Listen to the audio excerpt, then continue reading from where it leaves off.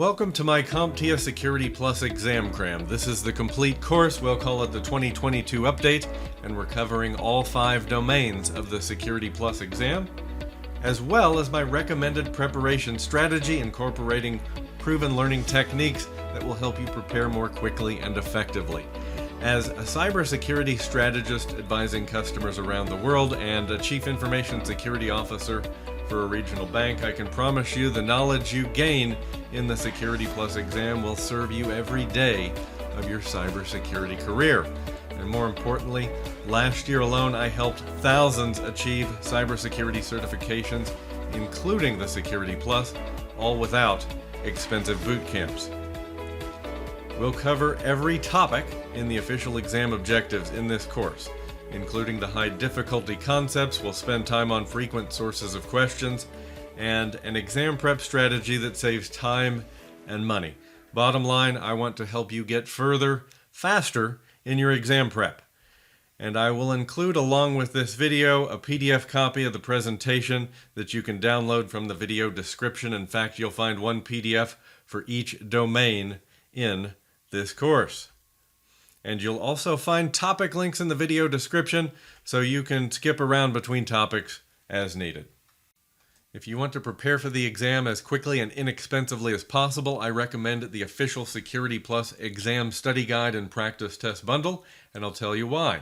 It includes hundreds of flashcards, over 1,000 practice questions, and 2 practice exams, and it also includes a 10% exam discount coupon on the inside cover of the book, which virtually pays for the cost of the study bundle. You'll find a link to the most recent exam bundle at the lowest price in the video description.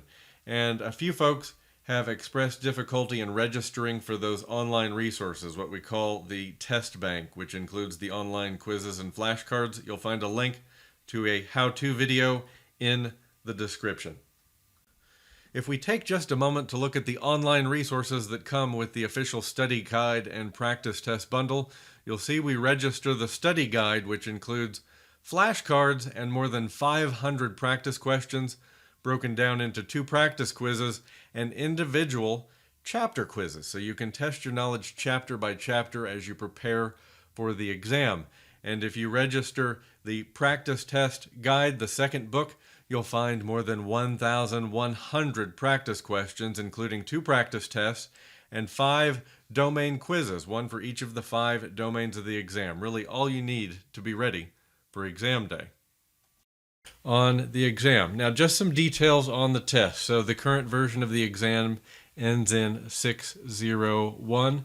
You won't be finding the old version for scheduling. 90 questions. Multiple choice and performance-based. So what the heck does performance-based mean? Well, that may require you to perform a task or solve a problem within a simulated IT environment to demonstrate specific knowledge or skills. This is a vendor-agnostic exam, so don't expect something very deep and vendor-specific in those performance-based questions. Now, again, recommended experience, at least 2 years of work experience in a sysadmin role with a focus on security. If you don't have that, it doesn't mean you shouldn't tackle this exam. It means you are going to spend time preparing hands-on, and you're going to take your time preparing for this exam. They do expect that you have broad knowledge of security concepts. There's quite a range of knowledge, as you're going to see, covered on this exam, which is precisely why it's such a great first exam that folks appreciate when they are hiring candidates. Passing score is 750 on a scale of 100 to 900, and all the questions are graded, so if you skip one, it's wrong. There are 5 domains in the Security Plus exam, the first being attacks, threats, and vulnerabilities. Domain 2, architecture and design. Domain 3 is implementation. Domain 4, operations and incident response. And domain 5, governance, risk, and compliance, often abbreviated GRC. And you'll notice the weight column shows you the approximate percentage of questions you can expect to come from each category. And as I mentioned, the expectation here is hands-on knowledge, so CompTIA also provides a proposed hardware and software list.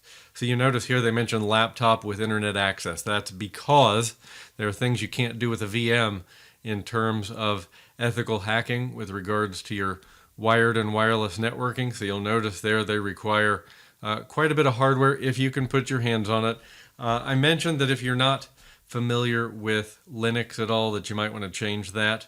Kali Linux is really the OS of choice for ethical hacking, and it comes with a wide range of security tools preloaded, including Wireshark, incidentally. And they mention access to a CSP. That's a cloud platform, essentially. So Microsoft Azure, Amazon AWS, essentially. So if you can get a trial subscription, if nothing else, that's a good idea.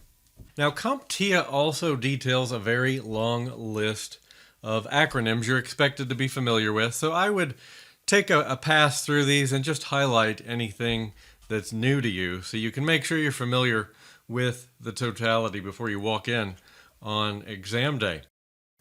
And there is no prize for longest study time, so let's talk for just a moment about your exam preparation strategy. Research has shown that using multiple sources makes a lot of sense. You'll have the official study guide, some practice exams, flashcards, the presentations you can download from this video, and then an abundance of video content here on YouTube and elsewhere. So how I like to do it is to mix up the order. Research shows that nobody has a single learning style. That story from when we were kids that, oh, you're a visual learner or a tactile learner, that's actually not true. So you want to mix it up. Here's how I like to do it. I'll take a quiz so I can understand what I don't know. I'll read the answers I miss. I'll go watch a video. I'll do some targeted reading on my weak topics. I might do some live review with a partner using the PDFs you can download from this video or use the flashcards that come with the online resources. And then go take another quiz and see how you've improved. But my point is, what works for me may vary a bit for you. Experiment, find the methods and the order that you like best. And remember that repetition counts. So how long does it take to memorize anything? Well, research shows here, to memorize quickly, we need to repeat our learning. And to memorize quickly, we can repeat every few minutes to few hours. To memorize for the long term, we'll spread out that repetition over a period of days, weeks, or even months. So the point being here, it takes time and repetition to learn, which is why a 5-day boot camp with you taking the exam on the 6th day is not good for your long-term memorization, for your long-term knowledge, nor for your pocketbook. We call this spaced repetition.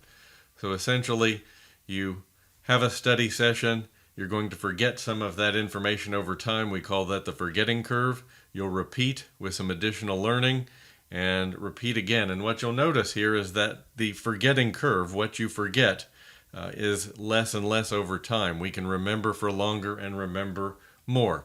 This is the short version. If you really want to dig into my recommended exam prep strategy, you can go learn about spaced repetition and a few other methods in my Security Plus Ultimate Exam Prep Strategy Guide, but I'll leave that to you. We have 5 domains of the Security Plus exam to cover in this course, so we'll start at the beginning with domain 1, which is threats, attacks, and vulnerabilities. And we're going to cover every line item covered in the official Security Plus exam objectives. Jumping right into 1.1, which is compare and contrast different types of social engineering techniques. So on exam day, you need to be prepared to recognize these by their unique characteristics, which we'll cover here. So at a high level, we can throw social engineering attacks into 2 very broad categories, and that being physical attacks and virtual attacks. So physical attacks, which would include things like tailgating or shoulder surfing, require a physical presence. And virtual attacks, which would include any flavor of phishing or a hoax or watering hole attack, amongst a few, would be executable from anywhere with internet access and a computer. At a high level, social engineering can be described as an attempt by an attacker to convince someone to provide information they wouldn't normally provide, like their password, or to perform an action they wouldn't normally perform, like clicking on a malicious link or downloading and installing a malicious executable. Oftentimes, social engineers are trying to gain access to IT infrastructure or the physical facility. so they can get to the assets of value that they can use to extract money from the target organization or willing buyers. Now, phishing, one of the most common social engineering attacks, is used to try to trick users into giving up that personal information, to click that malicious link, to open that attachment.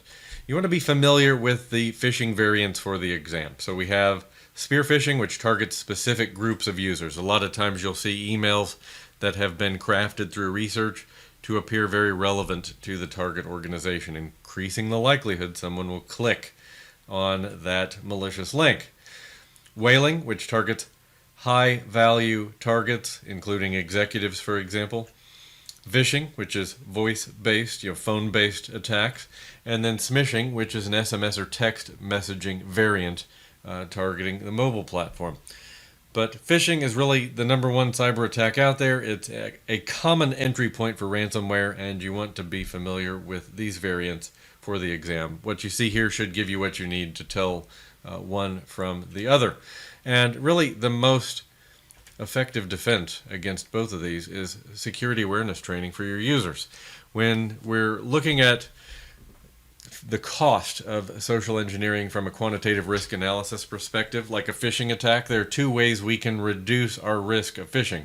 We can have better tools to try to prevent those phishing emails from getting in front of users, or those phishing messages from getting in front of users.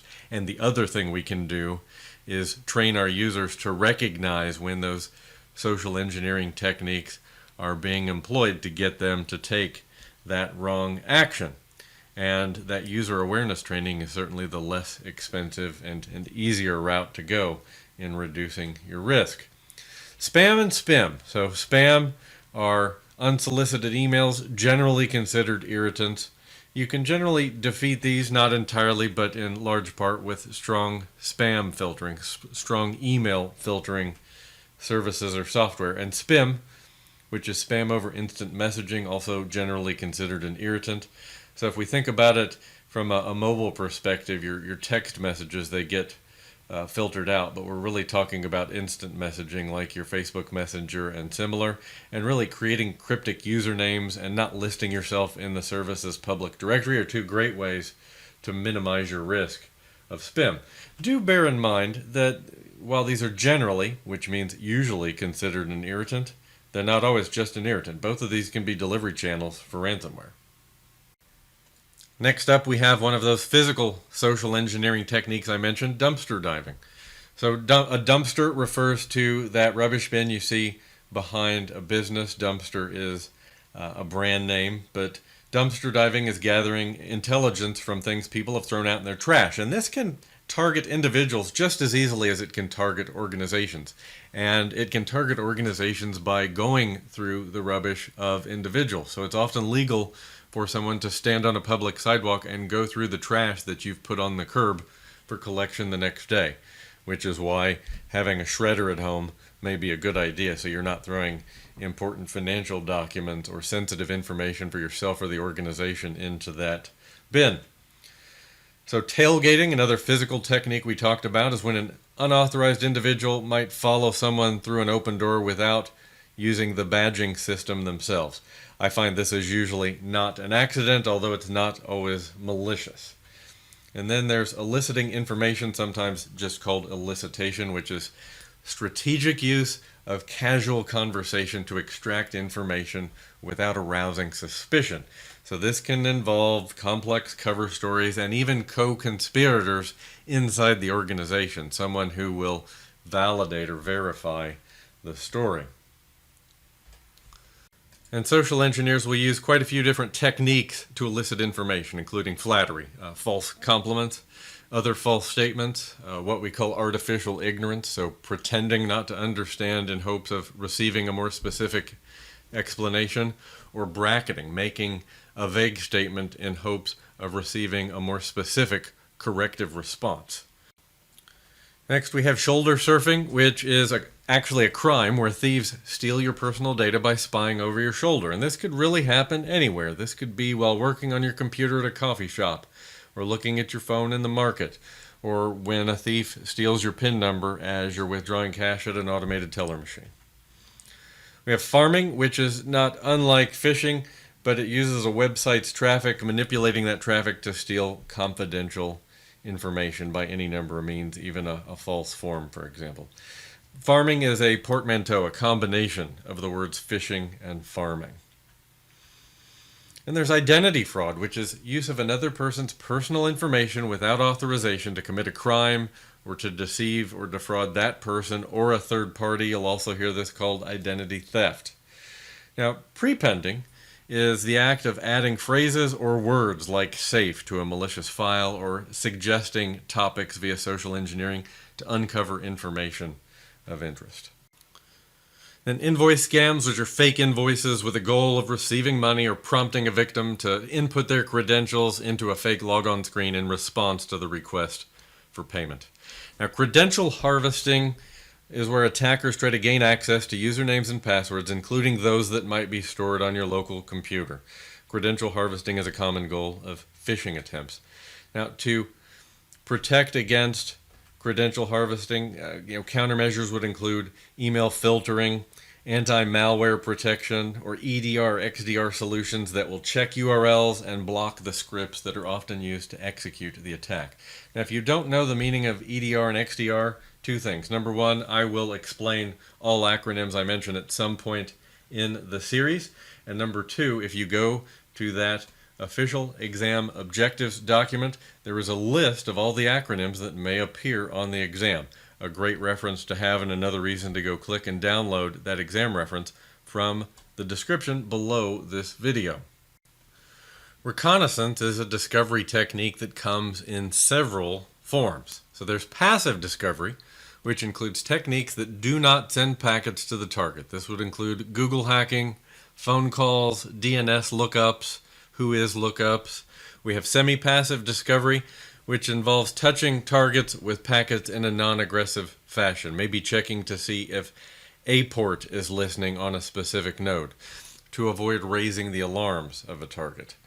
And then we have active discovery, which are more aggressive techniques that are very likely to be noticed by the target. This would include port scanning and tools like Nmap and Metasploit. Other techniques include hoaxes, which are intentional falsehoods coming in a variety of forms that range from virus hoaxes to fake news. Social media plays a very prominent role in hoaxes today, where a lot of these used to be driven by email if we go back 20 years in the past.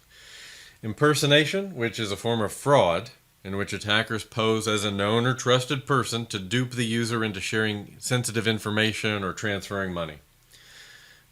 Watering hole attack, which is a strategy in which an attacker guesses or observes which websites an organization often uses and infects one or more of them with malware. Typo squatting. This is a form of cyber squatting, basically sitting on sites under someone else's brand or copyright and targeting users who type an incorrect website address. Have you ever visited a website where you typed one letter wrong and you wound up in a destination you did not expect? That's typo squatting. That's also called URL hijacking in some circles. And these will often employ a drive-by download that can infect a device even if the user does not click anything. Pretexting. This is when an attacker tries to convince a victim to give up information of value or to access a service or a system. The distinguishing feature here is that the attacker develops a story or a pretext in order to fool the victim. This pretext often leans on establishing authority for the attacker as someone who should have access to this information. A lot of times pretext will include a character played by the scam artist and a plausible situation in which that character needs to access information, oftentimes incorporating one or more of the 7 characteristics that often account for success in social engineering, like urgency. An influence campaign, a social engineering attack intended to manipulate the thoughts and minds of groups of people. We see this in hybrid warfare. This is an attack using a mixture of conventional and unconventional methods and resources to carry out a campaign, including social media, using social media platforms to leverage many or multiple individuals to amplify a message and seed the spread often using multiple fake accounts. And it can even include advertising, paid advertising, which speaks to the unconventional methods. Finishing up 1.1, we have the 7 principles of social engineering success. There's citing authority, position, responsibility, or affiliation that grants the attacker the authority to make the request. Intimidation, suggesting you may face negative outcomes, some type of trouble if you don't facilitate access or initiate a process, potentially persuading you to forego a normal approval gate. Consensus, claiming that someone in a similar position or a peer has carried out the same task in the past. Then there is scarcity, citing limited opportunity, diminishing availability. That requires we get a deal done in a certain amount of time. Similar to urgency, you'll see this used as a way to drive sales, that diminishing quantity means you need to buy now or complete this task now before the opportunity has passed. It's familiarity, so attempting to establish a personal connection, just establishing a liking between the two parties, often citing mutual acquaintances or social proof that establishes that personal connection. So trust, citing knowledge and experience, or assisting the target with an issue with no expectation of payment to establish a relationship, an initial bond of trust. Urgency. This is more often time sensitivity that demands immediate action, similar to scarcity but more focused specific to time sensitivity.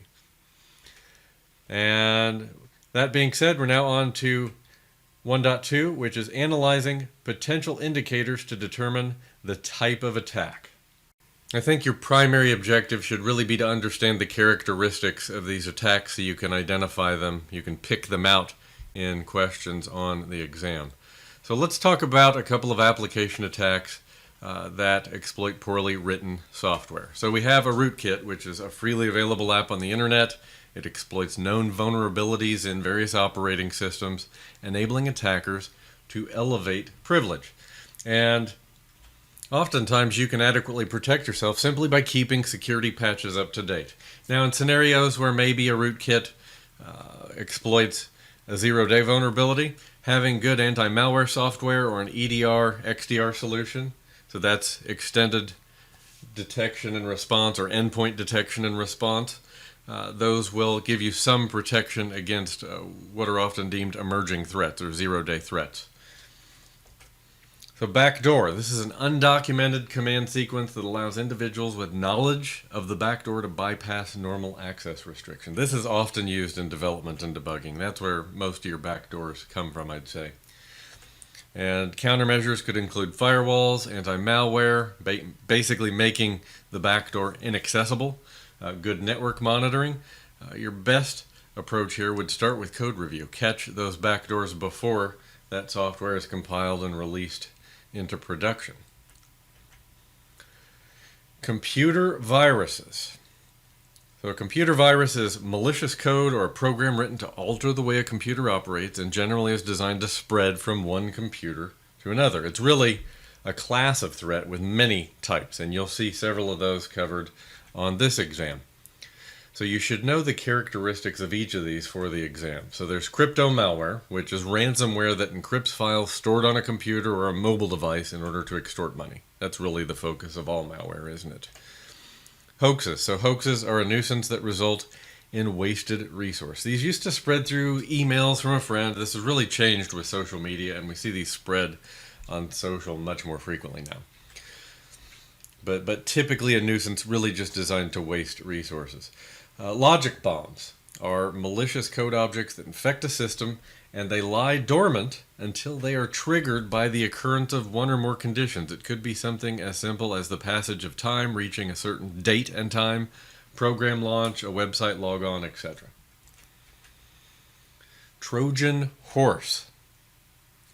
So this is a software program that appears good and harmless, but carries a malicious hidden payload that has the potential to wreak havoc on a system or a network.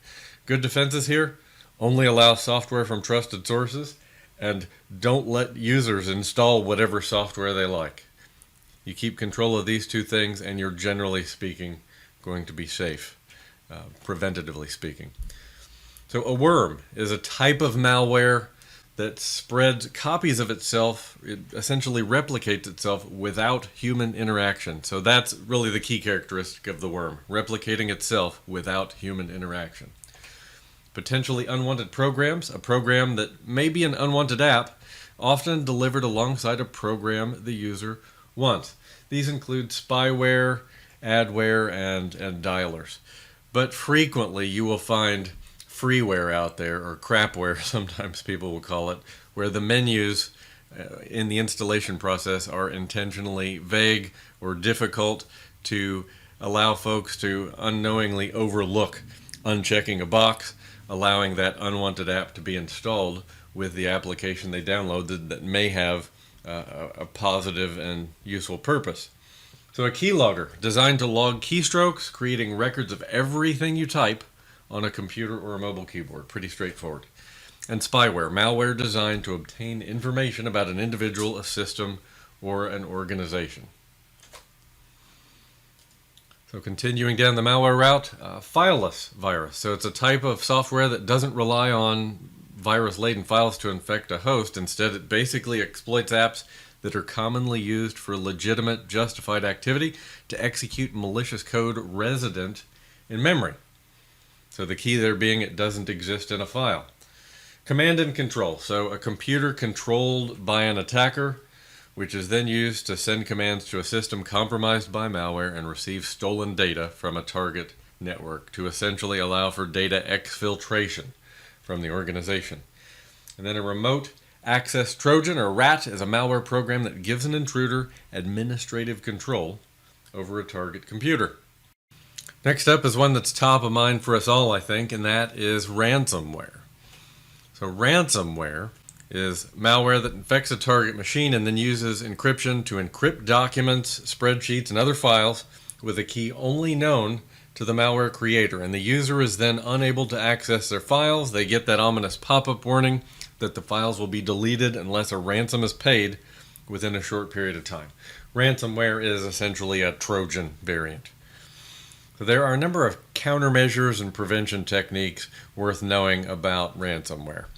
So in terms of countermeasures, back up your computer, store your backups separately.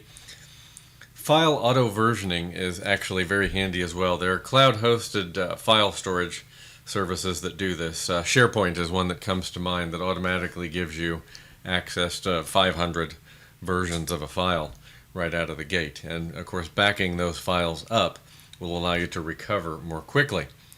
Now, better than countermeasures, you want these countermeasures in place, but better than that is prevention. So updating and patching your computers, using caution with web links and email attachments, which really comes in training your users not to click on those, number one. Verifying email signatures, that's going to be a service level configuration with your email provider. And to filter out potential spam, etc. Preventative software programs, so software that's looking for ransomware threats, and there are many AI-driven cloud services out there that offer help with this sort of identification. So you have services that will detonate web links and email attachments to make sure that they're safe before they're delivered to the user in email, for example.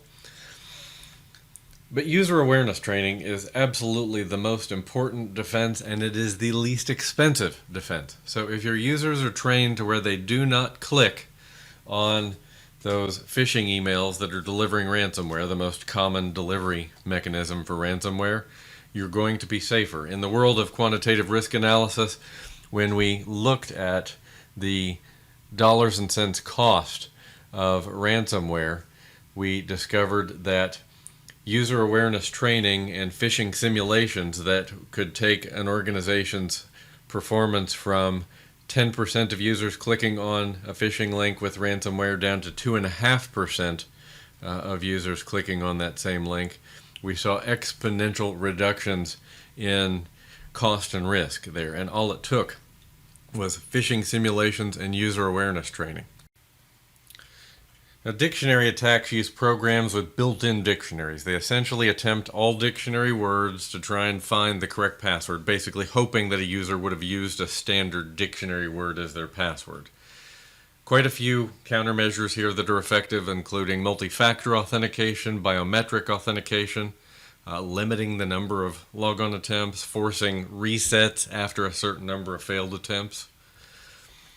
We have a password spraying attack, which is where an attacker tries the same password against many different accounts to avoid lockouts that typically come with brute forcing a single account. Now, a spray attack can succeed when an admin or an application sets a default password for new users. This is really kind of a variation of brute force attack. Now, countermeasures for a spraying attack would include multi-factor authentication, CAPTCHA, or forcing a password change on first login. So when you create that new account, if the user has to change the password at first login, the spraying attack is going to be immediately ineffective. So other password attacks. So an offline attack attempts to discover passwords from a captured database or packet scan. So in the enterprise world, you'll find attackers trying to capture the Active Directory database and shipping that off-site, basically through data exfiltration, command and control, so they can then brute force that database offline without the prying eyes of the organization's security team. Online attacks attempt to discover a password from an online system. For example, an attacker trying to log in to an account by trying to guess a user's password. So most of your web and Wi-Fi attacks are online attacks. And protocols and authentication methods that leave credentials unencrypted, like basic authentication in Telnet, you're going to have attacks there from just sniffing that password off the wire to potentially dumping that password out of memory, say on a Windows machine where credentials that have been used will typically be stored in memory. A brute force attack attempts to randomly find the correct cryptographic key, the correct password hash, by attempting all possible combinations, trial and error. Now, password complexity and attacker resources will factor in how effective a brute force attack will be. For example, if we're using passwords of sufficient length, special characters, letters, numbers, capitals, appropriately complex, the attacker will have to commit greater compute resources to the effort to brute force those passwords in a reasonable period of time. They'll have to try more combinations. Now, rainbow tables and powerful compute resources from the attacker's side will make their efforts more effective. And there are a number of effective countermeasures, including cryptographic salts, CAPTCHA, throttling the rate of repeated logins, and IP block lists, to name a few. I want to talk to you about rainbow tables and cryptographic salts in this scenario, in case you're not familiar with one or both of those concepts. So cryptographic salts help us neutralize the rainbow tables attackers may be using. So a rainbow table used by an attacker contains pre-computed values of cryptographic hash functions, password hashes, for commonly used passwords. Now, on the other hand, when a provider like Microsoft in Azure AD uses a salt, which is random data that's used as an additional input to the function that hashes the password data, that will essentially neutralize the rainbow table, because adding that salt to the password before hashing results in a different password hash. So that commonly used password no longer appears to be hashed as it would seem in the rainbow table. So that salt adds a different input, which means the hashing function gives us a different output.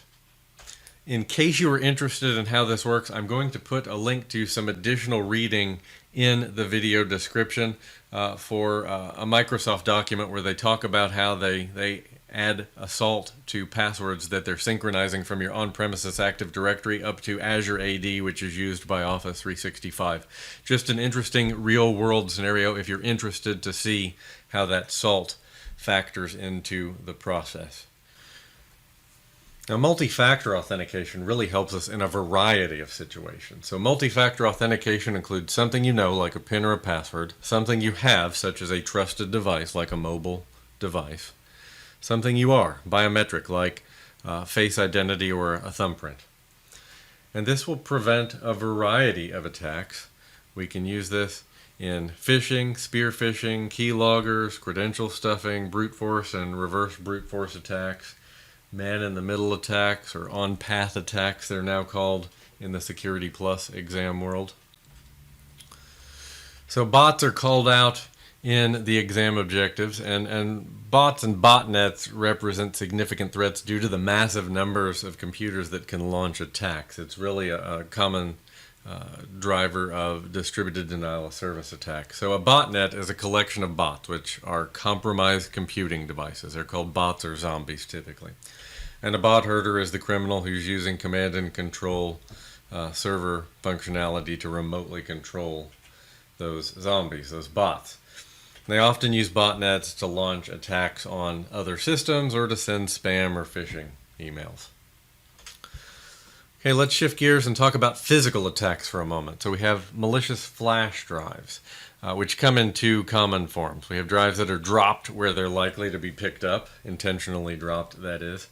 Sometimes effectively a Trojan shipped with malware installed after leaving the factory. So that could be a supply chain security issue or someone reselling devices in aftermarket scenarios.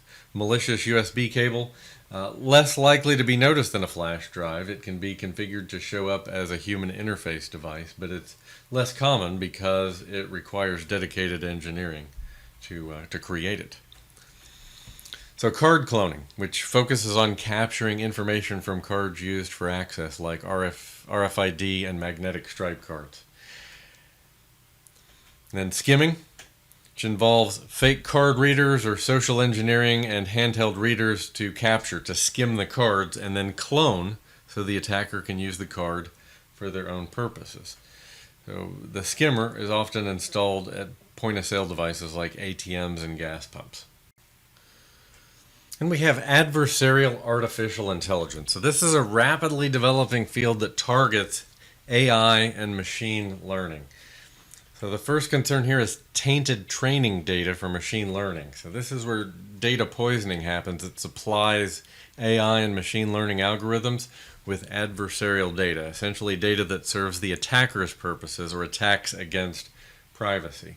We also have to consider the security of machine learning algorithms. Now this would be more a situation if we are building our own machine learning or leveraging those of a third party. We'd want to know that the quality and the security of the data sources has been tended to, that the infrastructure and the environment where the AI and machine learning is hosted is in fact secure, and then that there's a good process for reviewing, testing, and documenting changes to the AI and machine learning algorithms. One small change may have a big impact in the conclusions those algorithms reach.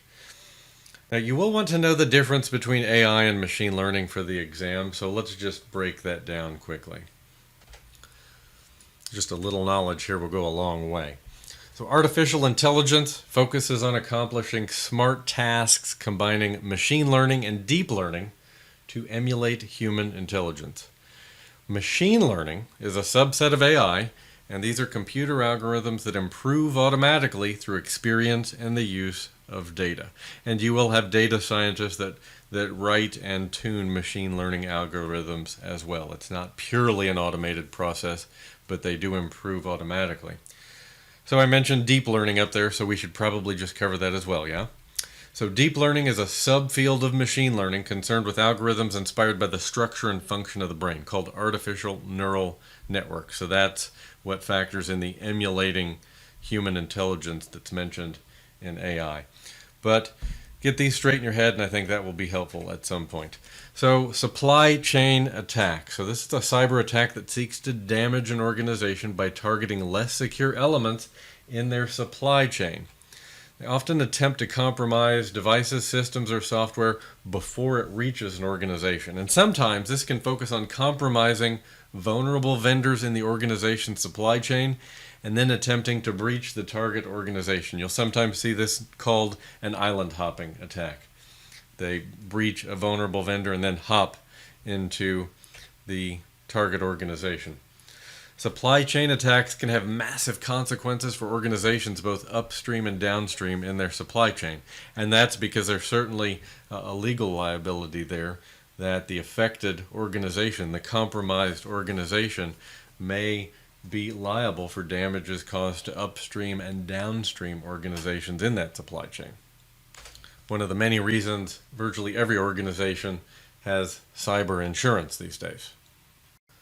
So for the exam, you'll also want to be familiar with the advantages and disadvantages of cloud-based and on-premises data center scenarios in terms of attack vectors and your responsibility. So in cloud-based attacks, the data center at a cloud service provider is often more secure and less vulnerable to disruptive attacks like distributed denial of service, which are also attacks of scale, of resource exhaustion, simply because those cloud service providers like AWS, like Azure, like Google, have massive infrastructure resources. They have sophisticated security operations. They have state-of-the-art tooling to detect and withstand those types of attacks. On the downside, you won't have facility level or system level audit access. Certainly a trade-off in some scenarios. This changes and limits the attacks that you're going to worry about. Your cloud providers are also going to share with you their certifications of their data center. So if you need to be PCI DSS compliant or GDPR compliant in terms of data residency, you're going to be able to go to your cloud service provider's website and look up their certifications and understand exactly with what limits they help you meet those requirements when you host your systems and applications in the cloud. Now, on premises, we have a different set of responsibility to worry about. So number one, we don't benefit from the cloud's shared responsibility model. So in the cloud, we're handing off some of our responsibility to the service provider, certainly at the storage tier, the network tier, and then really how much responsibility we have depends on the model of cloud computing we are working with. If you don't understand the shared responsibility model, I'm going to share it with you briefly later in this video, so stay tuned. Now, on the upside, you have more control over the full stack on premises. So for legacy, when you need to support legacy scenarios or you need more control for specific compliance scenarios, on premises can be an advantage, but you are responsible for security of the full stack. You own everything down to the wire. You own physical security of the facility itself. So essentially, the organization has to defend against a wider range of attacks, and greater expense and effort have to be put forth toward defending against them. Stay tuned for my quick talk about the shared responsibility model and cloud models and how they factor in security later in this video. Now we're going to touch on some common cryptographic attacks. So there is the collision attack, which is an attack on a cryptographic hash to find two inputs that produce the same hash value, essentially a collision. So you'll beat this with collision-resistant hashes. So this really comes down to just choosing products that have appropriate cryptography choices here. So for example, you wouldn't want to see MD5 used in password hashing scenarios because it has a collision vulnerability at a certain point. You still see MD5 used for hashing files, for example, but you wouldn't see it in a broader range of scenarios where it used to be common. There's the downgrade attack, which is when a protocol is downgraded from a higher mode or version to a low quality mode or lower version. You'll see this commonly in transport layer security, TLS, which is how you secure web traffic, so HTTPS, where TLS 1.3 would be where you want to be, but if we're talking latest and greatest, but certainly you wouldn't want to be all the way back at, say, 1.1. And you could also argue downgrade attack would be when we talk about a lower quality mode or a lower version would be redirecting from HTTPS to HTTP if you have a web app that allows that. Then there's the birthday attack, which also attempts to find collisions in hash functions and commonly targets digital signatures. It's based off something called the birthday paradox, which says that in order for there to be a 50% chance that someone in a room shares your birthday, you need 253 people. However, if you're looking for a greater than 50% chance that any two people in the room have the same birthday, you only need 23 people. Essentially, 23 people make up 253 pairs. Basically what it tells us is that it's harder to find something that collides with a specific hash than it is to find any two inputs that hash to the same value. You do not need to be intimately familiar with the birthday paradox for the exam. You do need to understand that the birthday attack focuses on collisions in hash functions. And then there's the replay attack, which is an attempt to reuse authentication requests. So that targets authentication scenarios. Often we see this in Kerberos scenarios since Active Directory is so common in enterprise scenarios. So you beat a birthday attack with long hash output to make it computationally infeasible to come to that answer. And replay attacks you can defeat with date timestamps. So the timestamp is out of whack with current time. The replay is not going to be accepted. So for 1.3, given a scenario, analyze potential indicators associated with application attack. So this is really going to be about just understanding the defining characteristics of a pretty wide range of application attacks. And what we're going to do here is just lock in the key characteristics that are going to help you on exam day. So let's start with privilege escalation, which is a security hole created when code is executed with higher privileges than those of the user running it. In a nutshell. Request forgeries. These are a type of injection using malicious scripts. So a really common injection is cross-site scripting, in which malicious scripts are injected into otherwise benign and trusted websites. They occur when an attacker uses a web application to send malicious code to a different end user. This occurs typically when web apps contain what we call reflected input. Essentially, a vulnerable website is fed script command through form fields in a manner to basically trick the site, and the input is reflected back to a visitor as though it was original and legitimate content. This is certainly an attack you can defend against effectively. So input validation and filtering are the two common defenses. You want to validate data length and data type in your code to filter out malicious input, like a script tag that's being passed into a form where it's not expecting that. This is a client-side vulnerability. You'll find cross-site scripting on the list of OWASP attacks, and web application firewalls will typically have some default rule sets, especially with cloud providers. You'll find web app firewalls have a default rule set that will deal with common OWASP top 10 attacks like cross-site scripting and some of the other injections that we'll talk about here in this section. Another type of request forgery exploits user trust to execute code. And this is a cross-site request forgery, which is typically abbreviated with the acronym XSRF or CSRF, two acronyms for the same thing. It's similar to cross-site scripting attacks, but it exploits a different type of trust relationship. So it exploits trust that a user has in a website to execute code on the user's computer. And you want to create web apps that use secure tokens and sites that check the referring URL and request to ensure it came from the local site and not some external source. It's that lack of a check that makes cross-site request forgery possible. Another attack that we can see dealt with in part through defenses like web app firewalls that are going to have those default OWASP rule sets. So other injections, there's dynamic link library, which is a situation when malware tries to inject code into the memory process space of a library using a vulnerable DLL, dynamic link library. Lightweight directory access protocol, LDAP. This is the protocol we see in directory services like Active Directory. It exploits weaknesses in LDAP. This can occur when a user's input isn't properly filtered and the result can execute commands, modify content, or can result in returning unauthorized query information. XML injections, when a user enters values that query XML, known as XPath, with values that take advantage of exploits. It's known as an XML injection attack.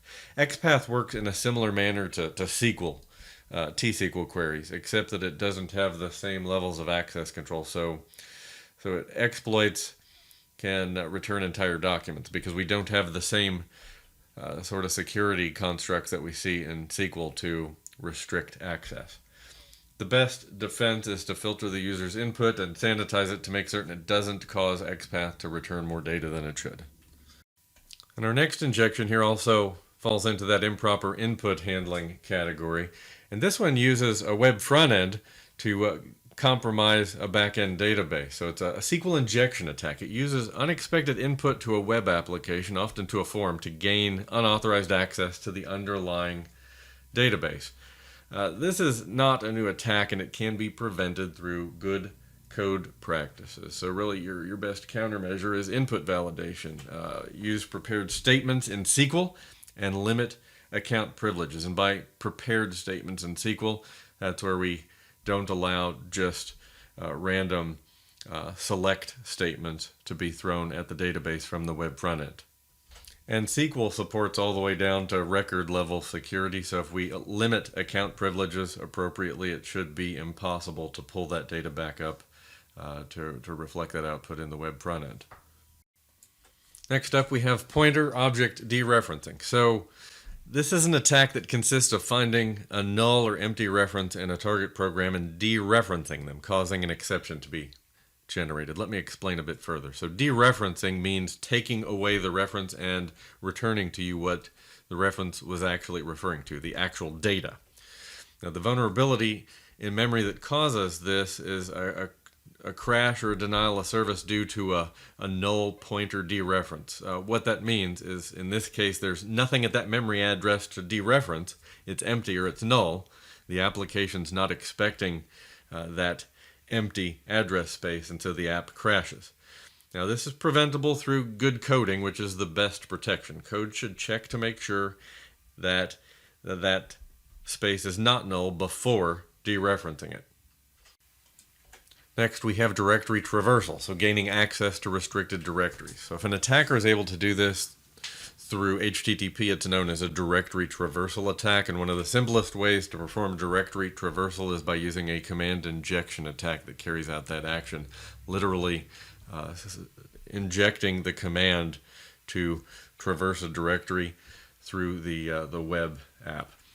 Now, if this is successful, it may allow the attacker to get to the site's root directory, where at that point they have full visibility and potentially full control over the site's content. So to secure your system, you want to run vulnerability scanners. These scanners will check for weaknesses with directory traversal and command injection and inform you of their presence.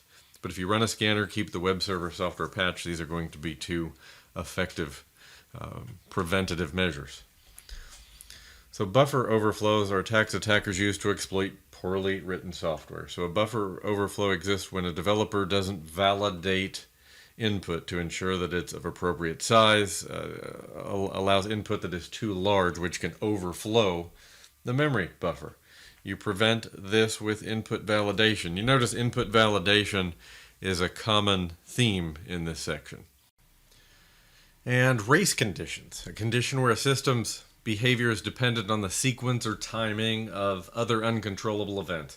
The primary attack you'll see in this area for the exam is the time of check to time of use, which is a timing vulnerability that occurs when a program checks access permissions too far in advance of a resource request. We'll see this in file locking, transactions in file system, or in the OS kernel. This really only becomes a bug when one or more possible behaviors is undesirable.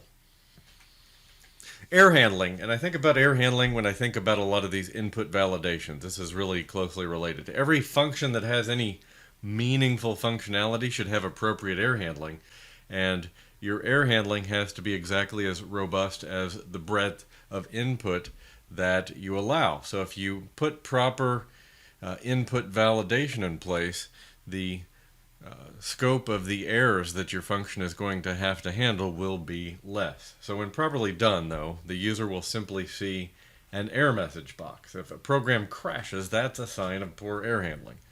But error handling is really an element of good coding practices. Okay, common cryptographic attacks. So session replay shows up in this section, and this is when an attacker steals a valid session ID of a user and reuses it to impersonate an authorized user and perform fraudulent transactions or activities. And defending against this would really start with disallowing session ID reuse in web apps. Now, earlier in the video, we talked about a replay attack. I'm going to put it here again just for comparison. So a replay attack is what we saw as an attempt to reuse authentication requests. This targets authentication, of course, and Kerberos is a frequent target. So I just wanted to put these two together so you have them here for comparison. I just want to make sure you keep them separate in your mind for the exam. Okay, now integer overflow is putting too much information into too small memory space that's been set aside for numbers. Now, a type of arithmetic overflow error when the result of an integer operation doesn't fit well within the allocated memory space is what we're talking about here, really. And instead of an error handled in the program, it usually causes the result to be unexpected. It often can lead to buffer overflows. It's generally ranked as one of the most dangerous software errors. And the error messages might include overflow or arithmetic overflow. So you'll see an error message box. It just won't be a user-friendly, intuitive, well-handled error. And in terms of countermeasures, say those three magic words with me: good coding practices. Also in this case, appropriate typing of your variables using larger variable types to make sure you don't have an overflow, to make sure you have enough room to support the value that's going in there, like long in Java or long int in C, which I think supports something like 32 bits. It's a big number. Okay, API attacks. Attacks attempting to manipulate an API interface.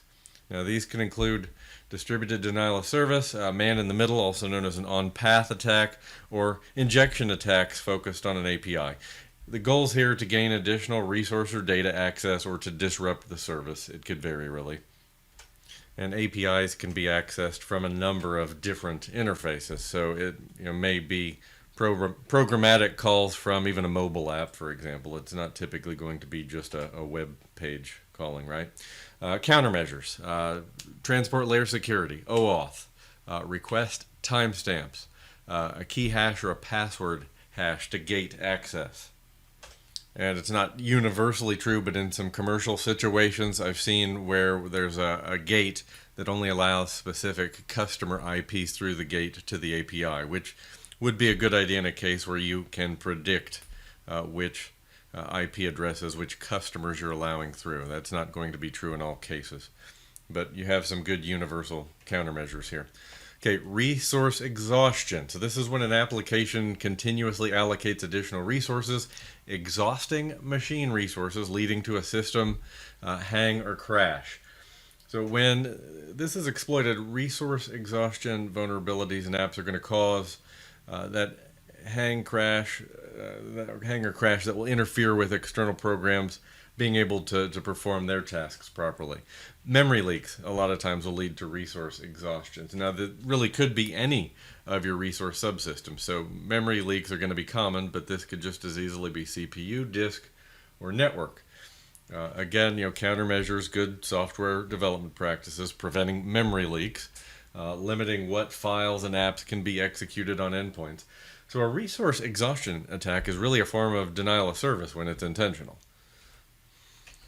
So let's talk about a memory leak. That's the most common issue in memory management. So one thing to consider is which languages are susceptible. So many of your modern programming languages like C# and Java don't really allow the programmer to allocate memory directly. They can't allocate or deallocate directly.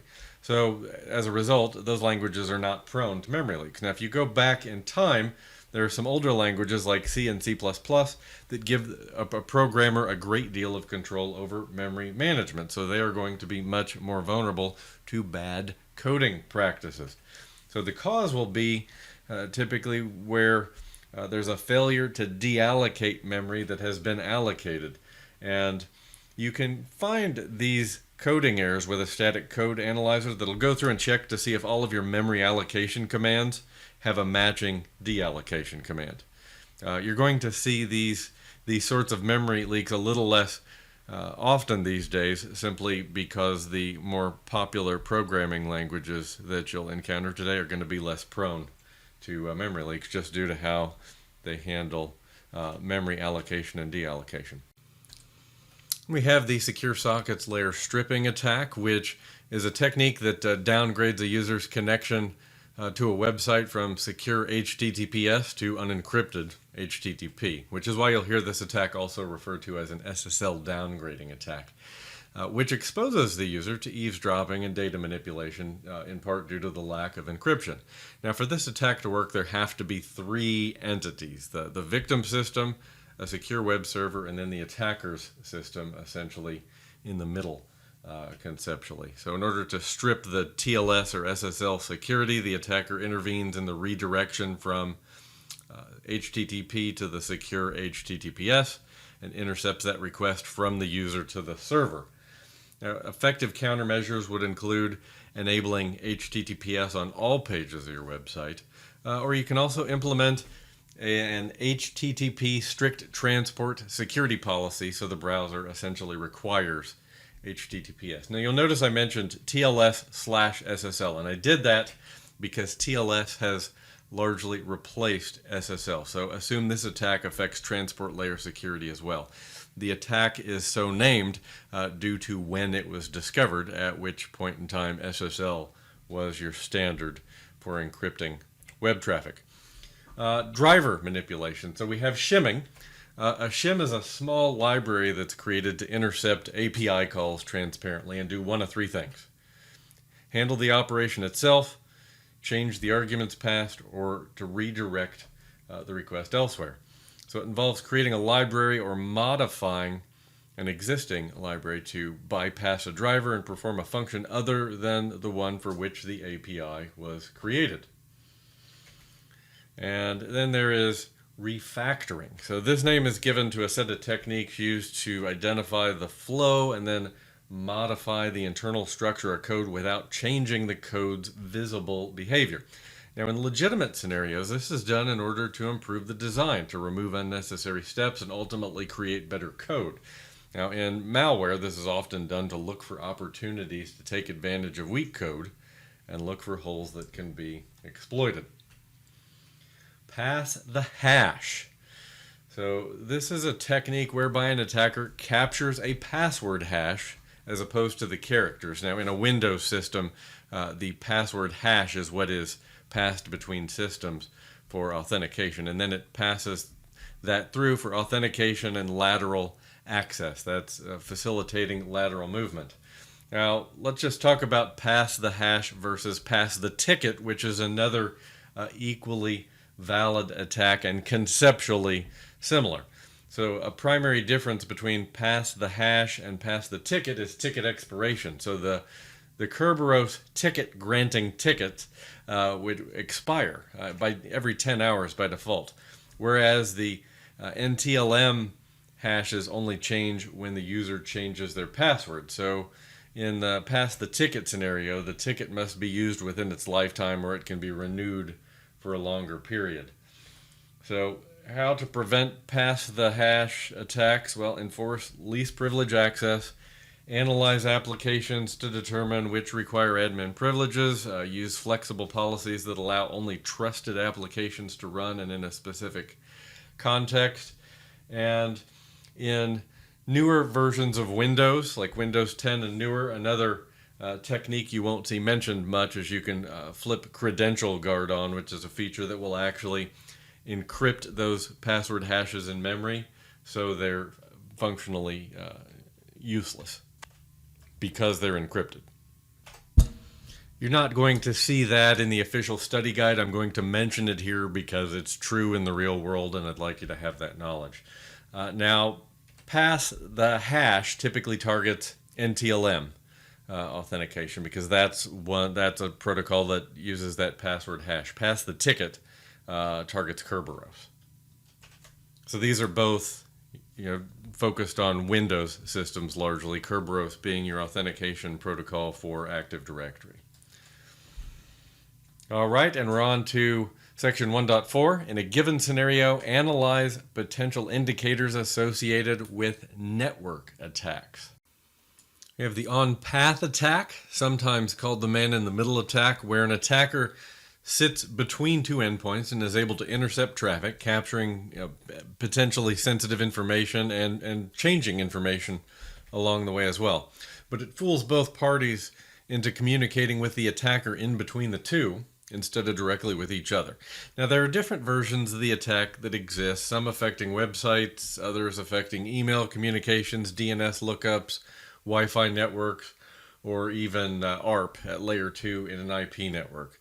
So countermeasures would include using only secured Wi-Fi, VPN, HTTPS, so encrypted HTTP traffic, and using multi-factor authentication. Now, there are some mobile and wireless attacks that may come up on the exam, including bluejacking, in which pranksters push unsolicited messages to engage or annoy other nearby Bluetooth through a loophole in Bluetooth messaging options. There's blue snarfing, which is data theft using Bluetooth. Now, vulnerable devices are going to be those using Bluetooth in public places with a device in discoverable mode. Then we have blue bugging, which was developed a year after bluejacking. It creates a backdoor attack before returning control of the phone to its owner. So bluejacking is really an annoyance. Blue snarfing is data theft, and blue bugging is eavesdropping or hijacking. To prevent these, you'd use a long PIN, two-factor auth, or disable discovery mode on the Bluetooth device. Okay, and continuing with mobile and wireless attacks, we have Evil Twin, where a malicious fake wireless access point is set up to appear as a legitimate trusted network. We have, that's going to be common in airports and coffee shops. You'll see that in public spaces in general, where you have a wireless endpoint, Wi-Fi endpoint set up to appear as though it's legitimate. I see these in airports constantly, it seems. A disassociation is a type of denial of service attack in which the attacker breaks the wireless connection between the victim and the access point. And it actually gives the attacker a brief window to inject an evil twin. And then we have jamming, which is a denial of service attack that prevents other nodes from using the channel to communicate by occupying the channel they're communicating on. Now, this can be difficult to detect, and it's often unintentional, which is why wireless access points typically allow you to change channels in their configuration. Now, we have attacks on other types of wireless networks. So there's RFID networks, radio frequency identification. So RFID is going to be vulnerable to several classes of attack, like sniffing or eavesdropping, spoofing, cloning, replay, denial of service. You see RFID commonly used in access badge systems.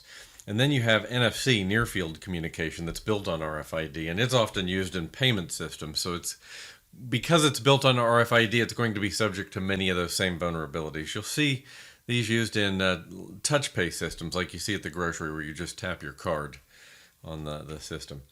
And then we have initialization vector. So this attack modifies the initialization vector of an encrypted wireless packet during transmission. It basically enables the attacker to compute the RC4 key stream generated by IV used and to decrypt all the other packets. This is not an attack you're likely to see today. This is more of a legacy attack.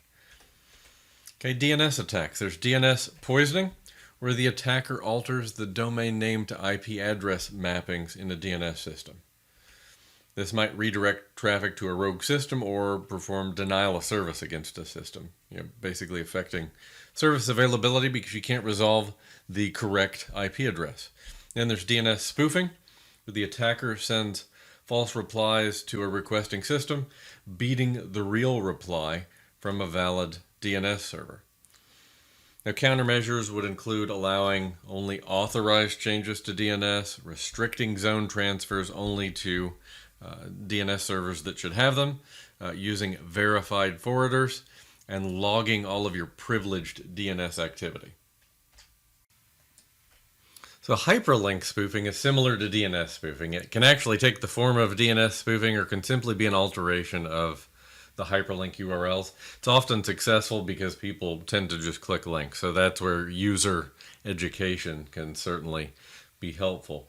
But generally speaking, you can use many of the same precautions used against DNS spoofing.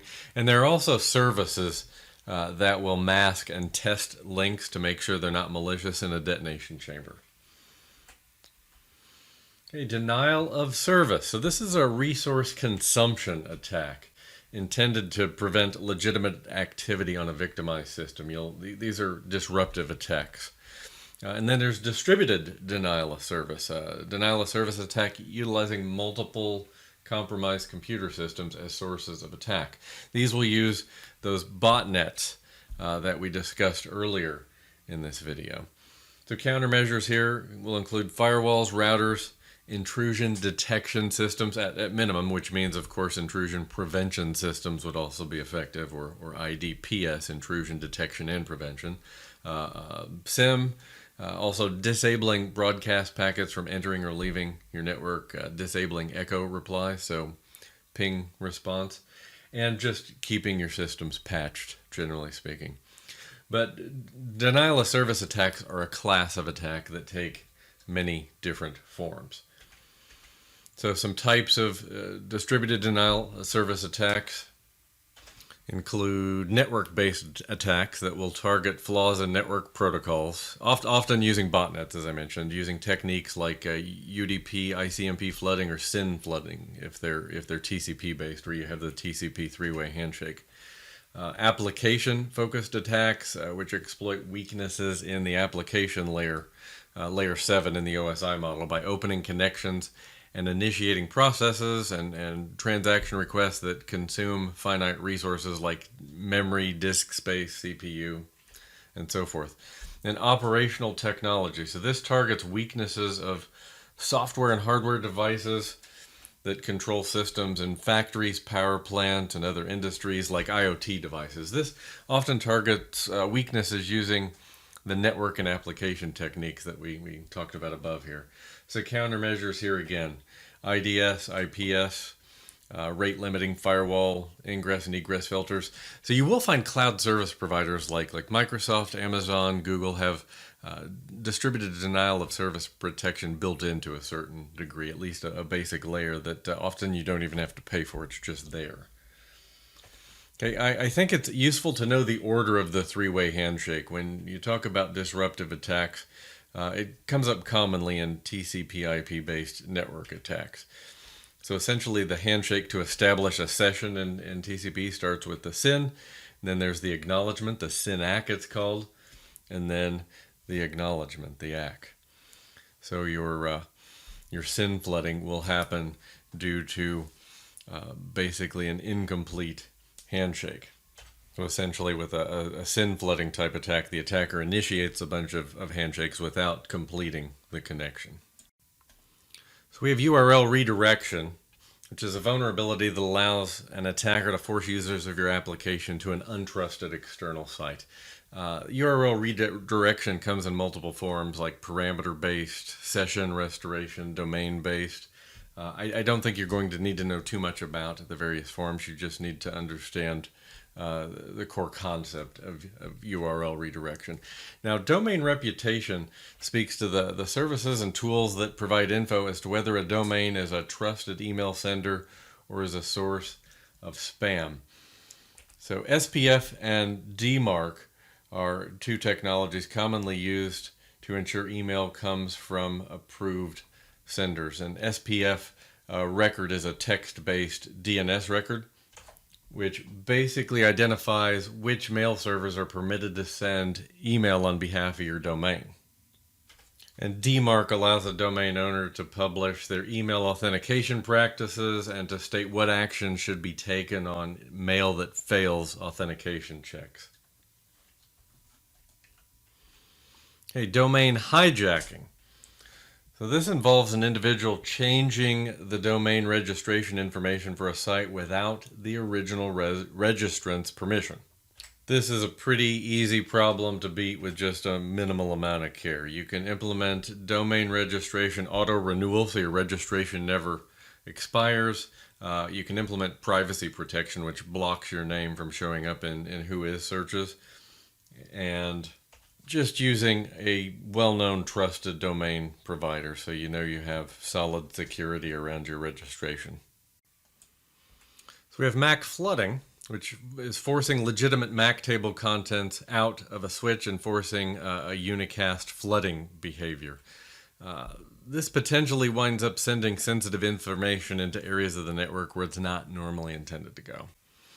And we have ARP poisoning, which is sending ARP packets across the LAN that contain the attacker's MAC address and the target's IP address.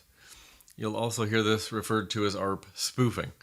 And these are layer 2 attacks in the OSI model, as is MAC cloning, which involves duplicating the MAC address of a device, allowing an attacker's device to appear as a trusted device. Now, this can be difficult to detect without additional information about the device.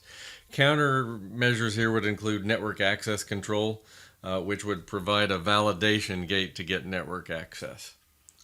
I've seen network access control implemented in such a way that in order to gain access to the trusted network, the device has to appear as compliant in an endpoint management system, for example. In recent years, actually, I've seen providers like Cisco integrating with mobile device management platforms that manage your Windows and mobile devices to implement this sort of network access control. And then malicious code or script execution. This is basically execution of code or scripts that are not malware. Commonly PowerShell, Python, Bash, Office macros, and VB for applications. And really, Microsoft Defender application control and attack surface reduction features are effective on Windows endpoints. I see how that's how those are defended against today. More broadly speaking, comprehensive endpoint security like extended detection and response, spam and phishing defense, and just user education to ensure they're not clicking on executables are all good countermeasures.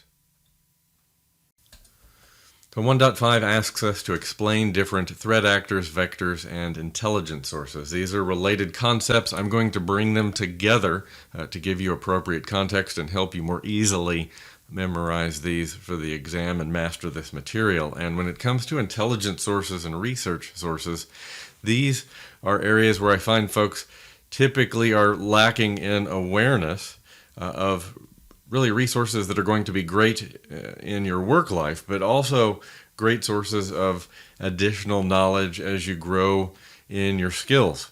So let's start with actors and their attributes. So we have advanced persistent threat, or APT. These groups are typically pretty highly skilled.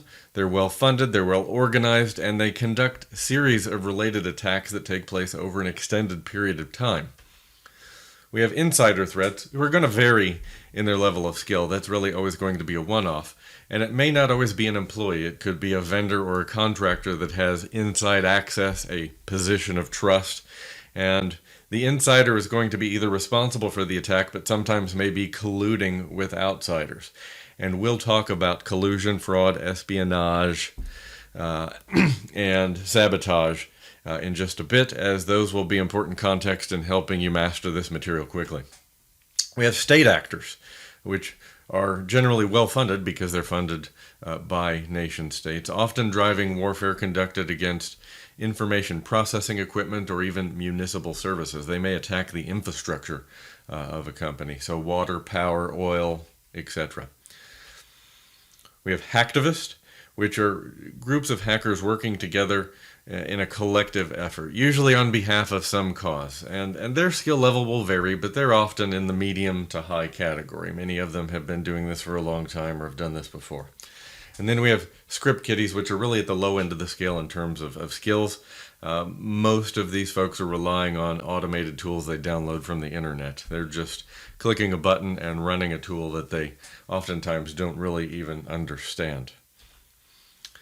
Okay, so let's talk about criminal syndicates, another in the high level of skill. These are usually structured threats they conduct over a longer period of time. They have financial backing and possibly help from insiders at multiple organizations. We have hackers, which are typically folks in the medium and high categories. It's going to vary, but they're a skilled actor falling into various categories. They may be completely unauthorized, so malicious; authorized, which would be an ethical hacker that's working within the legal confines of some agreement; or semi-authorized, folks that are out there poking around and finding vulnerabilities but not exploiting. Shadow IT. So this really happens from within a company. This is use of unsanctioned technology, generally speaking, be that systems, devices, applications, or cloud services without explicit IT department approval. This is often done with good intentions. We often find shadow IT are folks that are simply trying to find a way to get their job done more effectively. But the result can often be the same, that it's a negative in terms of our security posture. Then we have competitors who may encourage individuals within a competitive organization to steal or sell intellectual property. They may encourage fraud and espionage. But again, more on those in just a moment. So let's talk about the human element.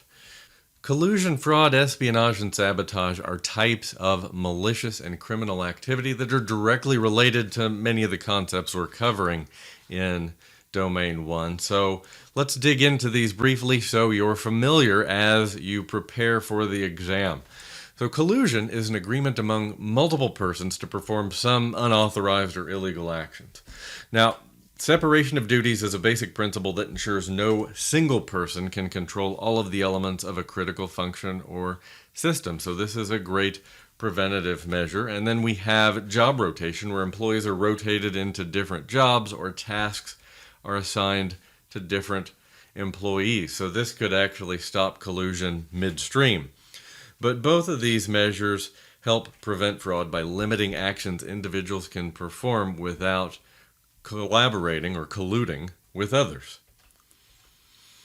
Espionage is a threat from outside the organization. This is when a competitor tries to steal information, and they may use an internal employee, but the threat is really coming from outside the company. And then we have sabotage, which is an internal threat.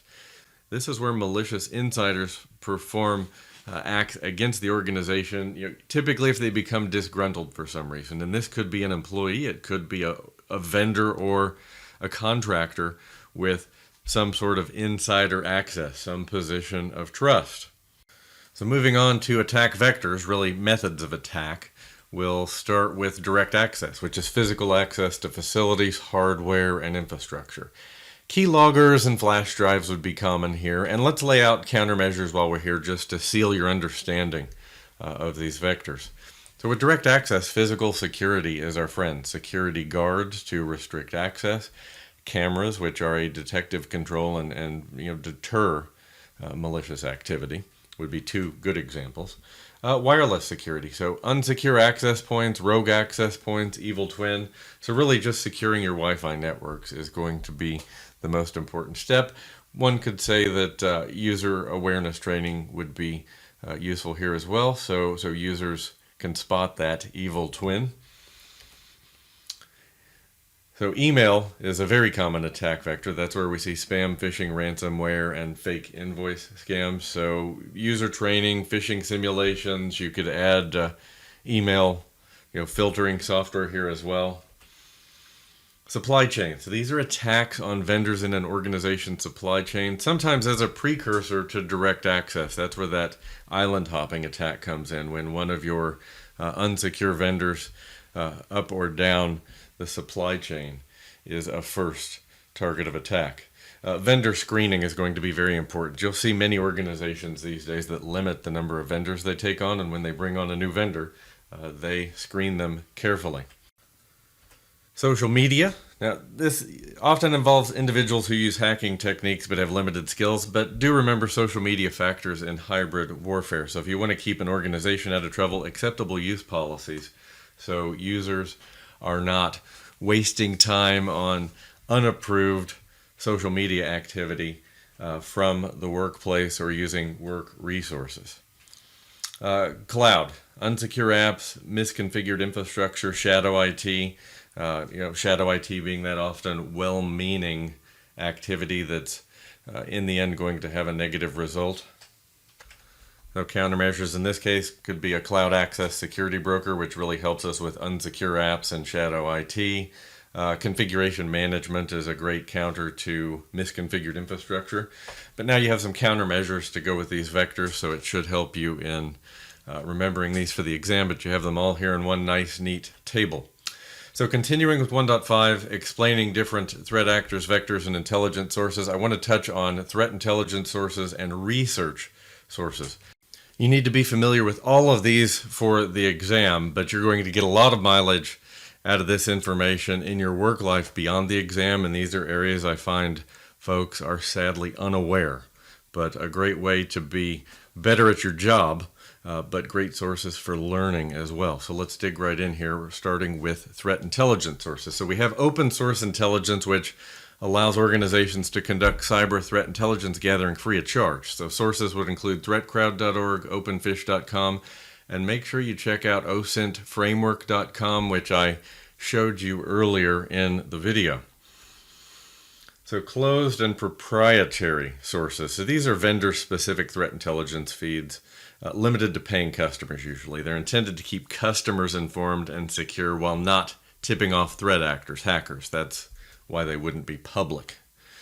Vulnerability databases, which allow you to search for vulnerabilities. So Shodan.io, NIST maintains a comprehensive database of vulnerabilities, and the National Vulnerability Database actually syncs with your CVEs or your common vulnerabilities and exposures, so definitely worth checking out as well. Public and private information sharing centers. So these are programs or groups or feeds that are designed to share cyber intelligence in various forms to government and commercial organizations around the world, really crowdsourcing that information for folks.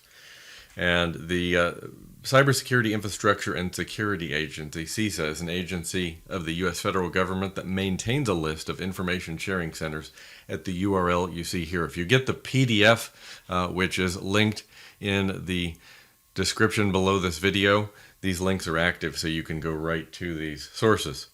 Then we have the dark web, which is an overlay to the existing internet. It requires specialized software to be able to access these private websites. There's extensive information to gather from the dark web, including the activities of hacker groups. There are many opportunities for trouble in the dark web, so proceed with caution. I don't recommend anyone go visit here except as part of a sanctioned activity with folks in the know, with knowledge and skills in this area. Now, indicators of compromise, sometimes called threat indicators. These are pieces of forensic data, such as data found in system log entries or files that identify potentially malicious activity on a system or network. So exploring shared threat intelligence sources, we have automated indicator sharing, which is a function of CISA, and it enables real-time exchange of machine-readable cyber threat indicators and defensive measures, which means it's a feed we can put into our SIMs and our next-generation firewalls, just to name a couple. It's provided free to help participants of the AIS community. It's ultimately intended to help reduce the prevalence of cyber attack through this sharing of threat intelligence. You can find it at cisa.gov/AIS. Download the PDF of this presentation where that link is live for you. Trusted automated exchange of intelligence information, or TAXI. So this defines how real-time cyber threat information can be shared via services and message exchanges. And related to TAXI is Structured Threat Information Expression, or STIX for short, which is I think the language of TAXI, to put it simply. So TAXI is designed specifically to support STIX information, which it does by defining an API that aligns with the sharing models. So this was created by MITRE. It's maintained by Oasis. But SIEM solutions can often ingest threat intelligence feeds, as can next-gen firewalls and your IDPS solutions. Predictive analysis. So this leverages predictive intelligence, which is a mix of automation and human intelligence capabilities to optimize your cybersecurity program, to gradually build capabilities to predict and prevent attacks before they hit. So threat maps, a cyber threat map, it's called, is a real-time map of computer security attacks that are going at any given time. There are actually a number of great cyber threat maps that you have access to. You'll find maps for Fortinet, FireEye, and several others at this Top 8 Cyber Threat Maps link. File and code repository. So Google searching code repository on open sources like GitHub can show you what threat actors are using. For example, full source code of Mimikatz is available in this GitHub repository. Mimikatz is used to dump password hashes out of memory on computers, and you can even perform offline attacks against Active Directory databases or other password databases, for example. But if you're using open source software for your business, know that hackers often review popular open source apps looking for vulnerabilities. So if you're using an application that has a business purpose and it's open source and the source code is out there on an open repository like GitHub, actors are going to be looking. So vendor websites. There's usually a page on a vendor's website where they keep track of all the known vulnerabilities relating to their app or applications as a whole. And often there's some type of notification process so they can inform you immediately when a new vulnerability is discovered. Oftentimes you're only going to have access to that notification if you are a paying customer. So vulnerability feeds. It's pretty common to supplement vulnerability databases with third-party feeds from other organizations. You might roll up all of those vulnerability feeds into one central vulnerability management system. Conferences. Conferences are great for networking with experts, to hear talks that are often based on the experience of others so you can learn from the lessons of others, and even hear from members of product teams talking in depth about security of their app or service. I really don't attend conferences without a plan of who I'd like to connect with there. So I want to go find those experts. If I'm working on a project and I'm at a vendor conference, I'll go find the relevant product teams so I can get information direct from the source to help me be better in my job. Academic journals. So there's academic journals out there that offer information about attack types and how others have responded to or recovered from them. And they're available from a variety of government, education, and community sources. They're often peer-reviewed, which usually results in higher quality. A couple of examples would include the Oxford Academic Journal of Cybersecurity, MDPI Switzerland. And we have Request for Comments, or RFCs. An RFC is a publication typically in a series from the principal technical development and standard setting bodies for the Internet, most prominently the Internet Engineering Task Force. And an RFC is authored by individuals or often groups of engineers and computer scientists in the form of a memorandum describing methods, behaviors, research, or innovations applicable to the working of the Internet and Internet-connected systems. Now, many are informational or experimental in nature. They're not necessarily standards, at least not right away.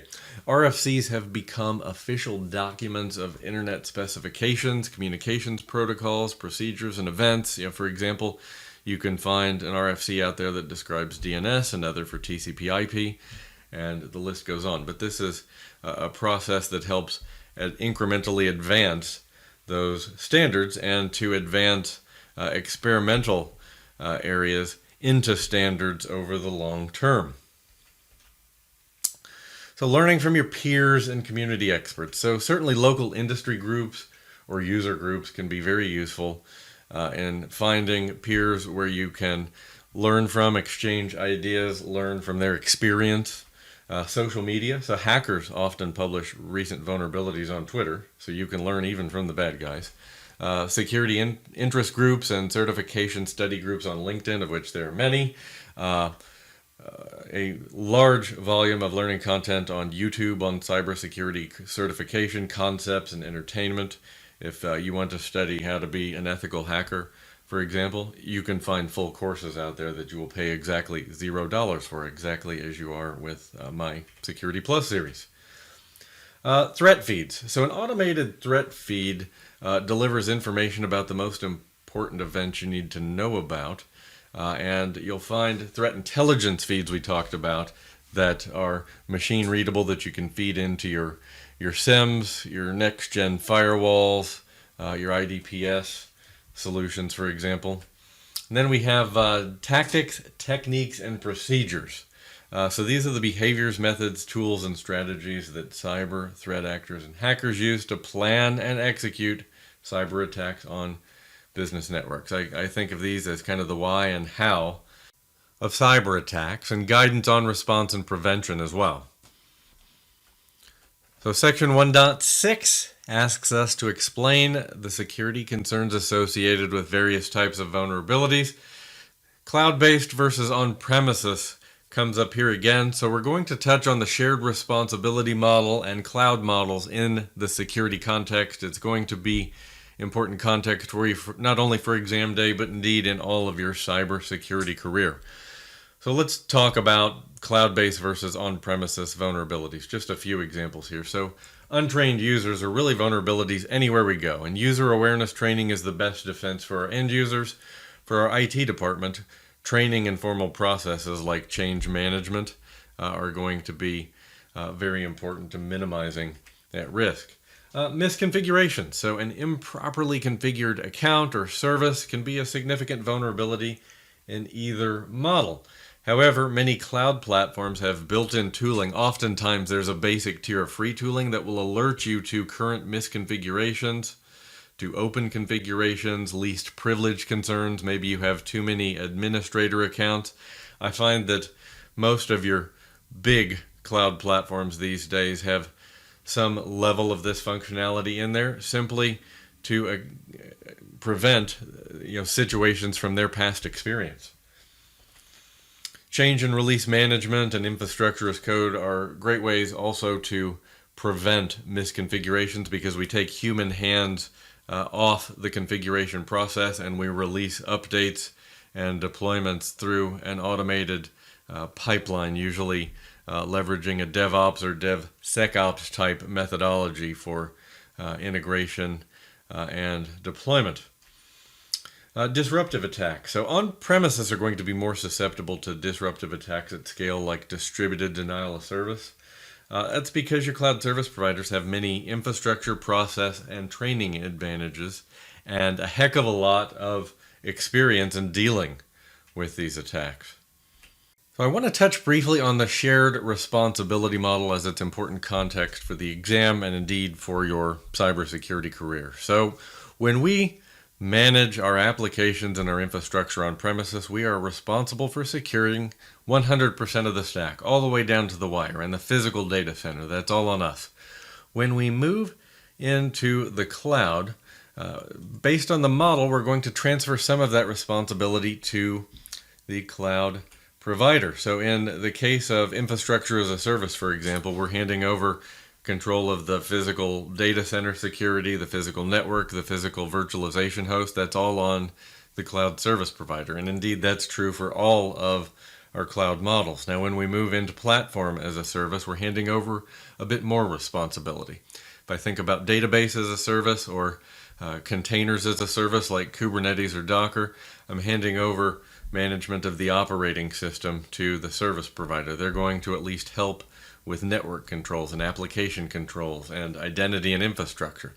And as I move into software as a service with services, for example, like Office 365 or some cloud storage providers, I'm handing over even more responsibility to the service provider. Now, sure, I still have some responsibility that's always going to be retained by myself or my customers, including accounts and identities, so controlling access to my data, protecting my data from attacks like ransomware and so forth, which means I need to make sure that my users are on secure, compliant devices, be those PCs or mobile or something else.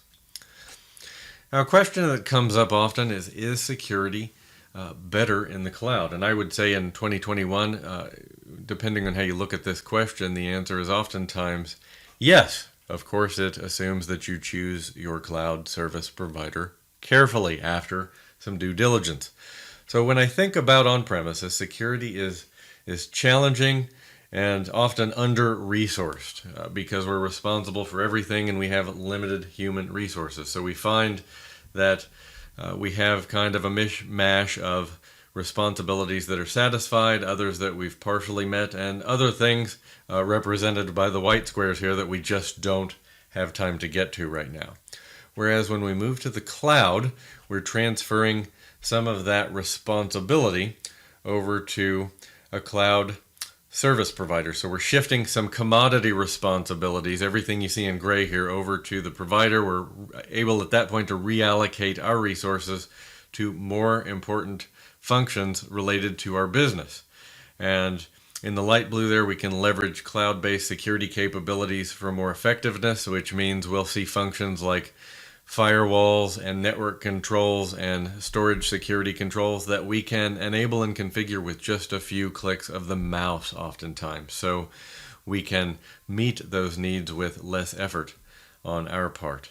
And then those areas in the white, we can use cloud intelligence to improve detection and response time. Threat intelligence feeds or services, for example, that offer us, say, email filtering that will help us prevent phishing attacks and ultimately reduce our risk to exposure to ransomware.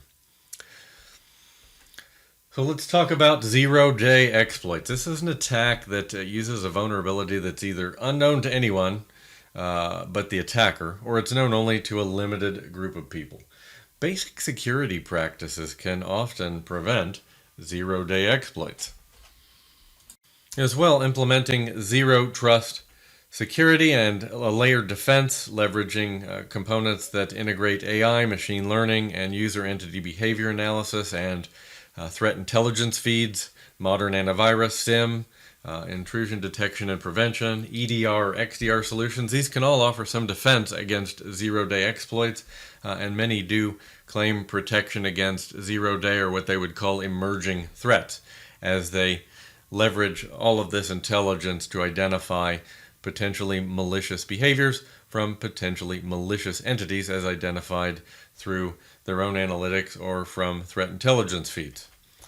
So weak configurations. We have open permissions, configurations that have greater than necessary permissions, for example, failing to implement least privilege. Unsecure default configurations or organizations just having a lack of standards or just plain human error are frequently factors, and we can prevent these through processes, DevOps, infrastructure as code, change and release management, DevSecOps. There's a lot of process and process controls we can put in place to reduce and in many areas eliminate these weak configurations. Unsecure root accounts, so accounts with default or weak passwords or without an elevation gate, like sudo in the Linux world or in the Windows world where we see UAC as that elevation gate. Errors. So plain old errors. Researchers from Stanford University found that approximately 88% of all data breaches are caused by an employee mistake. So technical training and those process controls, there again, we can reduce the number of errors. Humans are still the weakest link in cybersecurity. Open ports and services.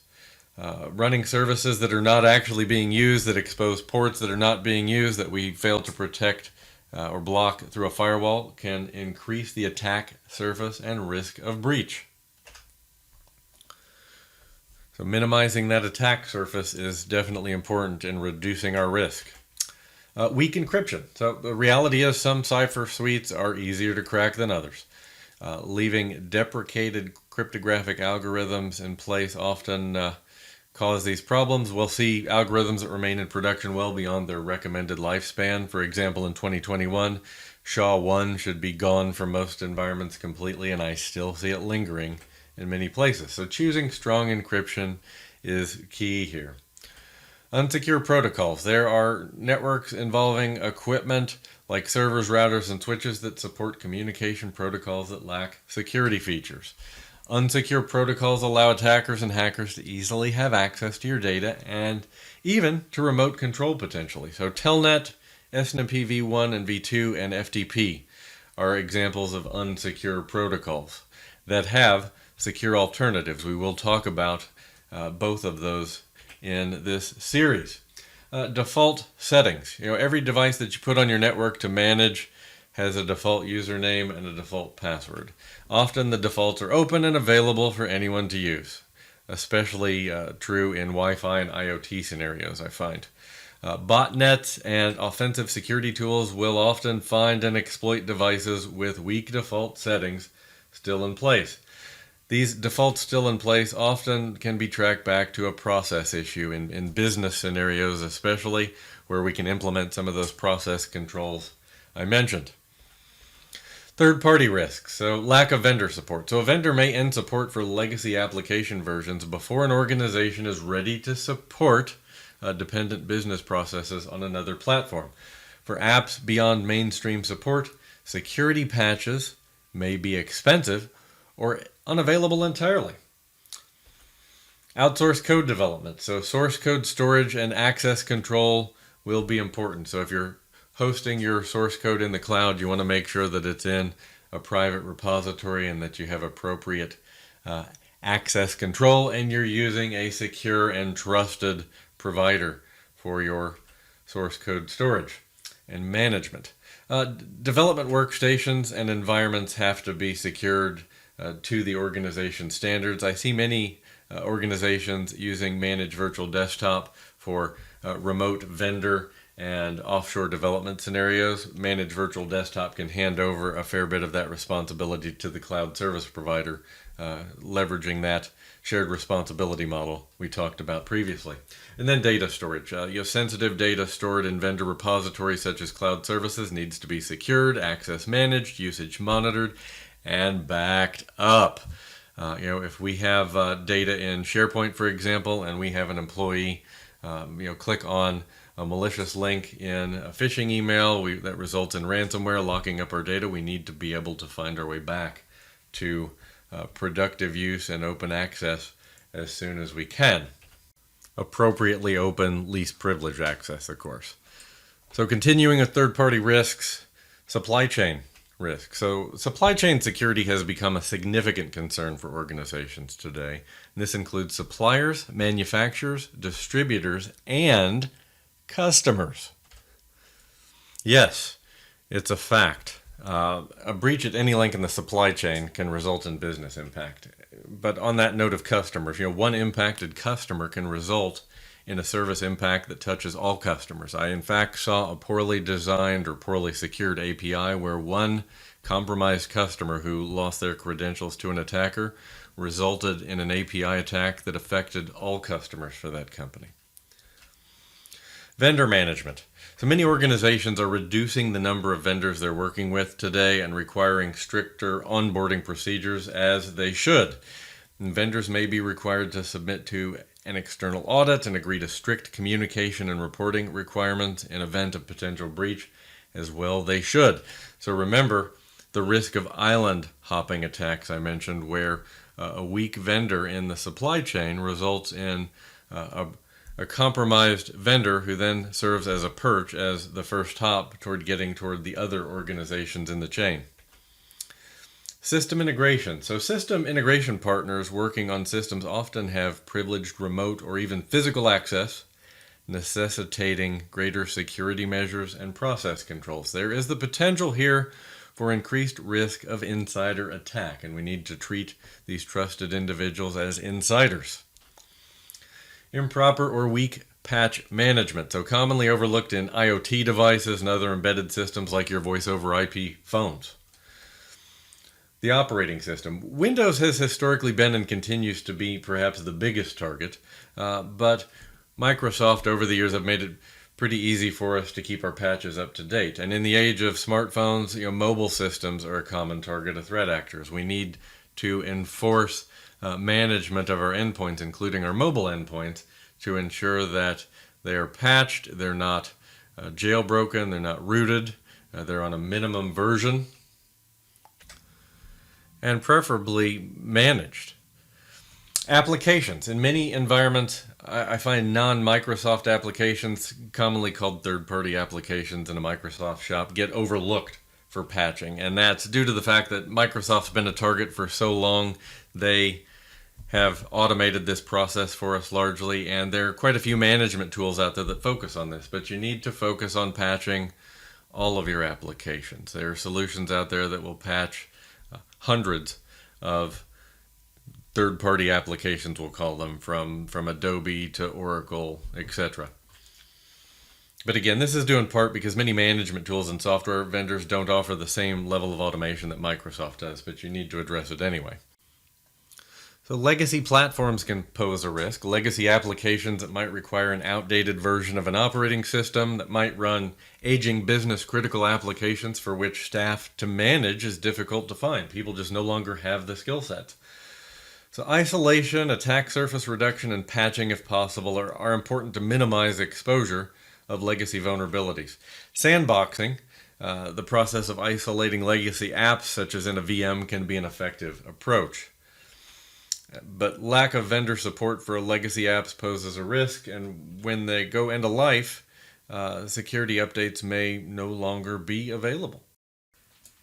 And there are many potential impacts to our businesses with these vulnerabilities. So data breach, data loss, exfiltration. So exposure of sensitive data like customer data is just the first in a long line of consequences and a catalyst for many negative consequences. So reputation damage is a concern. When a company suffers a data breach and it's known to the public, it can cause damage to their brand as they lose the respect of the public. And remember, your domain reputation is dependent on the type of emails you send out. So if an attack results in spam from your domain, that can affect your domain reputation and perhaps result in it being blacklisted. Then we have availability loss. So disruptive attacks like distributed denial of service and ransomware can impact an organization's ability to conduct business, including many revenue-producing activities.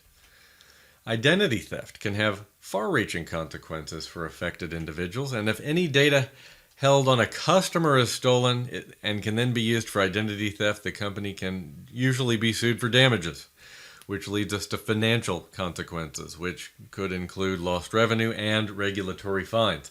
For example, with GDPR, the max fine is 20 million euros or 4% of the company's annual global turnover currently, whichever is greater. And then there's always intellectual property theft.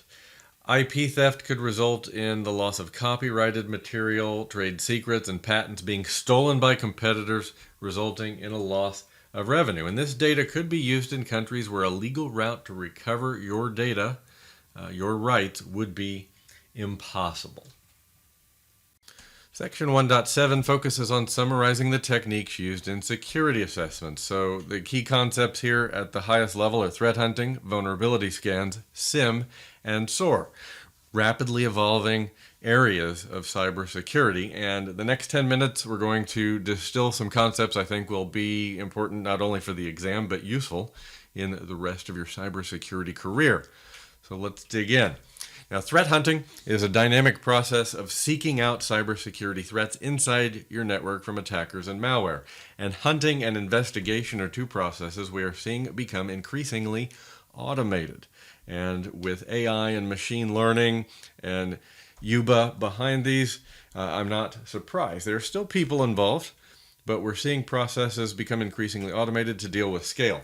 Now, intelligence fusion is a process that involves government and industry. It looks to be driven a little more by government, but there are fusion centers in the U.S. and abroad that play an important role in countering threats, attacks, and crime through gathering, analyzing, and sharing threat information. So together, government and business can help us build a larger threat database, so better intelligence through that collaboration.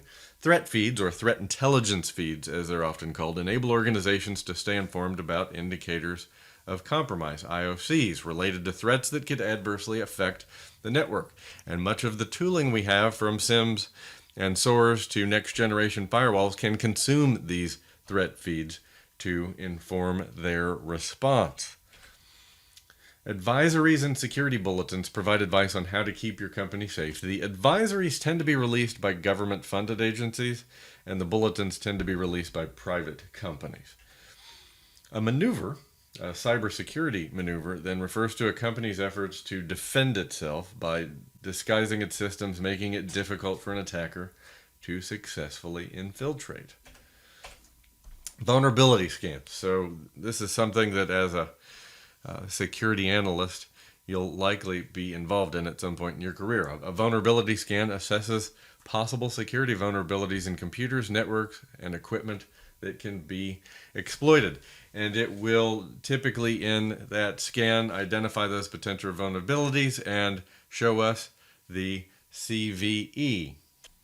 The CVE is Common Vulnerabilities and Exposures. It's an article number, so you'll see a CVE number that tells you more about the vulnerability that the scanner may have found. Now, with vulnerability scanners, you will have sometimes false positives where the scan believes that there is a vulnerability, but when physically checked, it's not there. There are false negatives, so when there's a vulnerability but the scanner doesn't detect it. A true positive, which is where the results of the system scan agree with manual inspection. And then log reviews. Following a vulnerability scan, it's important to review the log files and the reports that list the potential vulnerabilities. Typically, your scan will run, and you'll either be looking at a report on a web page or you'll get an email link when the scan has run, and you can open the report and look there. And an important element not mentioned here is context. You know, when you get these vulnerabilities in a layered defense, sometimes we'll find that to get to one of these vulnerabilities, it may require getting through 4 or 5 layers of defense, quite literally, because that vulnerability is only exposed deep in our network. So that context tells us how critical it is for us to focus on dealing with that vulnerability first. So credentialed scan. So we have a couple of types of scans to be familiar with. So a credentialed scan is a more powerful version of the vulnerability scanner because it has higher privileges than a non-credentialed scan. So this will spot vulnerabilities that require privilege, like non-expiring passwords. Now, a non-credentialed scan has lower privileges than the credentials, of course, and it will identify vulnerabilities that an attacker will easily find. Key piece of information here, that an attacker would easily find. So this scan can find missing patches and some protocol vulnerabilities. So a non-credentialed scan is going to show us what would be visible to an attacker should they get a foothold today. The credentialed scan gets us a step ahead by allowing us to spot vulnerabilities that would only be visible to an attacker after they manage to escalate their privilege. Another category of vulnerability scan is the non-intrusive scan. Now this is a passive scan. It merely reports vulnerabilities. They don't cause damage to our systems. Then there are intrusive scans that can actually cause damage because they try to exploit the vulnerability. They should only be used in a sandbox and not in your live production environment. Now, configuration compliance scanners and desired state configuration in PowerShell ensure that no deviations are made to our security configuration as we intended. But when we look at these scans, credentialed, non-credentialed, intrusive, non-intrusive, together, these techniques can reveal which vulnerabilities are most easily exploitable in a live environment and which are going to be visible to an attacker and which will be visible to an attacker once they have compromised a system and escalated their privilege. And scanning for vulnerabilities doesn't begin in the production environment or in a sandbox after software and equipment have been already deployed and configured. So we can have network scans that look at computers and devices on our network to identify weaknesses in their security, for sure. That's a common network scan. But we can have application scans that happen before our applications are released. We can have coding experts perform regression testing, look at source code to check for code level deficiencies. So that's going to happen earlier in our development process. That's going to be part of something called DevSecOps typically. So web application scans can crawl through a website as if they're a search engine looking for vulnerabilities. They can perform automated checks for site and application vulnerabilities like cross-site scripting and SQL injection. So we have some automation there that can help us spot some of those very common vulnerabilities, things that would show up on the OWASP top 10 for sure. And there are many sophisticated web application scanners out there available in part to mass adoption of cloud computing. Also know the difference between static application security testing and dynamic application security testing for the exam. We'll be covering that in this series. And incidentally, one of these requires access to source code. Your static testing and dynamic testing does not, because dynamic application security testing happens on the running application. So CVEs and CVSS, so common vulnerabilities and exposures and common vulnerability scoring systems. So let's break this down. So CVSS, the scoring, is the overall score assigned to a vulnerability. It indicates severity. It's used by many vulnerability scanning tools. And then we have CVE, which is simply a list of all the publicly disclosed vulnerabilities that include a CVE ID, a description, dates, and comments. When you run a vulnerability scanner and it finds vulnerabilities, typically it will report the CVE ID, which is basically the article, the document that will tell you more about that vulnerability. And the CVSS score is not actually reported in the CVE listing. You have to use the National Vulnerability Database to find the assigned CVSS scores, but the CVE list feeds into the National Vulnerability Database. So all of this data is being tied together, the CVE, the CVSS, into the NVD. How do you like those acronyms? So you want to be familiar with the disclosure itself, the CVE, the CVSS, which is the score, and then the National Vulnerability Database, where it all comes together. That database, incidentally, is a database maintained by the National Institute of Standards and Technology, or NIST, and it's synchronized with the MITRE CVE list. Let's switch gears and talk about SIM and SOAR. So we have security information and event management. At a high level, this is a system that collects data from many other sources within the network, our identity management system, our endpoints, our devices, our network devices, our firewalls, applications potentially, and it provides real-time monitoring, analysis, correlation, and notification of potential attacks. Then we have SOAR, Security Orchestration, Automation, and Response. So this is centralized alert and response automation, usually with threat-specific playbooks. The response may be fully automated, or many times we call it semi-automated. We'll automate to the point of single-click response. Many providers nowadays deliver these capabilities together. So the ability to automate monitoring, analysis, correlation, and notification of potential attacks, basically taking events, rolling them into alerts, rolling those alerts into larger incidents, and then giving us the ability to automate response. Now, I'll put this flow together for you in just a moment. But these use AI, so artificial intelligence, machine learning, and threat intelligence. Those feeds are going to factor here. We can feed threat intelligence into this system. And UBA, User Entity Behavior Analysis, which we'll talk about in a moment. So a SIM typically has built-in log collector tooling, and this may be ingestion through an agent, through syslog, or through an API. How the data is consumed is largely going to depend on the source, how the source device, endpoint, application, identity management system makes the data available. And it can aggregate those logs and correlate and aggregate events so duplicates are filtered, and a better understanding of network events is ultimately achieved to help identify attacks. You can capture packets and analyze them to identify threats as soon as they reach your network, providing some immediate alerting capability to the security team if that's desired. And data inputs. The SIM is going to collect typically a massive amount of data from various sources. And like I say, this may include identity management systems, IDM. It may include mobile device management systems, cloud access security brokers, or CASBs, XDR, extended detection and response. So that's your endpoint kind of IDPS capability, intrusion detection and prevention type functionality. Then there's user entity behavior analysis, which is based on the interaction of a user that focuses on their identity and the data they would normally access on a normal day. It's giving us a baseline definition of normal for a given entity, be that typically an identity.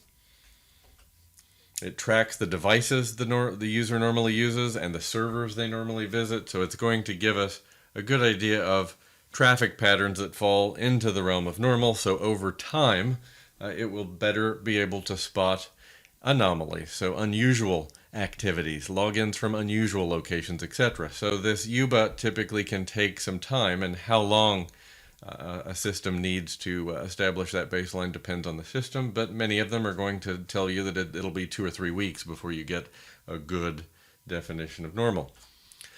Sentiment analysis leverages artificial intelligence and machine learning to identify attacks. Now, sentiment analysis can monitor articles in social media. It can look at text and analyze the sentiment behind articles. Really getting sentiment right can be very challenging. I've seen some systems in the past that don't get sarcasm well. When people are being sarcastic or ironic, they can take a comment that's very obviously negative and identify that sentiment as positive, but that's another discussion.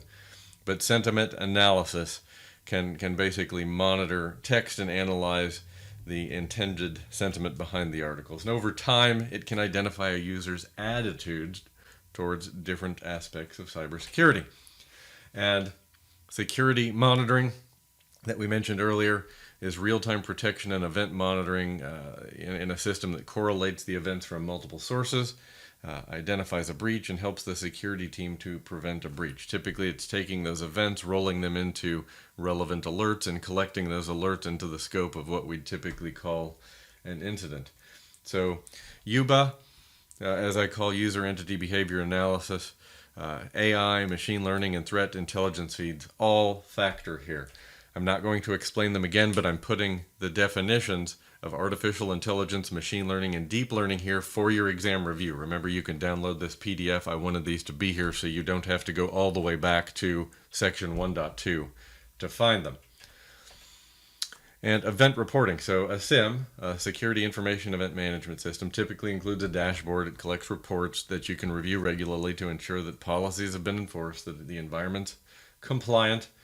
It can also highlight how effective your SIM is in working properly. So I like to review the SIM reports quarterly to show what sort of vulnerabilities, what sort of alerts were raised, and were those alerts true positive. So we can then see what our accuracy is. False positives might arise because the wrong input filters are being used or the wrong hosts are monitored. So we want to look and see if the SIM needs tuning. Or maybe we need to feed that SIM more information. AI and machine learning thrive on data. User entity behavior analysis thrives on data. And if we starve the system of data because we want to keep the data repository smaller, we want to save money, we're potentially starving the intelligence of the information it needs to be more intelligent. So all factors we need to consider when we're looking at these reports weekly, monthly, quarterly, trying to improve our performance in terms of reducing false positives and finding those true positives. And for the exam, do know the difference between UBA, machine learning, AI, and deep learning, but you've got them in the 2 slides previous here. You have the basics that you'll need to make sense of all this for exam day. Now, I mentioned I'd lay out the flow to explain why SIM and SOAR are often delivered together, and I think this will make perfect sense to you. So security orchestration, automation, and response. So this is tooling that allows an organization to define incident analysis and response procedures in a digital workflow format. It's important automation for helping our security operations team deal with threats at scale. So responding at scale, investigating at scale. And the process at a high level, we have the log collection of the SIM that brings that data into the SIM for analysis, correlation, and reporting. And then we have our SOAR capability here, our automation. This integrates our security processes into that central location. It can help us automate response using machine learning and AI. This makes it faster than humans in identifying and responding to true incidents, or responding to incidents at scale. That's a common problem we see in cybersecurity today, is that there are more threats, potential incidents to investigate and respond to than our human security operations team is capable of keeping up with. This is going to reduce mean time to detection, and it accelerates response. That's what's important here. It helps us deal with scale. It uses playbooks that define an incident and the action taken. Truthfully, I find that what a playbook does depends on the system you're working with. What we see from Dell SecureWorks versus what we see from, say, Microsoft SIM, the definition of a playbook is a bit up to the vendor. But the capabilities are definitely going to vary by who you're working with. And over time, this should produce faster alerting and response for the Security Operations Center team. So just look at the flow here. The logs are collected by the SIM, where AI and machine learning and user entity behavior analysis are all applied deep learning factors in to identify, to better correlate and identify incidents. And then SOAR, orchestration, automation, and response, here allows us to automate that investigation and response process, feed hopefully mostly true alerts to our Security Operations Center team, give them tooling to do some human investigation more effectively, and then they can help with the tuning of the system, identification of additional sources of intelligence or log data that we can feed to the SIM. It's a very logical process in that respect. And the last section of Domain 1 is 1.8, which is explain the techniques used in penetration testing. We're dealing with fairly basic penetration testing concepts here. I don't think you'll have any problem committing these to memory for the exam. So we'll start with types of penetration tests. So there is known environment, where the penetration tester is given a map of the target systems in the network. They go into the test with essentially full information of the target systems and networks. We'd also call this a white box test. There's an unknown environment where the penetration tester essentially knows nothing about the target systems. They go in completely blind and they build out the database of everything they find as they go. We'd call this a black box test. And then there's something in between called a partially known environment, where limited information is shared with the tester, sometimes in the form of logon credentials, intended to simulate the level of knowledge that a hacker with long-term access to a system would achieve through research and system footprinting. We'd call this a gray box test. And the rules of engagement are where we define the purpose of the test and what the scope will be for the people who are performing the test. And we'll make sure everyone knows which systems will be considered in scope, the date and time, and any constraints that we should all be aware of to ensure there is no impact to business as usual. So moving on to some concepts here, lateral movement, so gaining access to an initial system and then moving to other devices on the inside of the network. That's an attacker's goal once establishing that initial footprint. Establish a presence, move laterally, and crawl to those high-value assets. Privilege escalation, a security hole created when code is executed with higher privileges than those of the user running it. Generally, this is a higher level account, but in some cases it can actually be a horizontal privilege escalation where a user gains access to another user's resources. Persistence in the context of penetration testing refers to the tester's ability to achieve a persistent presence in the exploited system long enough for that bad actor to gain in-depth access, to come back and reuse that resource. This enables the ability to reconnect to the compromised host and to use it as a remote access tool, thus persistence. Cleanup is the final stage of a penetration test, in which all the work done during the testing process is cleaned up and removed. A bug bounty, which is a monetary award given to ethical hackers for successfully discovering and reporting a vulnerability or a bug to the application's developer, to the software company.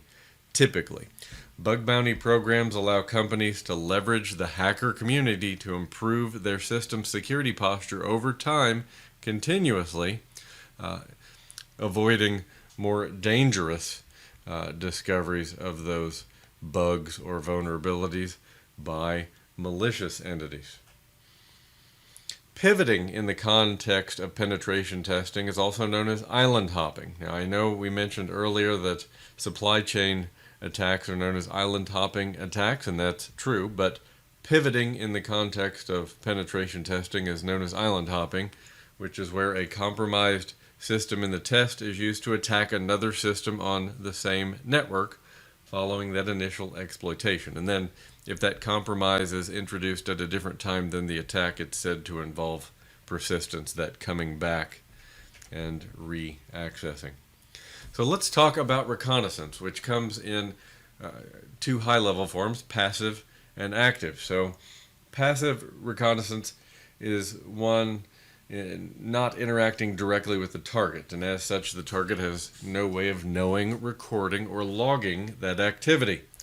So a common passive reconnaissance activity is war driving, gathering wireless network information while driving around the streets of a city. Drones can be leveraged in multiple ways for passive reconnaissance, from assessing the physical security of a site to gathering wireless network information just with less driving. Would be great in an office park, for example. And then war flying combines war driving with a drone, and simply float above organizations to gather those wireless details. That enables accumulation of information like SSIDs or wireless network names and the encryption status of those networks. I would argue that if one is not careful with drones, passive reconnaissance can be noticed, and at which point it's no longer passive because the entity knows what you're doing. Continuing with passive reconnaissance, we have OSINT, open source intelligence. The data you can gather through open source is extensive. There's a site that gives you a base of information that you can gather. It's available at osintframework.com. I'm just going to take a few seconds to show you this resource because it's fantastic as you are learning more about cybersecurity. So here's osintframework.com. You'll notice it mentions it's focused on gathering information from free tools or resources. It's here to help people find free open source intelligence. But for example, I can click on mobile emulation. Expands out to show me Android emulation tools. I can click on apps, and when we get out to the last tier, I can click on that, and it's actually a live link that takes me to that resource. And when I'm done, I can roll that back up and go to something different. So let's go to telephone numbers, and you see here I get a list of tools. I'll click on US phone book. It takes me to free reverse phone number lookup. So you just have a wealth of information here. I absolutely encourage you to spend some time with this tool as you're learning more about cybersecurity. It's very useful. So let's shift gears and talk active reconnaissance, where we interact directly with the target in some way, and as such, that target may discover, record, or log these activities. And with most companies, I would say they will probably discover, record, and log these activities. So footprinting is an ethical hacking technique used to gather as much data as possible about a specific targeted computer system, infrastructure, and networks to identify opportunities to penetrate them. And this includes active and passive methods. I'll give you a few examples of each. So on the active side, we have ping sweeps, trace route, nmap, extracting DNS information from the server, doing things like attempting record enumeration and zone transfers.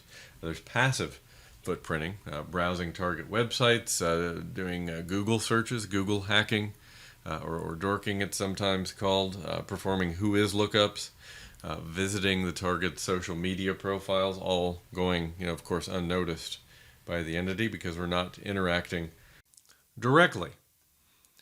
Now in penetration testing, let's talk exercise types and the teams involved. We have the red team.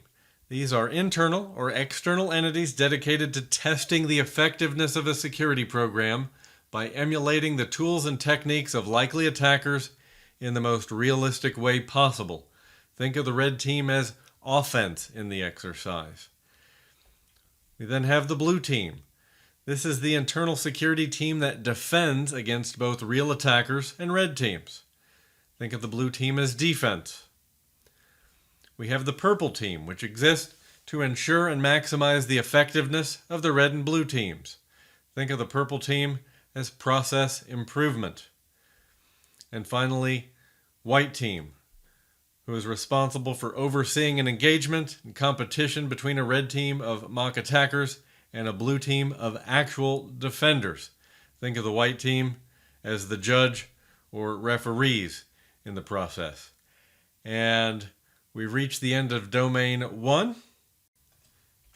And now for Domain 2, where we'll be focused on architecture and design, and again I'll take you through all topics mentioned in the official Security Plus exam objectives. In 2.1, we'll be focusing on the importance of security concepts in an enterprise environment. So for our purposes, enterprise means a large and complex environment. So let's start with configuration and change management. Now, configuration management is really the focus of the exam. I want to just call attention to change management for a moment for its complementary role in supporting configuration management. So configuration management ensures that systems are configured in a similar fashion and that the configurations are known and documented. And baselining ensures that systems are deployed with a common baseline or starting point. And imaging is a common way to achieve this. Infrastructure as code is another way this is achieved, concept we'll touch on a bit later. And change management is a process that helps reduce outages or weaken security from unauthorized changes. And versioning uses labeling or numbering to track changes in updated versions of software or environments. But change management requires changes to be requested, approved, tested, and documented. So even if we have a solid configuration management strategy, if we're allowing unauthorized changes to sneak in, it's going to cause our systems and applications to drift from their baseline configuration. The point being, configuration management can prevent security-related incidents and outages, and configuration supported by change management will do an even better job. Now let's talk through a few basic concepts of configuration management that are called out on the exam objectives. So we have diagrams, which are essentially a picture that show the relationship of all the interconnected devices and components, and ensuring the security team have visibility into the security in place. Standard naming conventions can be helpful, making identifying device types like routers, servers, and printers easier. Oftentimes we see naming prefixes like RTR for router, SVR for server, etc. But whatever the prefix is you prefer, it's really about establishing a standard that works for your team. Asset management, so maintaining an up-to-date asset register to ease the process of tracking and maintaining assets. This allows us to scan for unknown devices and to ensure that devices are patched. Baseline configurations. It's absolutely vital that each type of device is being placed on the network with a secure baseline configuration. Again, image-based deployment helps here, and infrastructure as code is another common practice. Firewall rules. Firewalls can be used to block traffic, and we can use either a mobile device management solution or group policy to change the configuration on the endpoint devices themselves, at least in the case where perhaps we have some sort of client-based firewall. But we want to standardize and automate configuration. And with firewalls, a lot of times, especially in environments where firewalls are virtual appliances, we'll see infrastructure as code come into play. Again, we're going to talk about that later in this lesson. So continuing down the road of configuration management, mobile device management. So an MDM solution can be used to push configuration changes to mobile devices. For example, we might want to require a minimum iOS or Android version, a 6-digit PIN for our phones. We might want to block jailbroken or rooted devices and to manage the applications that are allowed to access our corporate data. Content filters or URL filters. These are blocking harmful content with filtering appliances like a unified threat management appliance or next generation firewalls. UTM actually bundles features like all of the filtering for URLs, emails, antivirus, IPS. That tends to be more of an SMB, a small to medium business scenario. Next generation firewalls use threat intelligence feeds. We see those definitely in the enterprise. Updating or revoking certificates. So certificates facilitate authentication and secure connectivity like TLS, HTTPS, so secure web traffic, and IPsec, VPN connectivity. So we have to track certificate expiration and ensure minimum TLS version support. And that's top of mind in 2021 and 2022 because we've seen TLS version requirements upped in the last few months. IP schema, using network segmentation to reduce broadcast traffic and to enable filtering or restricting traffic to subnets that contain sensitive resources, like our databases that might have sensitive corporate data. Matching resources to specific segments is going to maximize data and resource security. So we can use subnetting and port filtering in this case.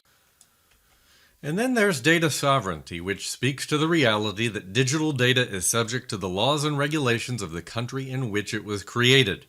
You can't move data into another region, even for backup-related reasons. And data is subject to the laws of where it is stored, which can have very significant legal implications. The reality is, a company's legal department should be consulted to offer guidance on the legal impact of geography on data sovereignty. And moving data out of the European Union doesn't remove GDPR requirements. GDPR really speaks to where the customer is located, the user is located. So if you have customers or users in the EU, then GDPR applies to your business regardless of where your business may be located. So data protection. So confidentiality is often protected through encryption, both at rest and in transport. And we're going to talk about cryptography in section 2.8 of this lesson and in some select areas beyond domain 2 of this series. So moving on, tokenization is where meaningful data is replaced with a token that's generated randomly and the original data is held in a vault. It's stateless and it's stronger than encryption. The keys are not local. And then we have pseudo-anonymization, where we're de-identifying personally identifiable fields within a data record. They're replaced by one or more artificial identifiers or pseudonyms. So reversal actually requires access to another data source, but the key there are the artificial identifiers or pseudonyms. So data masking. This is when only partial data is left in a data field. For example, a credit card may be shown with only the last 4 digits. I expect you've seen that if you've ever made a purchase online. You'll see similar masking with your social security number or social identity, depending on where you live. It's commonly implemented within the database tier, but it's also possible in code on front-end applications. So in data loss prevention, or DLP, as you'll often hear it referred to, this is a way to protect sensitive information and to prevent its inadvertent disclosure. So most of your DLP systems can identify, monitor, and often automatically protect sensitive information in documents. And DLP reports showing content that matches the organization's DLP policies will generally be available. But policies can typically be applied to email, to your SharePoint collaboration sites, to cloud storage, and to, in some cases, even to databases. So you may see questions on the exam related to protecting data at rest. So how can we encrypt different types of data at rest? Well, we have storage service encryption, and your CSP storage providers, your cloud service providers, usually protect data at rest automatically by encrypting before persisting it to managed disks, to blob file, or queue storage. Takeaway here is the CSPs are usually encrypting at least at the service level by default, and that's in no small part due to some of the early challenges cloud providers had in open permissions resulting in unwanted data disclosures. We have full disk encryption, which helps you encrypt Windows and Linux ISVMs or even physical endpoints, both their OS and data disks, using BitLocker on the Windows platform and the DMCrypt feature of Linux. And for our databases, we have transparent data encryption, which helps protect SQL databases and data warehouses against the threat of malicious activity with real-time encryption and decryption of database backups and log files at rest without requiring application changes. So digging into protecting data at rest a little further, let's talk about full disk encryption under the hood. So your endpoints have a trusted platform module. It's on the motherboard. It's used to store encryption keys, so when the system boots, it can compare keys and ensure that the system hasn't been tampered with. So it's generally speaking an element of hardware. that there's a hardware root of trust. So when using certificates for full disk encryption, they use a hardware root of trust that verifies that the keys match before the secure boot process takes place. And then there are self-encrypting drives. There's the Opal storage specification, which is really industry standard for self-encrypting drives. It's a hardware solution, and it typically outperforms its software-based alternatives. Now, they don't have the same vulnerabilities as software, really, so they're going to be more secure, fundamentally speaking. And these self-encrypting drives are usually solid-state drives, and they're purchased already set to encrypt data at rest. The encryption keys are stored on the hard drive controller, but they're essentially immune to a cold boot attack, and they're compatible really with all operating systems. Self-encrypting drives are effective in protecting the data on lost or stolen devices like a laptop, because only the user and the vendor can decrypt the data. We also need to be familiar with how to protect data in motion. So how do we encrypt data in motion? Well, most often data in motion is encrypted using transport layer security, TLS, or HTTPS, as you'll hear it referred to. And this is typically encrypting a session before a user enters sensitive details like credit card information. Now, while that's similar in functionality to SSL, TLS has largely replaced SSL in the last few years. And data in use, or sometimes called data in processing. This occurs when we launch an application like Microsoft Word or Adobe Acrobat. An app's not running the data from the disk drive, but they're running the application from memory, typically. This is volatile memory, which means that should you power down the computer, the contents will be erased. But sometimes you'll hear data in use called data in processing, so just two ways of saying the same thing. It's pretty common that you'll be faced with protecting secrets as well. So a secret is anything that you want to tightly control access to, like API keys, passwords, certificates, tokens, or cryptographic keys. Now, password access management solutions, or PAM solutions, offer centralized secure storage and access for application secrets. And enterprise solutions typically offer policy-based access controls and programmatic access to secrets, such as through an API. This is going to be a really common component in DevOps or DevSecOps scenarios.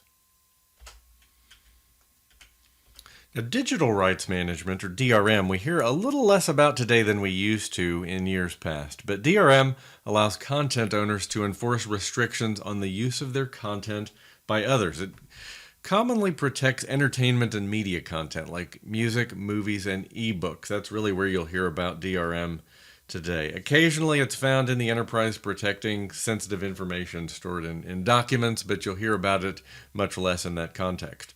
Now, in the enterprise scenario, you'll hear about information rights management, or IRM. So IRM programs enforce three things: data rights, provisioning access, and implementing access control models. As an example, Microsoft's IRM provides policy-based control over data and can be used to block specific actions like print, copy, paste, download, and sharing, and offers file expiration so that documents can no longer be viewed after a specified time. This is a space that's evolving all the time, and Microsoft and other vendors offer multiple avenues for protecting data. But that first line there, data rights, provisioning access, and implementing access control models, is the core functionality of IRM. Let's talk about geographic considerations for a moment, for data, for systems, services, and personnel. So in terms of distance, while the fastest site to restore services is a hot site, the site hundreds of miles away is going to be impractical or inconvenient in some respects, although it may be necessary. So selecting a location of the hot site is going to be critical to the speed of data, systems, and service recovery. Now, considerations for personnel may vary. If we need to get staff back online quickly in the event of a disaster, they're not going to be able to travel hundreds of miles away, so the location selection for our data systems and services may be different than location selection for personnel. But it should be far enough away to ensure that our services can be recovered in the event of a natural disaster like a hurricane or a tornado. Now, offsite backups, when we back up our data, physical backup media like tapes should be stored in a fireproof safe offsite. And similarly, disk-based backup should be stored offsite in a cloud or other secure remote repository. Cloud services are a common solution for this today. That being said, let's talk about how cloud service providers handle site failover. And I'm going to talk generically here in the context of large providers like Microsoft, like Amazon and Google. So we have geographies, and a geography represents a discrete market, typically containing 2 or more regions that preserves data residency and compliance boundaries. But you'll see the largest providers have geographies all around the world. And then within those geographies, they have regions. So regions are a set of data centers deployed within a low latency defined perimeter and connected through a regional low latency network, a dedicated network to be sure. And within those regions, they have region pairs. So this is a relationship between 2 regions with the same geographic region for disaster recovery purposes. And you'll see a relationship between these two as a primary and a failover, typically chosen by the cloud service provider. Often you as a customer don't get to choose those pairs, and the pairs are generally separated by 300 or more miles. And the reason you don't get to choose those pairs, number one, it allows the CSP to ensure that a good decision is made here that will allow that failover to happen to another data center with enough distance to ensure that we don't have 2 primary and secondary data centers affected by the same disaster. But also it allows the cloud service provider to pre-configure failover at a service level, such as for storage and network connectivity and data replication potentially. So if you've configured a redundant tier for storage, you'll find failover is automatic. If you've configured a data replication for, say, a SQL solution in the cloud, a PaaS service, typically that failover is going to be possible automatically. And exactly how this works might vary a bit by cloud provider, but they're all going to have a similar strategy at the highest level. You may see questions on the exam around response and recovery controls, and there are 3 types of incident response plans you should be familiar with for the exam. So there's the read-through test, where you distribute copies of the incident response plans to the members of the incident response team for review. The team members are going to basically read through and provide feedback about any updates needed to keep the plan current. We then have a structured walkthrough, also called a tabletop exercise. This is where members of the disaster recovery team gather in a large conference room and they role play a disaster scenario. Usually, the exact scenario is only known to the test moderator, who presents the details to the team at the meeting. So nobody knows exactly what's going to happen until they walk in the room. The team members refer to the document and discuss the appropriate responses to that particular type of disaster. Now, what these 2 incident response options have is these exercises are all talk at this point. Now, the 3rd type of incident response plan to be familiar with is the simulation test. This is similar to a structured walkthrough, except some of the response measures are then tested on non-critical functions. This one involves some form of doing, and that's the major difference of the simulation test. And enterprises really need these controls to minimize service interruption and to coordinate recovery at scale with appropriate security, whether it's a security incident or some other type of disaster. So securing traffic. So for email, standards for encrypted messages would include SMIME and pretty good privacy. For web, the de facto standard is going to be TLS, Transport Layer Security, so HTTP over Transport Layer Security, which is HTTPS, which largely replaces SSL as mentioned previously. And then at the network layer, the IPsec protocol standard provides a common framework for encrypting network traffic. It's really built into many common operating systems and a component supported by many network hardware providers. So I want to talk about hashing for just a moment, and hashing versus encryption. So it's important that you know the difference. So encryption is a two-way function. What is encrypted can be decrypted with the proper key. Hashing, on the other hand, is a one-way function that scrambles plain text to produce a unique message digest. So for example, if you were to look at passwords in memory on a system, your passwords are typically hashed, and it's the password hash that's passed between systems in an authentication sequence. So there's no way to reverse a hash if it's properly designed. So good hash functions have 5 requirements. I don't think you need to know these specifically for the exam, but it's going to be useful for your understanding of hash functions. So they have to allow an input of any length. They need to provide fixed length output, which means no matter what the length of the input was, the output's going to be the same length. They need to make it relatively easy to compute the hash function for any input. They need to provide that one-way functionality. What is hashed cannot be reversed. And they must be collision-free, which is why you won't see some protocols used today that were used previously for hashing, because they are prone to collisions. That's why MD5 is much less common today than it used to be, because it is collision-prone in some circumstances. And a bit later in this lesson, we'll talk about how hashing and the different types of encryption are used together, how they complement one another.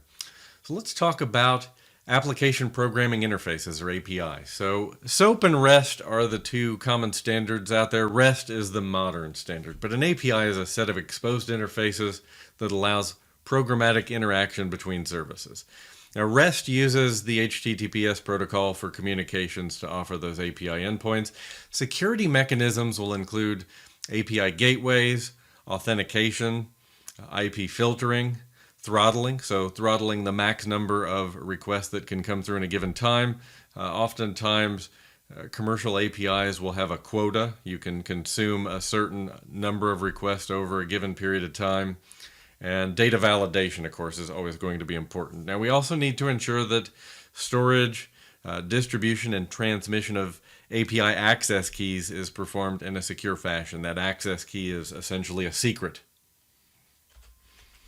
So there are 3 primary types of recovery sites that you should be familiar with for the exam, and that would be hot, warm, and cold sites. So let's start with cold sites. So a cold site is essentially just a data center space, power, and network connectivity that's ready and waiting whenever you might need it. To recover, if a disaster strikes, your engineering and logistical support teams can readily help you move your hardware into the data center and get you back up and running. So the cost of a cold site is going to be relatively low versus the other site types, but the effort to get it up and running is going to be high. Now we have warm sites. So the warm site is a preventative measure that allows you to pre-install your hardware and pre-configure your bandwidth needs, generally speaking. To recover, if you have an incident, all you have to do is load your software and data to restore your business system. So the cost here is going to be medium.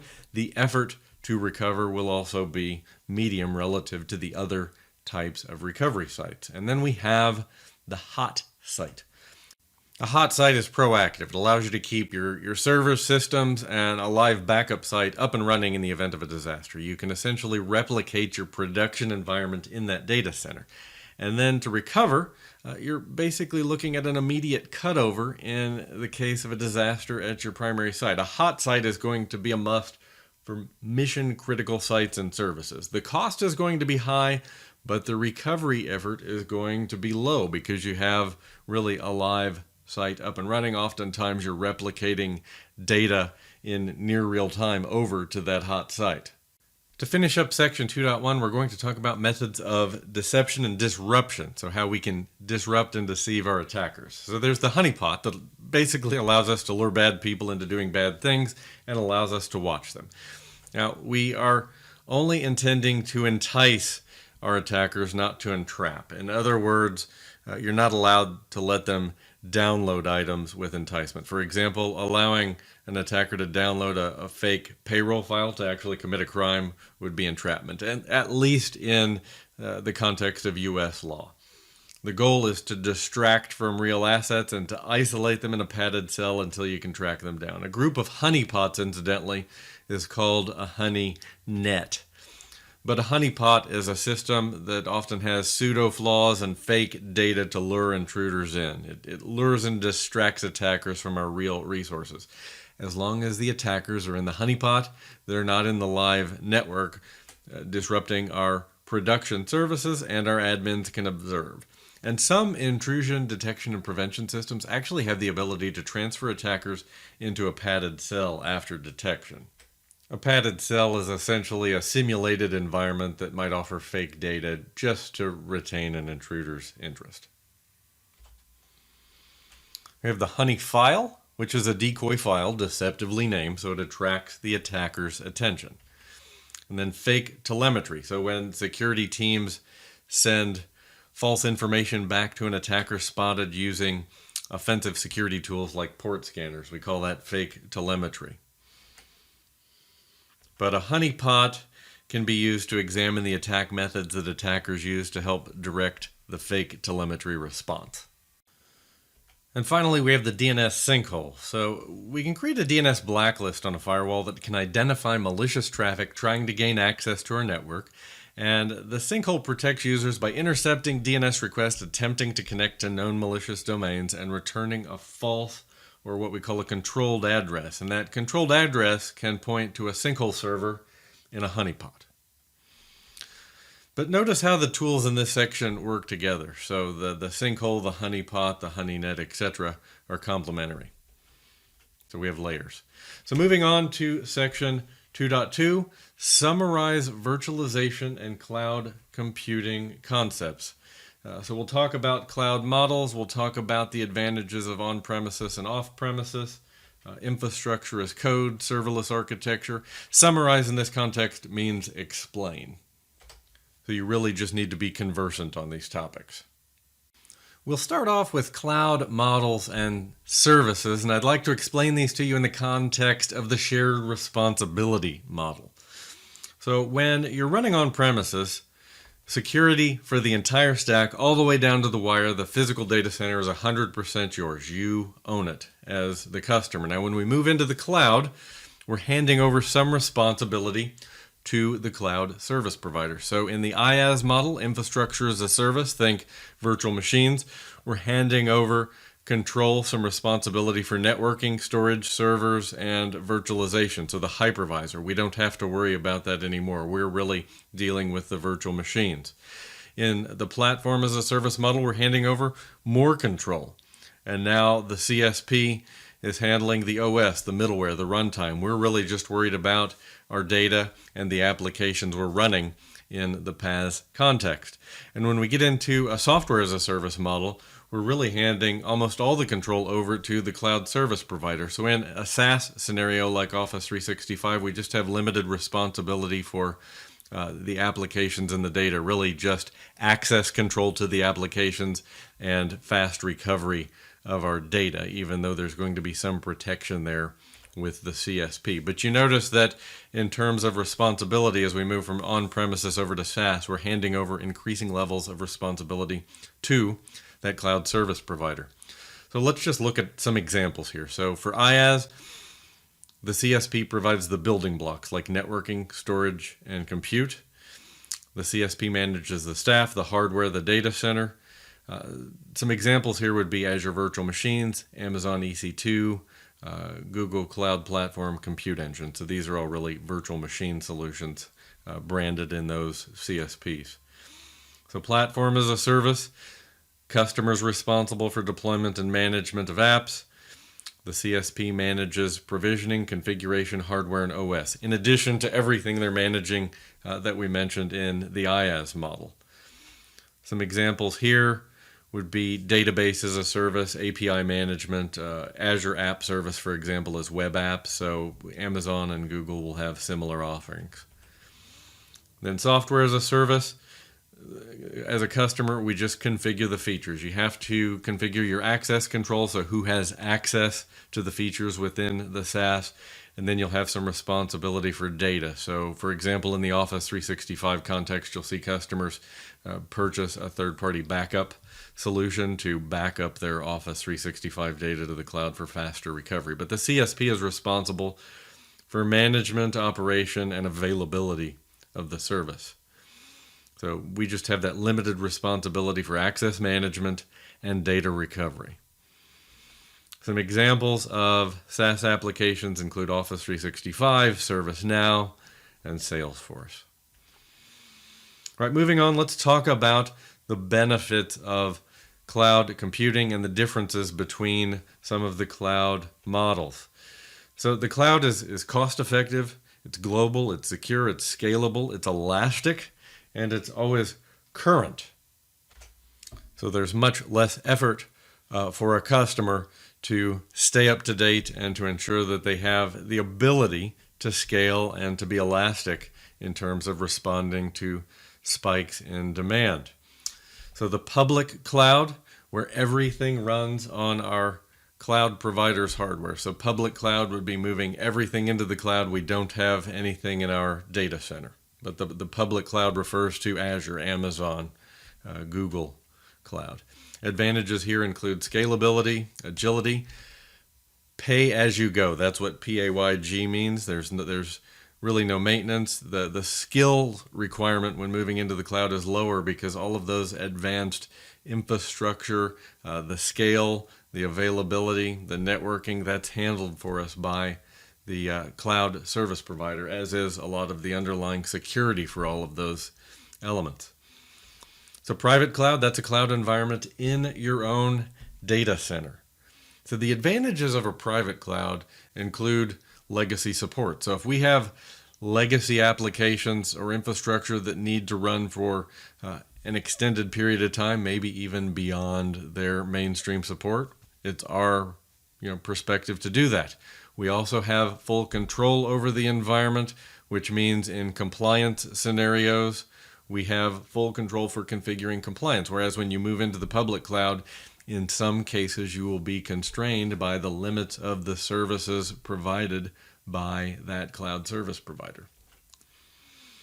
So a hybrid cloud combines public and private clouds, allowing you to run your applications in the right location. And this is the flavor of cloud computing that most enterprises use today.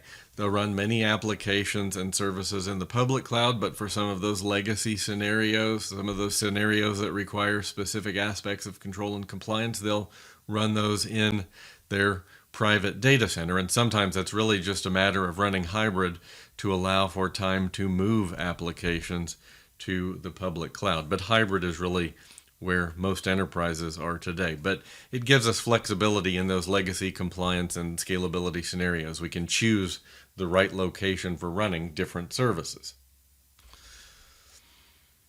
So a couple of other terms to be familiar with. There's the XaaS acronym, anything as a service, which describes the range of other cloud as a service offerings, whether that's desktop as a service, backup as a service, or any other as a service offerings that appear. I see this term pop up less frequently in the real world, to be honest.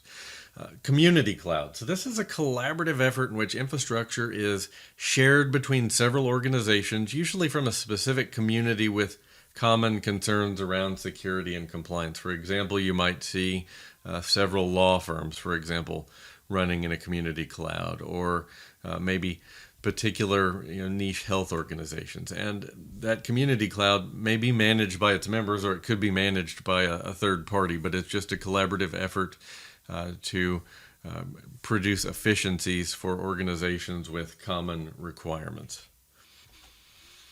So the cloud service provider, which I've mentioned several times today, these are entities that resell cloud services to customers. Azure, Amazon, Google Cloud, Oracle, IBM are all CSPs. They might provide infrastructure, software, VMs, and other services. The IaaS, PaaS, and SaaS models that we talked about, they may provide day-to-day management for some types of services, and most of them do. What they provide varies by your needs and the plans you choose. So a managed security service provider maintains a security environment for companies. They may manage firewalls, intrusion detection and prevention systems, SIEM systems, and other security services and infrastructure. And they may provide outsourced security operations, a security operations center, and incident response services, essentially providing you that skilled security staff. And touching briefly, just to summarize on-premises and off-premises, so cloud versus on-premises hosting. So on-premises servers are the traditional enterprise computing model. The business buys and maintains its own servers, network, storage, etc., located in a secure climate-controlled room, typically on-site or near-site in a dedicated data center. Moving to cloud shifts some responsibilities to that cloud service provider. What it also does is shifts IT spending from capital expense, so investment in infrastructure and servers, etc., to operational expense, to that pay-as-you-go model where you're just paying for what you consume. So know the advantages of cloud and on-premises for the exam, which we covered in the cloud models content in this video just a moment ago. Edge computing. So some compute operations require processing activities to occur locally, far from the cloud, essentially. So common in various Internet of Things scenarios like agricultural or science and space or military, you'll see that need to perform some compute near the devices at the edge rather than pumping that data all the way back to the cloud for processing and then sending it all the way back down to the edge. But all the processing of data storage is closer to the sensors rather than in the cloud data center is the point. So with large network connected device counts in varied locations, data encryption, spoofing protection, and authentication are going to be key to ensure that all of the devices in the scenario, in these IoT scenarios, are secure and authentic and not compromised. Next up, we have fog computing, which complements cloud computing by processing data from IoT devices. Fog computing often places gateway devices in the field to collect and correlate data centrally, but at the edge, so near the devices far from the cloud. Generally, this brings cloud computing nearer to the sensor to process data closer to the device, but in a centralized or aggregated fashion. So perhaps there's a gateway for all devices in a specific geography or region, for example. So it's important in this case to speed processing time and reduce dependence on cloud or internet connectivity in mission critical situations. This is common in healthcare, for example, where you have human life at stake and processing time may be paramount. And the lack of availability of the cloud for any reason for a limited period of time could, cause a unique danger in that scenario. Next up, we have the thin client. So the thin client is a client-side concept where the client has limited resources that are insufficient to run applications locally. It connects to a server and it processes an application on the server's resources.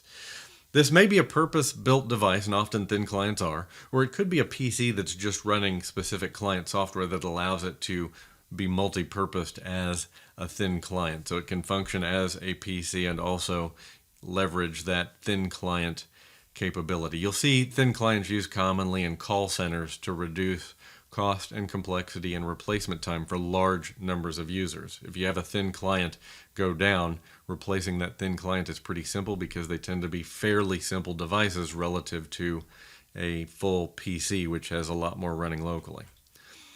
Containerization. So containers are a lightweight, granular, and portable way to package applications for multiple platforms. It's going to reduce overhead of server virtualization, which are virtual machines, by enabling containerized apps to run on a shared OS kernel.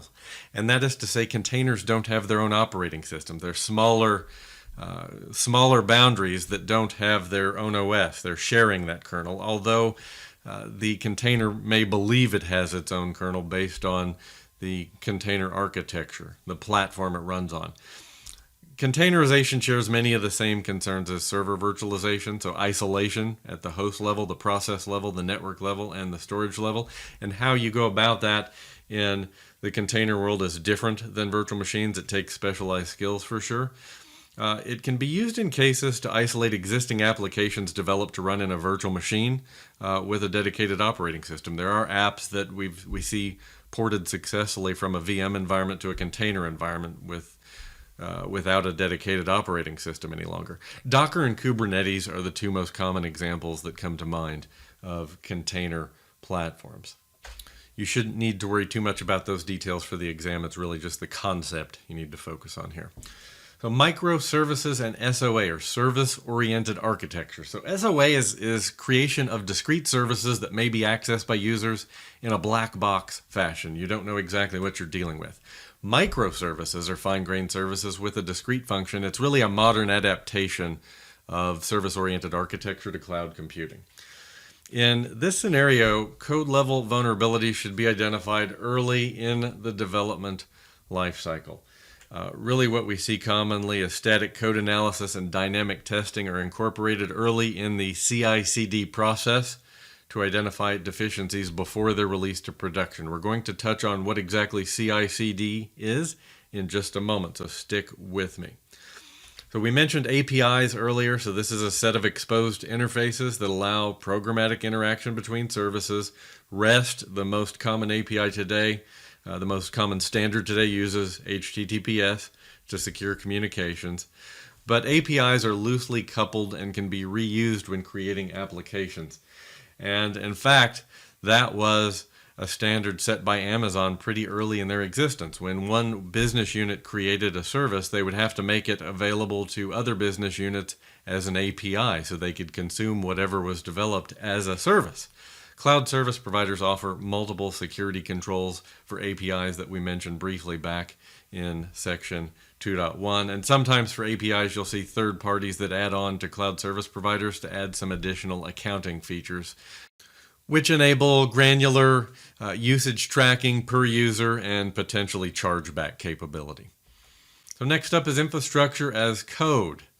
So this is the management of infrastructure, generally virtual infrastructure, networks, VMs, load balancers, and connection topology described in code. Now, just the same as source code generates the same binary, code in the infrastructure as code model results in the same environment every time it's applied.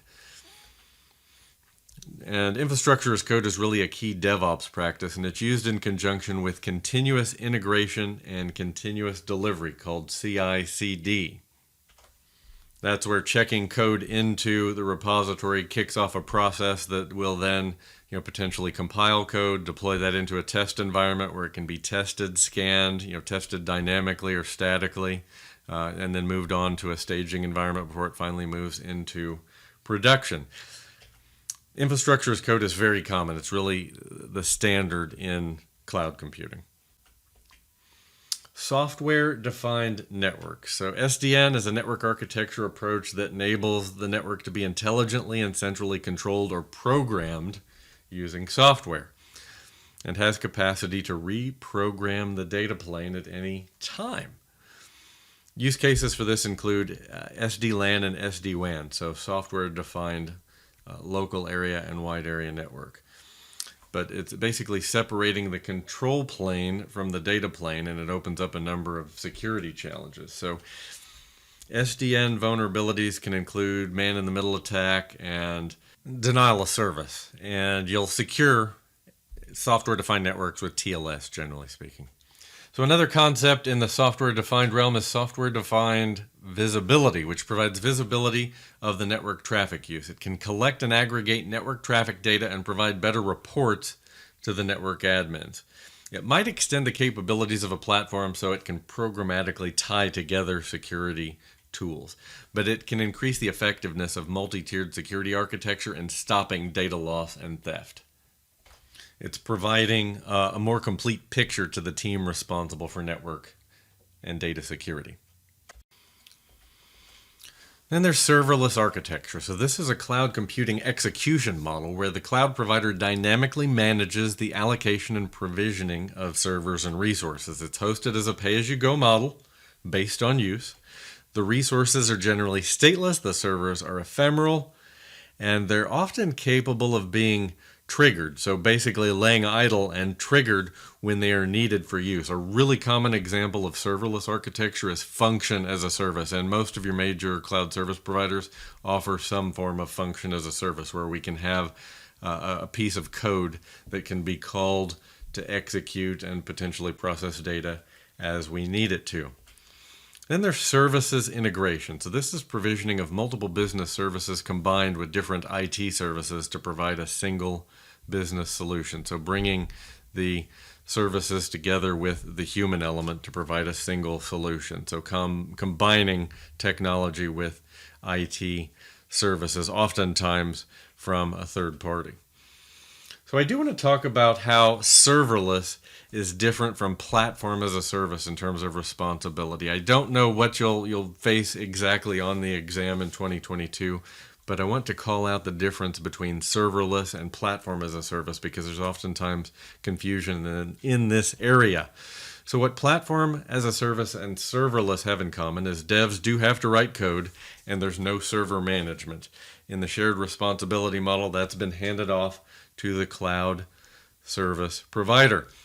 But with platform as a service, we have more control over the deployment environment. In the serverless context, we typically have less control. So you'll see websites hosted on platform as a service, and serverless is where you'll see function as a service come up. In the PaaS world, the application has to be configured to auto-scale. In the serverless context, the application generally scales automatically. I mentioned in serverless, the resources are stateless, the servers are ephemeral. They're being scaled automatically in that respect. In platform as a service, the application takes a while to spin up typically. In serverless, application code only executes when invoked. Remember, I mentioned it could be triggered. That means in the serverless context, it sits idle until it's called, which would make pretty good sense when we're thinking about a web site that when we bring it up, it takes a while to spin up, where a function is a bit of code that lays there until it's called to execute and potentially process data. Now, resource policies are another area we see come up in cloud computing, and these policies state what level of access someone has to data or a particular resource. Most cloud service providers have solutions to automate enforcement of your resource policies. Essentially, you can define your policies as code and apply them to your cloud infrastructure and services in various respects. A transit gateway is a network hub that acts as a regional virtual router to interconnect virtual private clouds and VPN connections. This is often an element of a hybrid cloud where you're connecting your on-premises network over to your cloud subscription. You could also see this sort of transit gateway to connect clouds on different CSPs. So maybe I want to connect my Azure subscription to my AWS subscription. I might have a transit gateway in there that helps me do that. And to round out section 2.2, we're going to touch on some virtualization concepts. So server virtualization is the process of dividing a physical server into multiple unique and isolated virtual servers, or virtual machines we sometimes call them, by means of a software application, specifically a hypervisor. The related concepts in this section in 2.2 indicate that server virtualization was really the intent of that line item. So VM escape is where an attacker gains access to a VM and then attacks either the host machine that holds all the VMs, the hypervisor, or perhaps the other VMs. So protection in this case would be to ensure that patches and the hypervisor and VMs are always up to date and that guest privileges are low. So server level redundancy and host-based intrusion detection and prevention are also going to be effective security mechanisms in this respect. Then there's VM sprawl. This is when unmanaged VMs have been deployed onto your network, and because IT doesn't know it's there, it probably isn't patched, it may not be protected, and thus it's going to over time become more vulnerable to attack. Avoidance in this case would be enforcement of your security policies for adding virtual machines to the network, as well as periodic scanning to identify new virtualization hosts and virtual machines. And really this goes back also to our configuration and change management processes that support this capability. If we have a process for tracking configuration and tracking deployment, then we're going to be able to ensure that its ongoing management and security are looked after. Now we're on to section 2.3, summarize secure application development, deployment, and automation concepts. So what we see there under automation and scripting really speaks to CI/CD, continuous integration and delivery, or continuous integration and continuous deployment, which is really a DevOps discussion and increasingly comes up in DevSecOps discussions. So let's talk about environments. So secure environments for development, testing, and staging before moving an application to production are an absolute necessity. So environments map to the phases of application development, debugging, testing, and release. So we have a development environment where the application is initially coded, often through multiple iterations or versions. And testing, where developers integrate all of their work into a single application. This is where regression testing happens to ensure functionality is as expected. Then we can move to staging, where we ensure quality of the application before rolling it out to production. This is where you may do load or scale testing. There may be some additional security testing here from a user perspective, from the outside. This is where your stakeholders, your users, are going to ensure that the user experience meets their quality assurance bar before approving it for production rollout. But QA happens right there in staging. And then production is where the application goes live, and end users at that point have the support of the IT team as it's now a production service. And based on production use of the application or service, we'll then see feedback sent back to the dev team, and they will potentially iterate into future versions of the application, new services, features, etc., or bug fixes potentially. So let's talk provisioning and deprovisioning. So provisioning is the process of making an application or service available. It may also refer to the life cycle of designing, preparing, creating, and managing the applications. And then deprovisioning occurs when the application meets its end of life. And your applications, when they're no longer needed, should be deprovisioned in accordance with local regulations like HIPAA or GDPR, where there may be specific requirements around retiring that application and the data that it may be hosting. Integrity measurement. So this is measuring and identification of changes to a system away from its expected or baseline value. So this ensures that the application performs as it should and conforms to data industry standards and regulations. So code updates should be regression tested to ensure that functionality is intact and no security vulnerabilities exist. The result is a secure baseline configuration.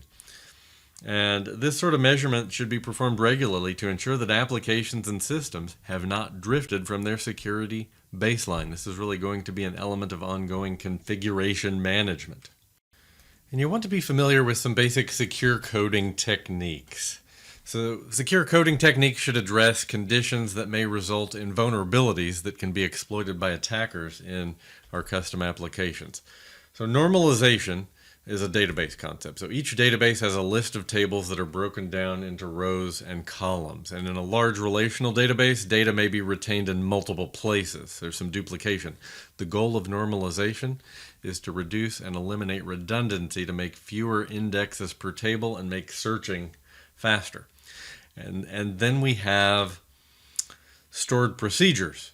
A stored procedure is reusable prepared SQL code, generally transact SQL. So the advantage of a stored procedure is it'll provide the required information while ensuring an attacker will not be able to modify the code it contains. It's pre-compiled, essentially.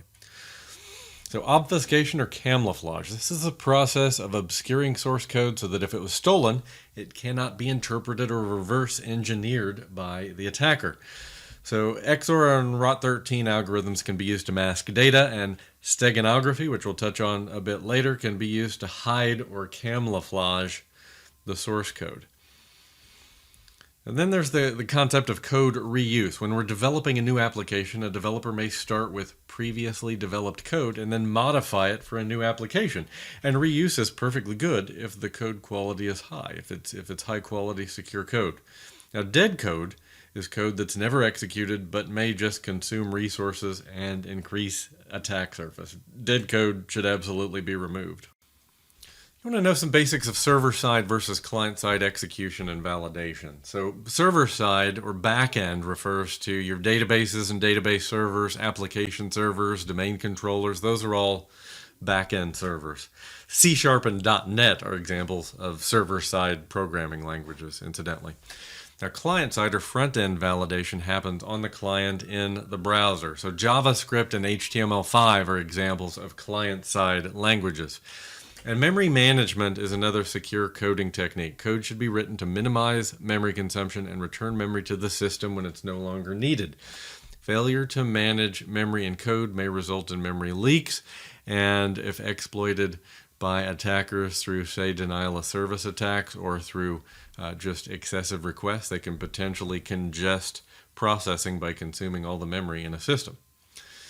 So third-party libraries and SDKs are sometimes used in development, and third-party libraries can speed development time, but may provide users with greater access than desired and may come with security vulnerabilities of their own, so these need to be selected and validated carefully. An SDK, or software development kit, is a software development tool kit that a vendor creates to make application development easier. Data exposure needs to be considered in the application development process, and sensitive data should be encrypted to prevent it from being stolen by attackers, and sometimes even masked to the user. Masking is common for credit card and password data, or even social security number information.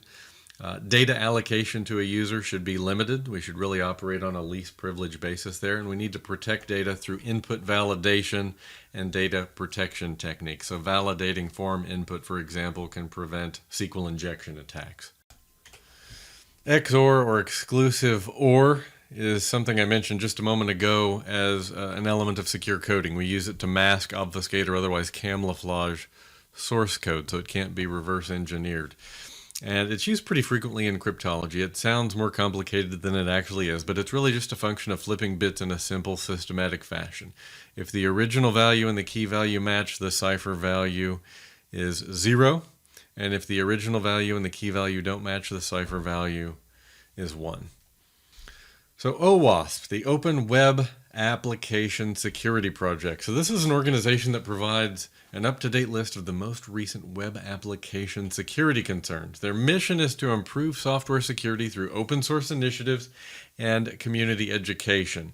Their resources include tools, news and information, community and networking opportunities, as well as education and training. They're a non-profit foundation, which means OWASP relies on donations. You may be familiar with their OWASP Top 10 application vulnerabilities list. And in fact, in the cloud, you'll find web application firewalls that have available to them OWASP Top 10 rule sets that will allow you to quickly configure a web app firewall in the cloud to protect against those OWASP concerns like SQL injection attacks, like cross-site scripting, and several others. Software diversity refers to creation of software that's different on each user endpoint or device. One of the common techniques is to include dynamic paths in the compiler at compile time, but the result is a binary that's slightly different on every endpoint, or at least in a different location, and this makes the process of exploiting a software vulnerability more difficult for attackers. It minimizes the attack surface if a vulnerability is discovered because it can't be automatically exploited on every endpoint. And then we have automation and scripting, which refers to processes designed to carry out tasks automatically without the need for human intervention. In our case, in the security context. Automated courses of action are processes that are normally implemented using pre-written scripts. These scripts may be PowerShell or Python or shell scripts, and we often see them implemented in a SOAR system, which stands for Security, Orchestration, Automation, and Response, which are systems designed to automate response to security events, alerts, or incidents. Continuous monitoring logs any failures or security vulnerabilities exploited in the system or the application, so they may be remediated. And if there's a system failure, automated courses of action may be used in some cases to correct the situation automatically. Next, we have continuous integration, which is the process where multiple software developers consolidate and test their code to ensure functionality is as expected. We see continuous integration carried out in a test environment. And coupled with CI is CD. And CD comes in two forms. We have continuous delivery, which is the process of fixing bugs before the application moves into production. And this happens in a staging environment generally. And then the other CD is continuous deployment, which is the process of pushing out new updates into production software, such as new versions, patches, or bug fixes. So as the description indicates, this happens in production. In DevOps, these concepts are together referred to as CI/CD. I'd be surprised if you don't see a question on these on the exam. Continuous validation is testing to make sure that the application is fit for its purpose, it fulfills the user's requirement, and security requirements are met. Continuous validation, bottom line, ensures that application and system updates do not introduce new security vulnerabilities. So elasticity is a concept that may come up on the exam. So this is the ability of a system to automatically grow and shrink based on application demand. So dynamic scaling in both directions. And then we have scalability, which is the ability of a system to handle growth of users or work. So scalability really speaks to the top end processing capability of work of an application or a service, where elasticity is really talking about services' ability to dynamically respond to increases or decreases in demand. So version control. So as your software is updated, as updates are released, major and minor version numbers are typically updated. This ensures that newer and older versions of the software can be identified, and it allows the security team to track security vulnerabilities and vendor support.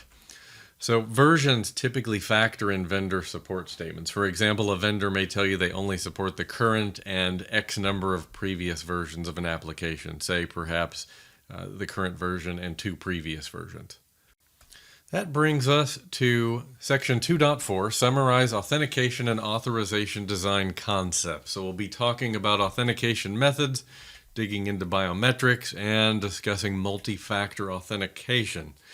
So let's start with one-time password methods. So we have the HMAC-based one-time password, which uses a key hash message authentication code, or an HMAC, and it relies on 2 pieces of information. A secret, which is only known by the token and the validating server, and the second is a moving factor, which is a counter. It's also abbreviated as HOTP, so HMAC-based one-time password.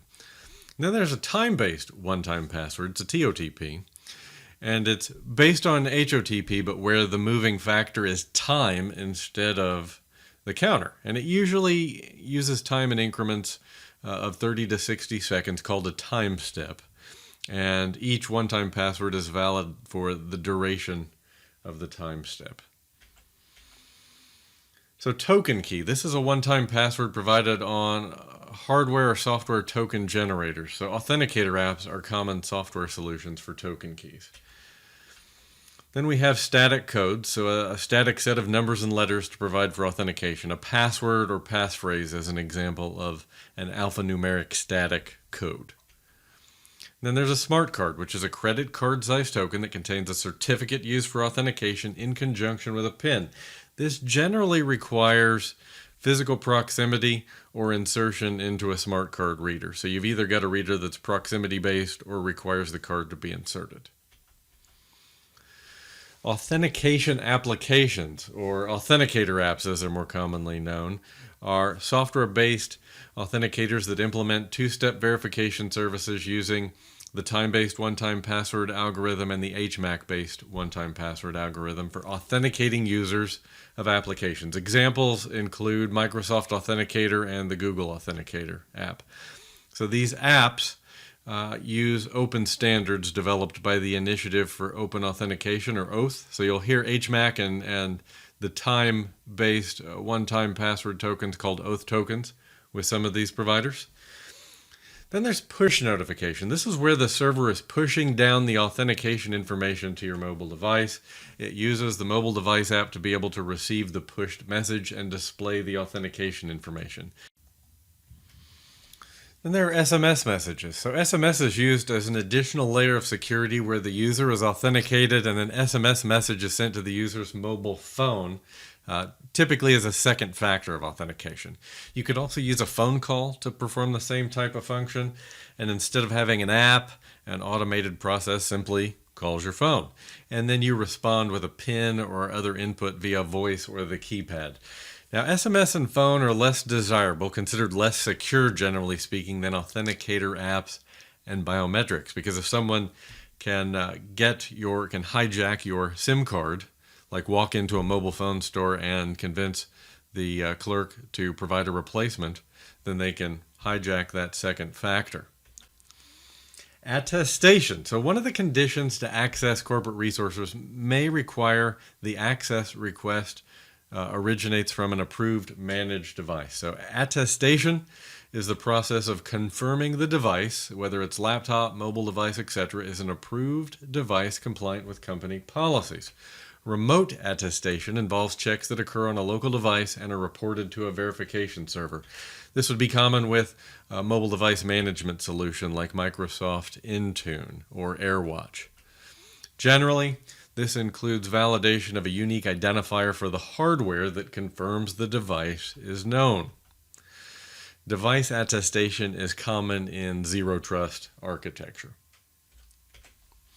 Directory services. So directory service is used to store, retrieve, and manage information about objects like user accounts, computer accounts, potentially mail accounts, and information on these resources. LDAP is a common protocol for a directory service. It's used by Microsoft Active Directory Domain Services, which is pretty common in the enterprise. Directory services are typically coupled with an authentication service to authenticate entities, the users, the computers attempting to access resources. Kerberos is an example of a protocol used for authentication that is also used by Microsoft Active Directory Domain Services. I call out those examples simply because they are so prevalent in the enterprise today. So federation. Federation is a collection of domains that have established trust. Now the level of trust may vary, but it typically includes authentication and almost always includes authorization. And it often includes a number of organizations that have established trust for shared access to a set of resources. For example, you can federate your on-premises environment with Azure Active Directory and use this federation for authentication and authorization. The sign-in method ensures that all user authentication occurs on-premises in a federation configuration. This allows administrators to implement more rigorous levels of access control. For example, to implement certificate authentication or key fob or card token. So just to conceptually visualize an example, let's say we have a website or an app or a service that authenticates with identity provider A, and we have a user that authenticates with identity provider B, and identity provider A is configured to trust identity provider B to provide shared access if the user authenticates successfully with identity provider B. So this may be a cloud or an on-premises provider. Do bear in mind that trust is not always bi-directional. So for example, the user could be authenticating with their Twitter account and we could configure Azure Active Directory to trust Twitter. And so federation would work in that scenario. So biometrics. This is authentication using an individual's physical characteristics which are unique to each individual. So there's a fingerprint scanner, which are now very common, and they're used not only in multi-factor authentication, but various travel, financial, and legal situations. So you'll see these at some airports and even at some banks. A retina scanner, which works with your eye, of course, and with appropriate lighting, the retina of the eye can be accurately identified as the blood vessels of the retina absorb light more readily than the surrounding tissue. Then there's the iris scanner that confirms the identity of the user by scanning the iris of their eye. Both retina and iris scanners are physical devices. Then there's voice recognition, where the voice patterns of a person can be stored in a database and used for authentication. Facial recognition, which looks at the shape of the face and the characteristics like mouth, jaw, cheekbone, and nose. Now, light and angle direction can be a factor here, especially in software. Microsoft's facial recognition solution called Windows Hello was released in Windows 10, and it uses a special USB infrared camera So it's a little better than some other facial recognition programs that can have problems with light. You can look at veins. So using blood vessels in the palm can be used as a biometric factor of authentication. And then there's gait analysis. So that's G-A-I-T. Gait is the way an individual walks, and identification or authentication using gait is possible sometimes even with lower video resolution. So crossover error rate in the context of biometrics. So false acceptance occurs when an invalid subject is authenticated, someone who shouldn't have been. This is sometimes called a false positive authentication. Then a false rejection occurs when a valid subject is rejected. This is sometimes called a false negative authentication. So false acceptance is also known as a type 2 error. False rejection is a type 1 error. So false rejection is undesirable, but false acceptance is generally considered worse. For the exam, remember FAR as the acronym for false acceptance rate and FRR as the acronym for false rejection rate. And then there's the crossover error rate. This is in biometrics, identifying users based on their characteristics and then identifying the accuracy of the method. The crossover error rate is where false rejection and false acceptance rates are equal. So to move the crossover error rate lower or higher, you can increase or decrease the sensitivity of the biometric device until you get to that happy medium. And now moving on to multi-factor authentication, or MFA. So MFA works by requiring 2 or more of the following authentication methods. So at a high level, multi-factor authentication is something you know, like a PIN or a password, as examples. Something you have, like a trusted device, your mobile phone, for example. And something you are, a biometric factor, such as a fingerprint or thumbprint, which is very commonly captured on your mobile device. And we can leverage the Authenticator app for those tokens we talked about, the one-time passwords, the voice call, the SMS or text message. That oath hardware token is also an option. But all of these factors together can obviously decrease the risk of an attacker authenticating successfully with stolen credentials. So it includes 2 or more methods, just to summarize here. 2 or more methods. It's more secure than a single authentication factor. Passwords are generally the weakest form of authentication. Password policies help increase their security by enforcing complexity and history requirements. Smart cards, including microprocessors and cryptographic certificates, give us another strong authentication factor. Tokens create one-time passwords, and biometric methods identify users based on individual characteristics like their fingerprints or facial recognition, retina or iris, and more. So breaking down the high-level MFA attributes that are called out in the exam objective. So somewhere you are, your expected location, like the company office, your home, or your city. Something you can do, such as writing your signature. So the speed of your signature and the appearance can be leveraged in attributes if desired. Something you exhibit, the personalized manner in which you perform an action, such as your gait, the way you walk. Someone you know, responding to a challenge with knowledge of a characteristic of a specific individual you know. A common challenge question is your mother's maiden name, the name of your first pet. I won't call those great factors for authentication, but those are attributes that can be tied back to specific knowledge that you have.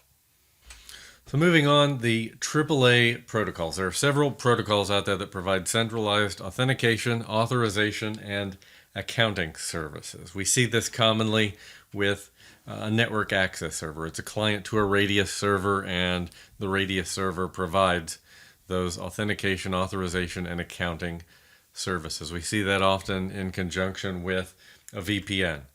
So Radius uses UDP and encrypts the password only.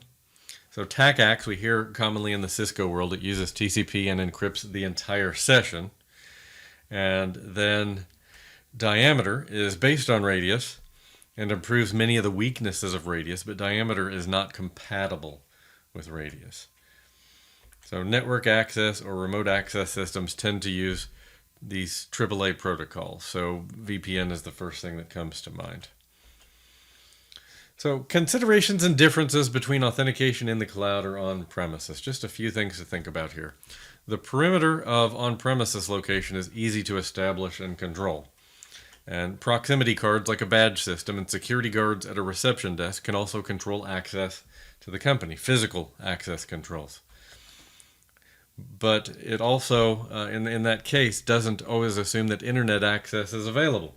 Now in the cloud, internet access is generally speaking assumed in order to authenticate and connect to cloud resources. And with the adoption of cloud computing, the security perimeter is no longer confined to the on-premises environment. And in fact, the zero trust model is recommended and has risen to prominence in the age of cloud computing, where nothing is trusted by default. And we frequently hear the phrase identity is the new perimeter when it comes to zero trust. So we see the boundary shrinking from the physical network perimeter down to identities, users, and devices.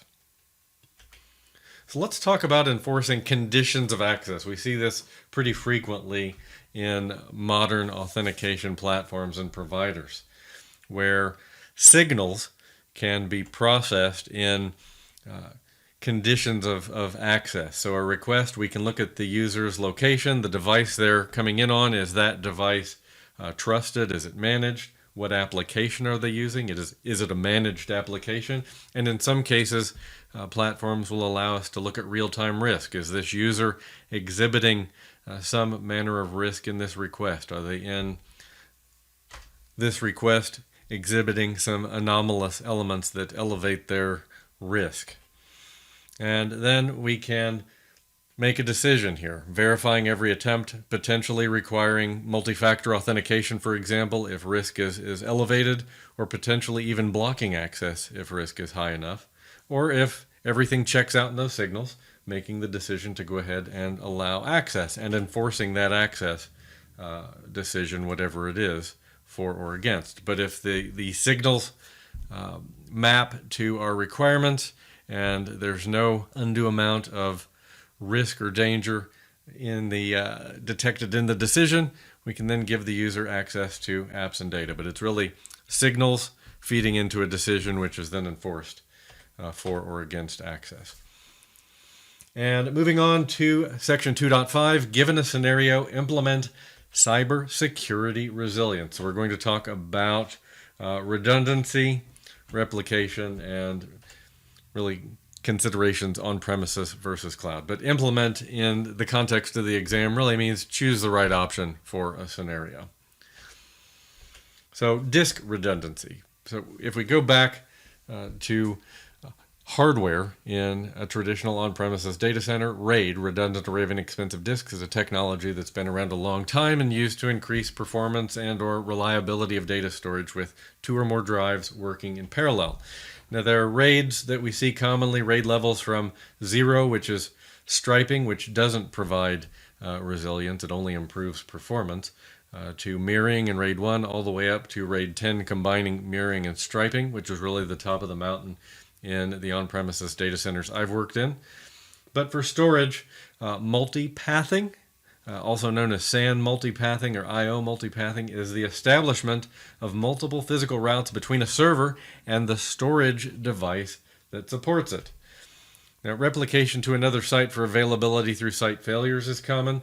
In the cloud, this will come down to choosing a disk or storage tier or SKU. So with a virtual machine in the cloud, we can choose the level of performance and resilience for our VM disks, for example. You can even set up some advanced storage configurations that involve replication between physical sites, so between regions. Just note, you're not expected to know the details of RAID levels for the exam. Know that fundamentally RAID allows us to build resilience into storage at a hardware level, and at some level, in some form, your cloud service providers are going to be using some form of that capability for their underlying cloud infrastructure, the piece that you're handing over to the cloud service provider in that shared responsibility model. So network redundancy. So methods for building redundancy into network connectivity for systems and services. You have network teams, network interface cards, or NIC teams. These are dual network cards paired together to give maximum throughput, and you can configure those so should one adapter fail, the other can ensure the server or client maintains network connectivity. Load balancers can balance multiple types of traffic across multiple servers, and this includes logic to determine server availability. Generally speaking, many of your load balancers will give you multiple options for how you can select to have server availability determined. Load balancers are often used for web traffic, but generally support other protocols. A couple of side notes. So Windows and Linux both support NIC teaming, by the by.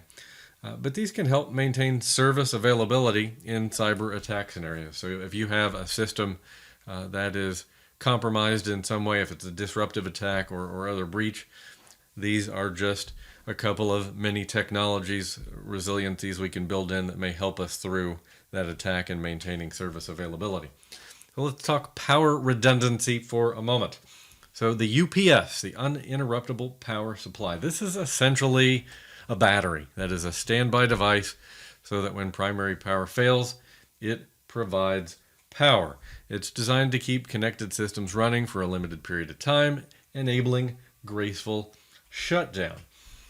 And UPSs are also used to clean up the power coming from the grid, eliminating spikes, surges, and voltage fluctuation. So protecting systems and data from damage due to unexpected power outage. And the typical UPS will have network connectivity, so it is remotely manageable and can be monitored often by SNMP.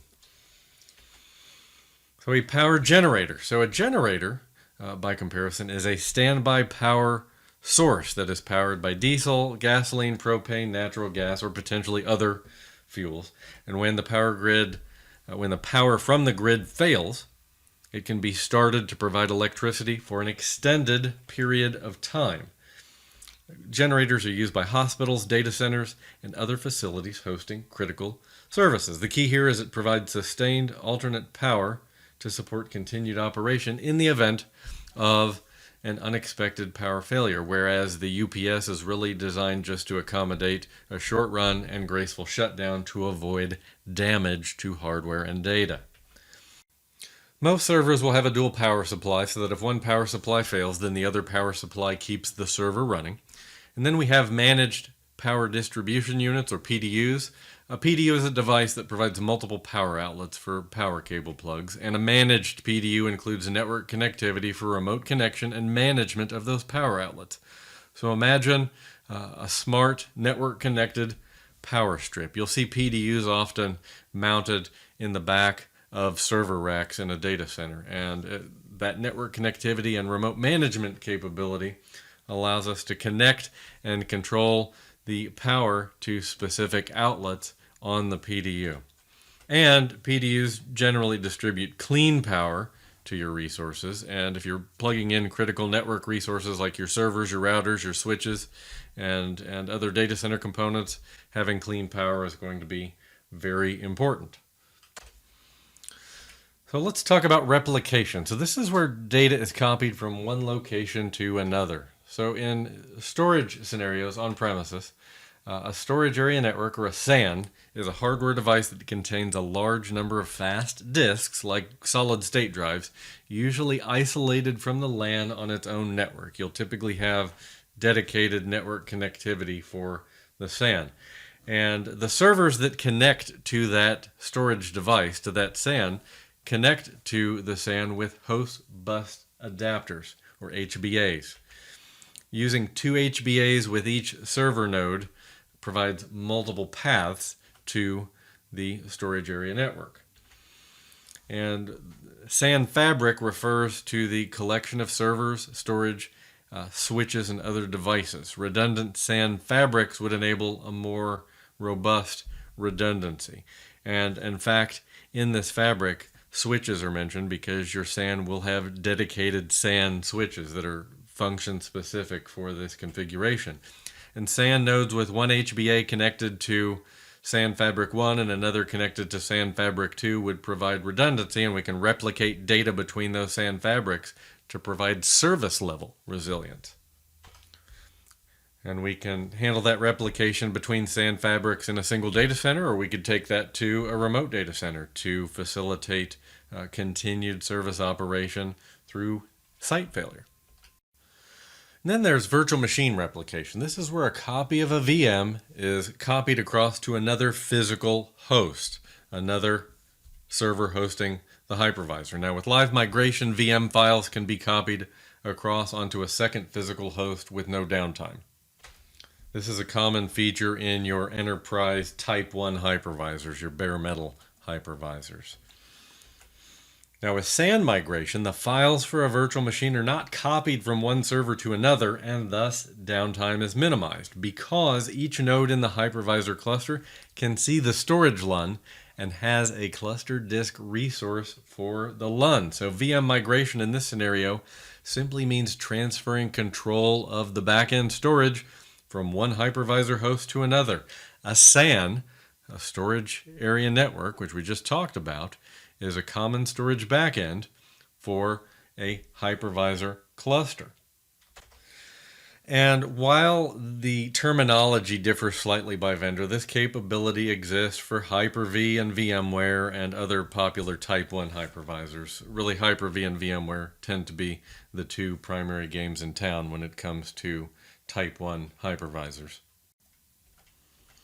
And moving on to cloud versus on-premises when it comes to data resilience, we can think about the advantages in a hybrid cloud scenario. We could consider hosting a backup of our on-premises environment in the cloud. We can replicate data and virtual machines from on-premises to the cloud. So if we have a disaster, we could simply flip the switch and move to the cloud.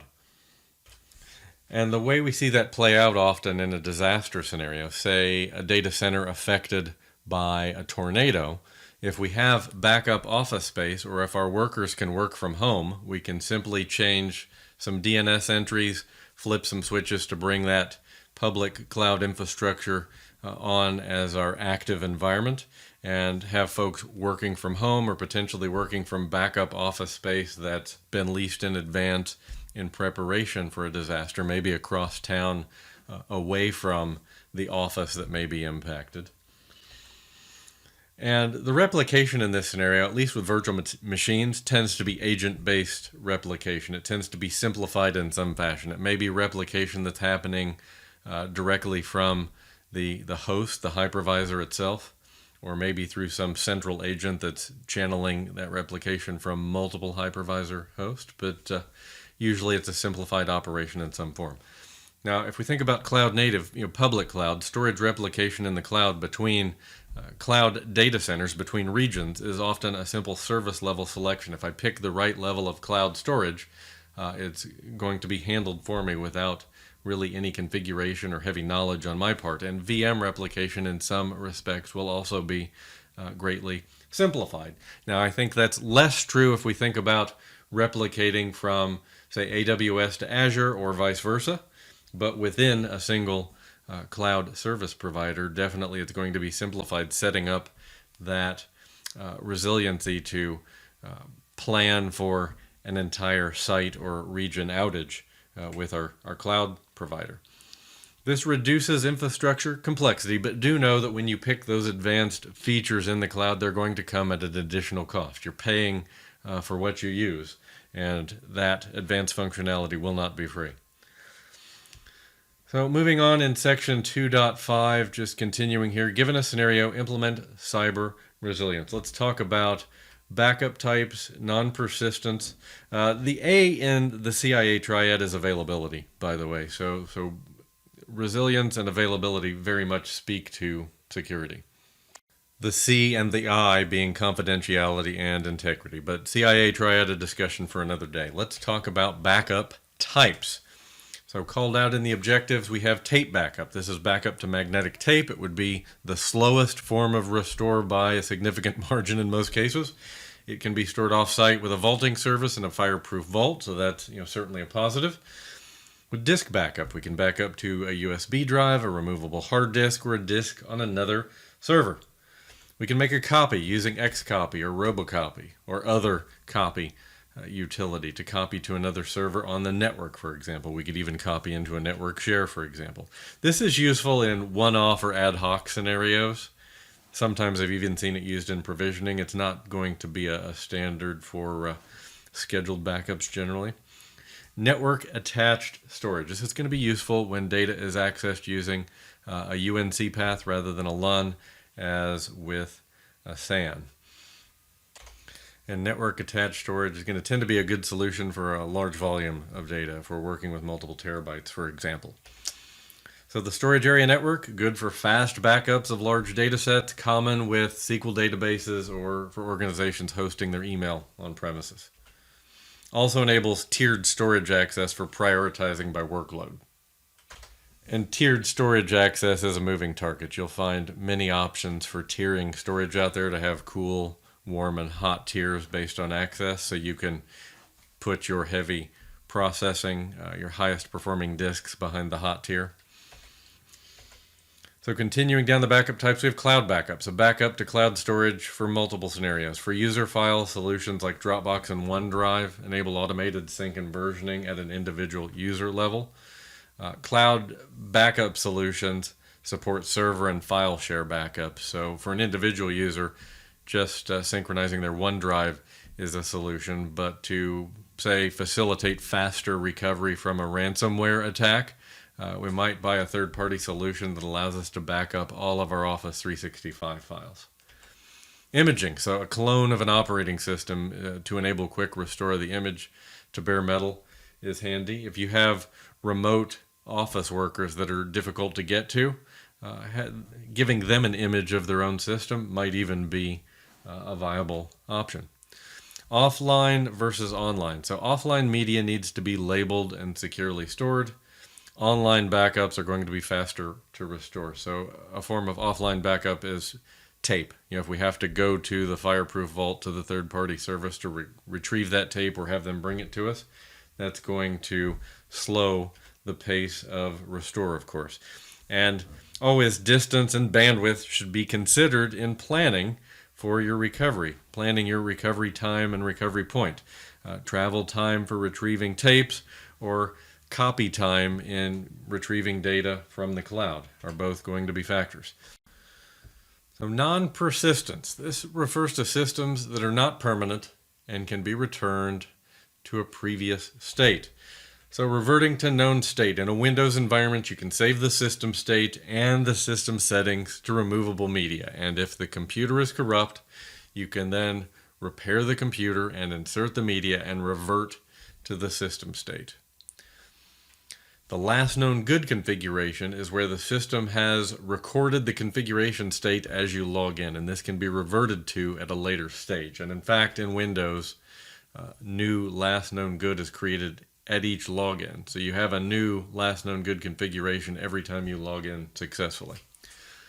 Live boot media. This is a copy of the operating system saved to a USB flash drive or a DVD. It enables booting from the removable media.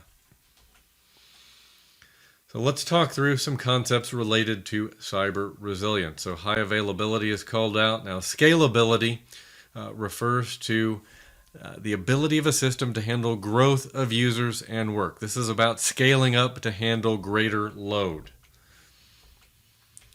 We then have fault tolerance, which speaks to the ability of a system to handle faults in a service like power, network, and hardware failures. This typically refers to component level failures. High availability is the ability to keep services up and running for long periods of time. This generally refers to resiliency through service level failures. Disaster recovery. This is about the ability to recover from an event which has taken down a service or a site. But when we talk about disaster recovery, we're typically talking about recovery in the event of a service or site failure. So restoration order. This is establishing the order in which components, systems, and services should be restored based on defined criteria. So prioritizing sequence can be based on business impact analysis, so the most critical systems will be restored first typically. And we'll base decisions on metrics like the recovery time objective, which is the maximum amount of time a process or service is allowed to be down and the consequences still to be considered acceptable. So this is service focused. And in the case of some services that are sold to third parties, there'll be a recovery time objective written into the contract beyond which the service provider moves into a penalty phase. And then we have the recovery point objective, or RPO. This is a point of last known good data prior to an outage that is used to recover systems. This really also tells us the time that can pass before the data loss exceeds maximum tolerance, but this is data focused. And diversity. So the impact of diversity on availability, resiliency, and security. So there is vendor diversity, which involves getting a service from multiple providers at the same time. So this would be really common on premises in contracting internet connectivity from multiple providers. Maybe you get one from Xfinity and then another from AT&T. So you have two lines, different providers, and that diversity provides greater resilience. Technology diversity, so different technologies in service delivery, different OSs, apps, appliances, etc. Crypto diversity, this is when a company uses multiple algorithms to protect their data or multiple layers of cryptography. And then controls diversity, which implements a compensating or a backup control that could replace a primary control should it fail. So for example, maybe an organization has a separation of duties policy for someone in IT security, and maybe that second person that's there to verify a process is out of the office or sick that day, and so it's not possible to implement that control as it was written. So maybe the backup policy is that one person that's left in order to execute that process has to take the request to their manager for review in order to satisfy that initial control. So it's a backup that could replace the primary should it fail. There can be a lot of examples in the world of information security. But diversity can improve security and resiliency if it is well managed. If it's poorly managed, some of these can lead to management complexity and poor integration. So moving into section 2.6, we'll be explaining the security implications of embedded and specialized systems. So here we'll touch on embedded systems, Internet of Things, and supervisory control and data acquisition, or SCADA. So an embedded system is a computer system that has a dedicated function within a larger mechanical or electronic system. And in fact, the technology component of an IoT device is often referred to as an embedded system. It's a full computer system embedded inside another larger system. A few examples of those larger systems that host an embedded system include printers, GPS, drones, and semi-autonomous vehicles. But an embedded system is both hardware and software combined into a single device. Some of these devices will have an update capability, some will have no update mechanism, which makes them more vulnerable to attack over time. The longer a system is around without updates, the more likely someone will eventually exploit a vulnerability. So we have the Raspberry Pi, which is a credit card-sized computer that allows you to run programming languages such as Python or Scratch, and it can be plugged into a monitor or a computer if you like, and typically run with relatively low power draw. And then there's the field programmable gate array, which is an array of programmable logic blocks designed to be configured by customer or designer after manufacturing. It accepts custom code and stores it in multiple hardware blocks, but it's very flexible in that it allows field modification to your use case. That's why it's field programmable. Then there's the Arduino. This is an open source programmable microprocessor or microcontroller. The boards are programmable through a USB. You can read inputs such as a light on a sensor or an activity such as turning on an LED, publishing something online, or activating a motor. Now, I've seen them used in agriculture scenarios to drive water monitoring, as an example. But you can run these from a 9-volt battery. They can be used to control electronic components. And the Arduino has shields, and these allow you to add wireless or Bluetooth, so it could be used even to build a robot. So next up, we have the Supervisory Control and Data Acquisition, or Industrial Control Systems, SCADA and ICS. So you'll find SCADA systems in places where there's a large amount of industrial equipment. In an industrial manufacturing or public utility setting, equipment is often network connected and monitored. And it can all be centrally configured and controlled and monitored from a computer using a SCADA network. But that central configuration, control, and monitoring is a key aspect, a key characteristic of SCADA.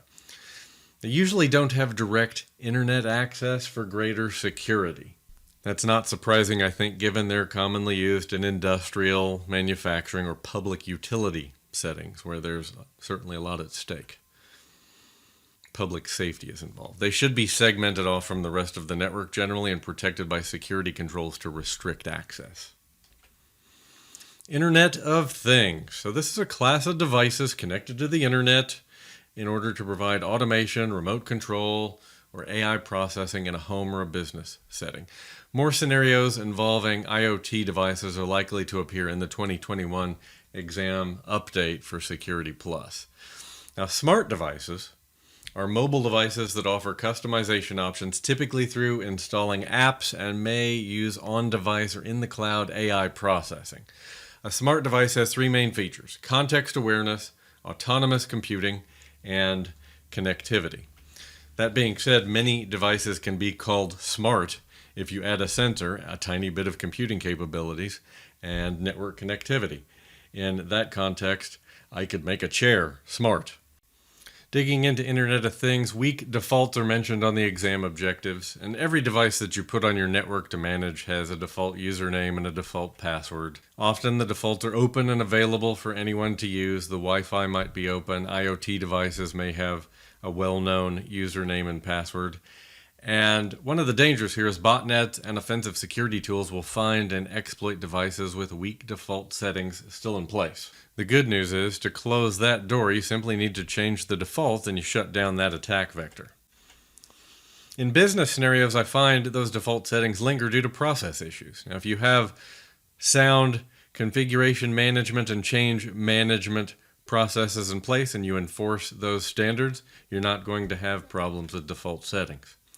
Wearables, that category would include your fitness tracker or your smartwatch. Facility automation, so in a large facility, IoT devices are able to manage everything from heating and AC to lights to motion, fire, and water detection. And often they're fairly simple to program, enabling facility managers without specialized training to be able to configure automation and monitoring of device function.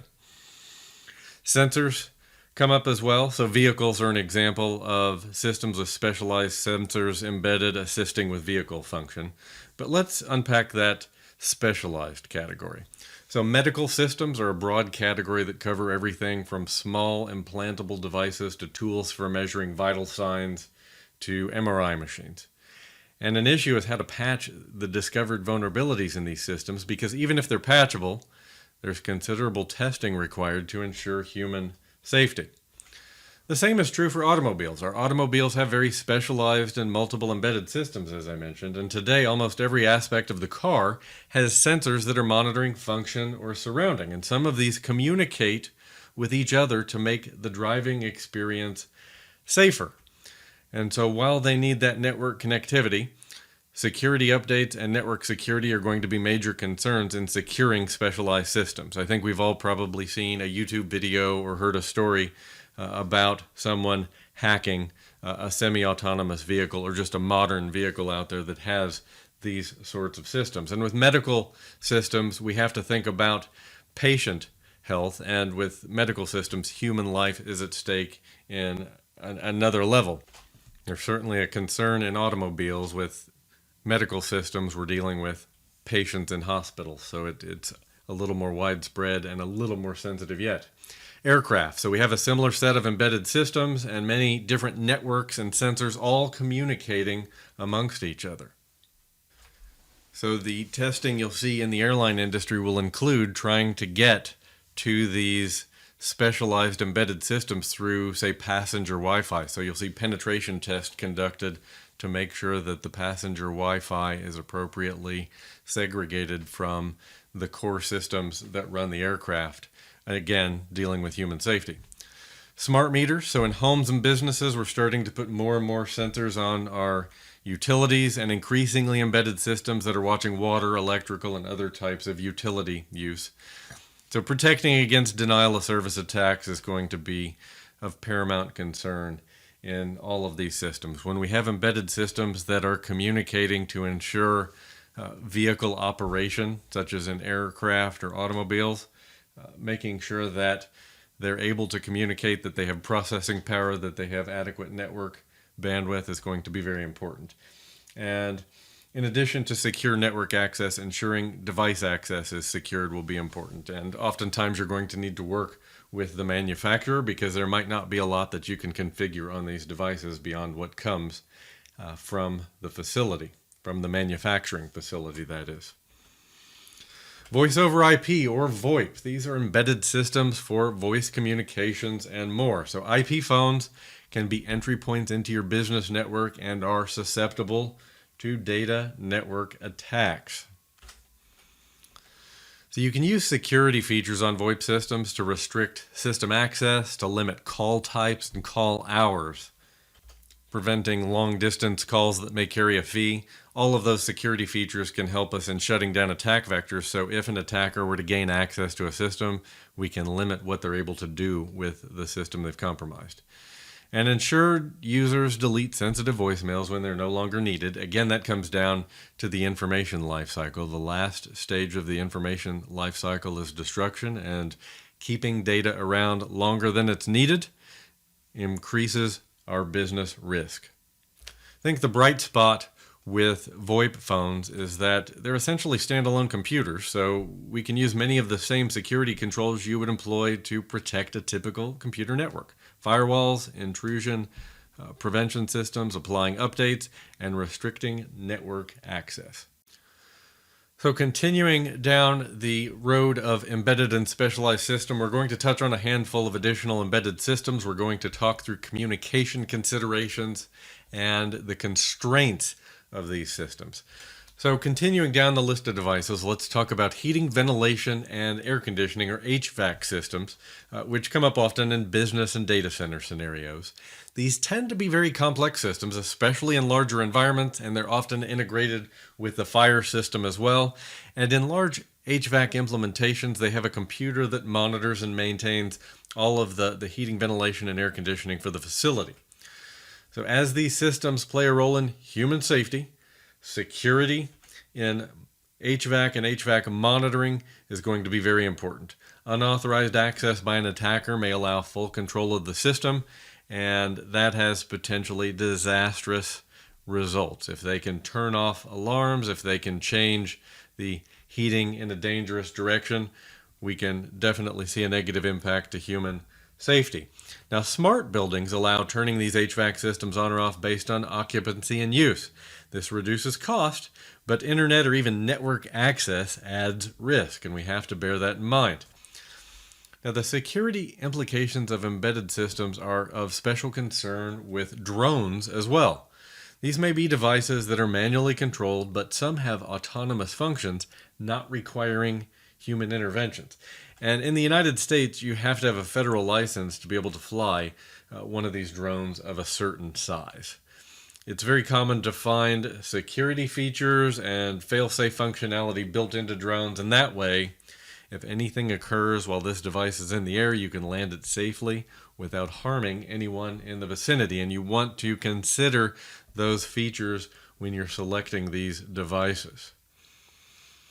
So in a multifunction device, you can have a scanner, a printer, and a fax machine all within a single embedded device. These devices have become increasingly complex with very sophisticated firmware. The scans and faxes are stored somewhere on the device, usually with internal memory in this multifunction device. And they generally feature bidirectional communication with user endpoints for document sending and retrieval, which opens the door to attackers.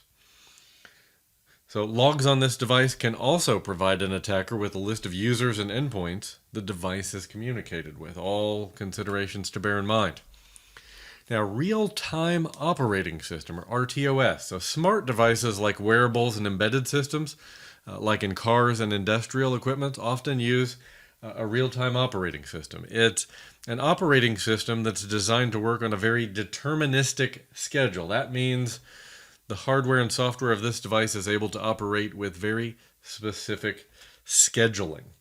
So security of these devices is important, but it's often difficult to know exactly what's running inside those embedded systems.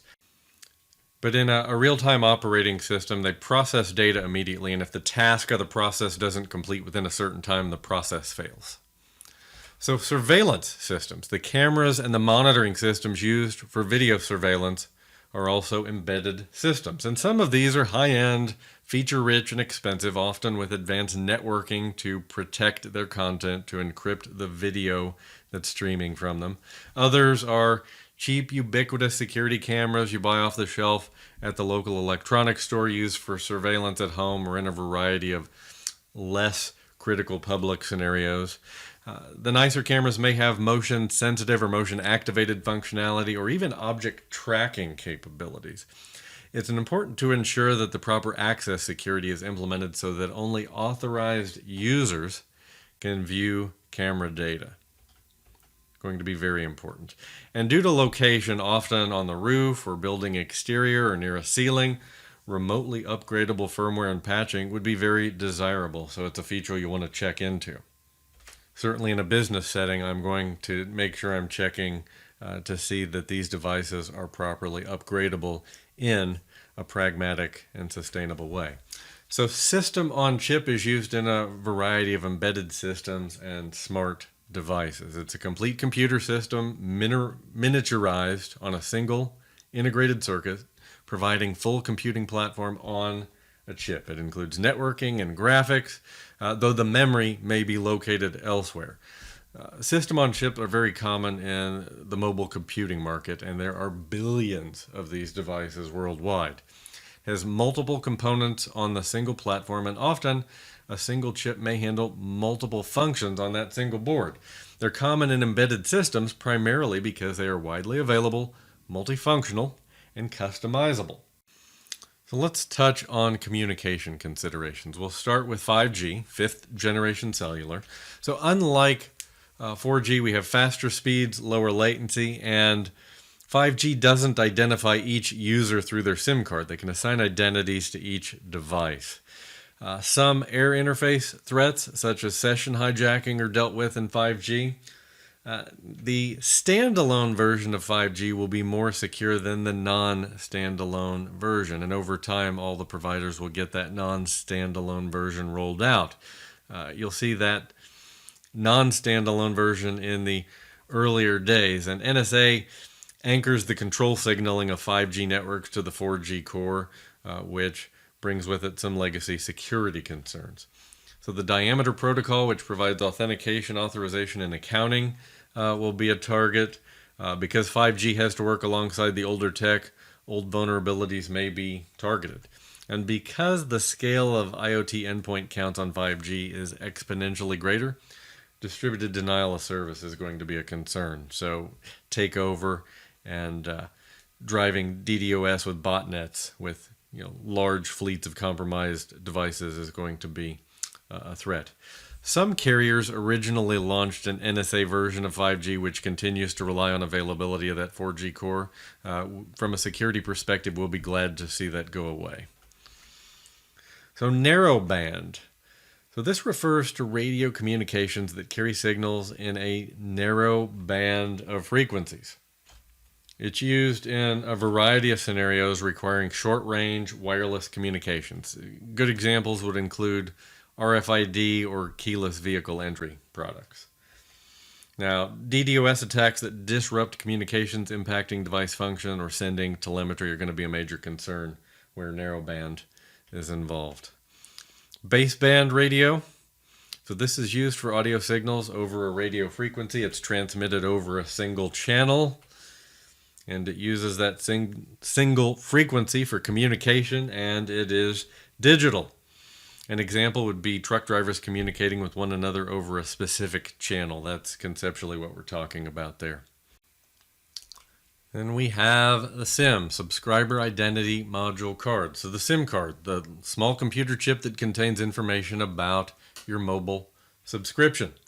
It allows a user to connect to a telecommunication provider to make calls, send text messages, or use the internet. So SMS messages can be used as a second factor in authentication. So that involves the SIM card today. It's one of the authentication factors most prone to attack and is therefore widely recommended as one to avoid in your multi-factor scenarios. The SIM card hijacking has been proven out in a real-world scenario. Li-Fi, light fidelity, uses the modulation of light intensity to transmit data. It uses LED. It can safely function in areas otherwise susceptible to electromagnetic interference. I think that is a capability worth remembering. It can theoretically transmit data at speeds of up to 100 gigabits a second. Do bear in mind Li-Fi only requires working LED lights, but visible light in that it cannot penetrate opaque walls. It's light.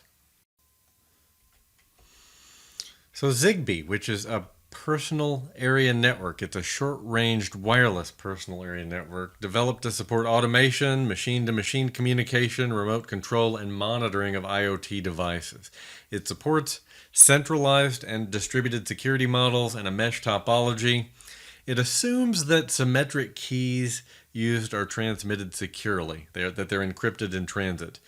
So during the pre-configuration of a new Zigbee-capable device in which a single key might be sent unprotected, you've got a brief window of vulnerability there. A common use of Zigbee is in IoT smart home hubs. In fact, there are certain Alexa models that have a Zigbee hub built in. So let's talk constraints in embedded systems. There are quite a few constraints in embedded devices due to their size, their location, their cost, their architecture. These include, for example, power and compute. The device is limited in size and often sits in remote or unusual locations, so this results in limited compute capacity and the need for low power consumption. Network connectivity. Embedded systems are not scalable, and some can only communicate through Wi-Fi or Bluetooth and are often short-ranged. It's difficult to transfer data from one system to another often. Authentication. Some embedded systems are incapable of joining a network and may only support local logon. You know what to do there. Change the defaults. So cryptography. PKI needs at least a 32-bit processor, and embedded devices are generally limited to 8 or 16. So as a result, authentication may be very slow depending on the type of authentication. So hardware upgrade and patching. Most embedded devices can't have their hardware upgraded and may require physical access to patch. And some vendors may not produce patches. So all important considerations. Many have that very short range, so they're not very flexible or scalable in terms of management and use. In terms of cost, they're mainly customized and function specific to keep costs down, making upgrade to new hardware versions impractical, sometimes from a process perspective, but often from a budget perspective. Implied trust. It may not be feasible to troubleshoot these devices. So when you purchase an embedded system, there's an implied trust that the system functions as documented. You may want to ask the manufacturer if they've pen tested the device, if they've made sure that it's hardened to a sufficient degree. That does it for lesson 2.6. We're going to move into section 2.7, explain the importance of physical security controls. So explain the importance means you need to know not only what, but why these components are important and where they factor. But we'll make sure you have the key points locked in for the exam. So we'll start with the functional order of security controls, and this is really just some background to give you a leg up. So security controls really work in this order. So we start with deterrence, and if we can't deter or discourage someone from an action, then we have denial. So we try to stop the action. And if denial fails, then we want to detect the action. And with detection comes then the need to delay their capability to complete whatever that attack is they're attempting to carry out. So this is really the logical flow in terms of the security controls we're going to layer in to our physical security. So defense in depth is the concept of protecting a company's data with a series of protective layers. And if one layer fails, another layer will already be in place to thwart an attack. And physical security plays a role in data security and service resilience and other areas. And understanding the types of security controls can be a major advantage in your cybersecurity career, and it can make it easier for you to understand physical security as a whole for the Security Plus exam and others. So physical security controls can be divided into three groups at the highest level. You have operational controls, which may also be called managerial or administrative controls. This will include things like policies and procedures, like site management, personnel controls, awareness training, and emergency response and procedures. And we have logical controls, also known as technical controls, and these are implemented through technology like access controls, intrusion detection, alarms, closed-circuit TV, monitoring, HVAC, power supplies, fire detection and suppression. And then we have the third group of controls, and these are physical controls. This means to protect objects, and this includes fencing, lighting, locks, construction materials, man traps, dogs, and guards, to name a few. So you want to know the logical controls for physical security for sure. So these, like I say, will include access controls, intrusion detection, alarms, CCTV, HVAC, and power supplies. I want to lay these out so you have some nice study aids. Administrative controls. So facility construction, selection, your site management, personnel controls, awareness training, emergency response, emergency procedures, so anything policy related in that case. And then we have the physical controls, so fencing, lighting, locks, construction, man traps, dogs, and guards. So there you have those laid out for study. Now, do remember there is no security without physical security. Without control over the physical environment, no amount of administrative or technical logical access controls can provide adequate security. If a malicious person can gain physical access to your facility or your equipment, they can do just about anything they want, from destruction to disclosure and alteration. So bollards and barricades show up on the exam objective. So what is a bollard? Well, it's a short post, or really a row of short posts, typically used to divert vehicle traffic from an area or road. They can be placed in front of a building to stop a car from driving at a desired point, to prevent a car from driving into a building, as you'd see in the picture there. It may be used also to establish different zones of physical security. I've even seen them made so they can come out of the ground on demand, so they can be lowered and raised as necessary to establish those zones. But for the exam, I would make sure that I'm familiar with the different physical controls related to entry and entrance security. We're going to talk about a few of those today. So the access control vestibule. It's a turnstile device that allows only one person in at a time. A man trap is a common example. An airlock is a similar concept that also restricts airflow. So for purposes of the exam objective called out access control vestibule. Man trap is the same as access control vestibule, two terms for the same thing. In fact, I believe you'll find that to be true even on Wikipedia. So badges, signage, and alarms. So signage, before anyone reaches your main entrance, there should be highly visible signs warning them that they are entering a secure area with armed guards and dogs. This is used as a deterrent to prevent possible intruders, to discourage intruders. Remember back to the order of security controls. And then badges, the form of identification that's retained or captured and photocopied. And then the user is allocated a visitor's badge that is a different color to that of employees. And typically in the badge scenario, they should return the badge when they leave. The badges should be visible at all time. And anyone that isn't displaying a badge should be challenged. In fact, you want to train your employees in this behavior to make sure that they adapt that as part of their culture and they help you in maintaining physical security in that way. For staff, badges for members of staff, for employees, they might be RFID enabled cards so they can access the building via a card reader that would require physical proximity, a badge system, or maybe even an insertion of that badge. Burglar alarms enabled when the premises are not occupied. So when someone attempts a break-in, it will trigger an alarm and notify the monitoring company or the local police. And then fire alarms and smoke detectors. So in a company building, there should be fire alarms or smoke detectors in every room. So when a fire breaks out and the alarms go off, people inside the premises are able to escape. Your number one responsibility in security: human safety. Cameras. So these are detective and deterrent controls for physical security. So some cameras are motion sensing. They can be set up in areas around the perimeter and on doorways to detect motion. Others have object detection and tracking capability. They can be set up to detect objects both day and night and to alert the security team by raising an alarm. Now, object detection and higher quality cameras can recognize the type of object sometimes, like telling a person from a vehicle. And it may be able to lock onto an object, like a person's face, and track it as it moves from place to place. CCTV, closed circuit television. You should consider monitoring entry points with CCTV.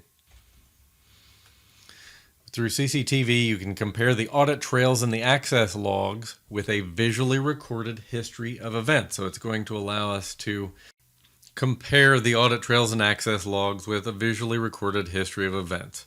So those logs are useful tools for managing physical access control. And you may need to create logs manually with your security guard's help, or sometimes logs will be generated automatically, like if you have an RFID badge system with proximity readers, the logging may be automatic. And you may find that functionality works to your advantage even with your visitor badges in a proximity readers. When the visitors walk by certain areas, that badge automatically gets picked up. That can be a valuable logging mechanism to track their physical access if you're not using cameras to do so. But through CCTV, you can compare the audit trails and the access logs at your entry with a visually recorded history of actual events to piece together the recreation of events, should that be necessary in terms of reconstructing a timeline of events in intrusion, breach, or attack. Industrial camouflage, so designing a facility or another resource to obscure it from identification via aerial photography and other means of observation. For company facilities housing important resources in operation, this may include designing the building to prevent recognition of its purpose. This is another layer of physical security. And entrances may be disguised as well to prevent visual identification by potential attackers and intruders.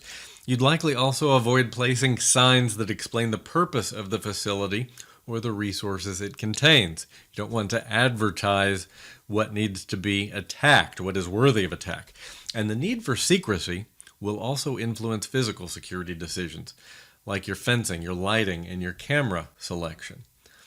So let's talk about personnel in physical security. So we have guards who work at the entrance reception desk to check the identity of people entering the building to stop unauthorized access. And in high security scenarios, an armed guard and a dog may be appropriate.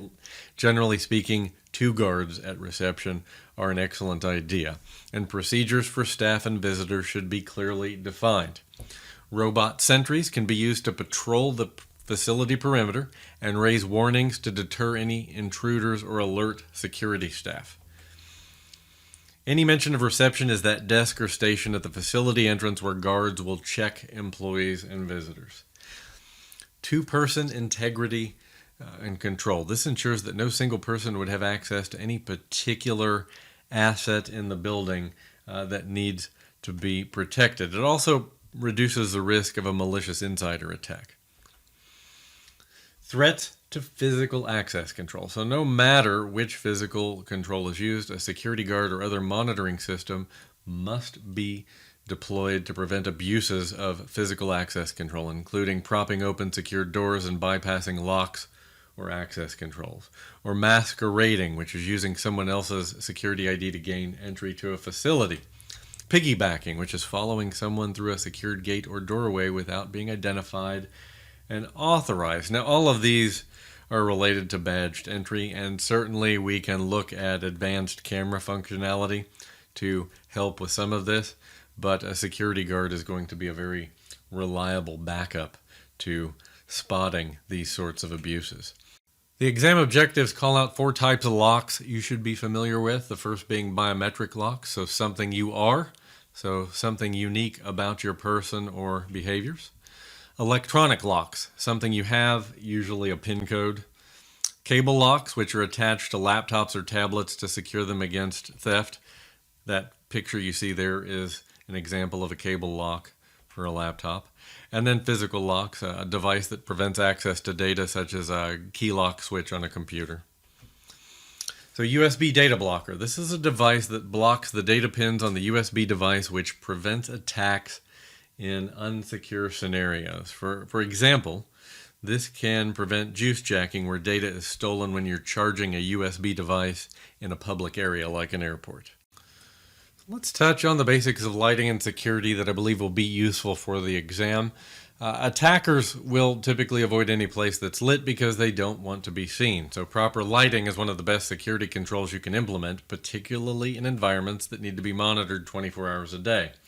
And you want to make sure you're providing enough light levels for the cameras and guards monitoring that area. And consider lighting angles, especially if there are shadows and you're doing some type of facial recognition. Now here's some extra credit. This may not come up on the exam. I think it will be useful knowledge for you going forward in your career just the same. These are some elements of effective lighting design. So the lighting should not illuminate the positions of the guards, dogs, patrol posts, or other similar security elements on the exterior of the building. That's going to tip off potential intruders.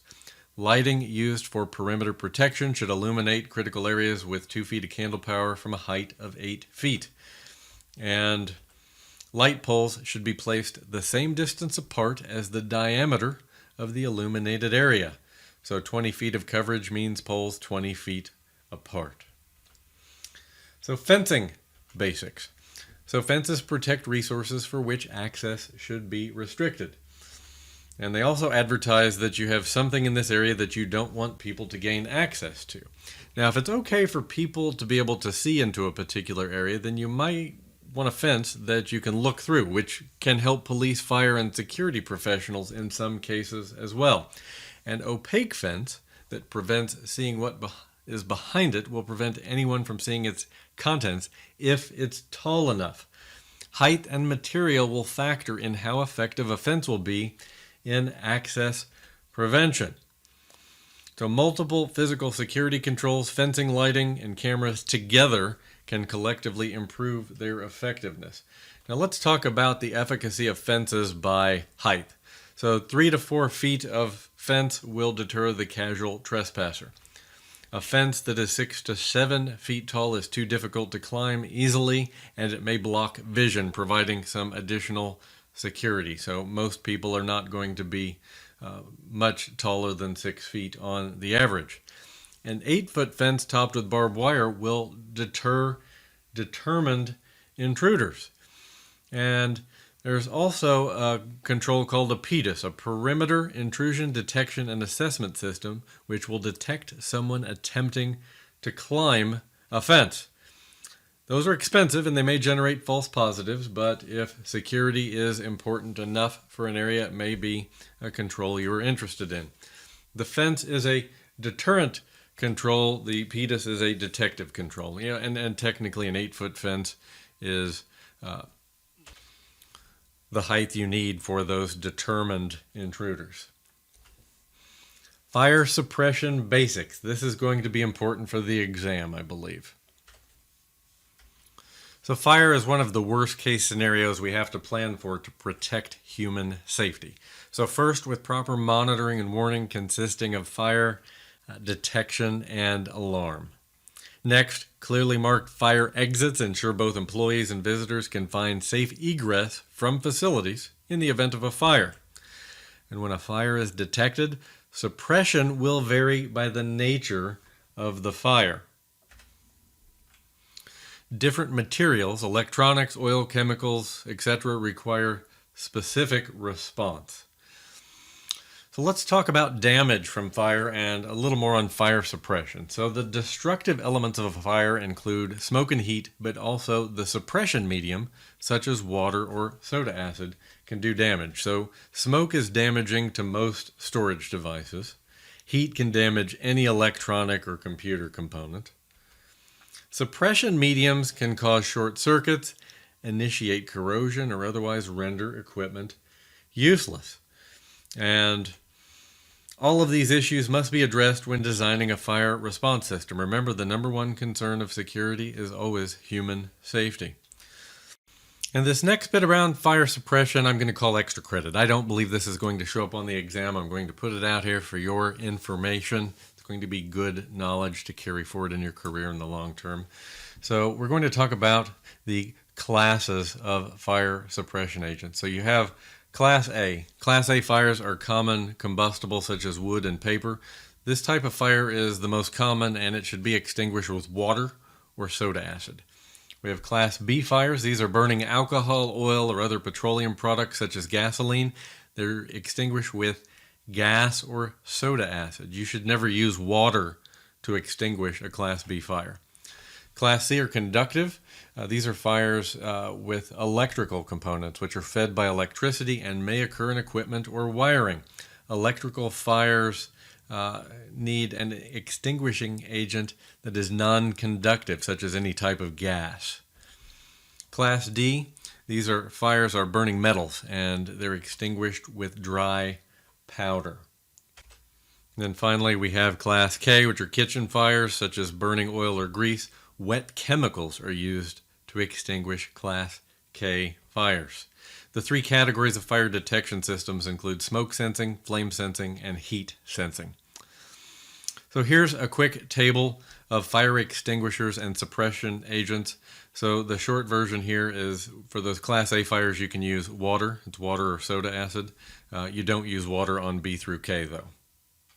But again, call these details extra credit. So continuing with section 2.7, we're still talking about physical security controls. We're going to touch on sensors, secure areas, secure data destruction, and a few other important physical security controls. So let's start with the role of sensors in physical security. So we have motion detection. So when someone is walking past a building and the motion sensors detect movement and turn on lights to discourage would-be intruders. That's a deterrent control. A building with a CCTV camera in a prominent position and a sign warning people they are being recorded may also act as a deterrent. Then there's noise detection. So noise monitoring devices can detect excessive noise to detect a variety of issues depending on where they're placed, including intruders maybe breaking a glass or other negative or destructive events. Proximity readers and cards. So proximity cards are commonly used to gain access to doors or door locks. So RFID proximity readers are a sensor of a sort. By moving the card close to the proximity reader, info on the card is checked, and then the system can either allow or disallow access through that lock based on the information related to that individual. So humidity sensors measure the amount of moisture in the air. And if there's too much moisture in the air, it can lead to condensation, which can damage sensitive equipment. It can lead to the formation of harmful mold. Now, temperature sensors detect that it's getting too hot, and it can trigger corrective action like injecting cold air into a space. Critical systems could fail if the temperature gets too hot. Carbon dioxide sensors measure the CO2 in the air, as workers could become ill with headaches or get drowsy if CO2 levels get too high. As with most security processes and equipment, sensors require ongoing maintenance and management and periodic testing. You need to make sure they're working, just like your smoke detectors. So know ideal levels as well as the effects of temperature and humidity. I think these are easy facts to remember and useful. So humidity, 40 to 60% is ideal. Temperature for computers ideal is 60 to 75 Fahrenheit, so that's 15 to 23 Celsius. Damage really kicks in at 175 Fahrenheit and up. Managed storage devices, though, can be damaged at as low as 100 Fahrenheit. So too much humidity can cause corrosion. Too little humidity causes static electricity. Remember, 40 to 60% is ideal. Even in non-static carpet, low humidity can generate a 20,000 volt static discharge. So drones in physical security. Drones are used to monitor facility perimeters and conduct constant surveillance over large areas. It can also be sent out as a response mechanism before personnel can respond and conduct an initial site assessment. So you can send that drone out ahead as an element of advanced data collection to ensure the safety of your security personnel, because it enables the personnel to assess the risks before responding or entering a secure area where there may be danger. Visitor logs. So understand how to handle visitors in a secure facility, definitely on the exam objectives. If a facility employs restricted areas to control physical security, then a mechanism to handle visitors is required. Often, an escort is assigned to visitors and their access and activities are monitored closely. Tracking actions of outsiders when they are granted access to prevent malicious activity against the most protected areas is expected. And visitor logs. Again, the guards maintain entrance to the base or company will ask visitors to complete the visitor logs and then provide some sort of authentication. Faraday cages. So Faraday cages are an enclosure used to block electromagnetic fields. It prevents wireless or cellular phones from working inside the enclosure. However, signals such as high-frequency RFID are likely to break through a Faraday cage, just FYI. A screened subnet. This is a boundary layer between the LAN and the WAN, the local area network and the wide area network, that holds information that companies may want people from the internet to access. Front-end web and email servers may reside in a screened subnet. Systems with sensitive data or hosting identity and access management would not. For example, Active Directory domain controllers don't belong in a screened subnet. Other names for a screened subnet are demilitarized zone, DMZ, or perimeter network. So those are all different terms for the same concept. Exam objectives call out protected cable distribution. So a protected distribution system encases network cabling within a carrier. It enables data to be securely transferred directly between two high security areas through an area of lower security. So we have a hardened carrier. This is where network cabling is run within metal conduit. All conduit connections are permanently welded or glued to prevent external access. To identify signs of tampering, regular visual inspections of the carrier should be conducted. An alarmed carrier. This is where welds or glue is used to secure a hardened carrier, are replaced with an electronic alarm system that can detect attempts to compromise the carrier and access the protected cable within it. So the key there being the electronic alarm system. That's the defining characteristic. And then we have continuously viewed carrier. This is where security guards continuously monitor the carrier to detect any intrusion attempt by attackers. Air gap. So we create air gaps between some systems that are used internally to separate confidential systems from standard systems. So the only way to insert or remove data from an air-gapped machine is by using removable media, such as a USB or CD-ROM drive.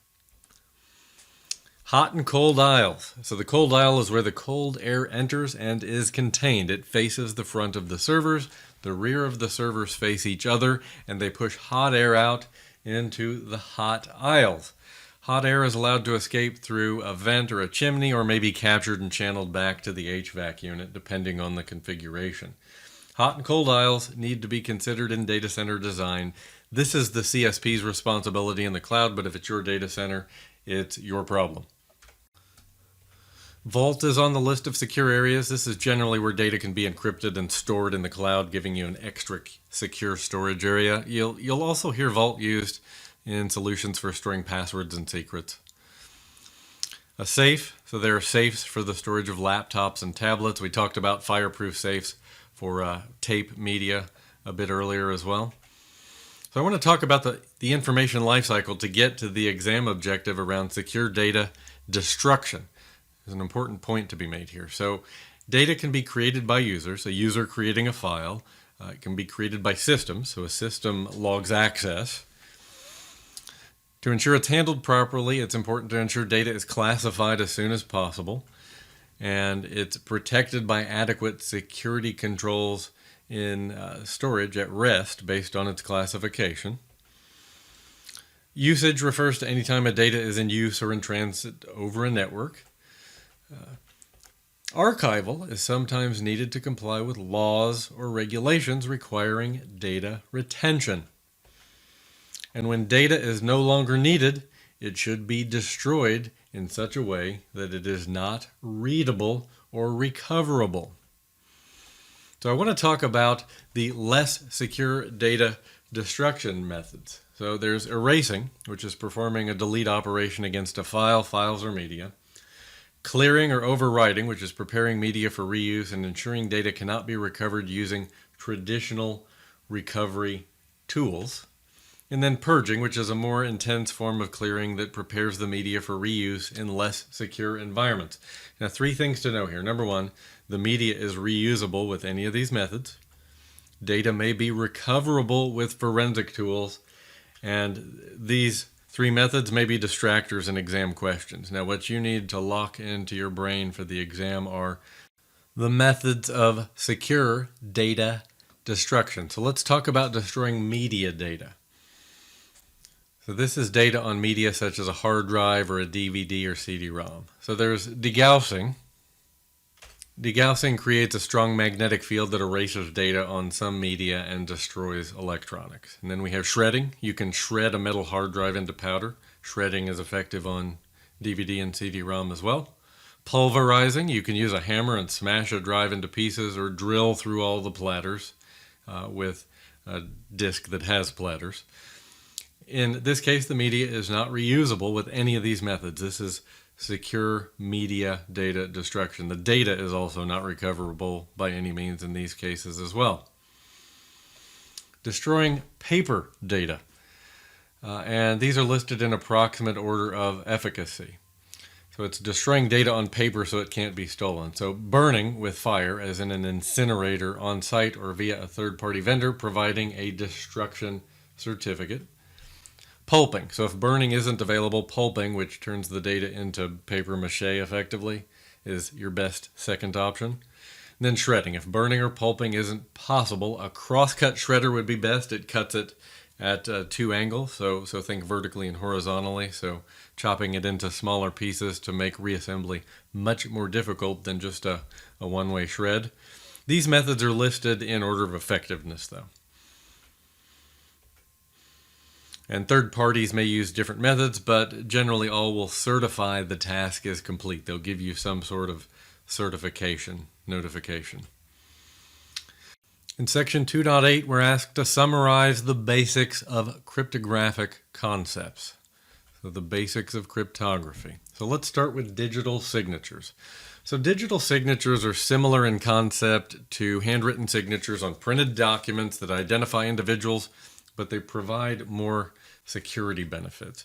It's an encrypted hash of a message encrypted with the sender's private key. In a signed email scenario, it provides 3 benefits. Authentication, so it positively identifies the sender of the email. Ownership of a digital signature, secret key is bound to a specific user. Non-repudiation, so the sender can't later deny sending the message. This is sometimes required with online transactions. And integrity, it provides assurances that the message has not been modified or corrupted, so recipients know that the message was not altered somehow in transit. These are the important basics for the Security Plus exam. I'm going to mention briefly the digital signature standard. So the DSS uses SHA-2 and SHA-3 message digest functions. It works in conjunction with one of three encryption algorithms, DSA, RSA, or elliptic curve DSA. The digital signature standard comes from NIST. It's documented at the URL here. I just wanted to drop this here for your edification if you want to dig into this a bit further. So key length. So some cipher suites are easier to crack than others. Larger keys tend to be more secure because there are more possible key combinations. Now, key stretching. This is a process used to take a key that may be weak and to make it stronger by making it longer and more random. A longer key has more combinations a brute force attack has to go through to crack. So since 2015, NIST recommends a minimum of 2048-bit key for RSA. This will change over time as computing power advances. Quantum computing will definitely impact this recommendation. So hashing versus encryption. So how is hashing different from encryption? So we talked about this briefly earlier. We're going to touch on it again here just in case. So encryption is a two-way function. What is encrypted can be decrypted with the proper key. Hashing, on the other hand, is a one-way function that scrambles plain text to produce a unique message digest. There's no way to reverse a hash if it's properly designed. Common uses of a hash include verification of digital signatures, generation of pseudo-random numbers, and integrity services. So file hash comparison, for example. Salting is also mentioned on the exam objective. So cryptographic salts come into play with your password. So attackers may use rainbow tables of pre-computed values to identify commonly used passwords. A salt is random data that's used as an additional input to a one-way function that hashes data, a password, or a passphrase. Adding salts to the passwords before hashing them reduces the effectiveness of rainbow table attacks. You're really relying on your identity provider, your identity platform, to implement cryptographic salts. Many of them do. Elliptic curve cryptography, or ECC. So ECC is a small, fast key that's used for encryption in small mobile devices. It was created because of the constraints that we have associated with the calculations that we use in asymmetric encryption. Curves in ECC are easier to calculate than the large primes typical in asymmetric encryption. But it's a small, fast key, so just to quantify that for you, here's a table of relative key sizes for ECC versus RSA, Diffie-Hellman, and El-Kamal. So algorithms for similar uses. So the smaller key makes ECC attractive for resource-constrained systems. You'll see there that it's a 160-bit ECC key. This chart's just for comparison only, just to show you that relative size difference. No need to memorize these details for the exam. So perfect forward secrecy. This is a feature of specific key agreement protocols that assures session keys will not be compromised if long-term secrets, think private key, is used in session key exchange and compromised later. So it indicates that a cryptographic system generates random public keys for each session, and it does not use a deterministic algorithm in the process. So given the same input, the algorithm will create a different public key, ensuring systems do not reuse keys. That's what it means to not be deterministic. It protects data on the transport layer that uses TLS protocols like OpenSSL. It uses more computing power than if you're using a single private key like on a web server, so it won't be a fit for all scenarios. But one of the key values of forward secrecy is that it protects past communication, reducing motivation for an attacker to compromise keys. So also on the exam objectives are symmetric versus asymmetric cryptography. So you'll want to know the difference. So symmetric cryptography relies on the use of a shared secret key. It lacks support for scalability, easy key distribution, and non-repudiation. It has a challenge in that respect. Asymmetric, or public key cryptography, uses public-private key pairs for communication between parties. It supports scalability, easy key distribution, and non-repudiation. Now I want to take you through an example with asymmetric cryptography. So in asymmetric, each party has their own public key and their own private key. So in this case, Franco sends a message to Maria requesting her public key. Maria sends her public key to Franco. Franco uses Maria's public key to encrypt the message and sends it to her.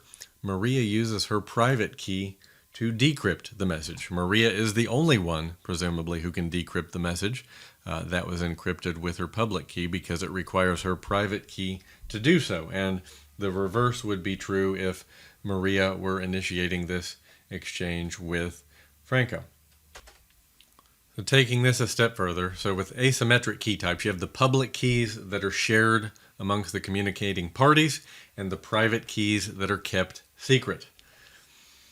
And to encrypt a message, you use the recipient's public key. So Franco used Maria's public key.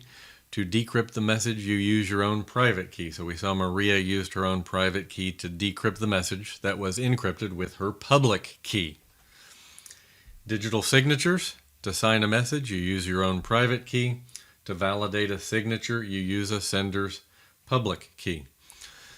So each party has both a private and public key in asymmetric cryptography. Now, to really bring together your understanding of these different cryptographic methods, let's talk about how these algorithm types are typically used. So asymmetric cryptography is typically used for bulk encryption, encrypting large amounts of data. An example of a symmetric algorithm is AES-256. Asymmetric cryptography is often used in distributing the symmetric algorithm's encryption key, because remember, it's a shared key, so asymmetric gives us a secure method for transmitting keys. It works well in identity authentication via digital signatures and certificates.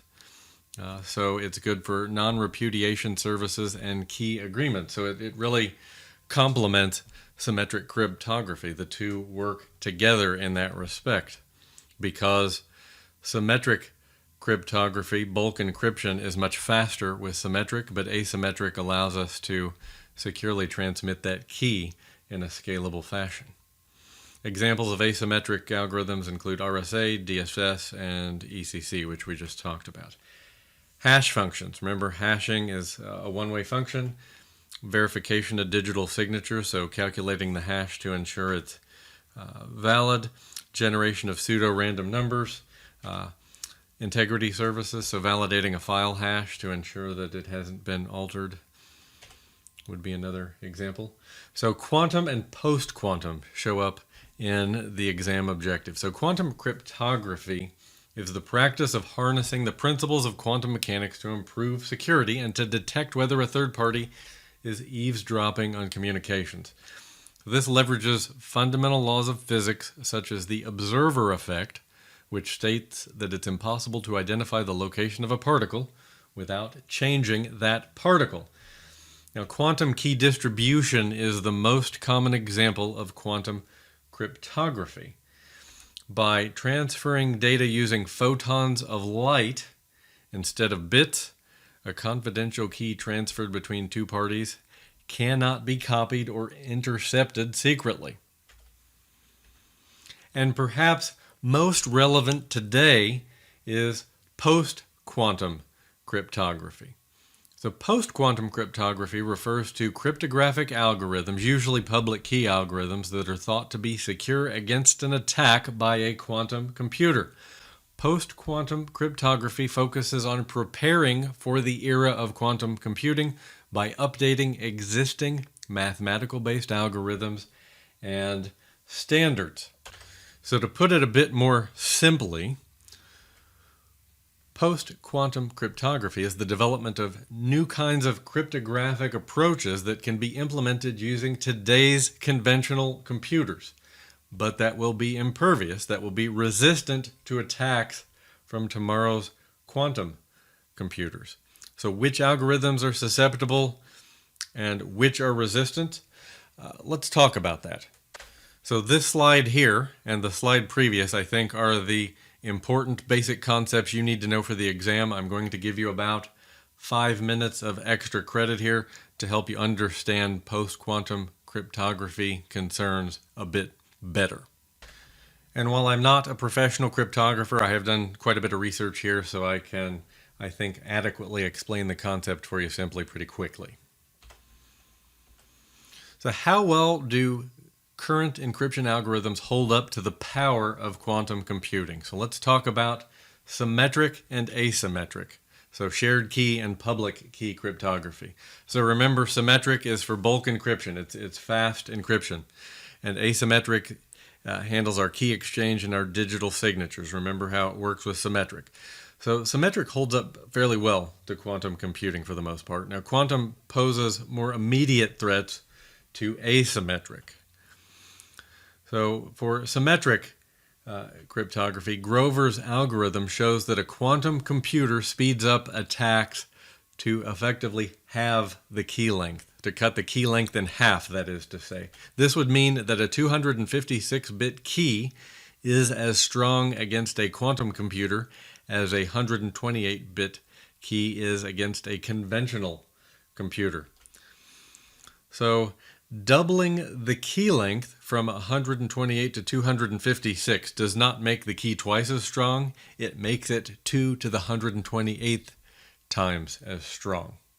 So doubling the key length gives us a lot of extra bits, creating many more combinations to protect against brute force. So doubling the key length makes symmetric at 256 bits safe in the quantum scenario. Now, asymmetric public key cryptography, Shor's algorithm can easily break all of the commonly used public key algorithms based on both factoring and discrete logarithm problems.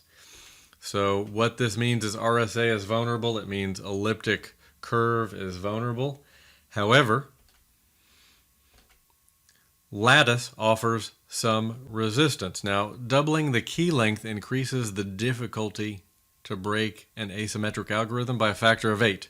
That's not a sustainable advantage in the quantum scenario.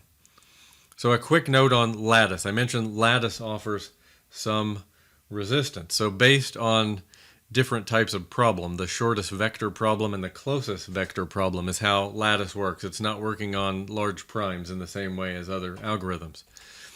So it potentially enables us to replace essentially all of our currently endangered schemes. And lattice-based cryptographic schemes make up the lion's share of scientific publications on post-quantum cryptography. Now, I will say that research, selection, and standards development is ongoing.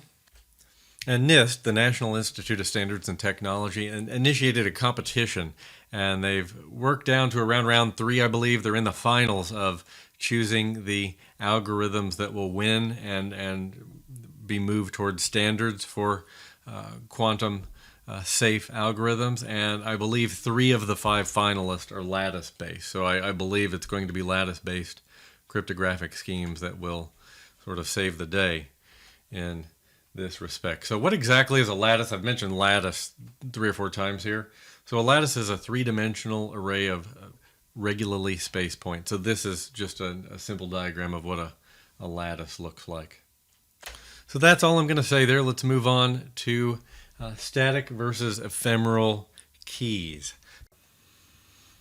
So the 2 primary categories of asymmetrical keys are static and ephemeral. So static keys are semi-permanent and they stay the same over a long period of time is the key concept there. A certificate includes an embedded public key matched to a private key, and that key pair is valid for the lifetime of a certificate. Certificates have expiration dates and systems continue to use those keys until the certificate expires. 1 to 2 years is a common certificate lifetime for a client certificate. And a certification authority can validate a certificate static key with a certificate revocation list or using the online certificate status protocol. RSA uses static keys. Ephemeral keys have a very short lifetime and are recreated for each session. An ephemeral key pair includes a private ephemeral key and a public ephemeral key, and the systems use these key pairs for a single session and then discard them. Some versions of Diffie-Hellman use ephemeral keys. So modes of operation for block ciphers. So we have electronic codebook mode, which is the simplest and least secure mode. It processes 64-bit blocks. It encrypts the blocks with the chosen key. If the same block is encountered multiple times, the same encrypted block is produced, making it easy to break. There's cipher block chaining, where each block of unencrypted text is XORed. We talked about the XOR or exclusive OR earlier, with the block of cipher text immediately preceding. So the decryption process simply decrypts the ciphertext and reverses the XOR operation. And then there's counter, which uses an incrementing counter instead of a seed, so errors don't propagate. So blockchain is listed on your exam objectives, and blockchain was originally the technology that powered Bitcoin, but it has broader uses. So blockchain is a distributed public ledger that can be used to store financial, medical, or other transactions. Anyone is free to join and participate. It doesn't use intermediaries such as banks and financial institutions, and data is chained together with a block of data holding both the hash for that block and the hash of the preceding block. To create a new block on the chain, the computer that wishes to add the block solves a cryptographic puzzle and sends the solution to the other computers participating in that blockchain. This is known as proof of work. Cipher suites. So we have stream ciphers, and a stream cipher is a symmetric key cipher where plain text digits are combined with a pseudo-random cipher digit stream, a key stream it's called. In a stream cipher, essentially each plain text digit is encrypted one at a time with the corresponding digit of the key stream to give a digit of the cipher text stream. Now a block cipher, in contrast, is a method of encrypting text in which a cryptographic key and an algorithm are applied to a block of data, for example 64 contiguous bits at once as a group rather than one bit at a time. Block ciphers are widely used today because it's a faster method of encryption than a stream cipher. Lightweight cryptography. This is an encryption method that features a small footprint and or low computational complexity. For the exam, elliptic curve cryptography, which is asymmetric, is the go-to for low power small devices, and AES is the symmetric algorithm for military. So just note those. And NIST is working on standards for lightweight cryptography. It's really important for embedded systems and other resource-constrained devices.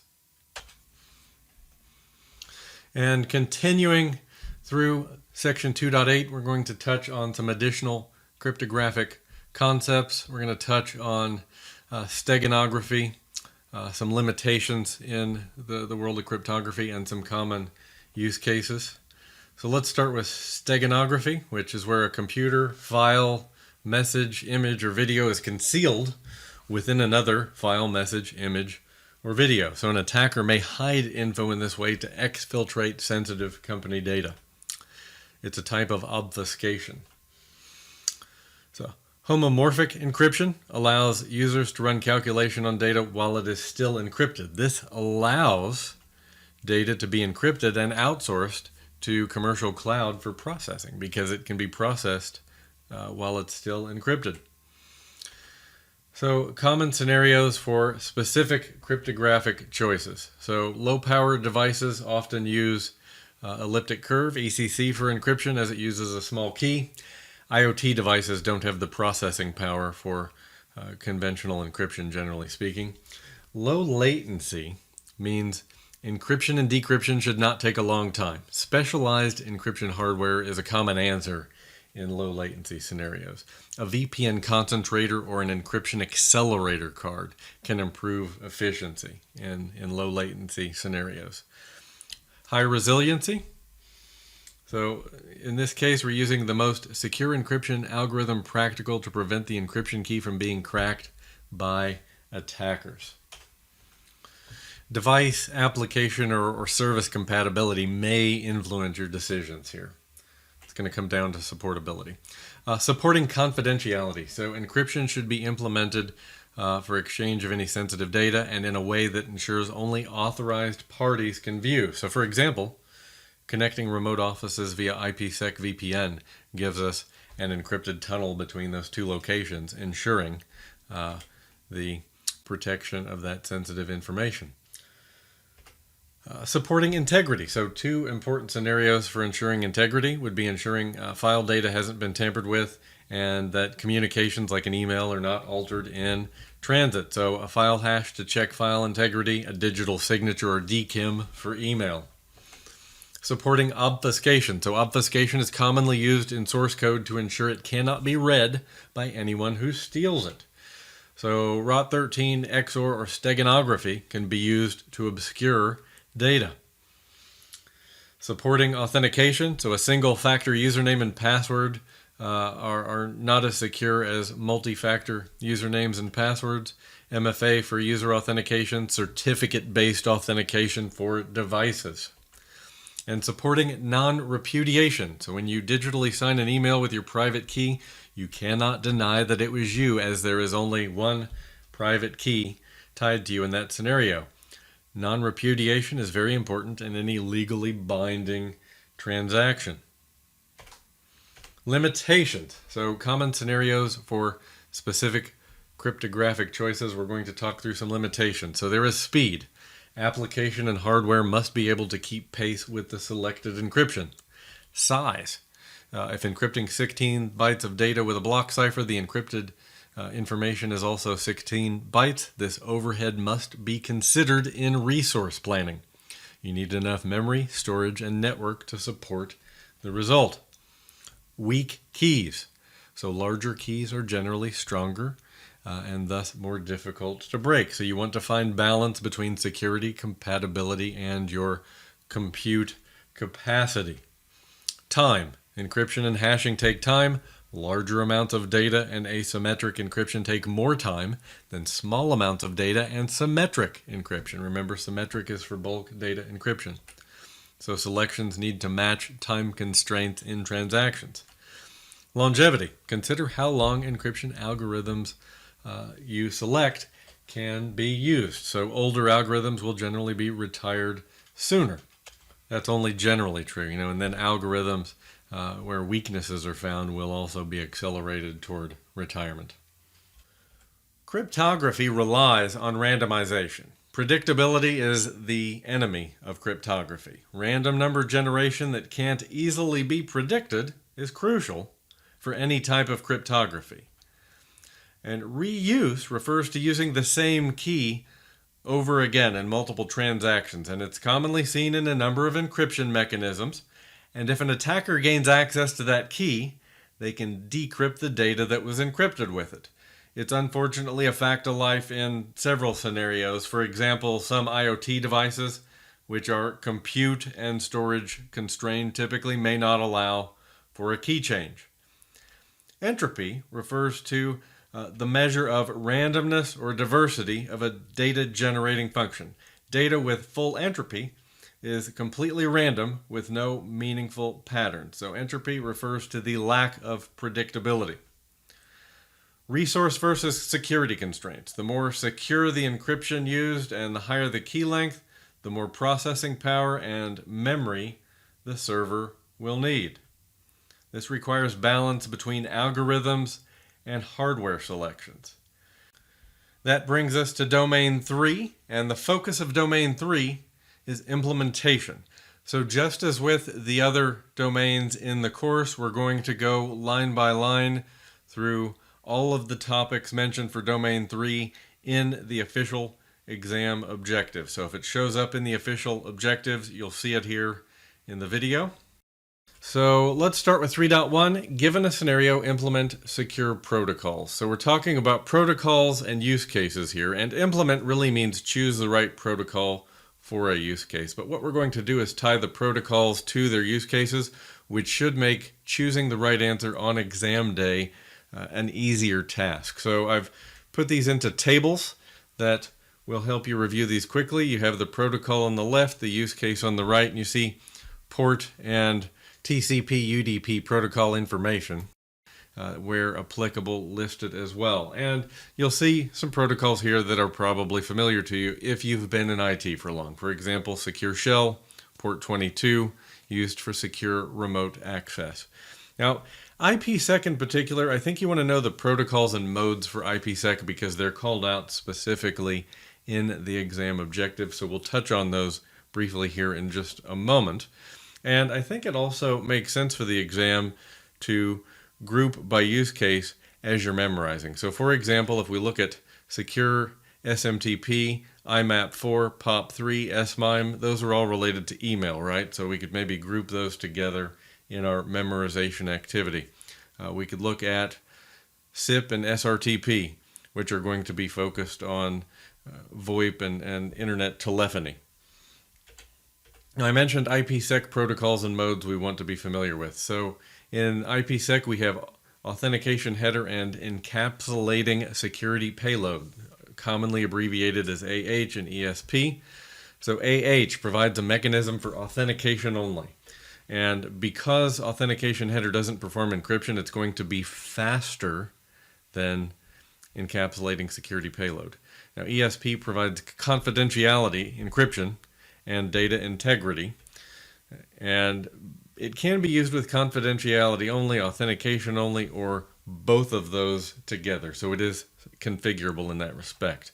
Now, IPsec modes are also important, and the first is transport mode, in which IP addresses in the outer header are used to determine the IPsec policy that will be applied to the packet.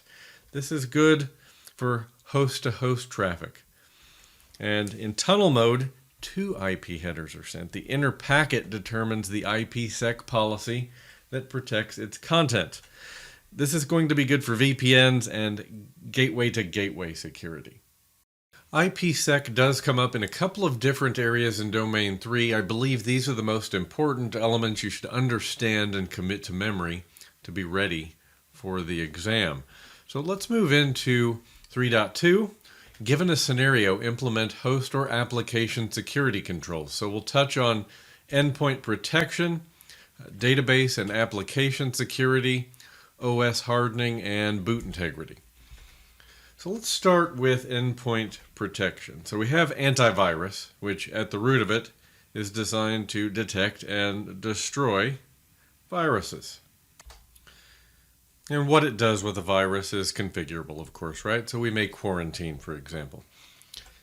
And then we have anti-malware, which, similar to antivirus, stops threats, but anti-malware focuses on all kinds of malware: viruses, trojans, worms, and potentially unwanted programs. And then we have endpoint detection and response. So this is integrated endpoint security that combines real-time continuous monitoring and collection of endpoint data, as well as rules-based automated response and analysis capabilities, which you'll sometimes hear termed investigation even.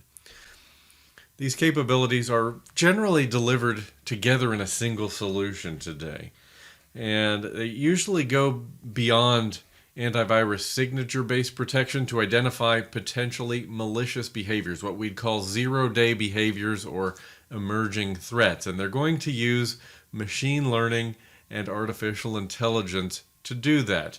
How that happens will vary by vendor, but AI and machine learning are going to be common elements of that EDR solution. All right, data loss prevention. So this is a way to protect sensitive information and prevent its inadvertent, think unintentional, disclosure. And DLP solutions can identify, monitor, and automatically protect sensitive information in documents.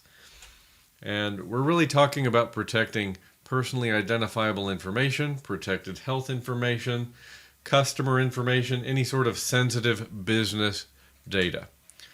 And with DLP software, typically you can create policies that you can apply to email, to your SharePoint portals, to cloud storage, and in some cases even to databases. And these policies will typically have canned formulas to identify different types of data like PII, like protected health information, like credit card data, or they'll provide you the ability to write your own regular expressions to identify what you consider sensitive. So let's talk firewalls for a moment. So when we think about modern firewalls, there's the web application firewall, which protects web applications by filtering and monitoring traffic between a web application and the internet. It typically protects web apps from common attacks like cross-site scripting, cross-site request forgery, and SQL injection. Now, many of your web app firewalls will come with pre-configured OWASP rule sets that protect against the OWASP top 10 application vulnerabilities. And then there are next-generation firewalls.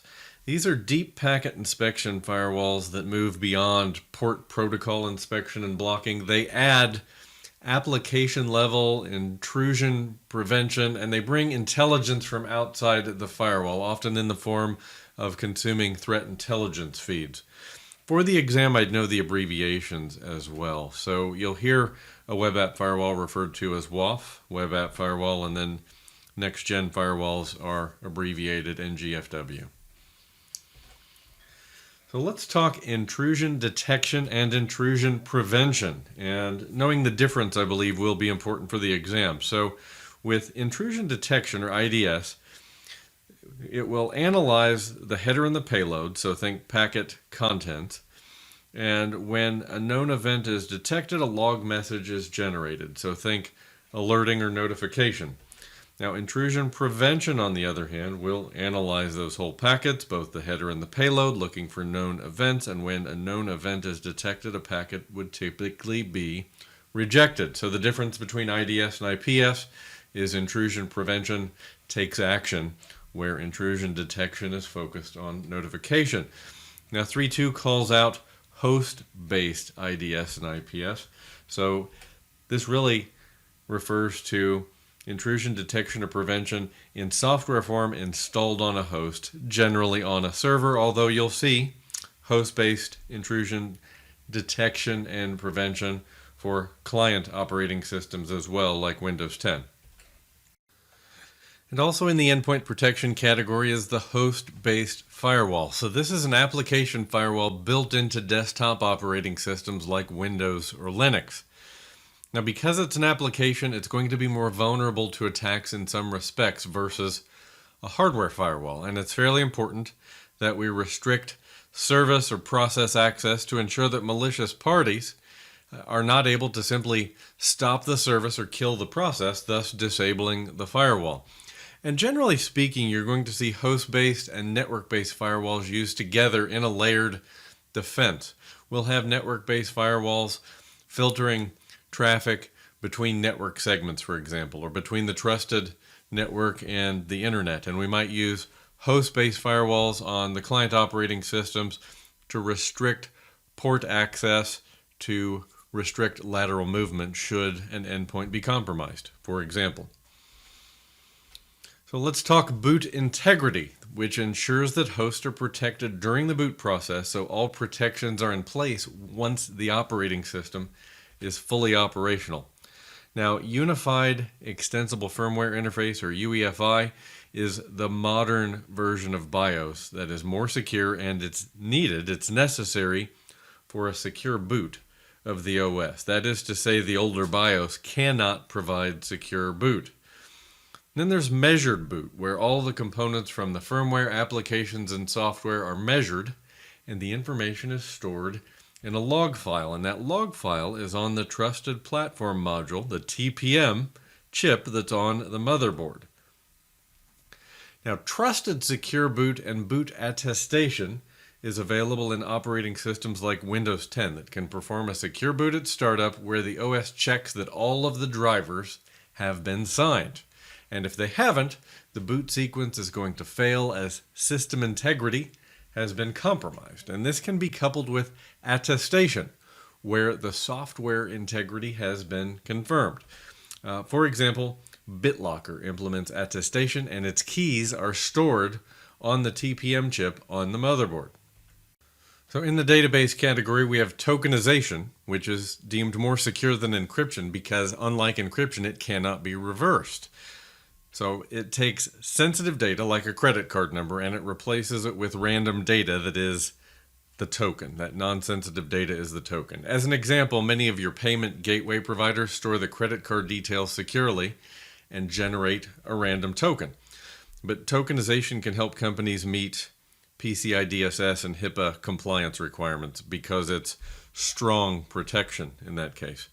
Now, in hashing, a database may contain a massive amount of data, and hashing is used to index and fetch items from the database.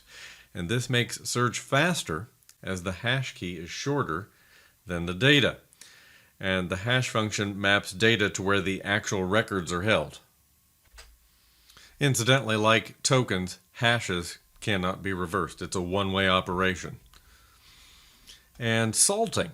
So salting passwords in a database is like salting passwords in an identity provider. It adds random text to the password before hashing to increase the compute time for a brute force attack.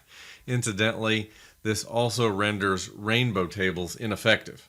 A rainbow table is a table of hashes for common passwords that basically reduces compute time in a brute force scenario. And because the attacker is unaware of what the salt value was that was injected into those passwords before hashing, the values for the same passwords in their rainbow table won't match what would be present in a salted database of passwords. Now let's talk about application security and common controls to prevent attack. So input validation is typically number one on the OWASP top 10 list of vulnerabilities. And validating input ensures that buffer overflow, integer overflow, and SQL injection attacks will not succeed against applications and their backend databases. We want to use these anywhere data is entered using a web page or a wizard and ensure that the form only accepts data in the correct format within a range of minimum and maximum values. Incorrect format should be rejected, forcing the user to re-enter the data for that field. Now, cookies are used by web browsers and they contain information about your session. And the problem with cookies is they can be stolen by attackers to carry out a session hijacking attack. To minimize this probability, setting the secure flag in website code ensures that cookies are only downloaded when there's a secure HTTPS session. HTTP headers are essentially designed to transfer information between the host and the web server. And with headers, an attacker can carry out cross-site scripting attacks as it's mainly delivered through injecting HTTP response headers. We can prevent these by entering the HTTP Strict Transport Security Header, HSTS. This ensures that the browser will ignore all unsecure HTTP sessions. Code signing uses a certificate to digitally sign scripts and executables to verify their authenticity and confirm they're genuine. Most of your commercial software companies today implement code signing. And some intrusion prevention systems will allow us to submit that code signing certificate as an entity that indicates any script or executable signed with it is safe and should be allowed to execute. An allow list enables us to specify applications that should be allowed to run. This can be set up using an application whitelist, it's typically called. Firewalls, intrusion detection and prevention systems, and endpoint detection and response systems will often give us an allow list feature where we can specify what should be able to run. And on the flip side, they may offer a block list or deny list feature that enables us to prevent specified applications from being installed or run by submitting that deny list to the specified solution. And here again, firewalls, IDS, IPS, and your EDR systems will typically have some sort of block list feature. Now let's talk about secure coding practices. A developer who creates software writes code, hopefully in a manner that ensures there are no bugs or flaws. That's what secure coding means. The intent is to prevent attacks like buffer overflow or integer injection. And we can take that a step further by conducting static code analysis. This is where the code is not executed locally, but it's analyzed by a static code analyzer, an analysis tool. The source code is run inside the tool that then reports any flaws or weaknesses. Bear in mind that static analysis requires source code access. On the flip side, dynamic code analysis is where the code is executed and a technique called fuzzing is used to inject random input into the application, and the output is reviewed to ensure appropriate handling of unexpected input. This can expose flaws in an application before it's rolled out to production. Now, this doesn't require source code access because it's conducted by actually running, executing the code. This can be a little confusing if this is your first time looking at static and dynamic code analysis, so I'm going to present it to you another way, and it's the way we see it presented in the CISSP exam, where static code analysis is called static application security testing. Different name for the same thing. It's analysis of computer software performed without actually executing the programs. The tester has access to the underlying framework, design, and implementation, and essentially requires that source code so they can analyze that source code with appropriate tooling or even manually. Dynamic application security testing, that's dynamic code analysis. That's where a program communicates with the web application, executing the app. The tester has no knowledge of technologies or frameworks that the application is built on, but no source code is required. You'll also see these referred to as, in the case of static testing, testing inside out, because we're looking at the source code inside the app, where dynamic testing is testing outside in. So just another way to look at it. Hopefully that helps. So manual code review is just what it sounds like. It's reviewing code line by line to ensure the code is well written and error-free. This takes a fair amount of expertise. It takes somebody who knows how to code, and it tends to be tedious and time-consuming, as one might imagine. Fuzzing is a process I mentioned earlier, whereby random information is input into an application to see if the application crashes or memory leaks result, or if it handles the unexpected input gracefully and returns error information. We want to use this to remedy any potential problems within application code before a new app is released, and when we do this before release, this is a white box testing scenario. But fuzzing can also be used in a black box scenario, so after release and before production deployment, we can check for improper input validation. So we can use fuzzing to inject unexpected values into a form or a wizard and see if the application handles that unexpected input gracefully. This is going to be a black box testing scenario because there's no need to have knowledge of the framework or access to the source code. So moving on to hardening, we'll start with open ports and services. We should really have only listening ports running that are absolutely necessary. We should filter traffic coming inbound to those ports, restricting access to only the networks that we expect traffic to be coming from, and to disable unnecessary ports and services entirely. So we can handle our filtering through firewalls, whether that's at the network level or a host-based firewall, and we can disable running services or processes to kill unnecessary listening ports entirely. And the registry. So this is a Windows construct, and we want to restrict access to the registry and control updates through policy wherever possible. A bad actor who gets unexpected access to the registry can add configurations that persist across reboots, enabling them to establish persistence and to begin moving laterally in your environment. And you always want to take a backup of the registry before you start making changes. Bad changes to the registry, over cleanup, so deleting too much, is not an action you can come back from easily unless you have a backup of the registry. And disk encryption. So drive encryption can prevent unwanted access in a variety of circumstances, and using full disk encryption or self-encrypting drives will be a part of this strategy. We're going to talk about both of these later in this module. And then at the operating system, OS hardening can be implemented through security baselines. We want to establish a baseline of what is normal and expected at the operating system level. And the good news about taking an action like that, where we standardize security across an operating system, say based on role, like a client or an application server, we can apply those through group policies or management tools, MDM, like Intune. And those baselines can implement everything I mentioned above here. We can incorporate all those into one baseline configuration. Then there's patch management, sometimes called update management. This is about ensuring that our systems are kept up to date with current patches. In the world of Windows, this means patching on Patch Tuesday once a month and a few out-of-band patches over the course of the year. Your patch experience is going to differ a bit in Linux and vendor by vendor with your network devices.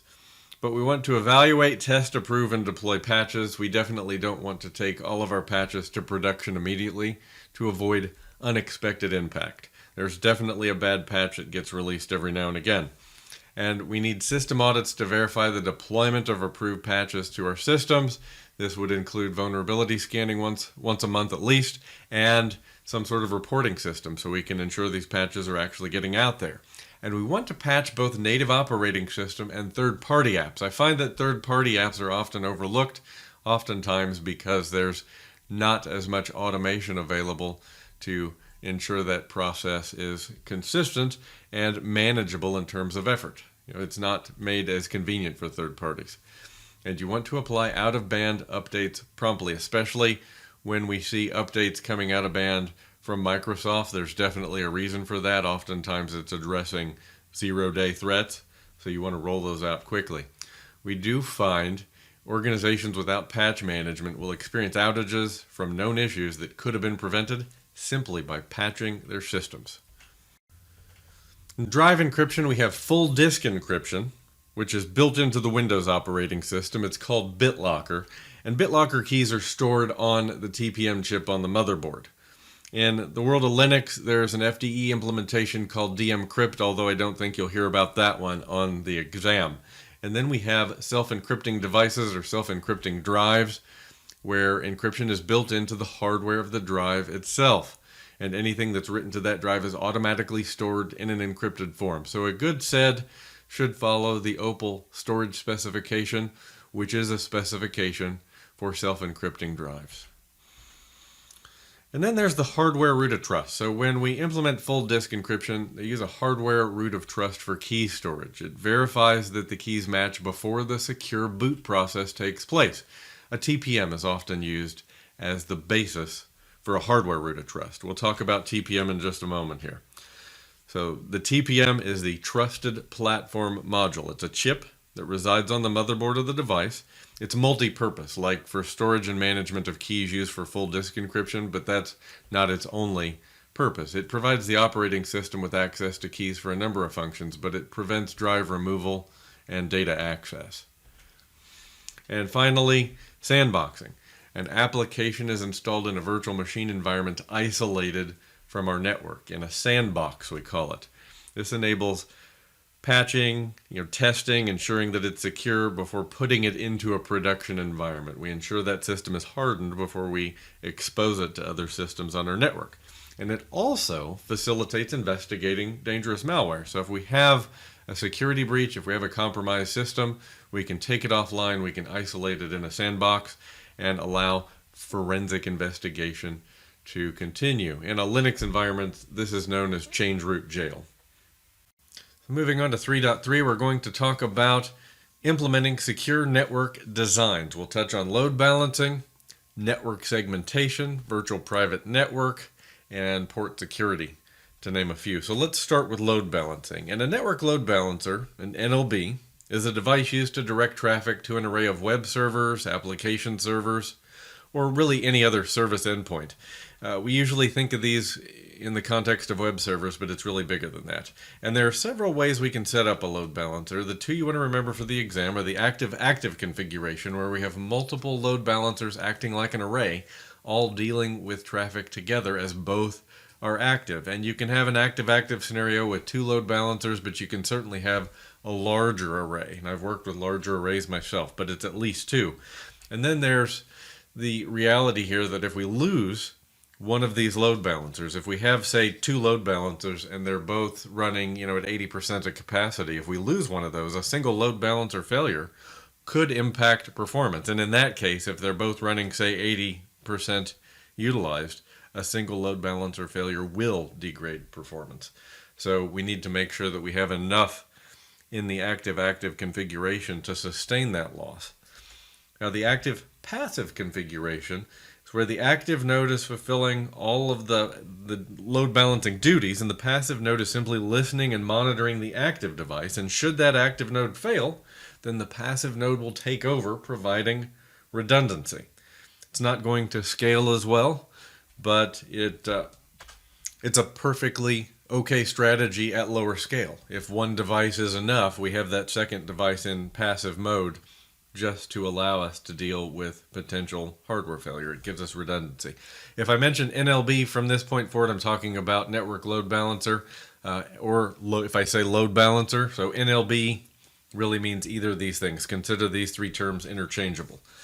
So the virtual IP address on a load balancer eliminates a host dependency upon an individual network interface. So when web traffic comes into the network load balancer from the virtual IP address on the front end, the request is then sent to one of the web servers, in our example, in the server farm on the back end. So if I just draw a simple picture here, we've got our NLB, we assign a virtual IP address, or a VIP it's sometimes called.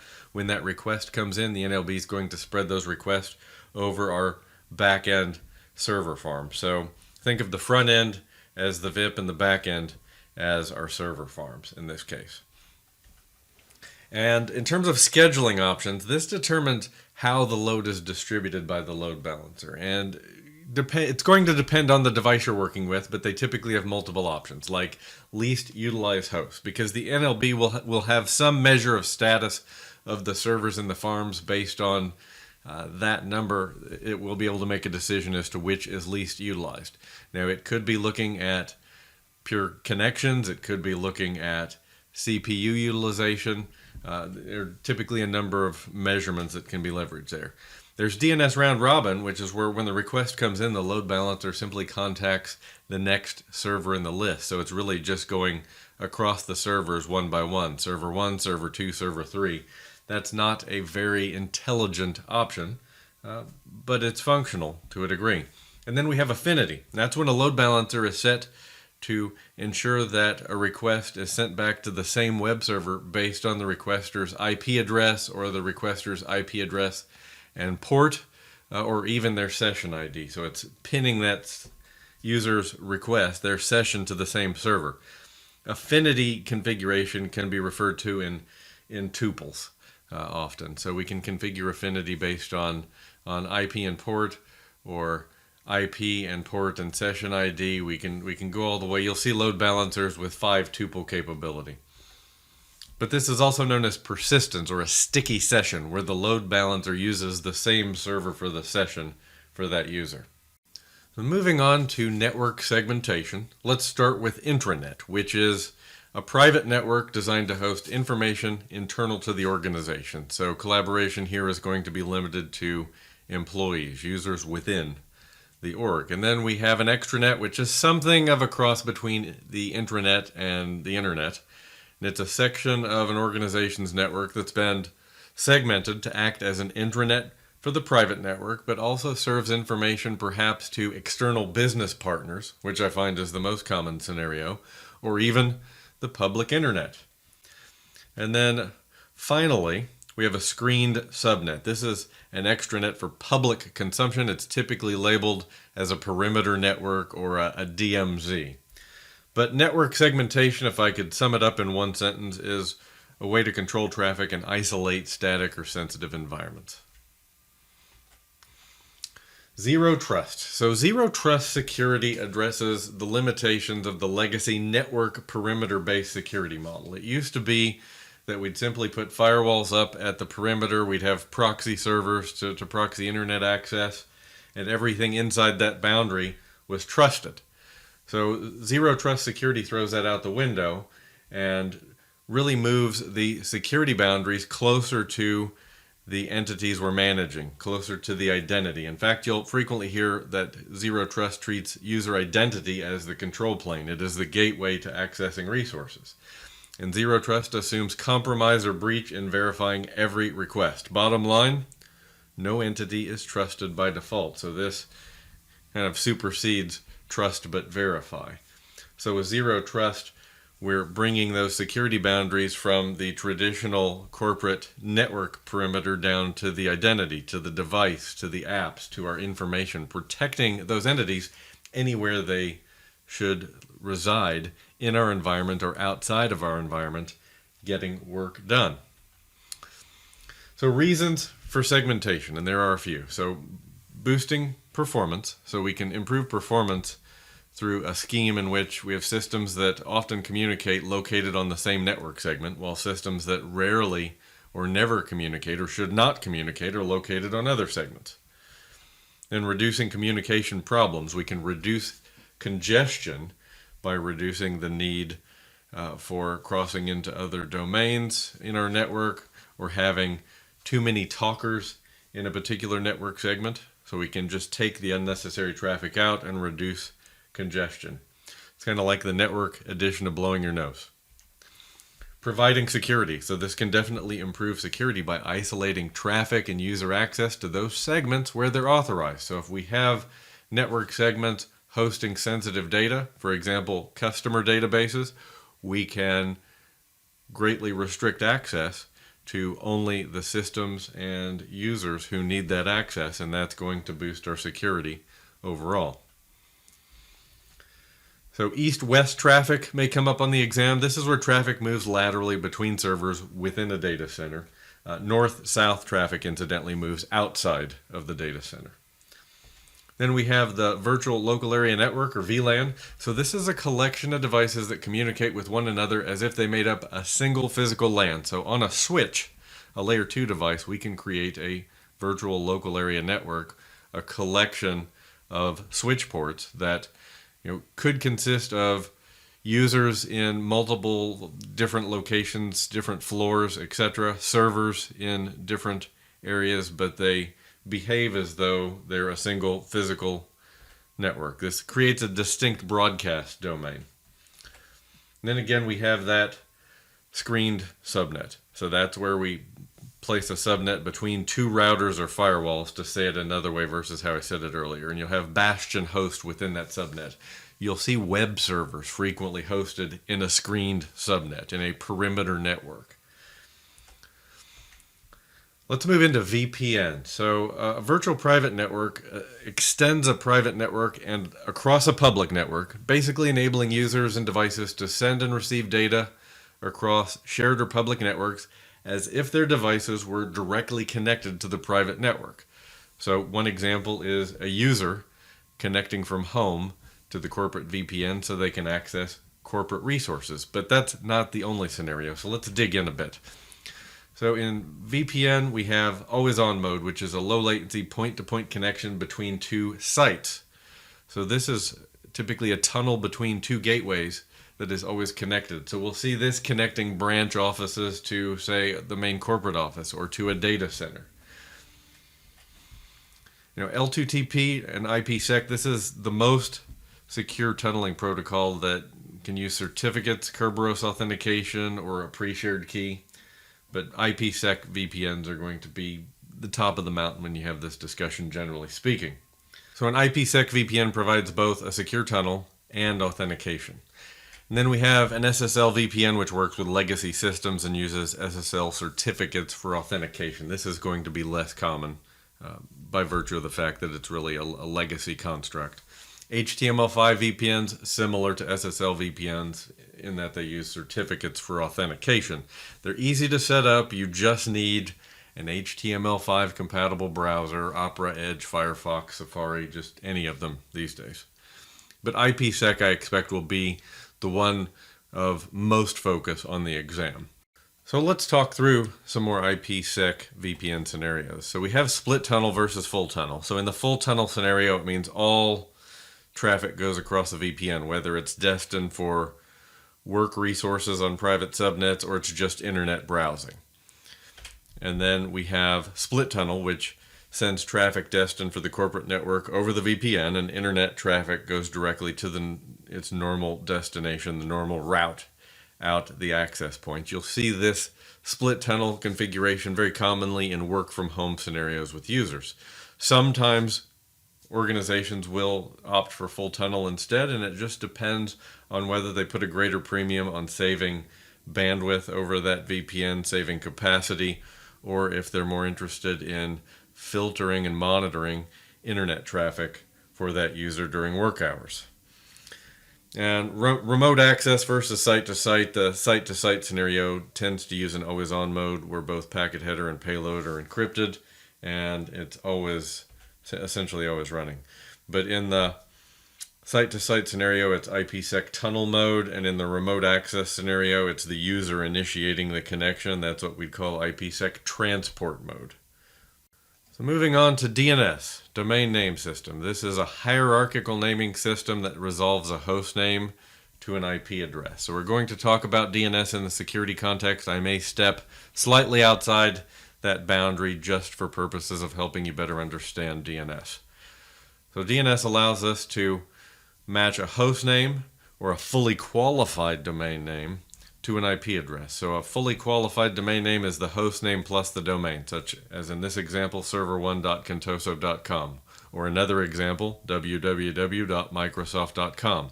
www is the host name, microsoft.com the domain name. Together, those create an FQDN.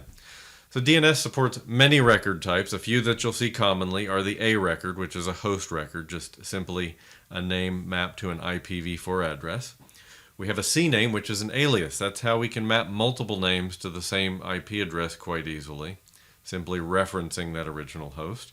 We have the SRV record, which helps clients find services like a domain controller. In fact, your Active Directory domain controllers, when they boot up, when they start, they will register SRV records with DNS. Then there's the MX record, which indicates a mail server.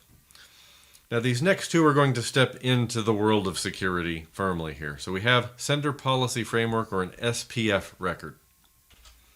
So this is a text record that's used by DNS to prevent spam and confirm email has come from the domain it appears to come from, essentially by allowing us to create a list of allowed senders.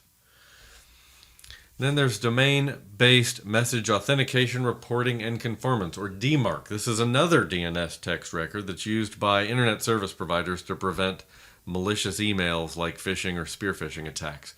And to secure our email better, you will find SPF and DMARC are used together as portions of a more complete solution.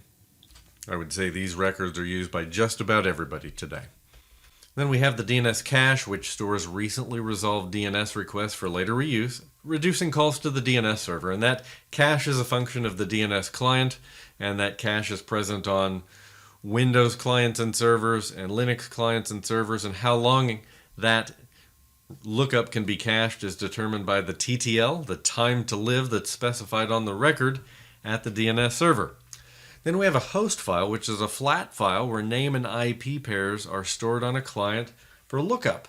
And it's often checked before the request is sent to the DNS server, although I'd say the host file is rarely used these days, but you'll find a host file on both Windows and Linux operating systems, both client and server. The DNS server normally maintains only the host names for domains it is configured to serve, the domains for which it is considered to be authoritative, the authority. The root server, so DNS name servers that operate in the root zone, they can also refer requests to the appropriate top-level domain server. So at the top of the DNS hierarchy, we have the the root, and then you have some TLD servers, .com, .net, .org, and then you have those second-level domains, Microsoft, IBM, right? And that second level plus the first level makes up the domain, Microsoft.com, IBM.com. Now, in the world of security for DNS, we have DNSSEC, which is DNS security, and it prevents unauthorized access to DNS records on the server.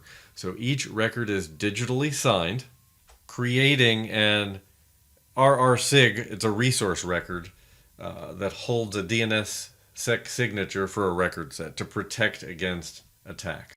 So know that RRSig, that resource record, is a digitally signed record. Now, we're not talking specifically about attacks in this domain, but I want to bring up DNS attacks here in the context of DNS while we're talking about it and it's top of mind. So we have DNS poisoning, where an attacker alters the domain name to IP address mappings in a DNS system to basically redirect traffic to a rogue system or perform a denial of service. And then there's DNS spoofing, where an attacker sends false replies to a requesting system, basically beating the real reply from a valid DNS server. Then we have DNS hijacking, which is also known as a DNS redirection attack. So there are many ways to perform hijacking. The most common way we see this done is through a captive portal, like a pay-for-use Wi-Fi hotspot in a public space. And then finally, there's a homograph attack, which leverages similarities in character sets to register phony international domain names that appear legitimate to the naked eye. For example, they'll replace the Latin character A by the Cyrillic character A in example.com. Sometimes you'll see phony domains where the letter I is replaced by the number 1 or the letter L is replaced by the number 1. To bottom line it for you, the focus of just about any DNS attack, the end goal is to send that user who makes a DNS request to a fake resource, whether it's a fake malicious website or fake application endpoint. Usually it's web-based. That right there is a pretty good picture of the end goal for any DNS attack. All right, let's talk network access control. So a desktop or a laptop off the network for an extended period of time may need multiple updates upon return to get back up to our corporate standards.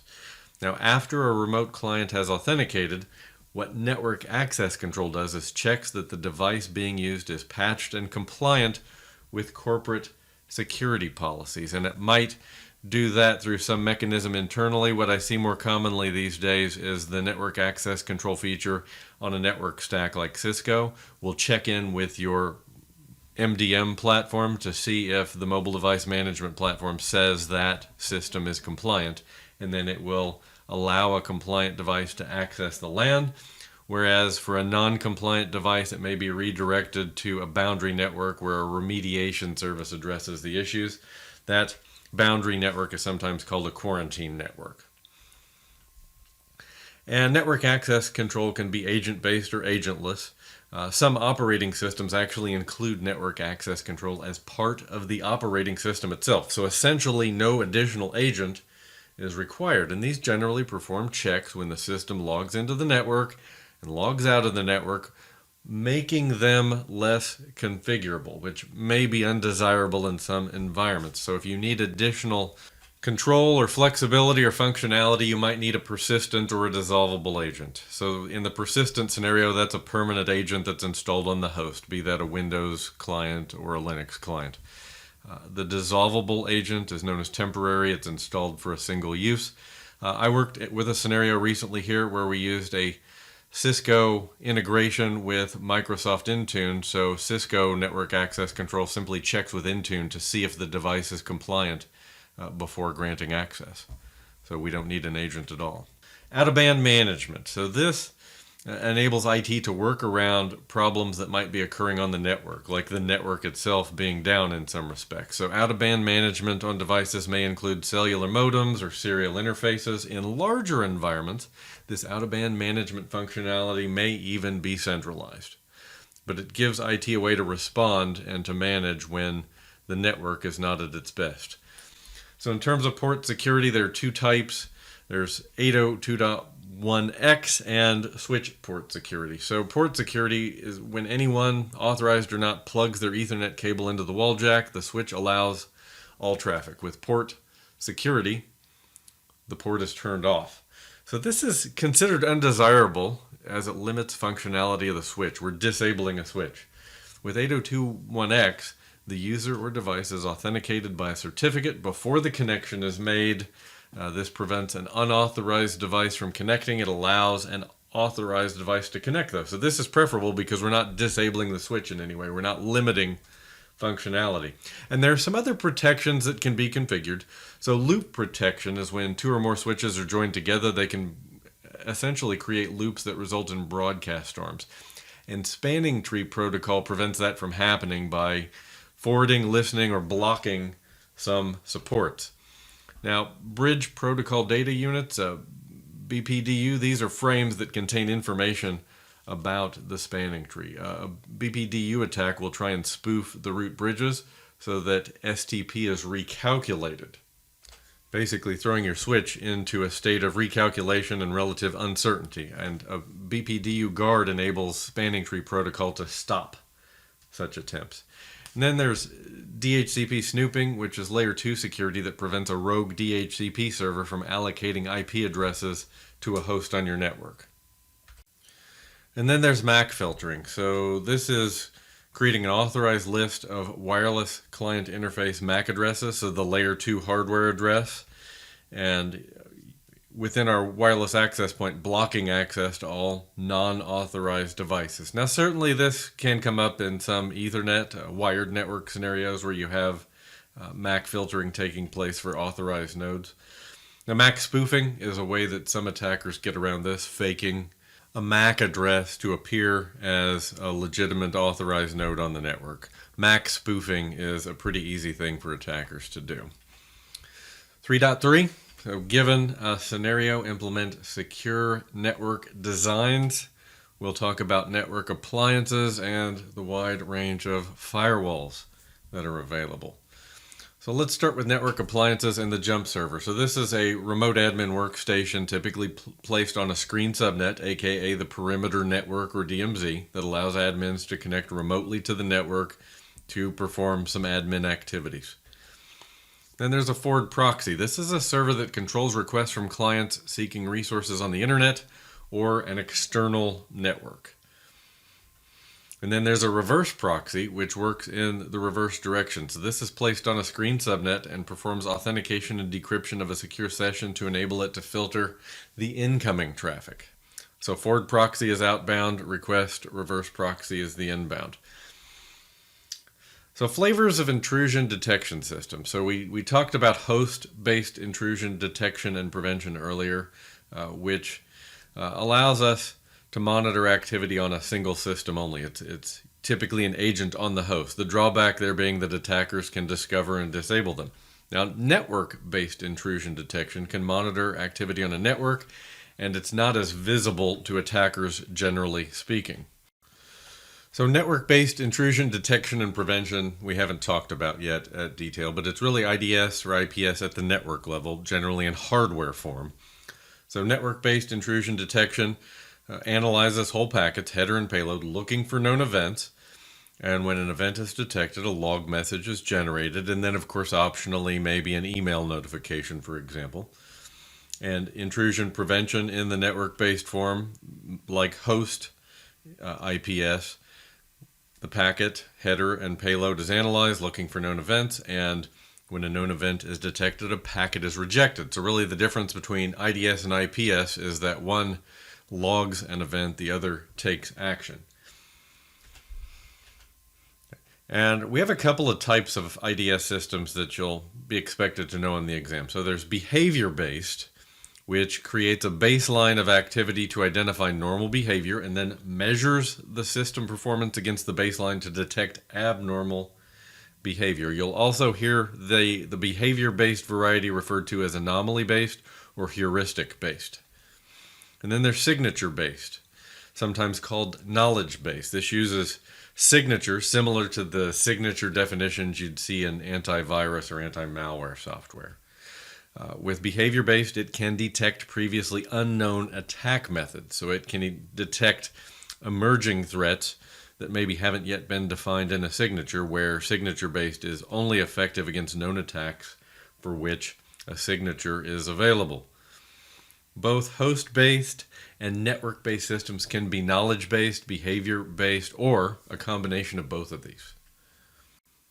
So also around network-based IDS and IPS, you want to be familiar with modes of operation. So we have inline mode or in-band, where The network intrusion detection or prevention system is placed on or near the firewall as an additional layer of security. In other words, traffic would be traveling through that device.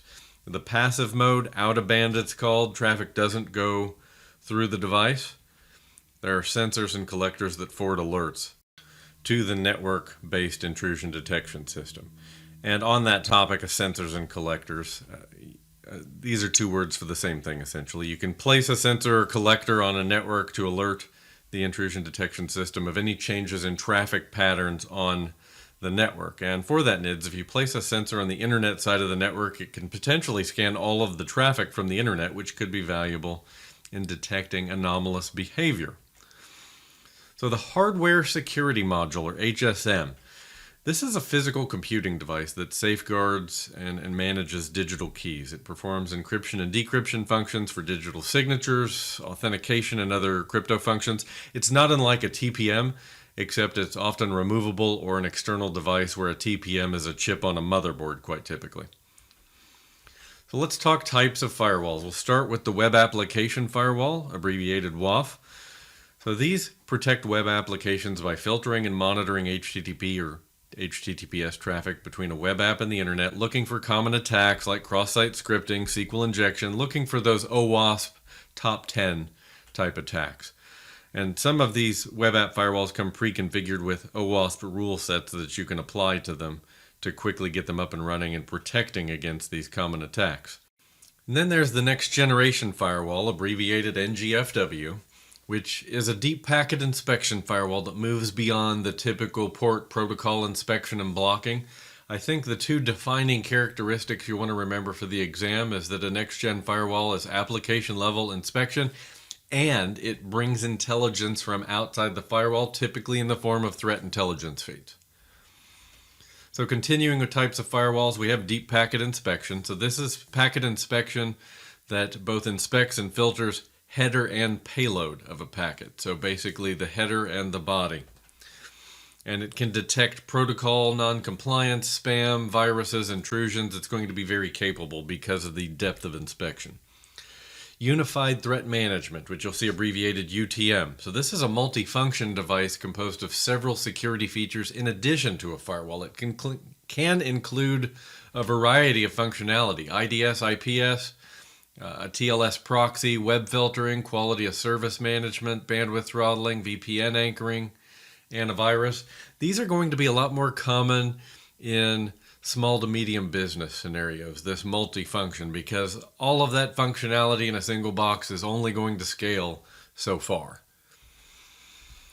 So let's talk firewall and state. So we have stateless, which is where the firewall is watching network traffic and restricting or blocking packets based on source and destination addresses or other static values. It's not aware of traffic patterns or data flows. It's typically faster and it performs better under heavier traffic loads, frankly because it's doing less. And then we have stateful packet inspection, which you'll hear more commonly these days, which can watch traffic streams from end to end. They're going to be aware of communication paths and can implement various security functions like tunnels and encryption. It's going to be better at identifying unauthorized and forged communications. Then there's the Network Address Translation, or NAT, gateway, which allows private subnets to communicate with other cloud services and with the internet, but it hides the internal network from internet users. And the NAT gateway will typically have the network access control list for the private subnet. So it's going to restrict visibility and access for those inbound nodes. Now, a content or URL filter, it's going to look at the content on the requested web page, and it's going to allow or block requests depending on the filters. And it's going to block inappropriate content in the context of the situation. So what you might call inappropriate is going to differ by your audience. It might be different in a school scenario versus adults in a work scenario. So open source versus proprietary. So open source is where the vendor makes the license freely available and it allows access to the source code, though they may ask for an optional donation.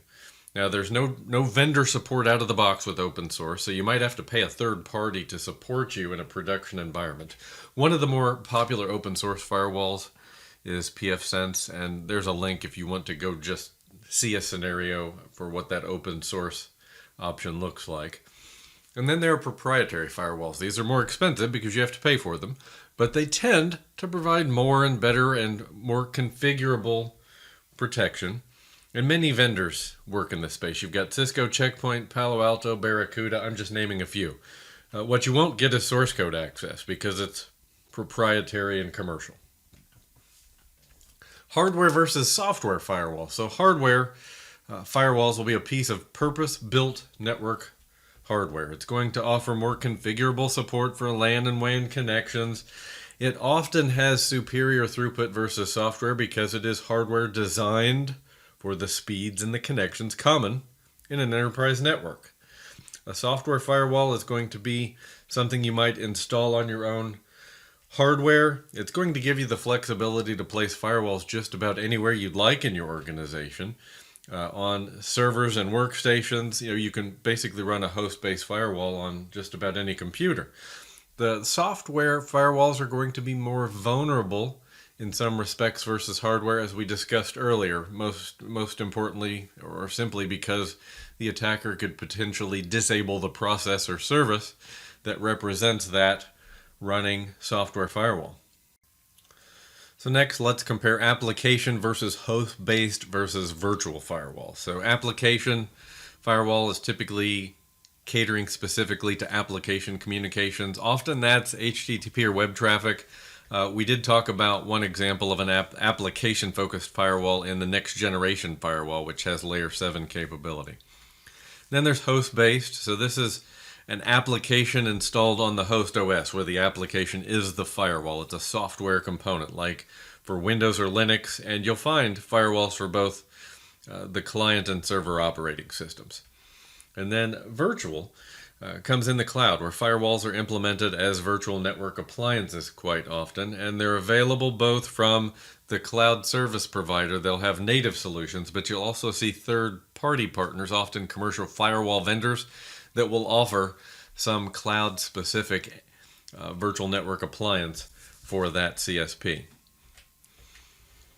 So let's talk network device type. So firewalls are essential tools in managing and controlling network traffic, and a firewall is used to filter traffic, and it varies by type, but it may filter it anywhere from layer 3 all the way up through those application-focused layer 7 devices.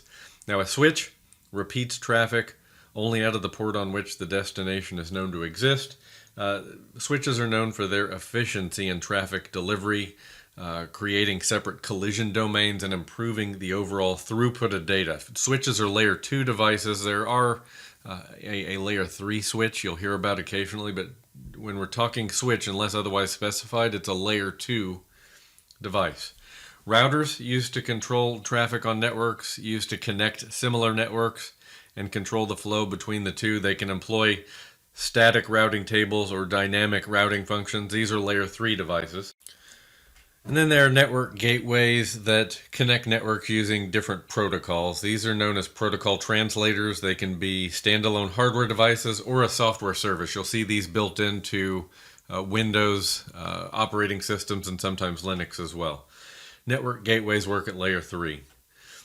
So route security. So routers are not designed to be security devices, but they do include some built-in capabilities that do provide some measure of security function. One of these being an access control list, which is used to allow or deny traffic. And if no allow rules exist, then the last rule is a deny rule. It's called implicit deny.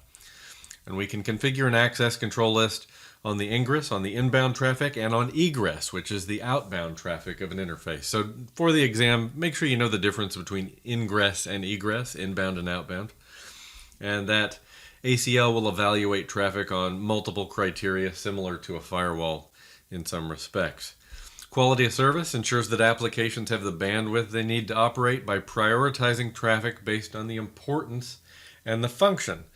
So traffic of real-time functions like voice and video streaming might be given greater priority, and that priority is often going to be human configurable. It will be adjustable based to your organization's specific needs. So let's talk about the implications of IP version 6. So network security focus changes somewhat when we move to IPv6.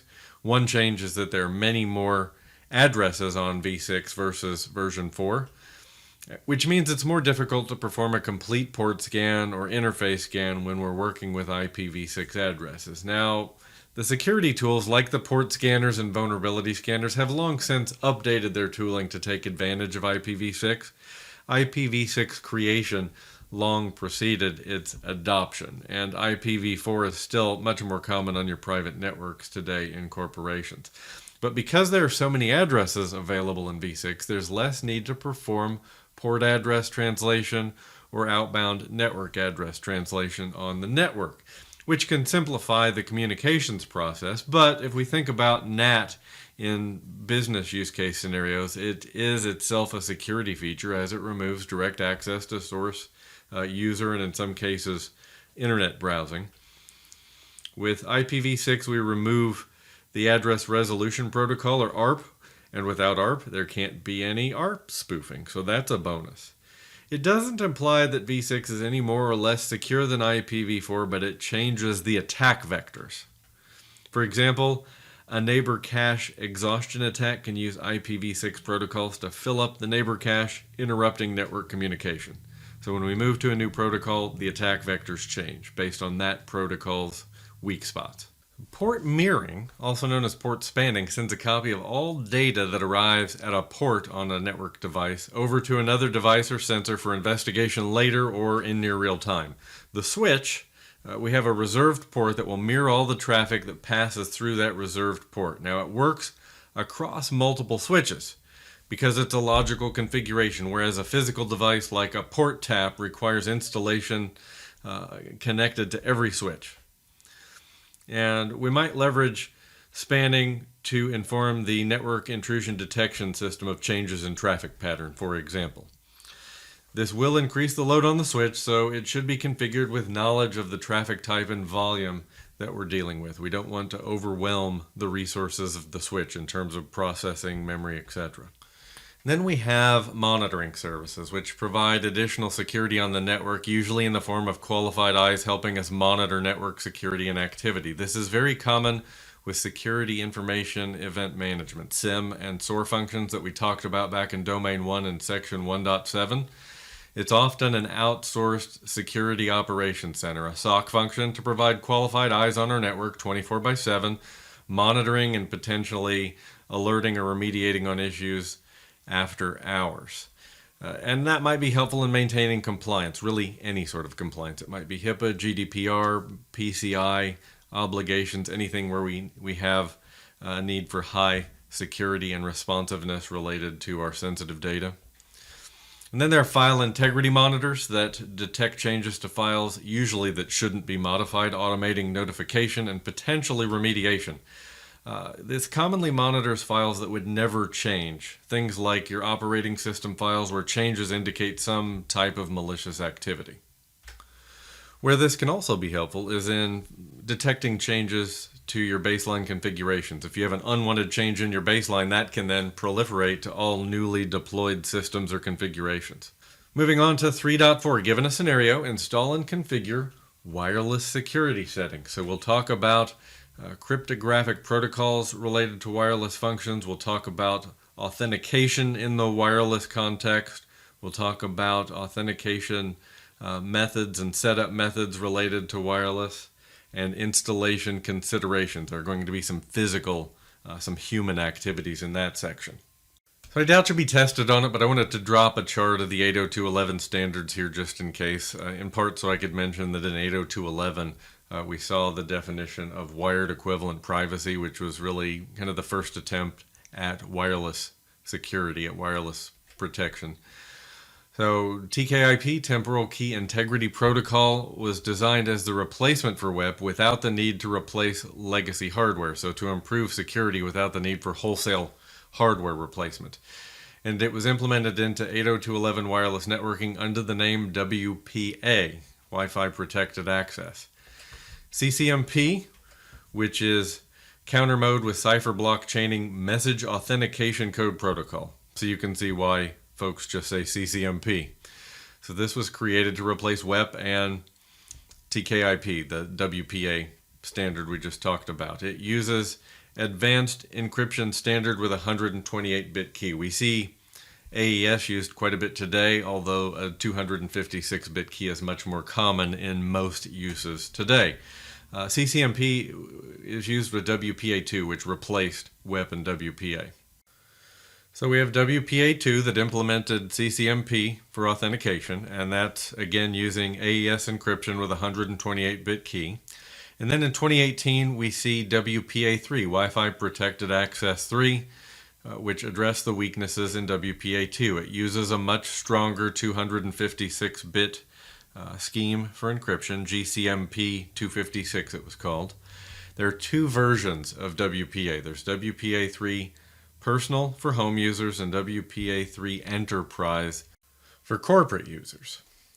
So SAE3 is a relatively new 802.11 authentication method. It stands for Simultaneous Authentication of Equals, and it's used with WPA3 Personal, and it replaces the pre-shared key option in WPA2, which we'll talk about more in a moment. It protects against brute force attacks, though, and it uses a secure Diffie-Hellman handshake called Dragonfly, and it uses perfect forward secrecy, so it's immune to offline attacks.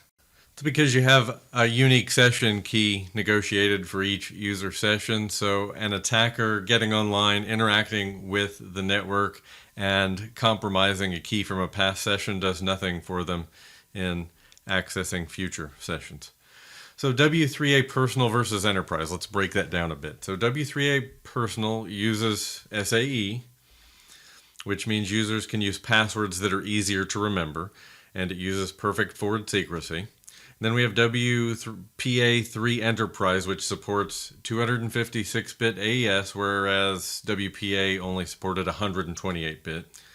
And 256-bit is actually required in several scenarios by the US government, so that's significant.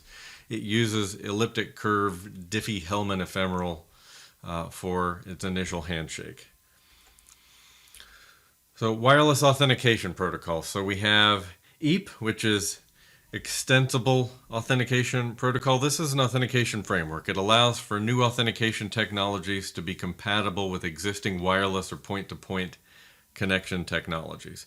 And then there's PEEP, which is Protected Extensible Authentication Protocol, which encapsulates EAP within a TLS tunnel that provides authentication and potentially encryption. And then we have LEAP, which is Lightweight Extensible Authentication Protocol. That's a Cisco proprietary alternative to TKIP or WPA. This was developed to address deficiencies in TKIP before 802.11i or the WPA2 system was ratified as a standard. So continuing with wireless authentication protocols, we have EAP Fast, which was developed by Cisco, and it's used in wireless networks and point-to-point connections to perform authentication. It actually replaced LEAP, which was considered insecure after a time. We have EAP TLS, which is a secure version of wireless authentication that requires X.509 certification, so X.509 certificates. It involves three parties: a supplicant, which is the user's device, the authenticator, which would be a switch or a controller, and then the authentication server, which would be a radius server. And then we have EAP TTLS, which was a WPA2 enterprise scheme. It uses two phases. The first is to set up a secure session with the server by creating a tunnel, utilizing certificates that are going to be seamless to the client, so you don't have to do anything special on the client. The second phase uses a protocol like MS-CHAP to complete the session. This was designed to connect older legacy systems, really. 802.1x is transparent to users because it uses certificate authentication. It can be used in conjunction with a radius server for enterprise networks.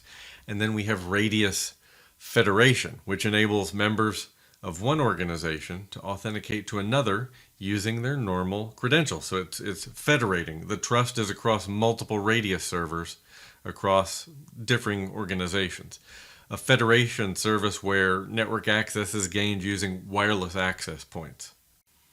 So the concept of federation doesn't only occur here in the wireless authentication world. You may have heard of federation in Active Directory scenarios on premises. Active Directory federation services was pretty common to allow additional authentication methods to Active Directory on-prem.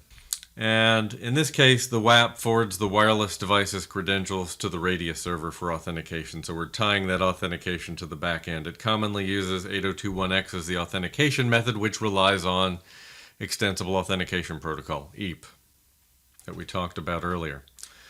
All right, so going back in time a bit, there's WPA2 pre-shared key, which was introduced for the home user who doesn't have an enterprise setup, of course. So the home user in WPA2 PSK would enter the password of the wireless router to gain access to the home network. So PSK in WPA2 was replaced by SAE in WPA3, and that's the main reason I wanted to mention it, was just to show you which newer solution supplanted this one. And then there was Wi-Fi protected setup, and with WPS the password is already stored in the device. All you need to do is press the button to get connected to the network. The password is basically stored locally, so it could be brute force. That was one of the weaknesses there. This was a home use scenario, strictly a home use scenario. And the enterprise flavor of WPA2 or WPA3 is used in a centralized domain environment where you have a corporate scenario. And this often involved a Radius server combined with 8021X using certificates for authentication. You would only see that in a work scenario. So captive portals. So these are common in airports and public spaces where the Wi-Fi redirects users to a web page when they connect to the SSID. It provides additional validation of identity, normally through an email address or a social identity. It might include accepting an acceptable use policy, and they may offer some sort of premium upgrade for faster service. That's really common in airports, actually, that you get the slow boat for free and an offer of faster service for a price. Now, a site survey in a wireless scenario is the process of investigating the presence, strength, and reach of wireless access points deployed in an environment to optimize the configuration. It usually involves walking around with a portable wireless device, taking note of wireless signal strength, and mapping this on a plot or a schematic of the building. Now, WAP placement, if you're installing a new access point, you want to make sure you place it in the right location. You want minimal overlap with other access points, and maximize the coverage that's being used in your environment. It should basically minimize the number of physical access points, which optimizes cost, right? We're making the most of our hardware. You want to avoid placement near electronic devices that could create interference in areas where signals can be absorbed. Metal objects and bodies like elevators and concrete walls absorb signal. You're not going to get good wireless signal through an elevator door or through a concrete wall. And you want to ensure that the access point is in a place that doesn't send signal too far outside of your existing work areas, enabling unwanted access attempts, potentially from bad actors. Channel overlap. So in addition to minimizing coverage overlap, you want to choose different channels so there are no conflicts between your access points. And then we need to think about controller and access point security. So at home, you typically have a small number of devices, but in a large office, you're going to have potentially many access points, and each one of those has a separate configuration. Now, a wireless controller can enable central management of configuration as well as central management of security patches and firmware updates of the access points. So you're going to have to shop for a scenario that's designed for that larger scale corporate wireless scenario.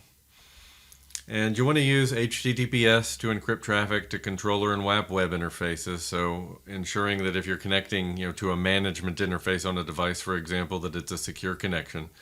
And on the access points themselves, we want to use strong authentication methods, never leaving default passwords in place. In 3.5, given a scenario, implement secure mobile solutions. So in 3.5, we're talking about mobile connectivity, mobile device management, and mobile device security overall. So let's start with communication considerations. So we have 5G, so 5th generation cellular, faster speeds and lower latency than 4G. Now, unlike 4G, 5G also doesn't identify each user exclusively through their SIM card. You can assign identities to each device.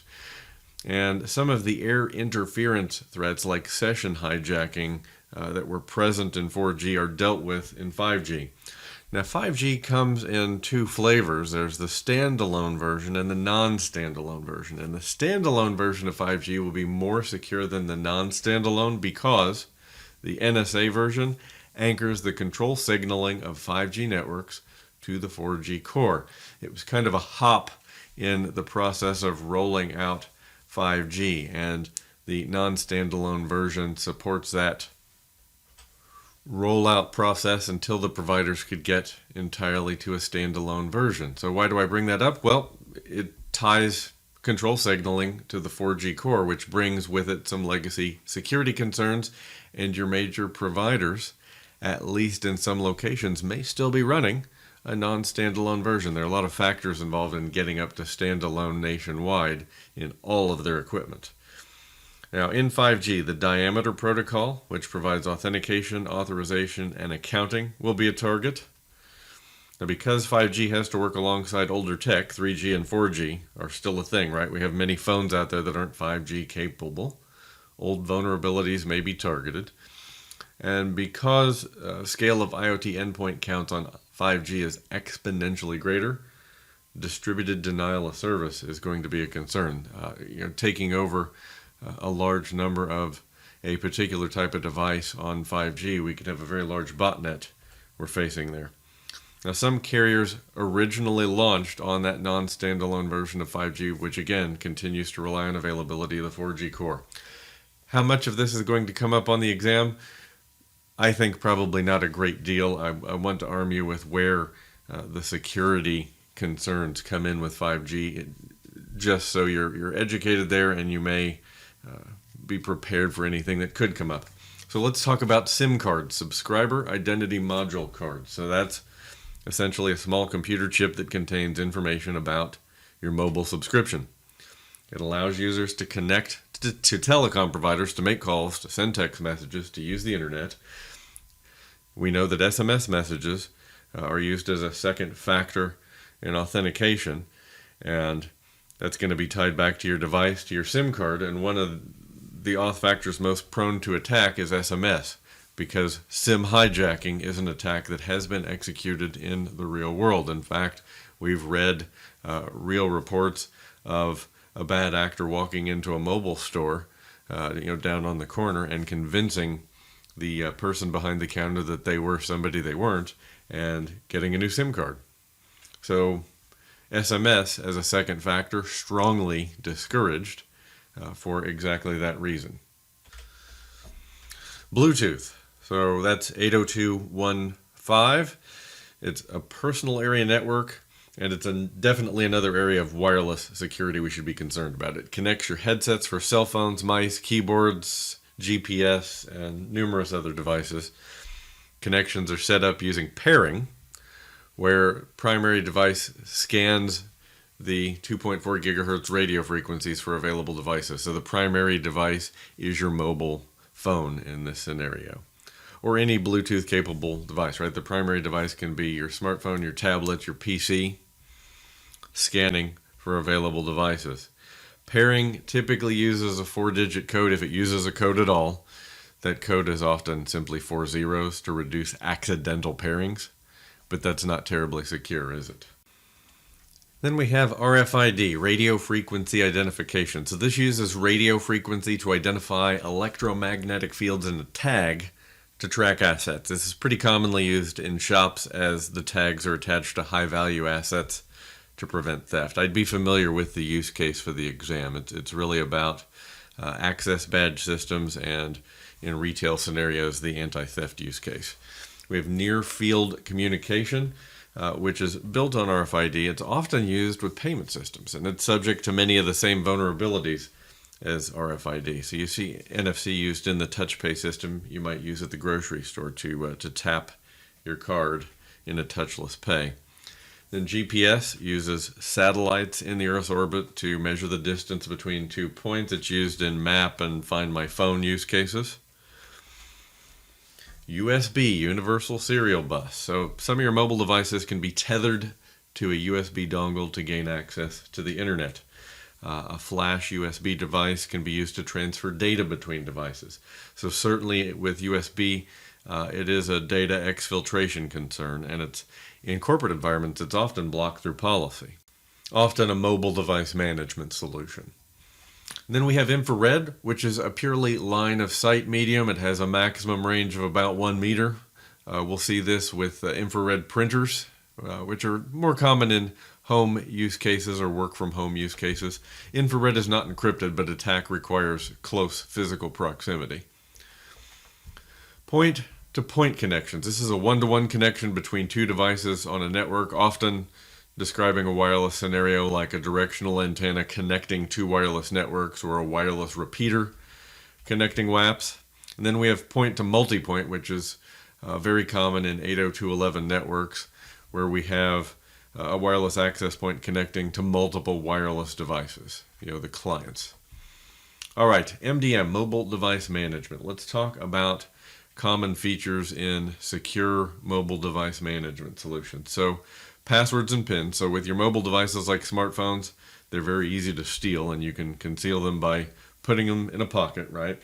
So strong passwords and PINs with 6 or more characters are going to be very important. In personal scenarios, I see many people with a 4-digit PIN. So in a business scenario, you definitely want to move up to 6 characters, which you should really do in a personal scenario as well. This also allows for devices to be disabled upon X number of failed attempts. And then we have geofencing, which uses GPS or RFID to define geographical boundaries. And once the device is taken past the defined boundary, the security team can be alerted. So for the exam, I would remember that geofencing prevents mobile devices from being removed from the company's premises if desired. Application management uses whitelists to control which applications are allowed to be installed on the mobile device.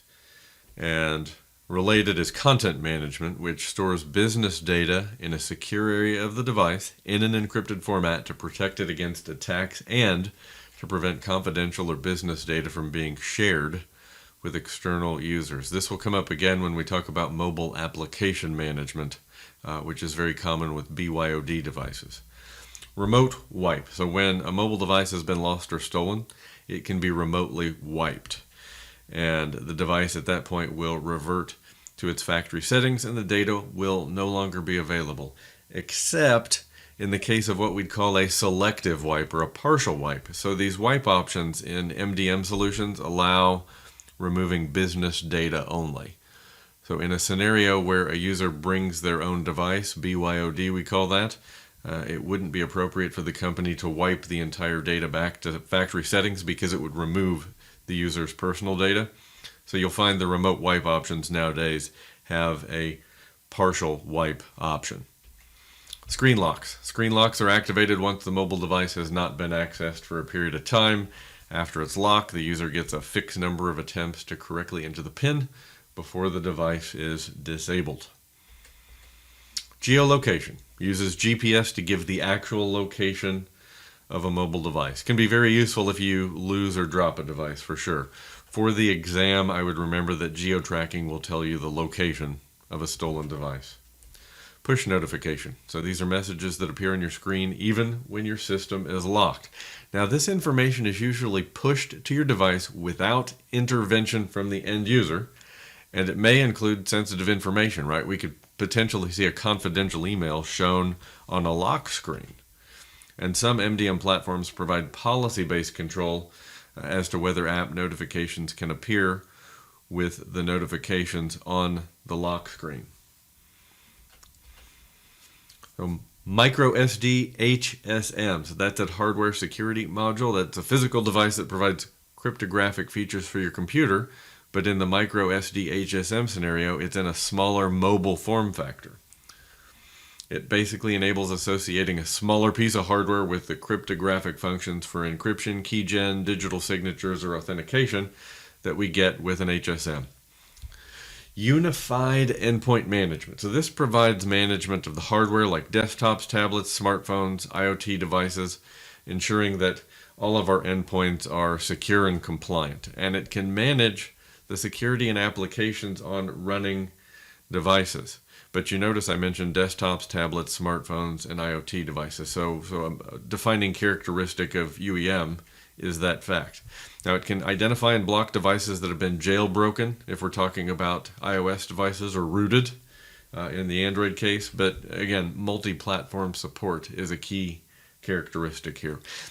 Really common example of MDM is Microsoft Intune, which manages Windows, iOS, Android, and Mac OS. Mobile Application Management. So MAM allows a security team to manage application and data security even on unmanaged devices. Essentially, it controls access to company applications and data, and it can restrict the exfiltration of data from company applications. So we can prevent saving data to unapproved locations, to unapproved apps. We can prevent copy and paste into unmanaged apps. This is going to be very useful in BYOD scenarios, bring your own device, which enables business data access securely on a personal mobile device, because we can put security controls around just the applications and data without interfering with the personal data and functions of that unmanaged device. SE Android includes SE Linux functionality as part of the Android operating system. It provides additional access controls, security policies, and it includes policies for configuring the security of these devices. Prevents any direct access to the kernel of the Android operating system, which of course goes out the window if the device is rooted, which is why through MDM we want to make sure we don't allow rooted devices. It does provide centralized management for policy configuration and device management as well. So finishing out 3.5, we have enforcement and monitoring and deployment models around mobile solutions. So let's start with third-party application stores. So there's a danger of downloading apps from third-party app stores as there's no guarantee of the security of the app being installed. So this could pose a security risk because the vetting process for mobile apps in third-party stores may be less rigorous than what we see in the official app stores like the Apple App Store or the Google Play Store or the Microsoft Store. Side loading. So this enables installing an application package typically in an APK format in the Android scenario on a mobile device. This is useful for developers to run trial of third-party apps they might be developing, but it also allows unauthorized software to be run on a mobile device. So rooting or jailbreaking. So custom firmware downloads are used to root an Android mobile device. It basically gives the user a higher level of permissions on that device. It removes some important elements of vendor security. Jailbreaking is what we call that in the Apple iOS world. That's the equivalent of rooting on Android. So make sure you're familiar with those two terms. And it allows you to run unauthorized software and remove device security restrictions, just like rooting on Android. Now, you can still access the Apple App Store even though jailbreaking has been carried out. For the exam, rooting and jailbreaking remove the vendor restrictions on a mobile device to allow unsupported software to be installed. So custom firmware is called out specifically in the exam objectives. We just talked about that in the context of rooting and jailbreaking, so I'll just throw it up on the screen again here as a placeholder. Carrier unlocking, which is when a mobile device is no longer tied to the original carrier. It allows you to use your mobile device with any provider and also to install third-party apps. Very common that if you're making payments on a device to a mobile provider, they will lock that device to their carrier until you have made all your payments, at which point you can have that device unlocked so you can move carriers. Firmware over-the-air updates. So firmware is software installed on a read-only memory chip on a hardware device and used to control the hardware. And firmware OTA updates are pushed out periodically by the vendor, ensuring that a mobile device is up to date and secure. A really common example is when the mobile device vendor sends a notification that there's a software update. If you're an Apple user, you know exactly what I'm talking about. Short message service, or SMS. This is text messaging. It's become a very common form of communication. It can be sent between two people in a room without other people in the room knowing about their communication. However, text messages can also be used to launch an attack, sometimes without user intervention in any way.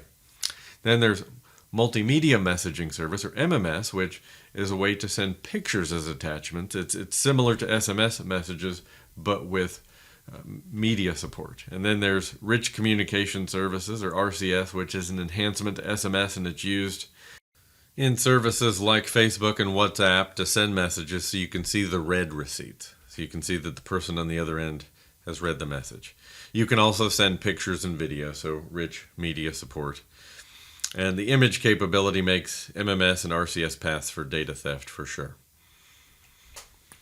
External media, so an SD card or other external storage media that you might plug into a mobile device, may enable unauthorized transfer of corporate data, so data exfiltration.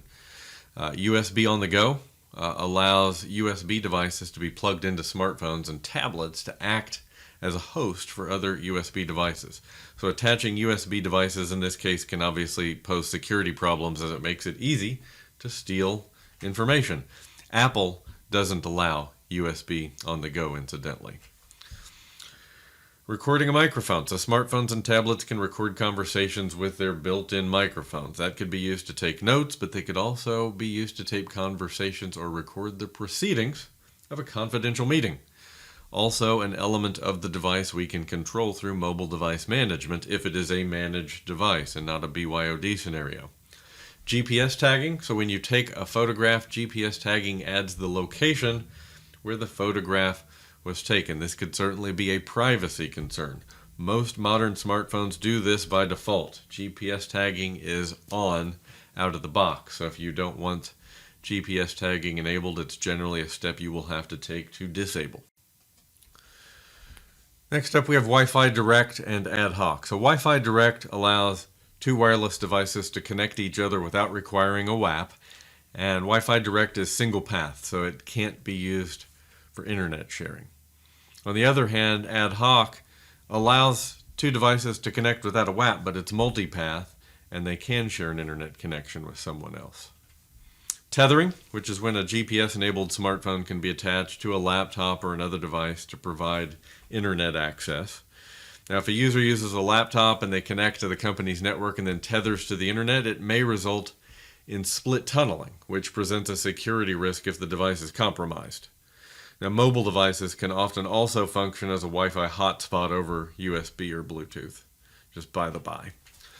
Payment methods. So smartphones allow credit card details to be stored locally so that the phone can be used to make contactless payments using near-field communications, which we talked about previously. So for BYOD, it needs to be carefully monitored, as someone could leave the company with a company credit card in their phone and continue to use it. MDM may prevent the payment function by disabling this tool in the mobile device management policies. Camera use. Smartphone cameras pose a security risk, as trade secrets could be stolen by taking photos. And research and development departments, for that reason, will often ban the use of personal smartphones in the workplace, because we need the capability to control that camera function. Controlling that camera function prevents the theft of intellectual properties. MDM policies can disable cameras on company-owned smartphones. MDM can also disable screen captures, so taking screenshots of documents on mobile phones. Deployment models. So first up, we have bring your own device, or BYOD, very popular today, where an employee is encouraged to bring their own device so they can use it for work. It's cost effective for the company. They don't have to buy the user a phone. It's more convenient for the user. They don't need to carry two phones.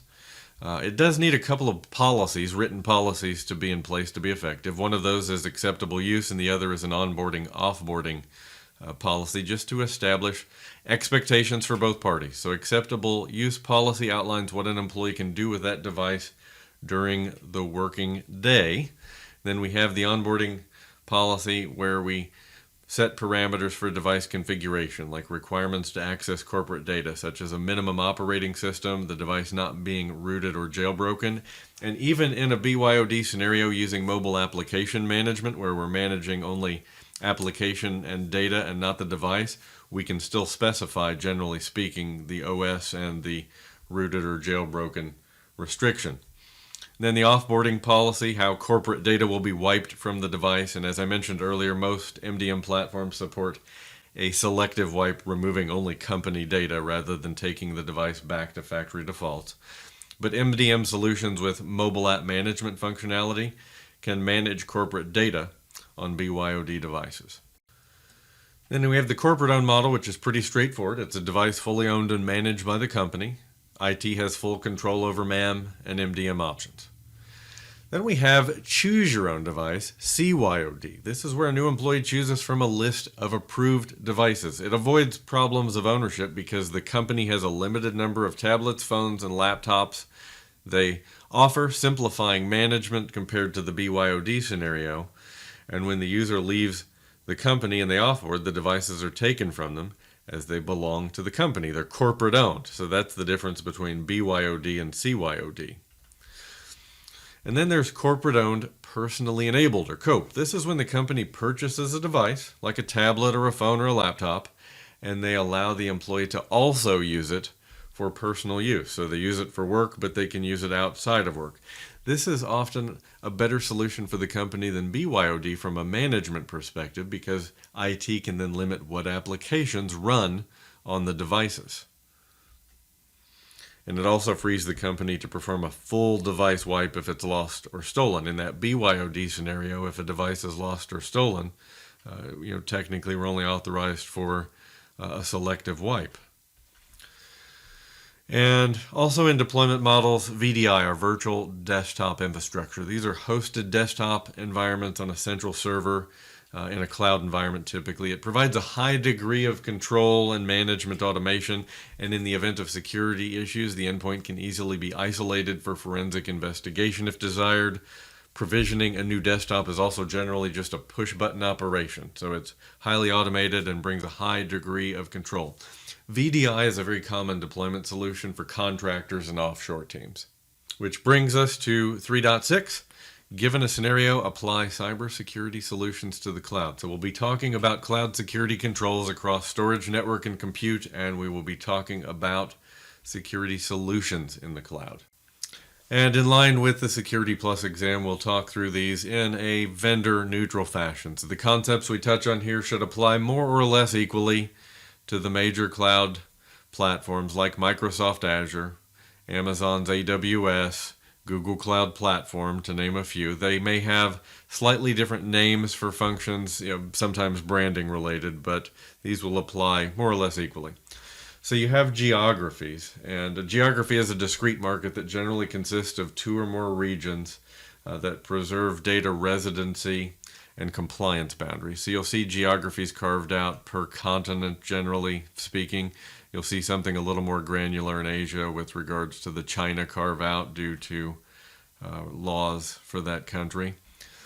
And regions offer protection against both localized disasters as well as regional or large geography disasters. So within a region, you will typically see multiple data centers. So for example, I'm looking at an Azure map here, but the maps for Amazon and Google would be similar. So for example, in East US, you'll see multiple physical data centers in that region.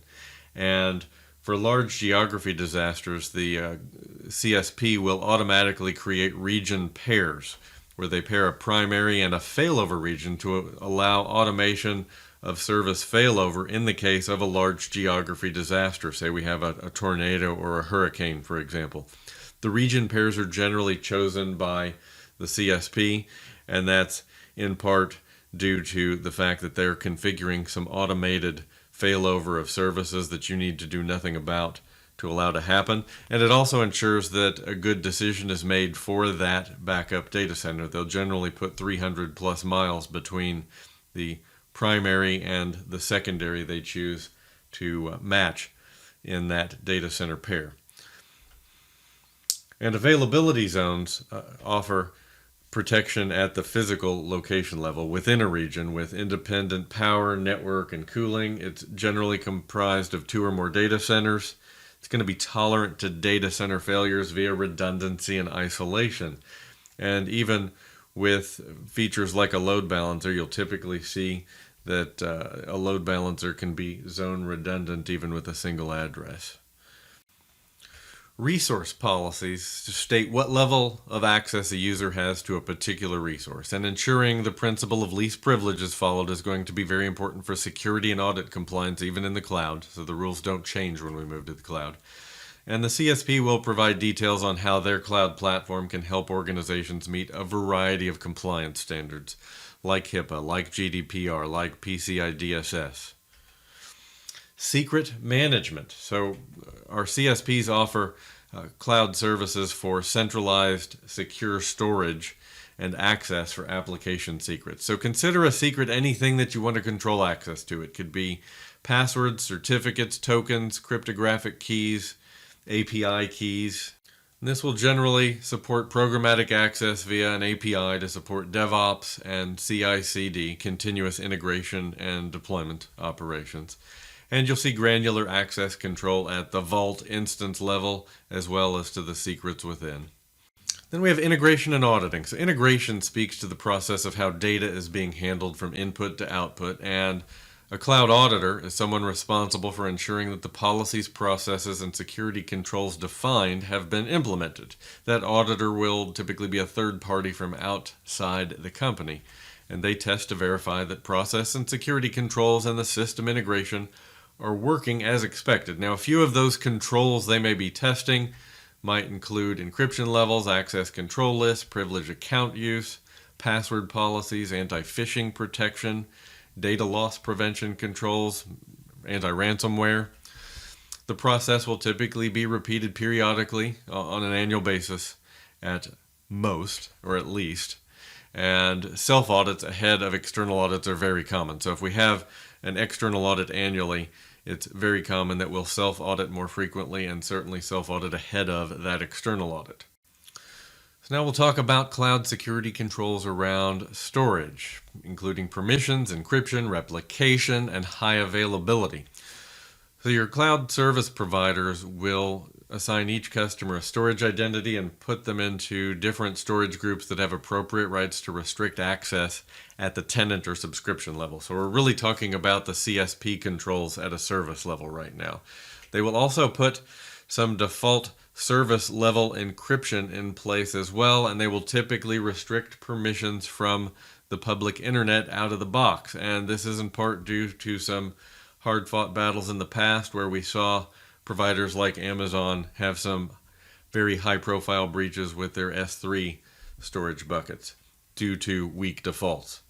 For relational databases, you'll see transparent data encryption available for data at rest.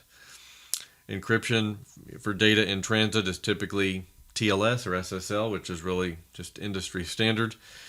And replication, so a method wherein data can be copied from one location to another immediately to ensure recovery in case of an outage, is available out of the box. And in the cloud, generally speaking, multiple copies of your data will always be held for redundancy, even locally. Typically what you have are locally redundant options, zone redundant options, and geo-redundant options. So you can choose your level of redundancy, and of course, understanding that in the cloud we're paying as we go, we're paying for what we use. So when we get into those higher level geo-redundant options, we get greater protection against regional or larger geographic failures, but we're paying more for that privilege. High availability ensures that copies of your data are held in different locations. An automatic failover between a region pair in event of an outage is very common. So you'll have to establish redundancy for your application to use that data that fails over between region pairs, but you'll find that for storage and some of the other underlying services that there'll be some failover by default that happens with no need for action on your part. It's built into the platform. So let's switch gears and talk cloud security controls for the network. So we'll touch on virtual networks, public and private subnets, segmentation. We'll revisit API integration briefly, and we'll talk about connecting our public cloud to our on-premises data center. A hybrid cloud, we'd call that. So let's start with virtual private cloud. So this is a virtual network that consists of cloud resources where the VMs for one company are isolated from the resources of another company. And separate VPCs can be isolated using public and private networks. And within your networks, you can have multiple subnets. So at a subnet level, we'll have public subnets that can access the internet directly, generally through a firewall, and protected private networks. Now, virtual networks can be connected to one another through a VPN gateway scenario, so a site-to-site VPN, so to speak, or through network peering. And again, the precise verbiage will vary from vendor to vendor, from Microsoft to Amazon to Google, so we're really speaking about this in a vendor-agnostic way to the degree we can. And for VDI client scenarios, a NAT gateway for internet access would make sense, so clients can browse the internet safely. So private subnets, let's dig into this just a bit further. So I mentioned private subnets cannot connect directly to the internet, so they can be configured to go through a NAT gateway of outbound internet connectivity as desired. Client VMs and database servers will often be hosted in a private subnet. This will be common for the VDI scenario, for the virtual desktops. But this is not for public services like websites. It's going to be a different configuration for sure. A private subnet will use one of these address ranges, and these address ranges were not defined by the cloud providers. These were actually defined in RFC 1918, which specifies these address ranges as private, meaning they're not routable over the internet. And all other address ranges except for the 169.254 are going to be public addresses. And that 169.254 private range belongs to a self-addressing scenario that doesn't factor in the Security Plus exam, so we won't waste time on that. Now, moving on to public subnets. Resources on a public subnet can connect directly to the internet, so public-facing web servers are often going to be placed within that subnet. And the public subnet may have a NAT gateway or a firewall for communicating back to private subnets, and an internet gateway. Public services like websites are typically going to be published through a firewall, so you might use a web application firewall, for example, in the case of a website. The firewall you need in the cloud will depend on your use case. So VPC connectivity. We can connect to that virtual private cloud through a VPN using IPsec with a VPN gateway. It's called a transit gateway sometimes. It depends on the cloud provider you're working with. But we can set up a VPN for that connectivity. Network peering is another method, so we can connect virtual networks in the cloud through a peering function that most of your providers will offer. Peering is actually the more common option between cloud networks. It's generally simple to set up, and it's going to be faster than a site-to-site or network-to-network VPN connection. The site-to-site VPN option is common for on-premises to cloud connectivity. That would be a hybrid cloud scenario. So segmentation. Now, security of your services that are permitted to access or be accessible from other zones involves setting up a set of rules to control that traffic. And the rules are going to be enforced by the IP ranges of each of the subnets. And within a private subnet, segmentation can be used to achieve departmental isolation or any manner of role-based isolation. For example, we might put our SQL servers over onto a specific subnet and then restrict ingress traffic to that subnet to just the application servers that need to talk to the database servers. So it really just depends on your use case in that respect. So for APIs, we're talking about REST APIs generally speaking, which is what you'll encounter with APIs today for the most part. This enables multi-language support. It can handle multiple types of calls, return different data formats, and we need to make sure that with APIs that we've implemented encryption, authentication, and hopefully rate limiting, throttling, and quotas. So these are going to help us from unwanted access, and in the case of rate limiting, throttling, and quotas, should prevent disruptive attacks, denial of service attacks. We talk about this in Domain 2, so if you haven't watched Domain 2, go back and have a look at that section. So let's talk cloud security controls for compute. So security groups. Now, a cloud provider has to secure multiple customers, and they do use firewalls behind the scenes, but they can't grant individual customers direct firewall access that are used to keep the customers separate from one another. Instead, they'll use something of a security group to define permissible network traffic consisting of rules similar to what you'd see in a firewall rule set. Now, dynamic resource allocation, this uses virtualization technology to scale the cloud resources up and down as demand grows or falls. How this is implemented and if this is even available varies widely by the service and the configuration you're working with. For example, if you're working with infrastructure as a service, with just standard VMs in the cloud, you're not going to generally have any sort of automatic scale up, scale down type functionality. But when you get into platform as a service or serverless, there are going to be some options. When we get into containers, dynamic resource allocation has some options available to you. So instance awareness. VM instances need to be monitored to prevent VM sprawl and unmanaged VMs, because those are going to increase our attack surface, and those will have security consequences. And they'll also add costs in the cloud. So it's not only a security issue, it's a cost issue when we go to the cloud, because we're paying for what we use. So we can use intrusion detection and prevention to help detect new instances, and process controls like privileged identity management, as well as change in configuration management, are going to help us to prevent those unwanted deployments from happening in the first place. And a lot of your cloud service providers will offer some sort of policy tooling to help tenants enforce governance policies. In other words, automating management and restriction of who and what and where resources can be deployed in your cloud subscriptions. So you may see mention of a virtual private cloud endpoint. This allows you to create a private connection between your VPC and another cloud service without crossing over the internet. And again, I struggle with these because they're a bit generic. Your network connectivity options really do vary by your cloud service provider. So we're talking very generic here in terms of these connectivity types. But you'll see your CSPs offer site-to-site connectivity options for hybrid cloud as well, so you can connect your on-premises data center into the cloud, and a site-to-site VPN is the most common way we see that. Most of those providers will also offer some sort of premium option to connect your on-premises data centers and locations to the cloud without the need to traverse the internet. That connection will be faster, more secure, and also more expensive. Most enterprises, large organizations today, have implemented a hybrid cloud model. So generally speaking, they'll have on-premises resources and cloud resources, public cloud resources as we're talking about here, and they'll connect those with some sort of site-to-site connection.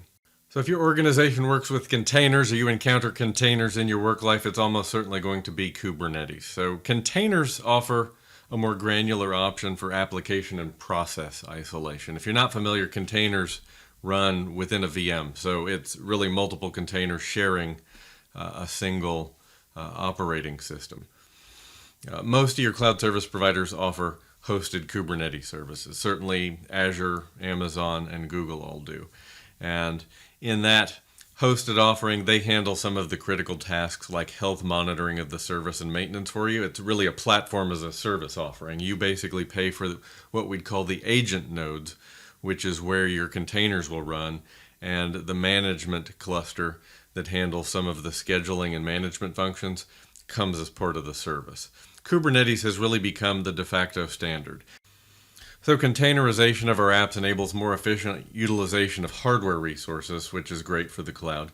But more importantly, it offers a more granular level of isolation for resources. We can control CPU and memory utilization at the container level. We're isolating processes in that container, restricting access to files and other system resources. So let's talk solutions. The first on the list in the exam objectives is Cloud Access Security Broker, or CASB. We use a CASB to enforce the company's policies between on-premises and the cloud with regards to apps and data.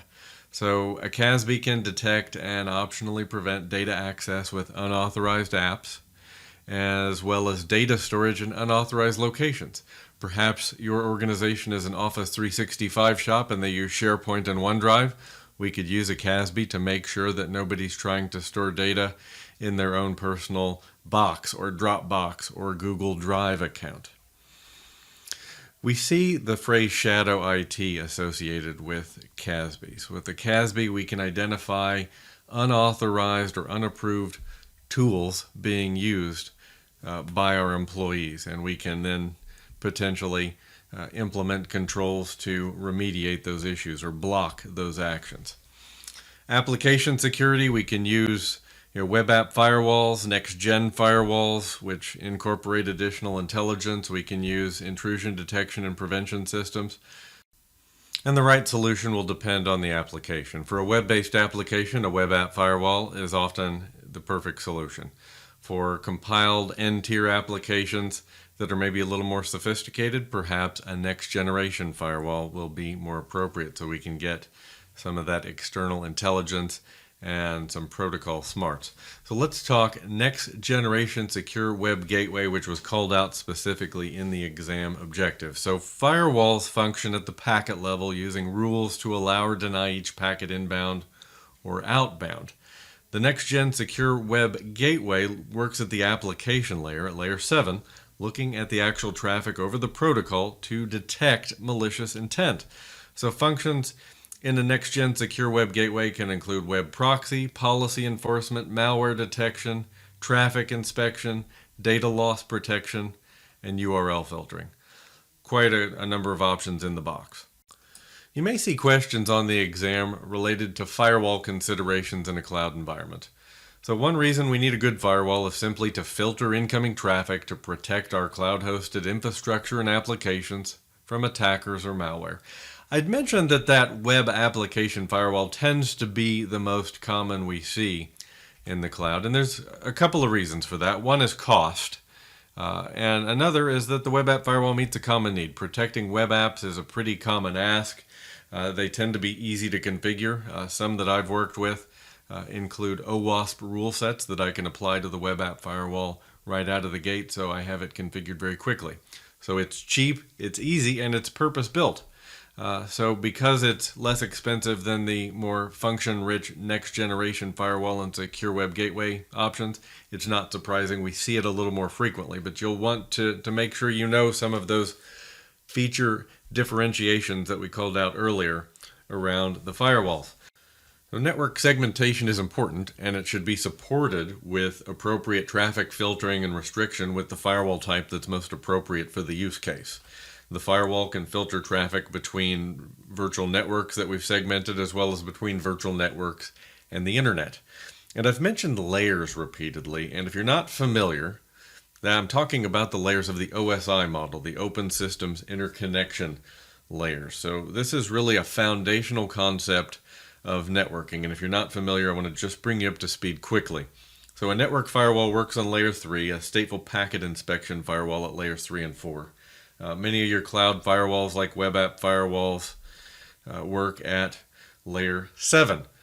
So just in case you don't know what these layers are, I'm going to give you 2 charts that you can use to prepare your foundational knowledge for the exam. So here's the OSI model, the 7 layers, starting with the physical layer up to layer 7, which is the application layer.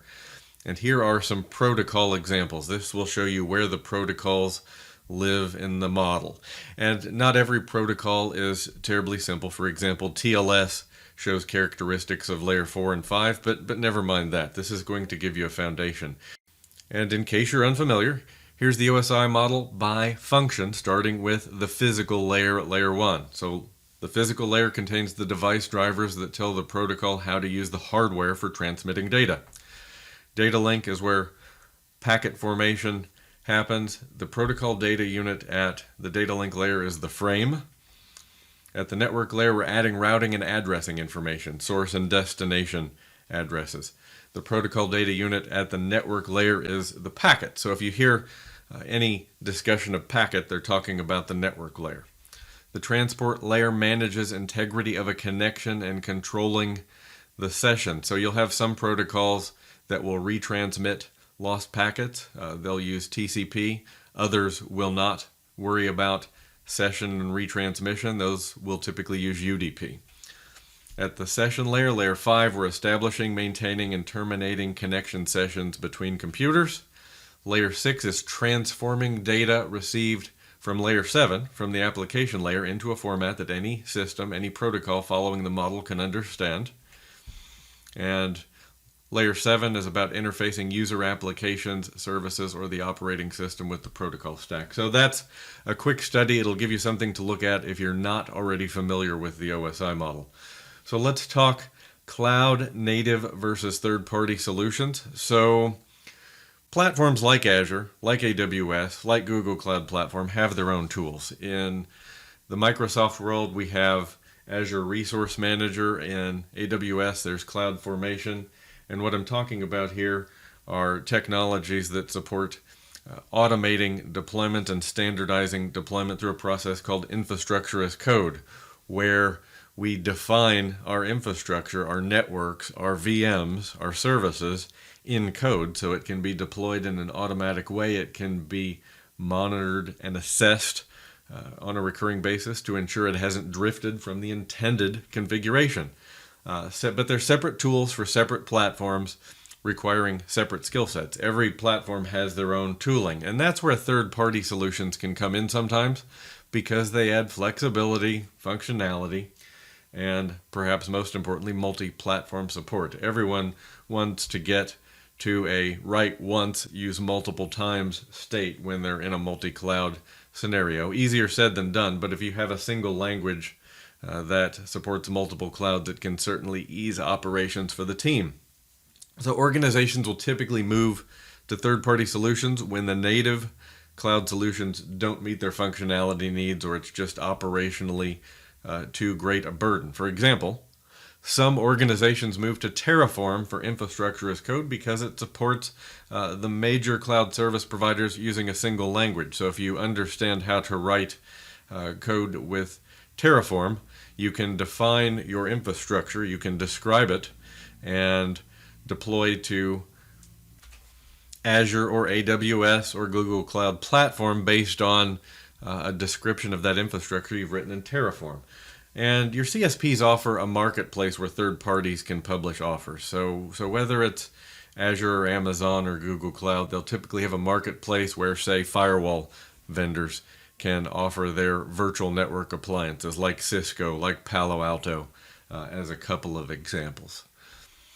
All right, moving on to 3.7. Given a scenario, implement identity and account management controls. So we're going to talk identity concepts, account types, and account policies.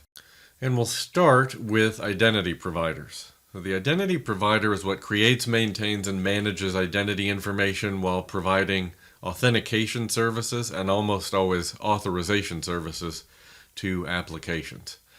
For example, Azure Active Directory is the identity provider for Office 365, and a few other examples would include Active Directory that we see on-prem, which is also a directory service. Okta and Duo would be considered identity providers. So in the world of identity, there are a few concepts called out in the exam objectives.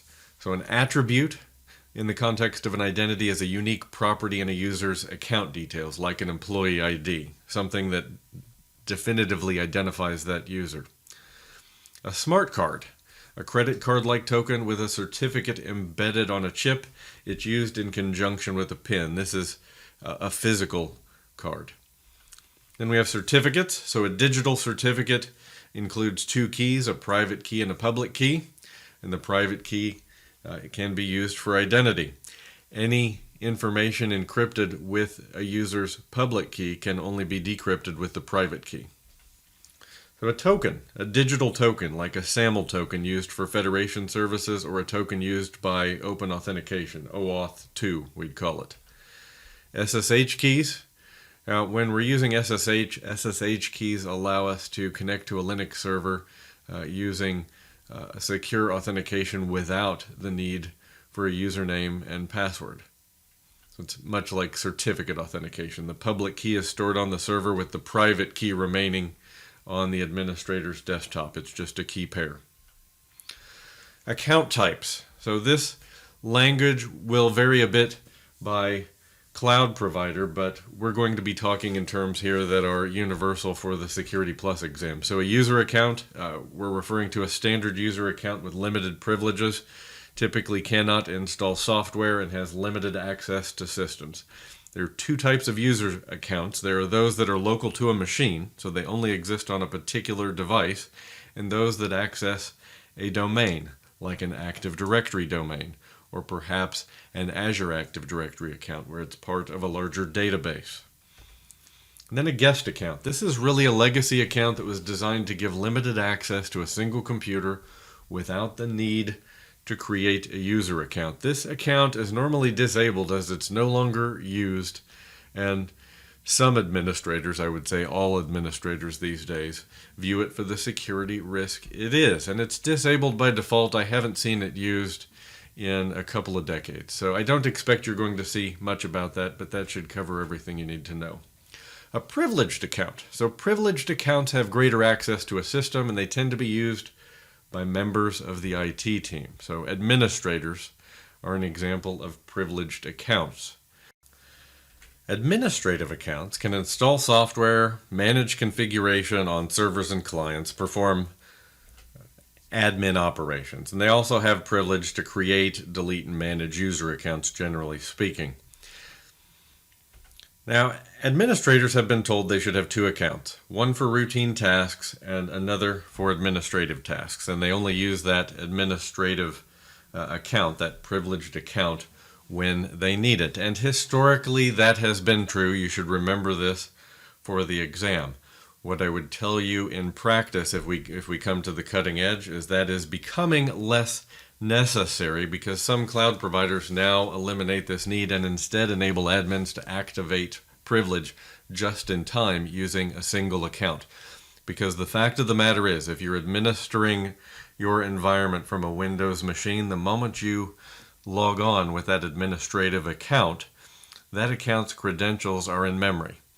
And we have to worry about credential theft should that endpoint, that workstation, be compromised. But for the exam, assume that the two account strategy is still something folks do. And I do see customers and colleagues that I work with using that model, but more and more I'm seeing a move to systems that support just-in-time elevation of a single account, revoking those privileges when they are no longer needed.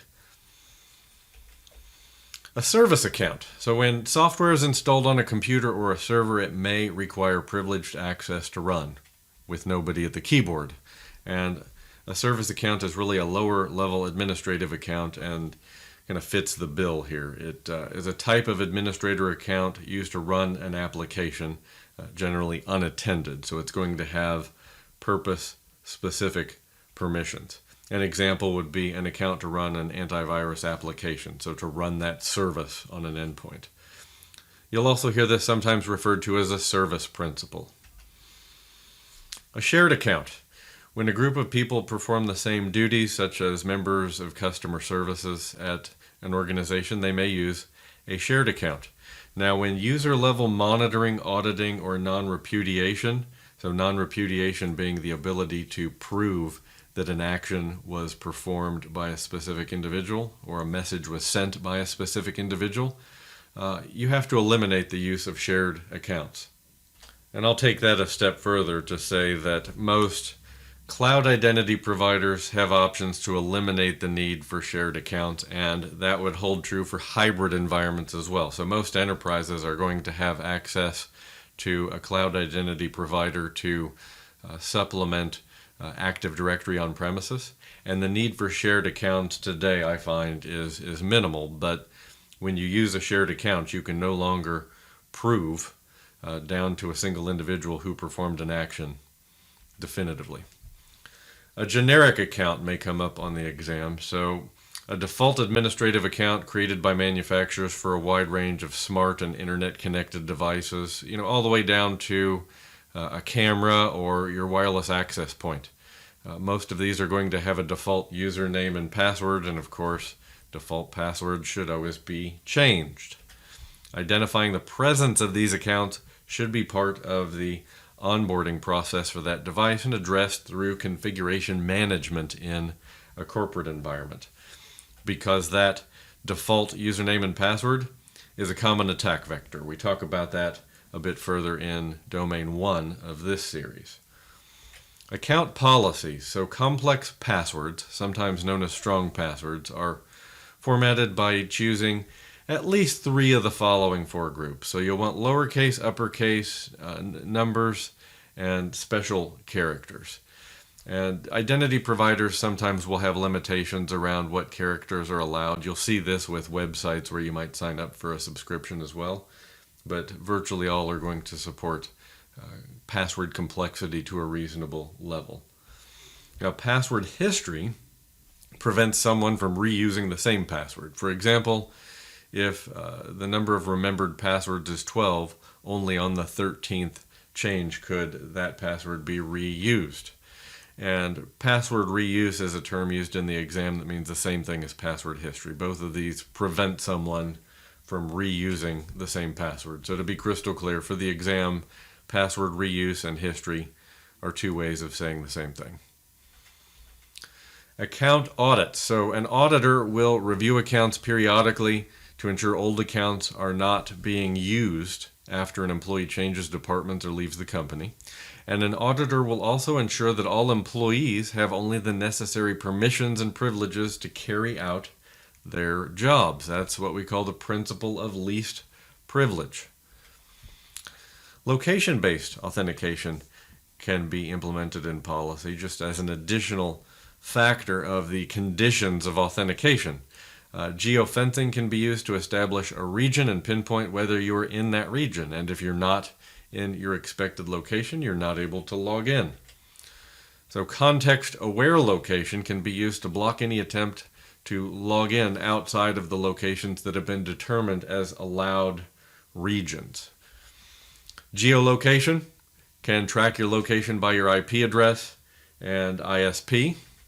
And smartphones have location services that use GPS, so identifying your phone can be helpful in that respect. Now, when it comes to location, I do want to mention that many of your identity providers nowadays enable admins to predefine trusted locations. And what that means is that you can configure your identity provider so if a user is logging into the network on a trusted device in a trusted location like a corporate office, you can forego that second factor of authentication, or you can maybe prompt them once in the morning and then allow them to go without responding to secondary factors over and over and over again. In fact, we find users are quite dissatisfied if they have to keep supplying that second factor when they're in a known location on a fully compliant managed device.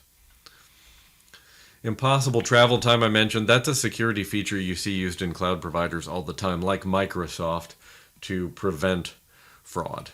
If a person's in Houston and then 15 minutes later they're determined to be in New York, their attempt to log in will be blocked. And obviously we can see some situations where you get false positives there if somebody is logging on to a system that is located in New York, but they're logging on from Houston. We can sometimes see some challenges with that, but with the providers out there today, generally there is enough user entity behavior analysis to establish regular patterns for a user that will eliminate these false positives. So a risky logon is a security feature used by cloud providers most often, leveraging a record of devices used by each user. And the response is going to vary by provider, but may include a confirmation email to the user to validate their identity, or responding to a prompt in an authenticator app. But how user and sign-in risk are used varies by provider. And then there's account disablement. So account management, the identity lifecycle we'd call it, ranges from account creation at onboarding to its disablement when the user leaves the company. And of course, disabling an account in a timely manner when a user leaves is going to be very important in preventing data exfiltration. Time-based logins. So we may establish for some user-based roles that they may, because they're shift workers, only log in during working hours. So we prevent them from logging in outside of working hours. For example, employees might be restricted to accessing the network between 7 a.m. and 6 p.m. Now this prevents data theft by preventing users from coming in at 3 a.m. when nobody's watching and stealing corporate data, and it can also be effective in preventing individual fraud, but also collusion, because the time restriction will enforce your schedule rotation, which is another element of reducing unwanted data loss in our organization. If we allow people to log in 24 hours a day, then schedule rotations don't matter as much.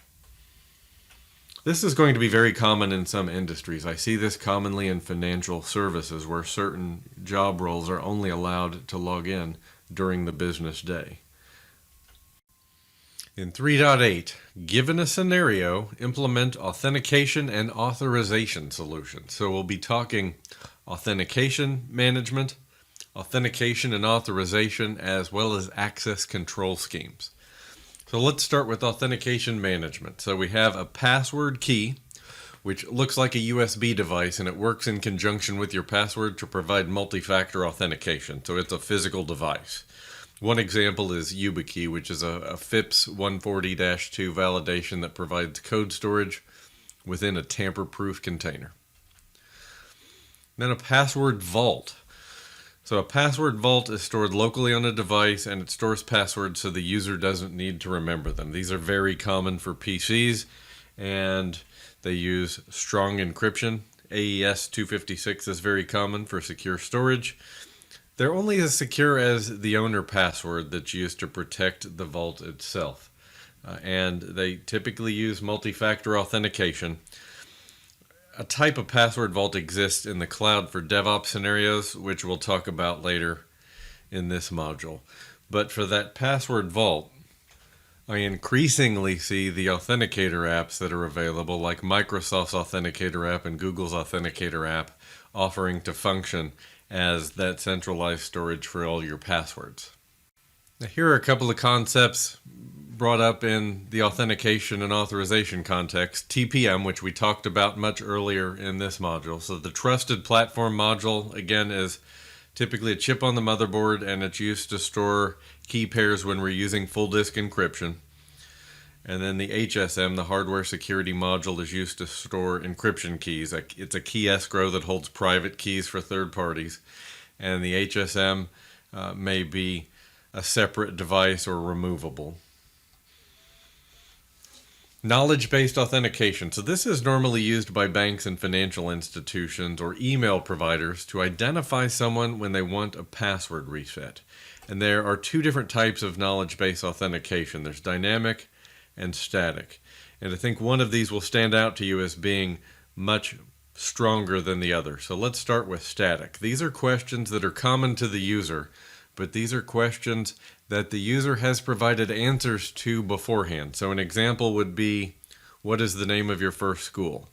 They may ask the name of your first pet, your kindergarten teacher, etc. They are going to be questions that could potentially be researched by a bad actor from your social media profiles, for example. Now, dynamic knowledge-based authentication is a bit different. It's deemed to be more secure because they don't consist of questions provided beforehand. So, for example, a bank will ask to confirm your identity. They'll ask you for 3 direct debit mandates. They'll ask for the date and the amount paid. Something that you can't predict beforehand, and that would only be accessible to you, as it requires knowledge of your banking transactions. So authentication protocols, there's PAP, Password Authentication Protocol. This is a password-based protocol used by point-to-point protocol to validate users. It's supported by almost all network OS remote access servers, but it's considered weak at this point. It's really legacy. And then there's CHAP, Challenge Handshake Authentication Protocol, a user or a network host as an authenticating entity. That entity may be, for example, an internet service provider. Requires that both the client and the server know the plain text of the secret, although it's never sent over the network. And then we have EAP, Extensible Authentication Protocol, which we talked about previously. This is an authentication framework. It allows for new authentication technologies to be compatible with existing wireless or point-to-point connection technologies. So Extensible Authentication Protocol is really your most common go-to today. And then there's 802.1x authentication, which is an authentication mechanism to devices wishing to attach to a LAN or a wireless LAN. It really describes encapsulation of the EAP protocol. And it involves 3 parties, a supplicant, an authenticator, and an authentication server. So the supplicant is a client, and the authenticator forwards the request, the credentials, over to the authentication server that decides whether or not the request will be authenticated. So 802.1x authentication defines encapsulation of EAP over IEEE 802.11. It's also known as EAP over LAN. Now we have multiple protocols in the area of authentication, authorization, and accounting services that show up in the exam objectives. And these come up in remote access scenarios frequently. So a network access server is a client to a Radius server, and the Radius server provides the authentication, authorization, and accounting services, or the AAA services I like to call them. So we have Radius, which uses UDP and encrypts the password only. We see Radius commonly in remote access scenarios like VPN. TACACS Plus uses TCP and encrypts the entire session. We see that pretty commonly in admin access to network devices, pretty common in the Cisco world, for example. And then we have Diameter, which is based on Radius, and it improves many of the weaknesses of Radius, but Diameter is not actually compatible with Radius. We see Diameter used with 4G. And then I guess the other way you could remember these is Radius is UDP and encrypts password only. TACACS is TCP and encrypts the entire session, and then just park Diameter in your head as that mobile scenario. And it's 4G, but if you have a 5G network that's non-standalone, it's still tied back to the 4G core, then Diameter factors in that 5G scenario. But network access or remote access is the use case at the highest level I'd remember for the exam. So let's talk single sign-on. So single sign-on means a user doesn't have to sign in to every application that they use. The user logs in once, and that credential is used for multiple apps. Single sign-on based authentication systems are sometimes called modern authentication. So to say it another way, single sign-on is a mechanism that allows subjects, think user, to authenticate once and access multiple objects, resources that is, without authenticating again. So some common single sign-on methods and standards include SAML, Sesame, CryptoNight, OAuth, typically the OAuth 2 standard, and OpenID. So for the exam, the three to know, I would believe, would be SAML, OAuth 2, and OpenID. I would know enough to differentiate these three should they show up as answers on the exam. So let's touch on all three of these right now at a little bit greater depth. So Security Assertion Markup Language, or SAML, is an XML-based open standard data format for exchanging authentication and authorization data between parties, in particular between an identity provider and a service provider. So this is really common in on-premises federation scenarios with Active Directory, where we see Active Directory federation services. And then there's OAuth 2.0, which is an open standard for authorization. It's commonly used as a way for internet users to log into third-party websites using their Microsoft, Google, Facebook, Twitter, any of these accounts without exposing their password. So Azure AD, the identity provider for Office 365, supports OAuth 2 flows. OpenID, this is another open standard. It provides decentralized authentication, allowing users to log into multiple unrelated websites with one set of credentials maintained by a third-party service referred to as an OpenID provider. So an example here would be logging into Spotify with your Facebook account. So Kerberos. So Kerberos is an authorization protocol in Microsoft's Active Directory, which we find on premises in enterprise organizations pretty commonly. And Kerberos is preferred to NTLM, which is really something of a legacy authorization protocol in the Windows world.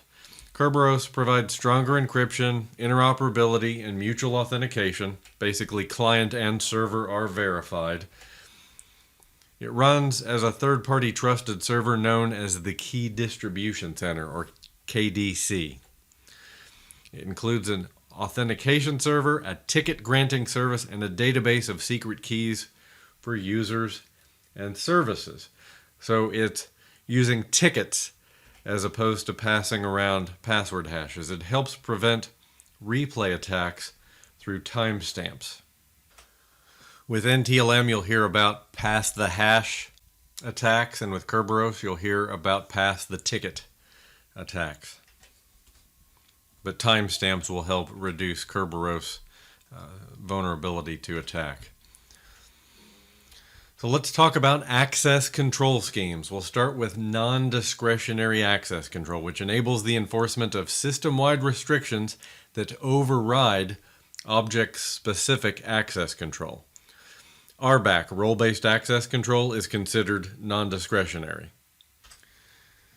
And I said that as though it's important because role-based access control is what we see in the world of Windows, in Active Directory and Azure Active Directory, so it's exceedingly common as an access control scheme today. But we'll talk about RBAC in just a moment.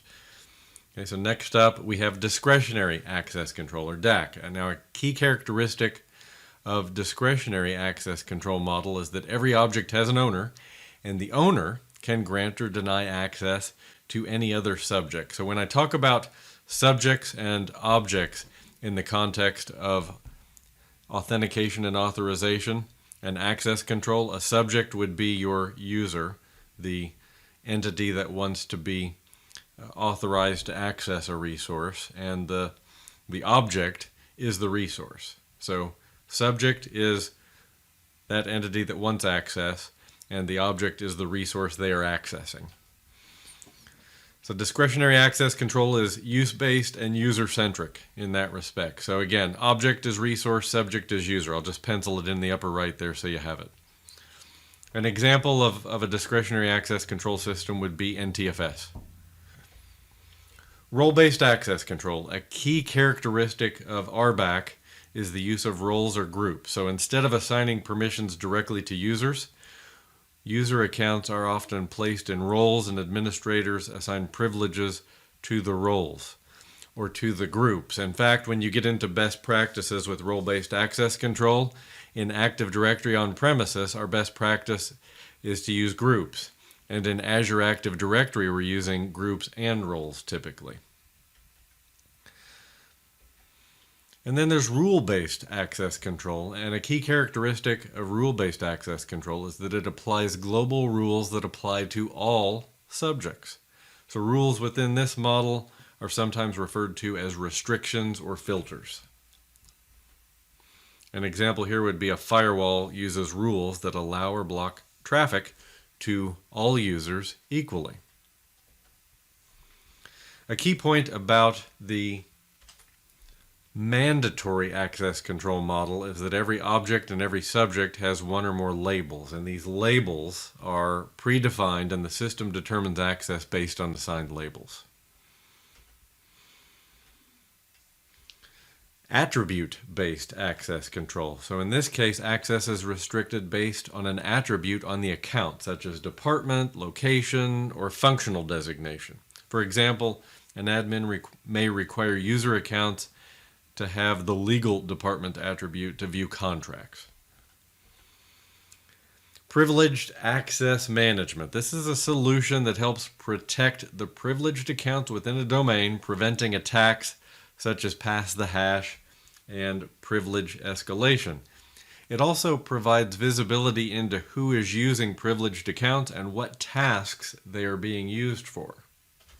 And these privileged accounts need additional layers of protection, really. So you'll find privileged access management is native to some cloud identity providers today, and it may include a just-in-time elevation feature where that privileged user can request permission to activate that privilege for a limited period of time.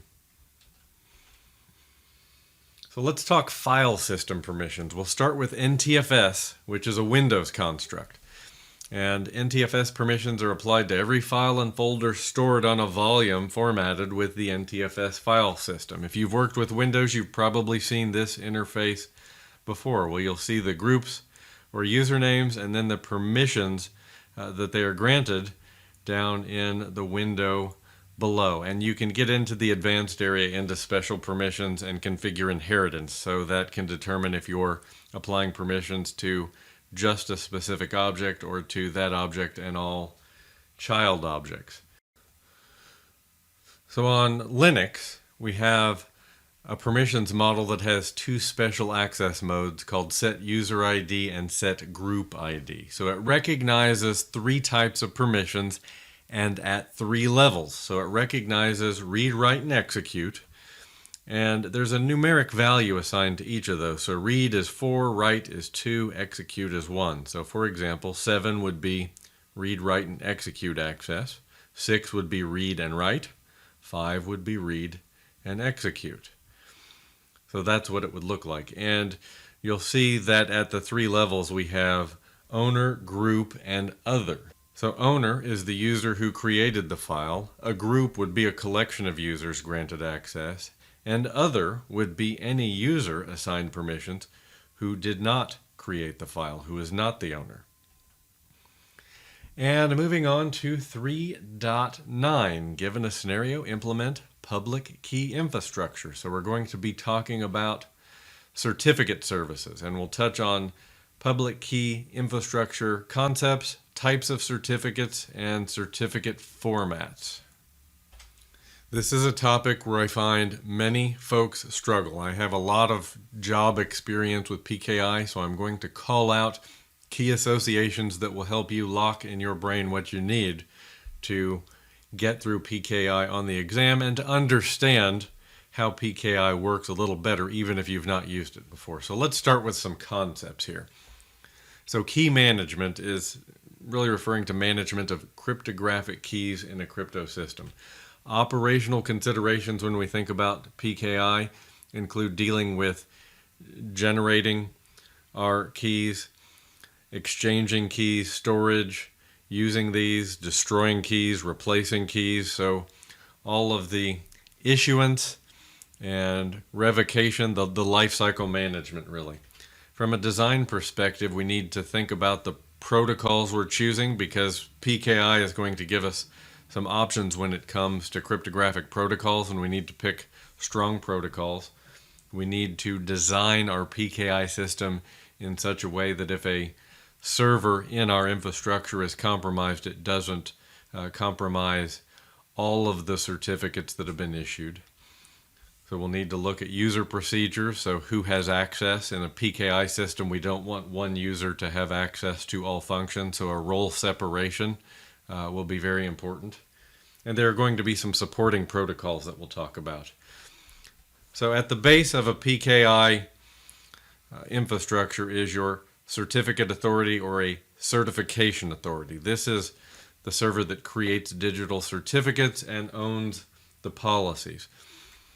Now, a PKI hierarchy can include a single CA that serves as what we'd call the root certificate authority and the issuing authority, but this isn't recommended. A single level PKI infrastructure we'd only see in a small environment, and it's not going to be the most secure because if that server is compromised, the whole solution is shot. All of your certificates you've issued are compromised. So what we'll see in larger environments and more secure designs is a second tier or a middle tier we call a subordinate CA, sometimes called an intermediate certificate authority or a policy certificate authority. It's also known as a registration authority. It sits below the root CA in the CA hierarchy. It regularly issues certificates, making it more difficult for these to stay offline. What do I mean by that? What I mean by that is your root certificate authority is typically maintained in an offline state, and it's only brought online for renewing its root certificate or issuing certificates to subordinate CAs or issuing CAs, which we'll talk about in a moment. Now, a subordinate CA does have the ability to revoke certificates, making it easier to recover from any security breach that does happen.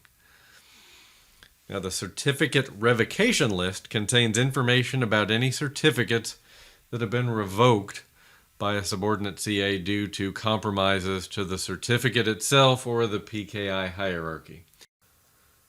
So CAs are required to publish certificate revocation lists, but it's up to the certificate consumer as to whether or not they check these lists and how they respond if a certificate has been revoked. So you'll see your browsers today, Chrome, Firefox, etc.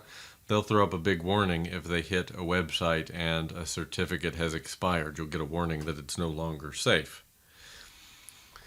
So Online Certificate Status Protocol offers a faster way to check a certificate status as opposed to a CRL. With OCSP, the consumer of a certificate can submit a request to the issuing certification authority to obtain the status of a specific certificate rather than checking the certificate revocation list, which is a file. In a large environment with lots of traffic, we can find that CRL, that file, gets quite large potentially. A certificate signing request, or CSR, records identifying information for a person or a device that owns a private key as well as information on the corresponding public key. It's the message that's sent to the CA in order to get a digital certificate created. We create a certificate signing request in order to request that a new certificate be issued. The common name, or CN, as it's commonly written, is the fully qualified domain name of the entity, like the web server, for example. Subject alternative name.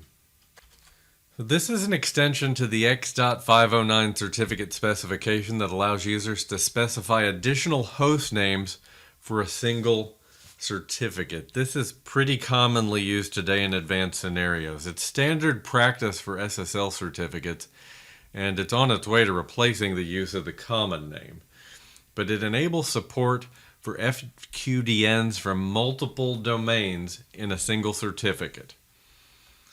And it's commonly abbreviated as a SAN. So you'll see requests for a SAN certificate, and the providers like DigiCert, for example, in the public space will abbreviate that as SAN pretty commonly. But multiple domain support is the key. Certificate expiration. So your certificates are valid for a limited period of time from the date of issuance as specified on the certificate itself. And the industry specifies guidance here. So current guidance says the maximum certificate lifetime from widely trusted issuing authorities like DigiCert is currently 1 year, little over 1 year, 398 days. This number has gotten shorter and shorter over time. So let's talk types of certificates for a moment. We have a wildcard certificate that can be used for a domain and a subdomain. For example, in the contoso.com domain, there are two servers called web and mail. The wildcard certificate is essentially the asterisk. So it's just that wildcard character .contoso.com, and when it's installed, it would work for the FQDNs for both of these, web.contoso.com and mail.contoso.com. So a wildcard can be used for multiple servers in the same domain. So it supports multiple FQDNs with the same domain suffix, which can save us money because especially if we're buying a certificate from a trusted authority online because we're publishing a website, for example, to the internet, we need a certificate from an issuing authority outside of our organization that's trusted by the world at large. A wildcard certificate is going to save us money. So let's compare that again to the SAN certificate that I mentioned a moment ago. The subject alternative name can be used on multiple domain names for a single certificate. So for example, we could attach abc.com and xyz.com to the same certificate. In fact, you can also insert other information into a SAN certificate, such as an IP address. But the key here is multiple domains in a single certificate. I've seen a SAN certificate with 20 entries on it, with many domains, multiple IP addresses. We see organizations leaning on this more and more often. And you pay for these SAN certificates with these external issuing authorities like DigiCert, typically based on the number of entries you want on the certificate. A SAN with 5 entries is going to be less expensive than a SAN cert with 20 entries on it. A code signing certificate. So when code is distributed over the internet from a software company, for example, it's important that users can trust that it was actually produced by the claimed sender. An attacker would love to produce a fake device driver or a web component that it says is from a software vendor but isn't really. So using a code signing certificate to digitally sign the code mitigates this danger. Microsoft, Dell, any software or hardware company that is releasing software or little utilities, they will almost always sign those nowadays. But code signing provides proof of content integrity. Self-signed certificates. These are issued by the same entity that's using it.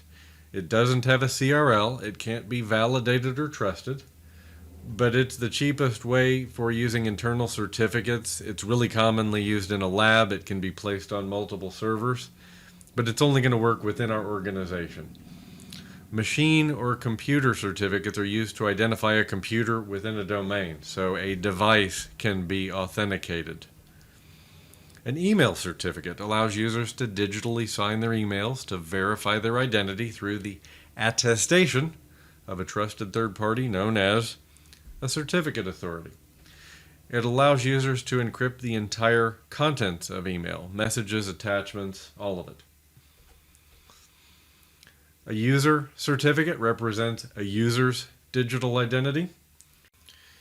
In most cases, a user certificate is mapped back to a user account, and access control can then be based on that user account.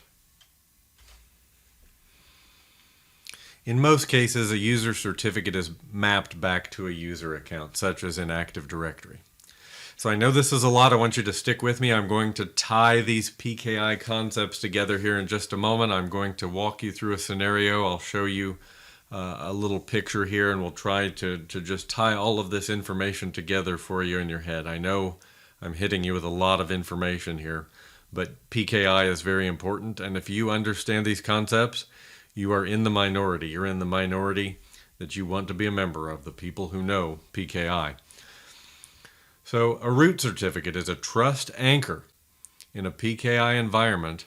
It's the root certificate from which the entire chain of trust is derived. We'll look at this in a picture here in a minute. I'll just draw it. This is the certificate of the root certification authority at the top of the hierarchy. It's where the chain of trust begins. Domain validation. So a domain validated certificate is an X.509 certificate that proves ownership of a domain name. Then you'll occasionally see extended validation certificates. These provide a higher level of trust in identifying the entity that's using the certificate. These aren't something you see every day, but they're commonly used in the financial services sector.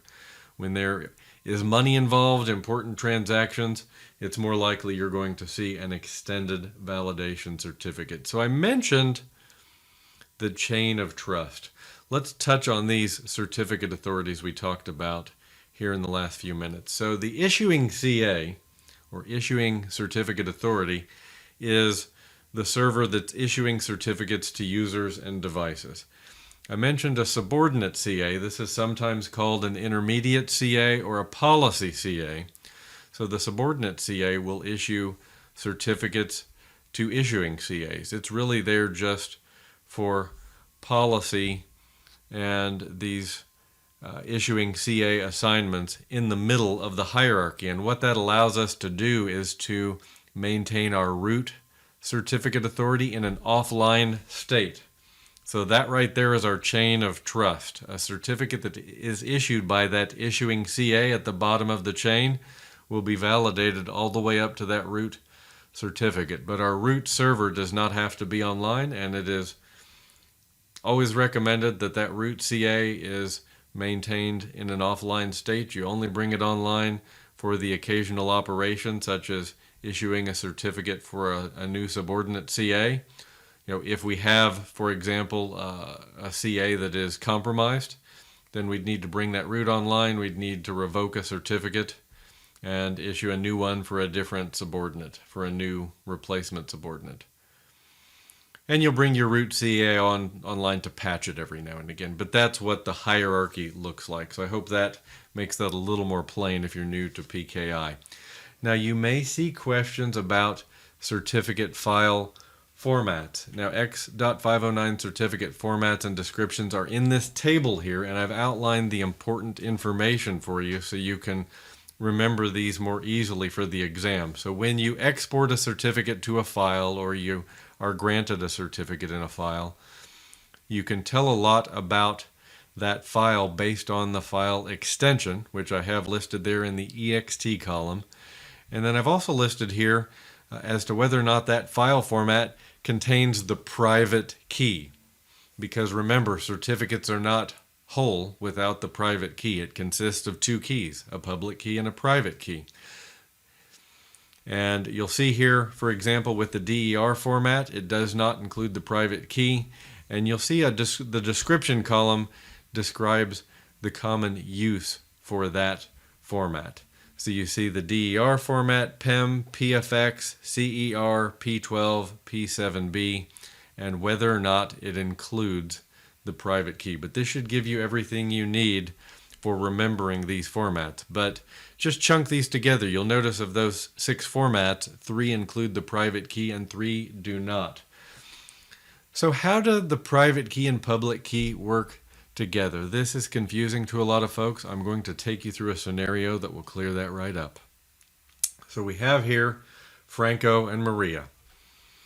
So Franco sends a message to Maria requesting her public key. So Maria has a public key and a private key in her certificate. The public key she can share with anyone. So she sends that back to Franco, or more likely her application sends that back to Franco. Franco uses Maria's public key to encrypt a message and he sends it to her. Maria uses her private key to decrypt the message. And a message that is encrypted with Maria's public key can only be decrypted using Maria's private key, which only Maria holds, and she will not share that with anyone. It's a private key. And that key exchange that I just described here, this transaction applies to a wide variety of use cases that you might encounter on the exam. So I want to talk through just a few additional PKI concepts that are called out in the exam objectives. So an online versus an offline certificate authority. So an online CA is always running, meaning the computer is on. An offline CA is kept offline except for specific issuance and renewal operations. Remember, offline is best practice for your root CA. Stapling. So stapling is a method used with online certificate status protocol, which allows a web server to provide information on the validity of its own certificate.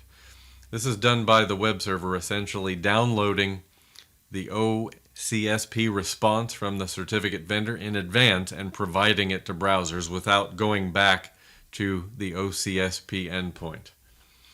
Pinning. This is a method designed to mitigate the use of fraudulent certificates. So once a public key or certificate has been seen for a specific host, that key or certificate is pinned to the host. So should a different key or certificate be seen for that host, that might indicate an issue with a fraudulent certificate. Trust model. So a model of how different certificate authorities trust each other and how their clients will trust certificates from other certification authorities. There are 4 trust models in PKI. The 4 main types are bridge, hierarchical, hybrid, and mesh. So that picture I drew for you of the issuing CA, subordinate CA, and root CA, that is, as you might guess, the hierarchical model, and that is far and away the most common. Key escrow. Key escrow addresses the possibility that a cryptographic key may be lost, and the concern is usually with symmetric keys or with the private key in asymmetric cryptography. So remember, with symmetric cryptography, there's only one key in use. So if you lose that key, that's a problem, right? With asymmetric cryptography, more often than not, we're dealing with the loss of the private key, which doesn't exist in many places because it's not shared.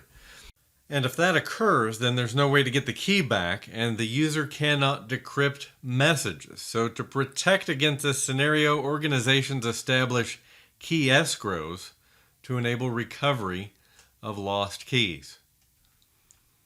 And finally, we have certificate chaining, which refers to the fact that certificates are handled by a chain of trust. You purchase a digital certificate from a certificate authority, so you trust that CA's certificate, and in turn that CA trusts a root certificate. That brings us to domain 4, which is a bit different than all the other domains in the Security Plus exam. You'll see why in just a moment. Domain 4 focuses on operations and incident response. Just as with all the others, we're covering all the topics in the official exam objectives. And in 4.1, given a scenario, use the appropriate tool to assess organizational security. So you may see questions on any one of about 36 different tools ranging from network reconnaissance and discovery to file manipulation to shell to packet capture to forensics. I will say that hands-on learning will be helpful in this. I am going to try to give you a head start in that respect, both in providing not only function, but syntax and some guidance on how you can test these tools hands-on quickly and easily in Windows and Linux, even if you don't have a Linux workstation. And just a friendly warning before we get started, do not use active reconnaissance tools to explore or exploit resources without permission. There can definitely be legal consequences for you. Keep this in the lab. Okay, let's start with the network reconnaissance and discovery category. So there's traceroute, which shows the route taken from a computer to a remote host, like a website. And what's interesting about traceroute is it also shows you response latency in milliseconds at each hop. Now, NSLOOKUP is a diagnostic tool for verifying the IP address of a host name, what we'd call a DNS-A record by default in the DNS server database. And we can use the setType command to change the type of record it searches. For example, if I would execute setType equals MX, that would change the scope to search mail exchange records, so email servers. So let's just switch to a command prompt and we'll take a quick look. So if I type NSLOOKUP msn.com, for example, as a short domain, it returns the host name for msn.com. And if I go into interactive mode, I'll just type NSLOOKUP and hit enter. I'm now at an NSLOOKUP active mode prompt, and I'll set type to MX. And now I'm looking at mail exchange records, and if I type msn.com, you see it returns a different type of record. Now this is passive. You can use NSLOOKUP for active functions like zone transfer, and as again I mentioned earlier, proceed with caution. Do not perform active reconnaissance on resources that are not yours. And dig is the equivalent of NSLOOKUP in a Linux or Unix environment. We have the IP and ifconfig tools. These commands show IP configuration on the host you're running. So Windows uses ipconfig, Unix or Linux, the command is ifconfig, but they're showing similar information. Nmap, a very prolifically used free and open source network mapper that can be used to create an inventory of devices on your network. It's also very useful for what we call banner grabbing, which is computer and service information. And very much an active reconnaissance tool, so proceed with caution. Next up we have pathping, which has the functionality of both ping and traceroute. So with ping we get an ICMP echo, and with traceroute we get the hops to a destination host. So with pathping we get both of those things, and it also calculates statistics after the trace, showing us the packet loss at each hop along the way that it passes through. We have hping, which is an open source packet generator and analyzer for the TCP/IP protocol, which is often used for auditing firewalls and networks. For example, testing firewall rules and open ports. It analyzes network traffic, including your packet format and traceroute. So in the world of forensics, you'll hear about netstat frequently, which is a native tool on the Windows operating system. And this is used to see the established connections, listening ports, and even running services on a host. You'll hear about netstat as an option for capturing volatile information, because that information, the listening ports and the established connections, will disappear once we reboot that computer. And really all you have to do at a command prompt is type netstat-a, for example, and you're going to see listening ports and established connections. Moving on, we then have Netcat, or NC, which is a Linux or Unix utility for showing network connections, port scanning, and you can even use it for file transfer. IP scanners are very common, so scanning ranges of IPs. The Angry IP scanner has been around for a long time, probably 15-20 years or better. It's a popular free and open source tool that will scan addresses in a range, and it will ID open ports on those hosts. And you can export the results to a text, CSV, or XML format. And comes in a command line version as well, but the GUI version I see used very frequently. The Address Resolution Protocol, or ARP, is a protocol for mapping an IP address to a physical MAC address on a network adapter, for example. We call that the hardware address. And ARP-A at the command line will show the ARP cache. You can also use that ARP command line utility to flush the ARP cache if you typed ARP-D, for example. Route enables listing existing routes in the local routing table as well as adding manual entries into your network routing tables on a host. Route print shows you the route table. Route add would add a route. Route delete would delete a route. Curl is a command line tool used to transfer data using any number of supported protocols. So quite a list ranging from FTP to IMAP to TFTP to Telnet. Pretty commonly used with HTTP in my experience to grab information about websites. We have the Harvester, which is a passive tool that comes with Kali Linux, the Linux distribution used by penetration testers, generally speaking. The Harvester will harvest email addresses of an organization. So for example, I could search for email addresses in the kali.org domain, limiting results to 500 and using Google as my source. And as you can see with a very short command, then I can pull back quite a lot of information that could then be leveraged in offensive exercises, such as a phishing campaign. On a side note, if you don't have Linux installed anywhere today, you can actually run Linux on Windows 10 or 11 using the Windows subsystem for Linux, which will give you essentially a Linux kernel there. You'll have a command prompt where you can run some of these tools that we're looking at today. And the Windows subsystem for Linux includes a Kali Linux distribution, and you can set this up in just a few minutes. I absolutely recommend it so you can safely test these tools in your lab. So next up we have Sniper, which is a penetration test reconnaissance tool that can be used for automated testing. It can scan for vulnerabilities, open ports, web application vulnerabilities, we'd call that dynamic code analysis, and perform attack surface discovery. It's frequently used by pen testers, bug bounty researchers, and even red teams, but it's really kind of an all-in-one offensive security tool that has a free version, but also a very powerful and fairly expensive paid version. Scanless is a penetration testing tool for performing anonymous open port scans on target hosts like web servers, and this is free and open source. It's actually written in Python, and it utilizes a number of existing port scanners out there like IP fingerprints and Spider IP. So you'd see this commonly on Linux. Then we have DNS-enum, which is a command line tool that automatically identifies basic DNS records, and it has the ability to attempt reverse DNS resolution. That's where you start with an IP address and try to map it to a name, as opposed to forward DNS resolution, where we provide a name and receive an IP address.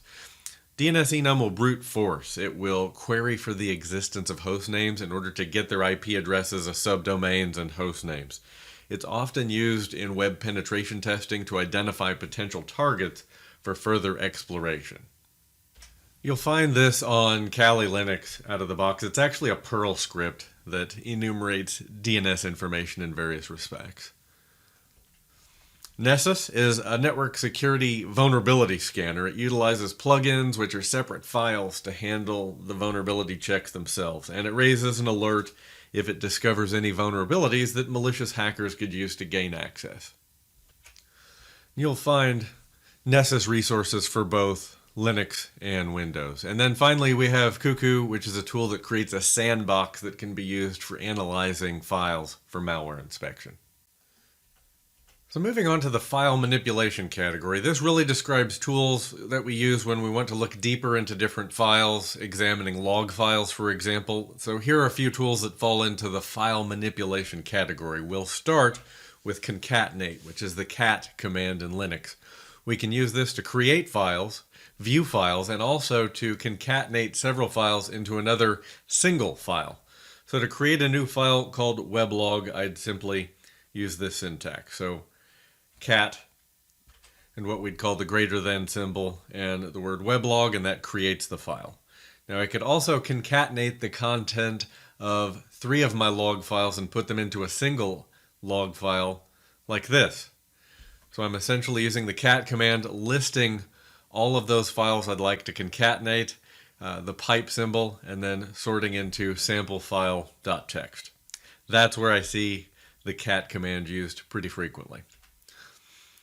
And then we have the head command. So the var log messages file is a pretty important log file on a Linux system because it shows some system events like shutdown and reboot. So I could use the head command to check the top 10 messages from that log. So I'm looking at the head of the log. So for example, to get the top 10, I'm simply using head, passing the name of the log, and then the end parameter with the number of events I'd like to return. And to be clear, I believe understanding the function of these tools will be more important than understanding the command syntax, but I wanted to give you some examples. Number one, because it helps kind of lock the concept of these tools into your mind in terms of their function, but it also gives you an example. So if you'd like to go do a little hands-on on your own, you'll have some starters. Now the opposite of the head command is the tail command. So tail shows us the last X lines at the end of a log file, and the syntax would be very similar to head. So for example, if I wanted to look at the last 10 messages in that same var log messages file, I can just swap the head command for tail, and I'm going to see the last 10 messages. So one looks at the beginning of a file, the other looks at the end. Now grep is a very commonly used search tool for searching text and log files for specific values. So for example, if I wanted to search a file named users.txt for the name Pete, here's my syntax.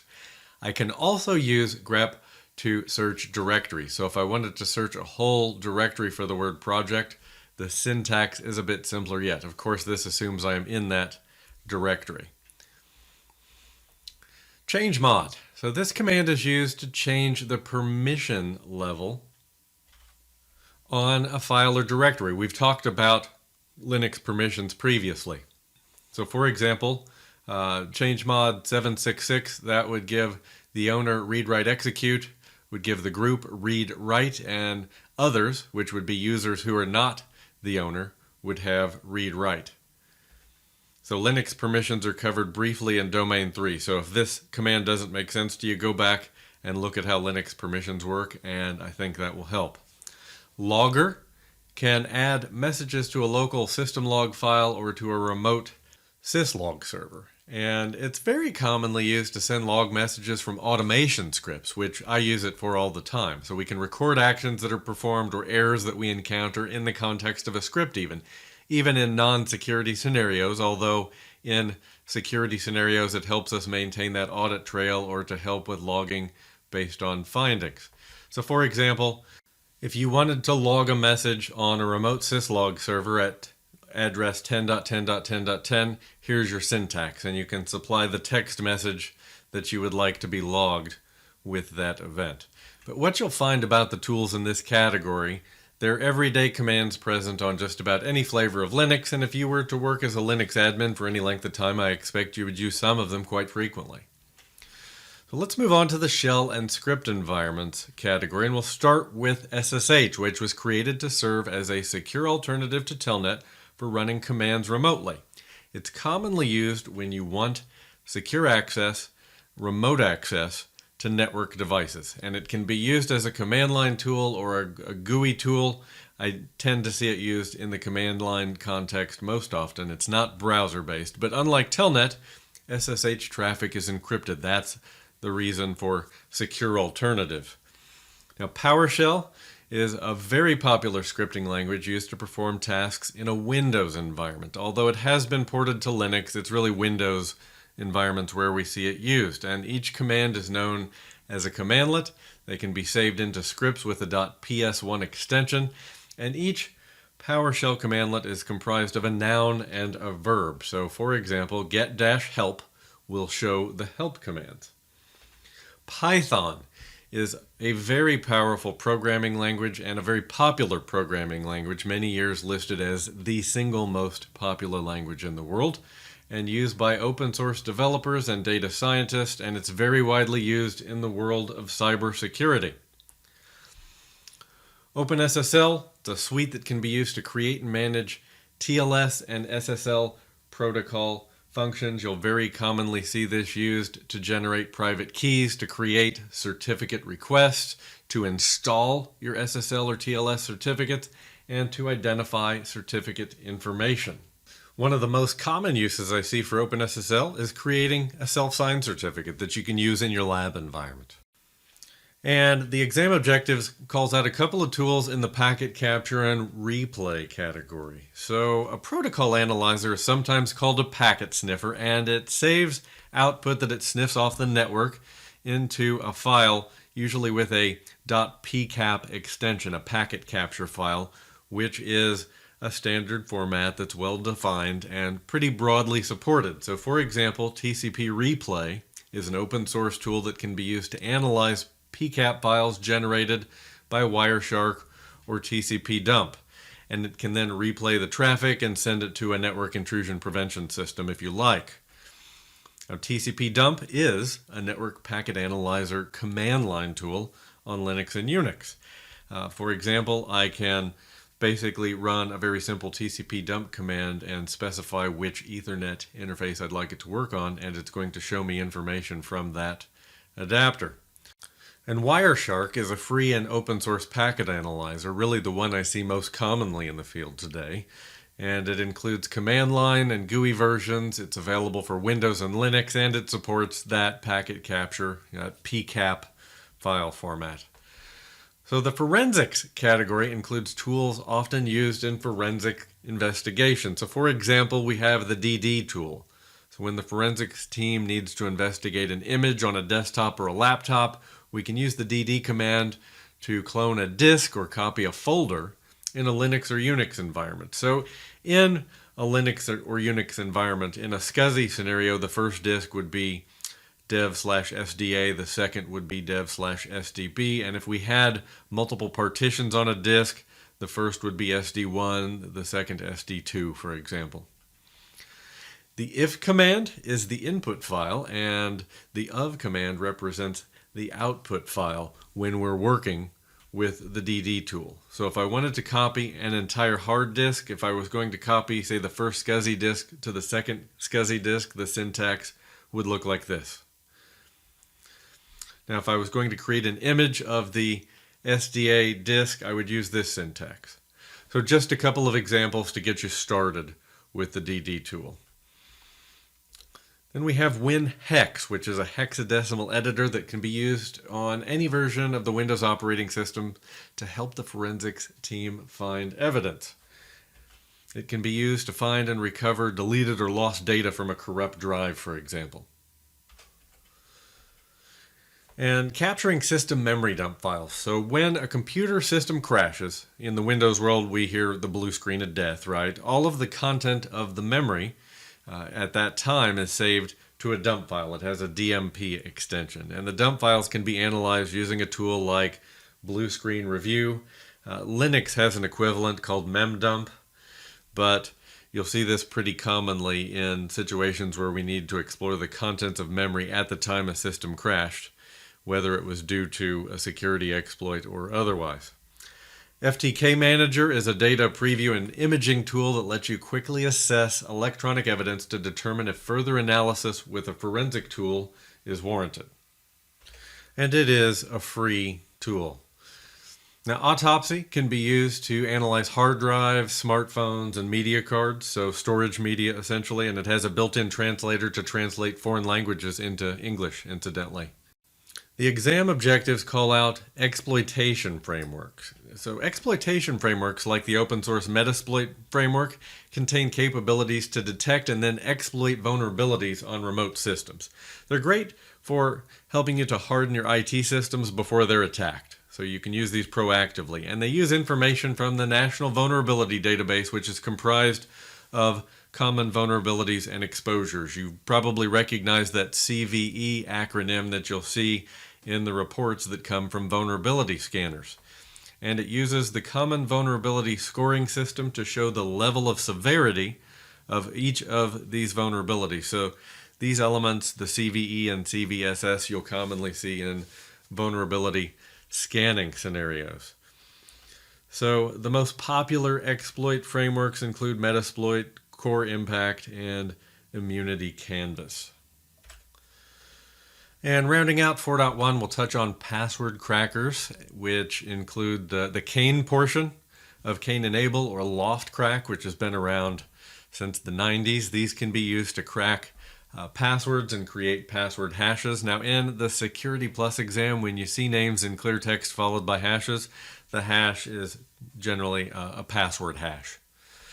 Data sanitation. So this is the process of irreversibly removing or destroying data stored on a memory device, hard drives, flash memory, SSDs, etc. When we think about the information lifecycle, which we'll touch on a bit later, it's important to use the proper technique to ensure that all data is purged that we expect to be purged in a manner that it's not recoverable. And 4.2, summarize the importance of policies, processes, and procedures for incident response. So we'll be touching on incident response plans and processes. We'll talk about types of incident response exercises. We'll touch on attack frameworks and a number of business continuity related topics. But first, I want to talk for just a moment about the terms plan, process, and procedure. So what exactly is the difference between these three, because they show up in the exam objectives in various contexts. So a plan is a set of intended actions, usually mutually related, through which one expects to achieve a goal. Then we have a process, which is a series of related tasks or methods that together turn inputs into outputs. And then a procedure is a prescribed way of undertaking a process or part of a process. It's a particular method for performing a task. So a plan is very high level, it's light on details. The process is an ordered task list or a flow chart. And a procedure is really task level details. It's the how something gets done. So in terms of the level of detail, plan is fairly low, procedure is fairly high. So just lock that in mind as we're talking through the exam objectives. Now we'll talk about the 6 phases of incident response as you'll see them on the Security Plus exam. These really map to the SANS Institute's definition of incident response, whereas on other exams like the CISSP exam, you might see NIST definitions of incident response factor in there. So we'll start with phase 1, preparation, which is where incident response plans are written and configurations are documented. So phase 2, identification, is determining whether or not an organization has been breached, whether we have an incident here or not. 3 is containment, so limiting damage, the scope of an incident. Eradication, so once affected systems are identified, we then initiate coordinated isolation or shutdown, rebuild, and appropriate notifications. Now, recovery is where root cause is addressed and time to return to normal operations is estimated and executed. And then finally, in phase 6, lessons learned helps prevent recurrence and improve the incident response process. So you may see questions around incident response on the exam. This is the framework you're working from. You may see questions about a couple of different types of incident response exercises. So let's start with the tabletop exercise, which is one where you distribute copies of incident response plans to the members of the incident response team for their review, and they'll provide feedback about any updates that are needed to keep those plans current. Now, this is purely a paper-based hypothetical exercise. Then we have a walkthrough, which is one where members of the incident response team gather in a large conference room and they role play an incident scenario. In that case, the exact scenario is usually only known to the test moderator, who presents the details to the team at the meeting. This can ensure that needed tools and resources are available and team members are familiar with their roles in an incident response scenario. Now, this is test team response without full simulation, so we're still just talking at this point. Now, the simulation is like the structured walkthrough, except that some of the response measures are then tested on non-critical functions. So this involves some form of doing, and that's the key differentiator of the simulation. So let's talk attack frameworks, starting with MITRE. So MITRE is an online framework that can be used by commercial organizations. It was developed by a U.S. government-sponsored company whose aim is to help prevent cyber attacks. It provides information about adversaries and their attack methods. And it uses the acronym ATTACK with the ampersand in the middle there to better articulate the attack vectors used by attackers. So that acronym stands for Adversarial Tactics, Techniques, and Common Knowledge. So adversarial, this looks at the behavior of potential attackers who are put into different groups. Then tactics are the medium by which or how the attack will be carried out. Techniques are a breakdown of the processes of how an attack will be launched. And then common knowledge is documentation relating to the attacker's tactics and techniques that have been made available online to the general public. Next up is the cyber kill chain, which traces the stages of a cyber attack from early reconnaissance to the exfiltration of data. We'll work with the Lockheed Martin edition, which I think of as the original cyber kill chain. Truth be told, it was developed from a military model, but this will give us a good baseline so you understand the concept. And in phase 1, we have reconnaissance. So this is where we harvest email addresses, company information. This is really passive. This isn't actually touching the target in a detectable way. Phase 2 is weaponization. This is where the actor creates malware tailored to the vulnerabilities of the remote target. So what these two phases have in common is that neither has reached out and touched the intended victim in a measurable way yet, in a detectable fashion. Step 3 is delivery. So this is delivering the weaponized bundle to the victim via email, like a phishing attack, a malicious website, or perhaps a compromised USB drive. In the case of USB, that's where the trick of dropping a USB drive in the parking lot might be the avenue to get that weaponized bundle into the organization. Phase 4 is exploitation. So this is exploiting a vulnerability to execute code on the victim's system. Phase 5, installing malware on the asset. So this is really establishing the foundation for persistence. At which point, command and control, phase 6, a command channel for remote manipulation of the victim. At this point, the actor has a persistent capability within the organization, and they can begin at that point with hands on the keyboard to access the victim's environment and begin to accomplish their original goals, which generally speaking mean the exfiltration, the theft of sensitive and valuable information. The Diamond model of intrusion analysis is a framework for gathering intelligence on network intrusion attacks, and it's comprised of 4 key elements. First is adversary. That's the threat actor group. That's the attacker. Capabilities. This is where the adversary develops an exploit that they use to carry out the attack. Infrastructure. This is how the attacker can get to the victim, and the victim is the person targeted by the adversary. This was used in the intelligence community pretty commonly until it was declassified in 2013. The communication plan details how relevant stakeholders will be informed in the event of an incident, like a security breach. It would include a plan to maintain confidentiality, such as encrypting messages, to ensure that the event does not become public knowledge before the organization is ready. The contact list should be maintained that includes stakeholders from the government, police, customers, suppliers, and internal staff. Now, I mentioned government, which may not be applicable in all cases, but certainly regulated industries like the banking industry, the government has an agency they'll be in touch with. Compliance regulations like GDPR include notification requirements, relevant parties, and timelines that the organization must adhere to. And confidentiality amongst internal stakeholders is desirable, so external stakeholders can be informed in accordance to the plan.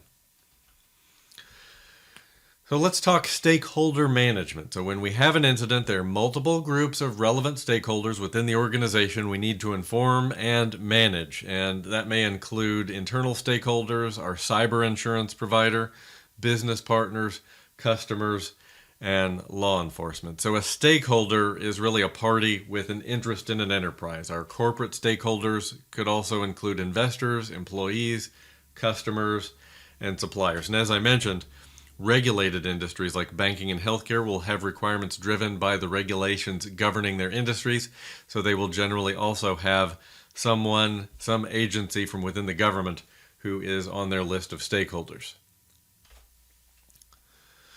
So I want to talk through a couple of business continuity planning related definitions worth knowing just to increase your comprehension of this topic as we prepare for the exam. So the business continuity plan is the overall organizational plan for how to continue business. The disaster recovery plan is the plan for recovering from a disaster impacting IT and returning the IT infrastructure to operation, which of course supports the business. Then there's a continuity of operations plan. This is the plan for continuing to do business until the IT infrastructure can be restored. I'm not expecting you'll hear about continuity of operations plan on the exam, but it is a thing, so I wanted to mention it. But let's talk about the difference between business continuity planning and disaster recovery planning. So what exactly is the difference here? Well, business continuity planning focuses on the whole business. It focuses on getting back to doing business, where disaster recovery focuses more on the technical aspects of recovery. So BCP will cover communications and process more broadly. Another way to think of it is business continuity planning as an umbrella policy, and disaster recovery planning falls under that umbrella as part of the broader plan. So when we talked about exercises, I mentioned the incident response team a couple of times. So let's talk about the incident response team. So when we have an incident, we need a team with duties that they understand to deal with the incident. So members of this team, the roles will include an incident response manager, who's a top-level manager taking charge of response to the incident, a security analyst, which would be more technical support to the incident, an auditor who checks that the company is compliant, a risk analyst who evaluates all aspects of risk around the incident. HR will be involved sometimes because employees may be involved in the incident. If we have a malicious insider, HR could play a prominent role.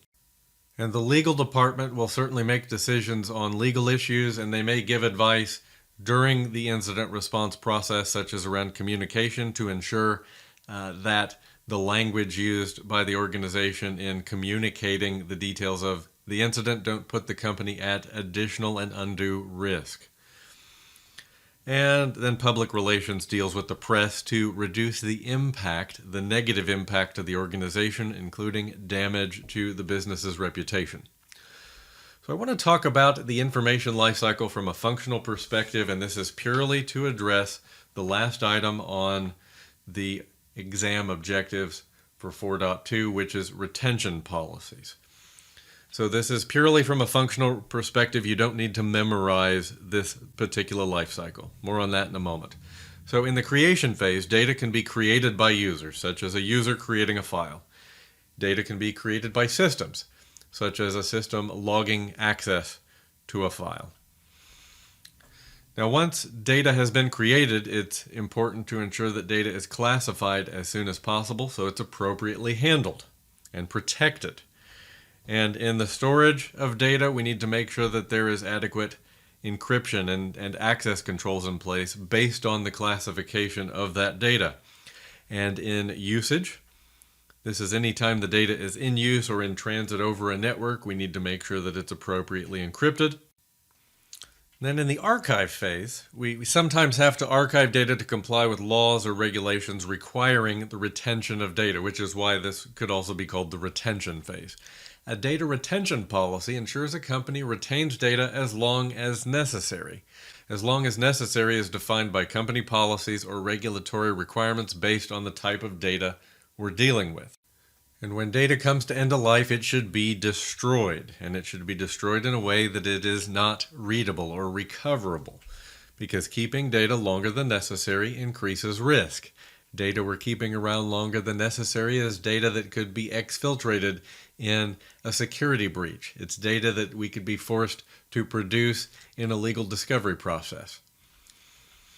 Now, the information lifecycle to know for the exam is covered in Domain 5, and that's the one I want you to remember. I'm just giving you a functional walkthrough how we need to handle our information so we could speak specifically to data retention policies that are called out in the exam objectives. What you'll need to remember for the exam in terms of the information lifecycle is actually a bit simpler than what we covered here, but I wanted to give you a foundation in secure information handling throughout its lifecycle from creation through destruction, and so we could touch on data retention as called out in this exam objective. So just to recap a couple of topics we covered here briefly, data classification is the labeling or tagging of data based on its type, like personally identifiable information, protected health information, etc. We'll talk more on classifications in Domain 5. Regulatory compliance. So for legal and compliance reasons, you may need to keep certain data for different periods of time. Just to give you a couple of examples here.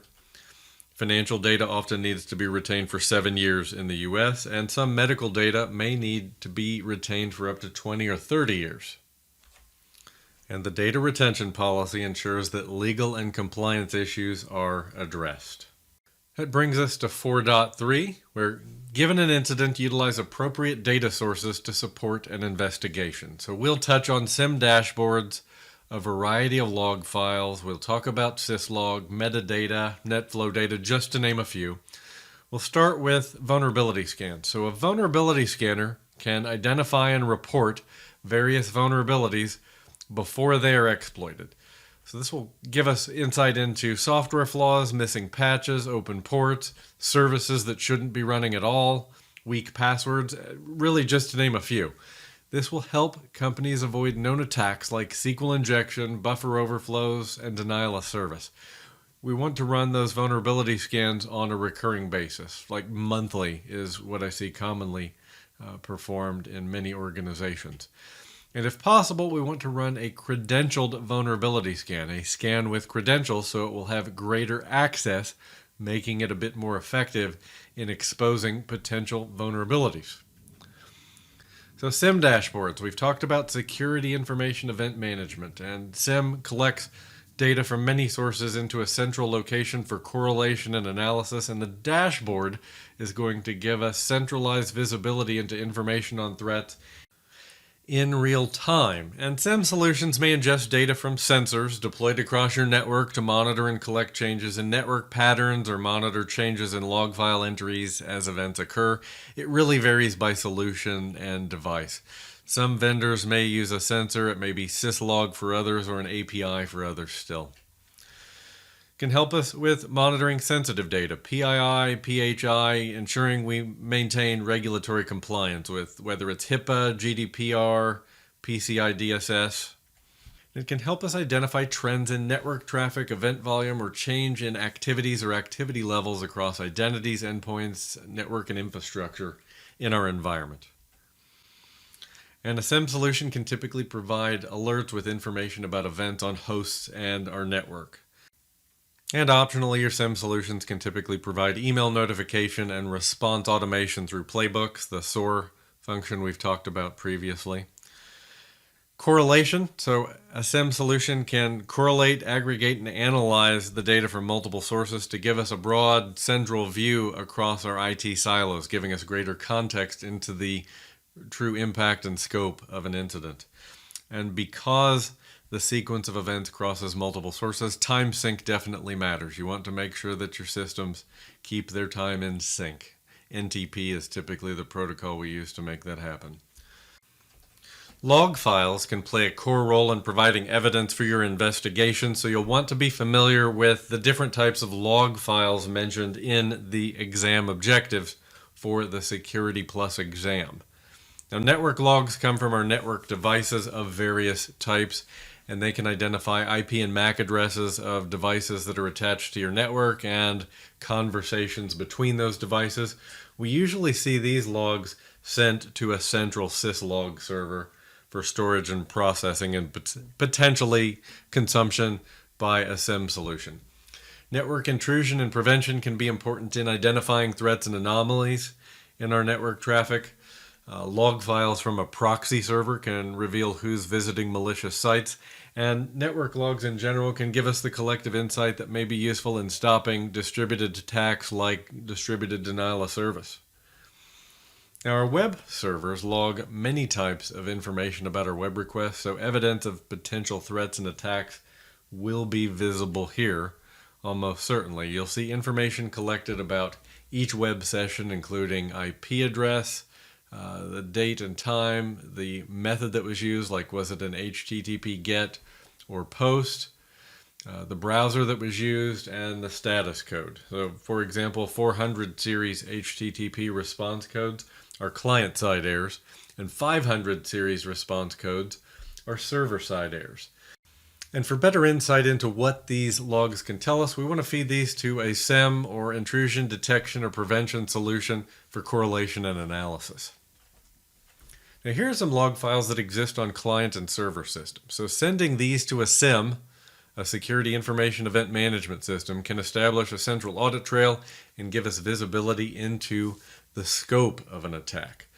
We have the system log that contains information about hardware changes, device updates, time synchronization, and group policy application, to name a few.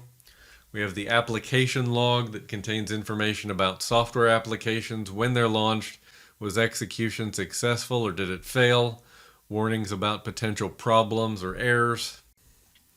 The security event log will contain information about a successful login, as well as unauthorized attempts to access the system and its resources. We can use this log to identify attackers trying to log into our computer systems, and if we send these to a SIEM solution where we have centralized correlation, we can spot potential attacks like a password spray attack or attempts to move laterally through our environment. This log captures information on file access. It can determine who's downloaded certain data. It's going to give us access events where security is involved. And you'll find log files with these names in the event viewer on any Windows client or server.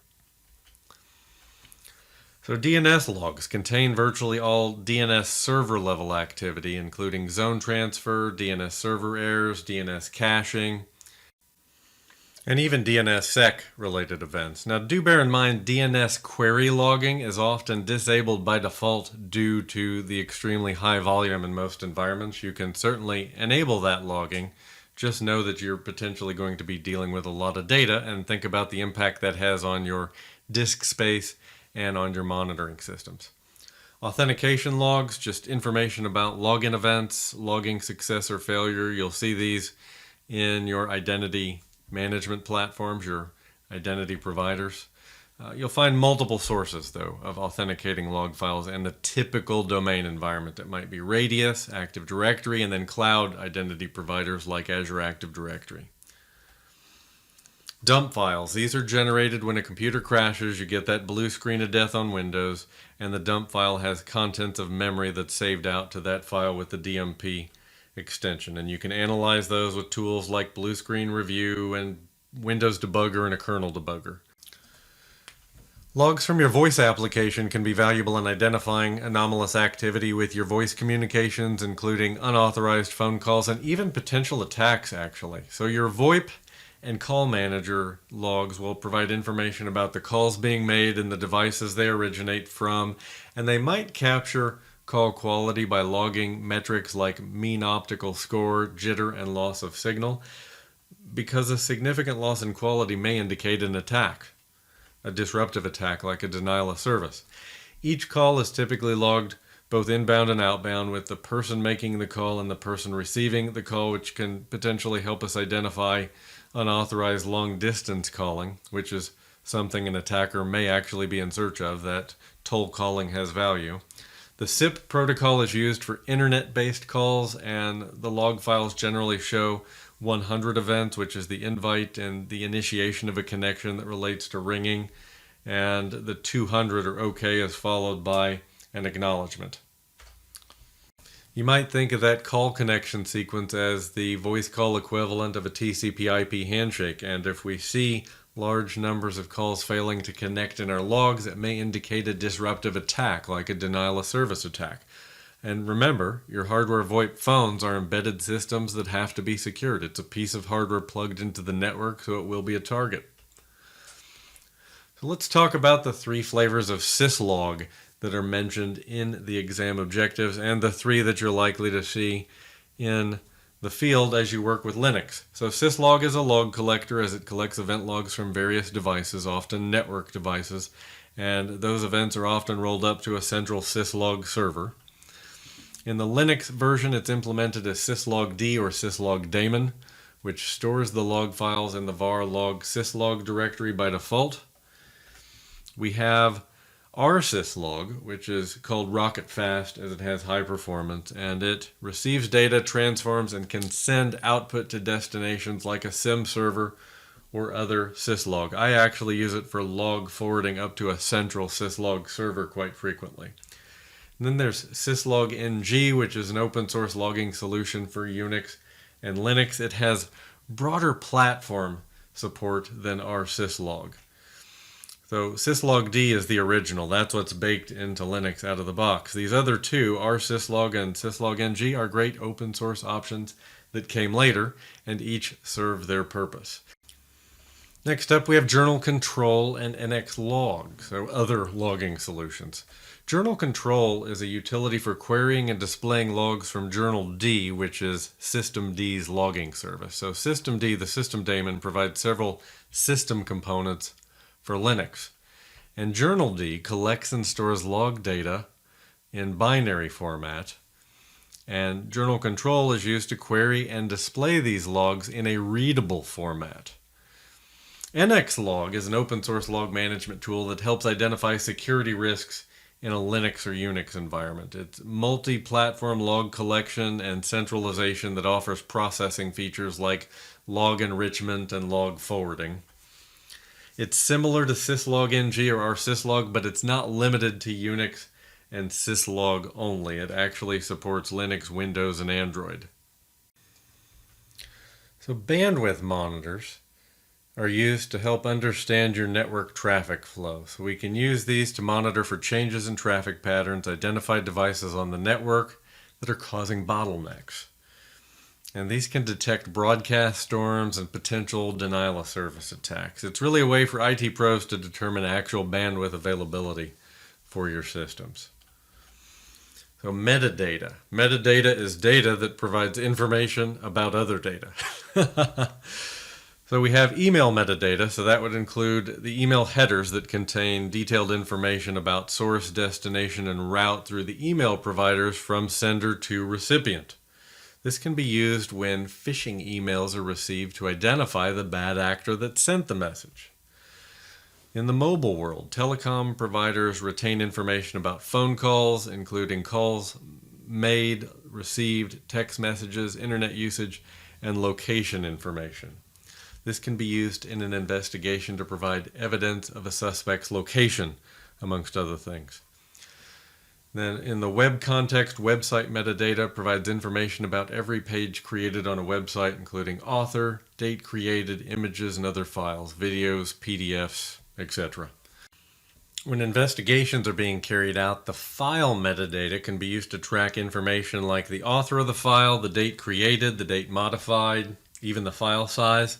It's worth noting the metadata does not include information on actions like printing or copying. And when someone takes a photograph, the metadata might include geotagging that documents the location in which the photograph was taken. And we discussed earlier that geotagging is typically enabled by default, so it's something to bear in mind from a security perspective. It may be a feature that you'd like to turn off in some cases. It's also worth mentioning that you can't get metadata from a deleted file after recovery, generally speaking. So if a file's deleted and then you recover it, some of that metadata is going to be lost through that path that the file has taken into the netherworld and then back again. NetFlow, SFlow, and IPFix. So these are network monitoring solutions. So let's start with NetFlow, which is a Cisco product that monitors network device traffic. It can identify the load on the network, and in an investigation, it can help identify patterns in network traffic. It's proprietary. It's a Cisco product. It's not open source. SFlow is a multi-vendor product that provides visibility into network traffic patterns, and it can help identify malicious traffic to help in securing the network. So its core mission is a little bit different than NetFlow. It's really more monitoring focused with good data collection to support better reporting. It supports a wide variety of network hardware vendors. And then we have IPFlow information export, which can be used to capture traffic from the node itself. And the data can be exported to a collector within the node and then used to identify data traveling through a switch to facilitate billing. And it can format IPFlow data and then forward that off to a collector. But it's open source and it's similar to and patterned after NetFlow. I want to revisit a topic we touched on briefly a bit earlier, and that's the output of protocol analyzers. I'd like to talk a bit more about the format, compatibility, and the use in forensic investigation. So we mentioned a protocol analyzer can also be referred to as a packet sniffer, and they can save data that they collect as a packet capture file, a .pcap format. That PCAP format is a binary format with support for nanosecond precision timestamps, and Wireshark, TCP Relay, and TCP Dump all support that format, and it can be used for forensics by replaying network traffic sent to network devices from which these protocol analyzers capture traffic, and law enforcement has used PCAP data to successfully prosecute cybercrimes. Think of it this way, just as closed-circuit TV can capture a video sequence of events, we can reconstruct a sequence of events on the network using the data in these packet capture files. And in 4.4, given an incident, apply mitigation techniques or controls to secure an environment. So we'll touch on endpoint security, mobile device management, firewalls, PKI, segmentation, and response automation, just to name a few. But let's start with reconfiguration of our endpoint security solutions. So maybe our use of technology has evolved. Maybe we have new applications, a new operating system that's come out, or maybe we've just suffered a data breach. And so we might have to reconfigure our endpoint security solutions to meet the changing conditions. So for example, that might mean updating our approved applications list. If we have an application that's not listed, it can't be launched. So maybe we have some applications we need to add, maybe others we need to remove. And our application blocker deny list works in reverse. If we list an application as dangerous, perhaps we add certain offensive security tools on there, and if it's on the block list, it can't run.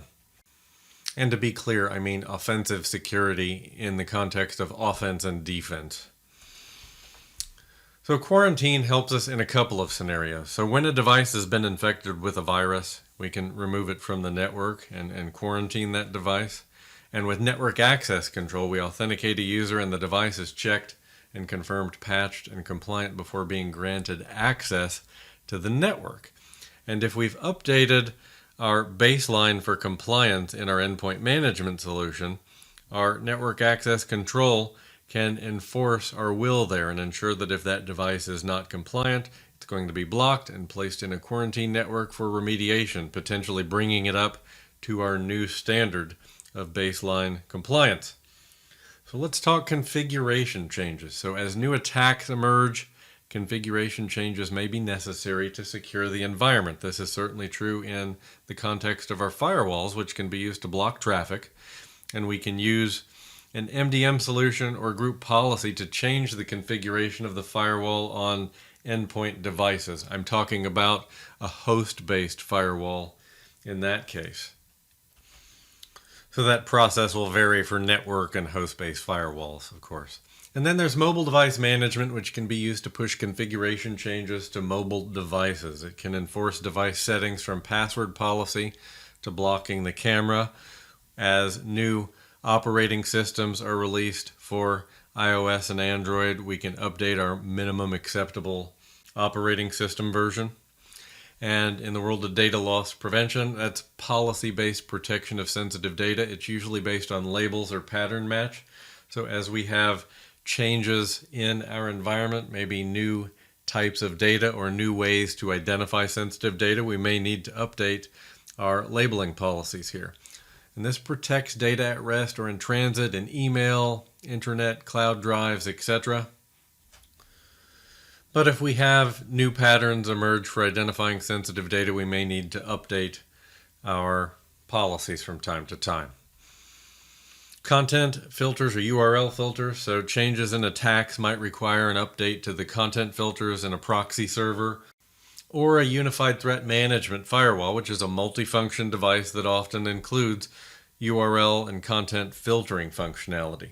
Now, some devices, like a next-generation firewall, may automatically detect new threats and adjust accordingly. Now, one of the characteristics of a next-gen firewall is it can consume intelligence from outside the firewall frequently. This may be threat intelligence feeds or other features, so the need to update that device manually may be less frequent.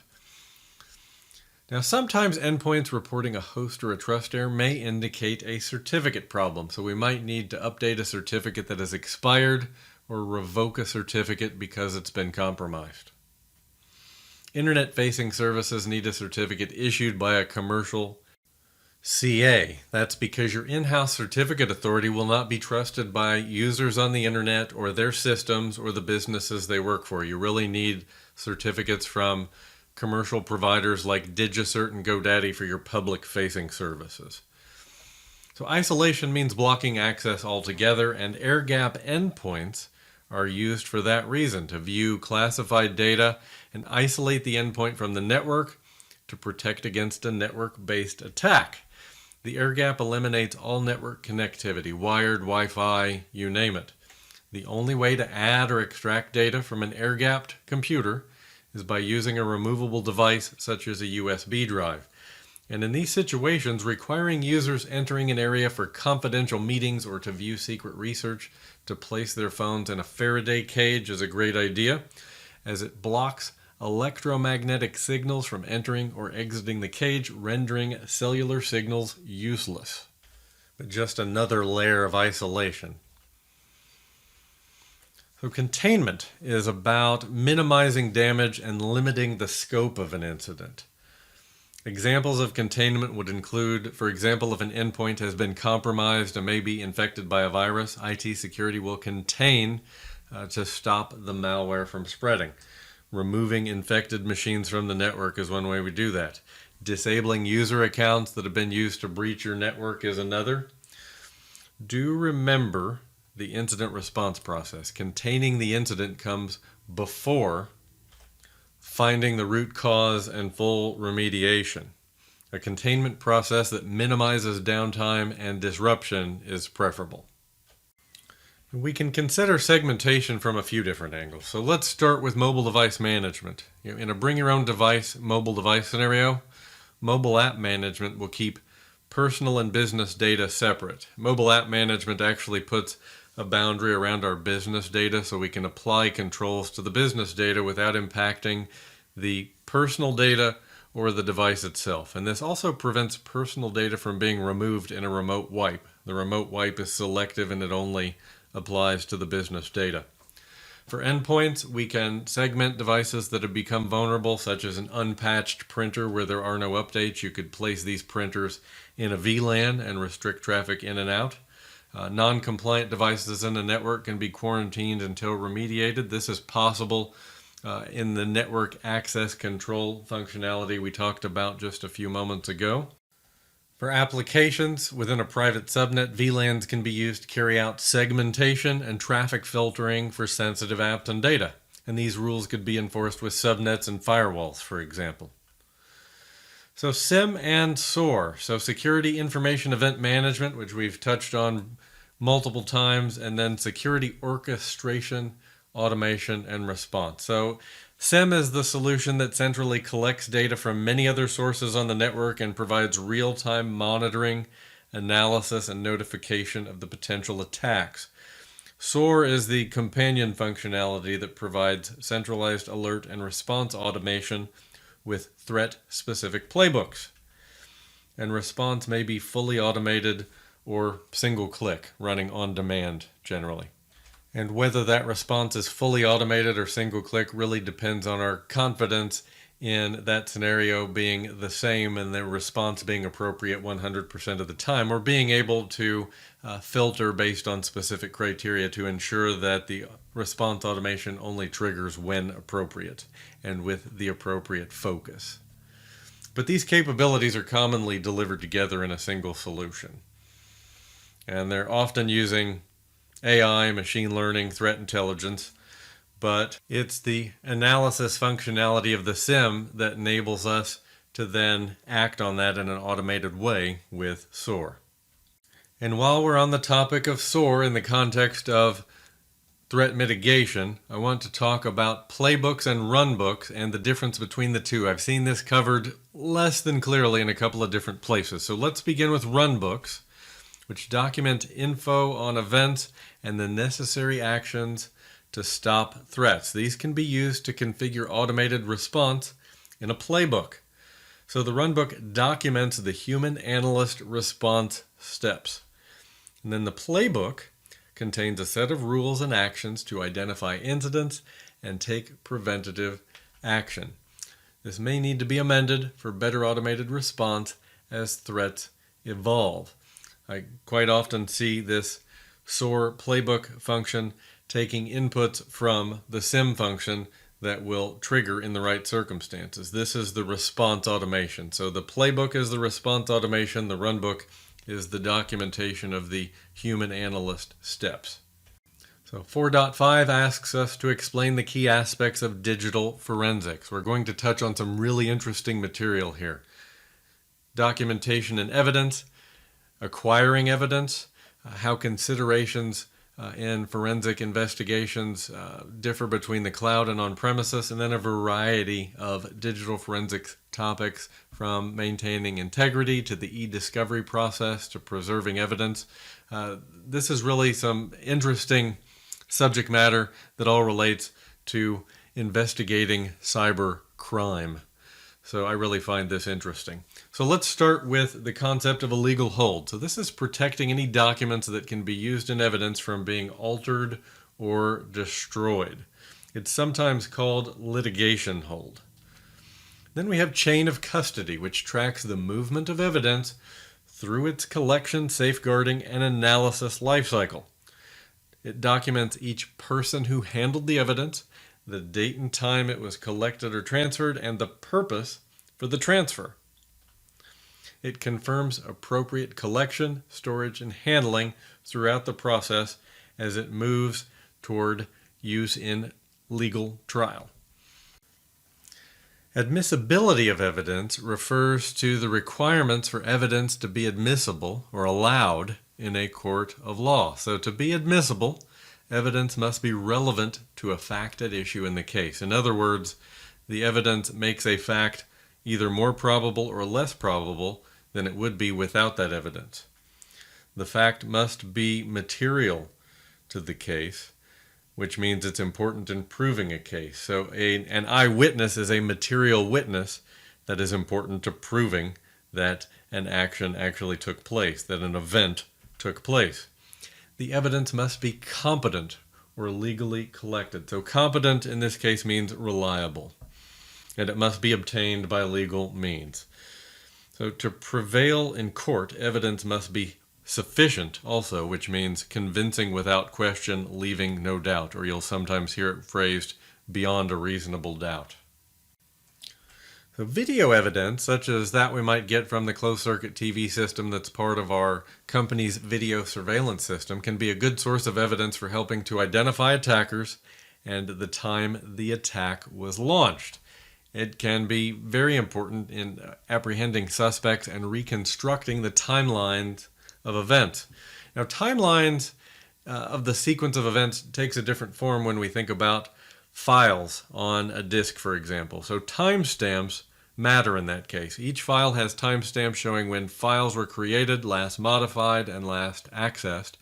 And the time offset can be important where evidence is collected across multiple time zones. We have to record the offset based on time zone. So for example, recording the offset, it looks as if it started in Chicago, but if we apply time normalization, when it's 4 a.m. in London, the time is 10 p.m. in Chicago, and we need to take that into account. E-discovery tags are virtual sticky notes or labels attached to documents, making them easier to search or find. They can really help the legal team stay organized in building a defensible case. Reports play a role in documenting our incident response process, so all key discussions and decisions made during the eradication phase of an incident response should be well documented. A report should be produced from the post-incident review and presented to all of your relevant stakeholders. Event logs can provide a means to reconstruct a sequence of events, and centralized log collection is going to be helpful here. An audit trail is really a requirement. Maintaining audit trail is actually a legal requirement in many cases. To track incidents, we need to be actively monitoring and actively logging changes to patterns in our log files or traffic patterns in our network. And that's where a SIM can help with log collection, aggregation, and analysis to really tell us what's of interest, what's changed in that trail within our logs. Now, when the police are involved, the police may conduct interviews. They may take witness statements and try to develop a picture of who was involved, and maybe then use photo fits while the image of a suspect is still fresh in the memory of any witnesses, so they have a better chance of apprehending that suspect. So a photo fit is a reconstructed picture of a suspect, generally created with the help of specialized computer software, and a witness providing a description. So this is a bit of extra credit here. I don't believe types of evidence are going to show up on the exam. These weren't called out specifically on the exam objectives. I wanted to lay these out here because you might find them an interesting completion of your tour of evidence and forensic investigation. So best evidence is evidence that is original and it's preferred by courts. Secondary evidence is a copy of an original. Direct evidence proves or disproves an act based on the 5 human senses, any one of the 5 human senses. Conclusive evidence is incontrovertible. It can't be denied. It overrides all other types. Circumstantial evidence can be inferred from other information. For example, John visited our house at 1 p.m. while we were gone. When we returned at 2 p.m., the living room had been destroyed. We can infer from that evidence that perhaps John destroyed the living room while we were gone. Corroborative evidence is supporting evidence, but it cannot stand on its own. It has to be supported by other evidence to make the conclusion more certain. Opinions, we can have witnesses in court provide expert and non-expert opinions. Of course, an expert opinion is generally going to carry more weight when one is available. Hearsay is evidence not based on first-hand knowledge. In other words, not based on a witness's personal knowledge, but on something they heard from another source. But in the end, to prevail in court, the collective evidence must be relevant, complete, sufficient, and reliable. So let's move on to the acquisition or acquiring of evidence. So when you discover an incident, it's important that you begin to collect evidence and as much information about the incident as possible as quickly as you can. Evidence can be used in a subsequent legal action or in finding an attacker's identity, and evidence can also assist you in determining the extent of damage. How evidence is stored can also play a factor in admissibility, so we need to understand the concerns for evidence storage. So how to retain logs, drive images, VM snapshots, and other data sets for recovery for internal and forensic investigations. So protections for evidence storage include locked cabinets or safes, dedicated or isolated storage facilities, offline storage, access restrictions, and activity tracking, so tracking who comes in and out of an area where evidence is stored, as well as hash management and encryption for digital evidence. A few areas of concern and consideration and acquisition of evidence that are called out in the exam objectives include the disk, the hard drive. So one concern there maybe was the storage media itself damaged. Random access memory is volatile memory used to run applications. The contents of RAM are often going to disappear on system reboot. The swapper page file, which is used for running applications when RAM is exhausted, is also going to be a fairly volatile storage medium. The operating system itself, was there corruption of data associated with the OS or applications? Will definitely be a question that's top of mind. When it comes to devices, when the police are taking evidence from laptops, desktops, and mobile devices, they typically take a complete system image, a forensic image, it's called. The original image is kept intact, installed on another computer, potentially hashed, and then analyzed to find evidence of any criminal activity. Firmware. Embedded code could be reverse engineered by an attacker, so original source code must be compared to the code in use on that firmware to ensure that it is not compromised. A coding expert to compare both lots of source code in a technique called regression testing will be necessary at that point. And rootkits and backdoors are going to be concerns when it comes to firmware. A snapshot. If the evidence is from a virtual machine, a snapshot of the virtual machine can be exported for investigation. A cache is a special high-speed storage that can either be a reserved section of main memory or an independent high-speed storage device. You'll see cache off the CPU, for example. Memory cache and disk cache are both volatile. The network. So the OS includes command line tools like netstat, which we talked about earlier in this domain, that provide information that could disappear if you reboot the computer. So like RAM, those network connections, the listening ports, etc. are volatile and they're going to be lost on reboot, so they need to be captured before that system is powered down. Artifacts can refer to any piece of evidence, including log files, registry hives, DNA, fingerprints, or fibers of clothing normally invisible to the naked eye. So order of volatility. So to determine what happened on a system, you need a copy of the data. And an all-important question is, what evidence should you collect first? Well, the answer is the most volatile or perishable information should be collected first.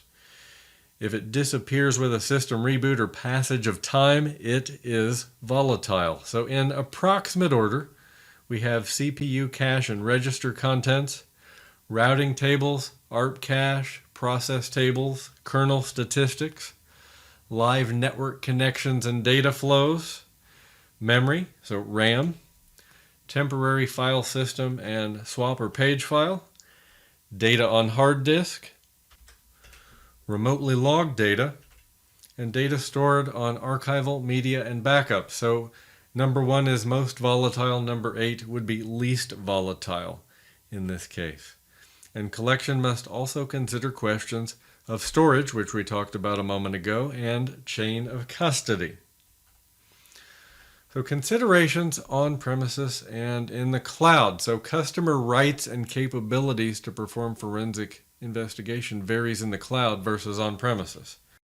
In the physical world, between business partners in a supply chain, right to audit clauses allow an auditor to visit the premises to inspect and ensure that the contractor is complying with contractual obligations. This could help an auditor identify inferior goods, short shipments, kickbacks, gifts and gratuities, commissions to brokers and others, or services allegedly performed that were not actually necessary. This becomes a little more difficult in the cloud because you can't physically visit a cloud data center or that cloud service provider. We're really worried more about data sovereignty and data handling when we're thinking about the cloud. So cloud data should be stored and have data sovereignty in the region where it's stored. So data sovereignty means that that cloud data is subject to the laws and regulations of the region or the country where it's stored. Many countries have laws requiring businesses to store data within their borders. Germany is a perfect example, which helps protect the privacy and the rights of their citizens. Now, the U.S. introduced the Clarifying Lawful Overseas Use of Data, or CLOUD Act, in 2018 due to problems that the FBI faced in forcing Microsoft to hand over data stored in Ireland. So that law aids in evidence collection and investigation of serious crimes. And in 2019, the UK and the US signed a data sharing agreement to give law enforcement agencies in each country faster access to evidence held by cloud service providers. These laws are great first steps, but I've only mentioned 3 countries here after all, so they are somewhat limited in their scope. At a more fundamental level, as a customer, you should verify your right to audit and audit procedures with your cloud provider to ensure you understand your rights and their legal obligations before you sign contracts. If it's not written into the contract, it means very little. And forensic investigators should know their legal rights in every jurisdiction where the organization hosts data in the cloud, because some countries will not allow e-discovery from outside their borders. It's important to know. In a traditional forensic procedure, it's easy to maintain an accurate history of time, location, and data handling. In the cloud, physical location is somewhat obscure. Now, investigators can acquire a VM image from any workstation connected to the internet. Timestamps and offsets can be more challenging due to location. Really, maintaining a proper chain of custody is more challenging in the cloud. We have to pay attention to the details. Breach notification laws should be adhered to, and these vary by country and regulation. For example, GDPR requires notification within 72 hours. And GDPR applies to any company with customers in the EU. It doesn't matter where the company is located, so a US company with customers in the EU would still have to adhere to GDPR regulations or risk fine. Now let's talk proving data integrity. So when either the forensic copy or the system image is being analyzed, the data and applications are hashed at collection. That hash can be used as a checksum to ensure integrity later. The file can be hashed before and after collection to ensure a match on the original hash value to prove data integrity, that it's not been altered. Now, data provenance effectively provides a historical record of the data and its origins and the forensic activities performed on it. It's similar to data lineage, but it also includes the inputs, entities, systems, and processes that influence the data. Preservation is also mentioned in the exam objectives. So data needs to be preserved in its original state so that it can be produced as evidence in court. And the original data must remain unaltered and pristine. So what is a forensic copy of evidence? Well, it's an image or exact sector-by-sector copy of a hard disk or other storage device taken using specialized software, preserving an exact copy of the original disk. So in other words, deleted files, slack space, system files, executables, all of that will be part of a forensic image. We're leaving nothing out. Putting a copy of the most vital evidence in a worm drive will prevent any tampering with the evidence. You can't actually delete data from a worm drive. WORM is an acronym for Write Once, Read Many. You can also write, protect, or put a legal hold on some types of cloud storage. It usually involves just flipping a bit if that setting is available in the cloud portal. So now we'll talk e-discovery or electronic discovery, which is the process of identifying, preserving, collecting, processing, reviewing, and producing electronically stored information in litigation. That is a mouthful. not to be confused with the complementary but distinctly different process of digital forensics, which involves identifying, preserving, collecting, recovering, analyzing, and reporting on digital information. Recovering and analyzing jump out at first glance, but we'll unpack the difference between these two in just a moment. And during e-discovery, cloud service providers may be subpoenaed to allow collection, review, and interpretation of electronic documents and data. This process is made easier if you handle some of these details in the negotiation before you sign your contract. So digital forensics versus e-discovery. What's the difference? Well, forensics involves the use of a forensic expert to protect data integrity and to copy, capture, or recover the data stored on a device. E-discovery firms typically do not analyze the data they collect, and forensic investigators have specialized training enabling them to analyze data, protect data integrity, and recover missing or deleted data. So to put it simply, e-discovery is about gathering the data. It's electronic search and collection. The digital forensics process is much more involved and technical in nature, but complements e-discovery. Digital forensics can recover and uncover data to make it available for the gathering in e-discovery. So data recovery. So forensic data recovery is a process used to retrieve data that will be used for legal purposes.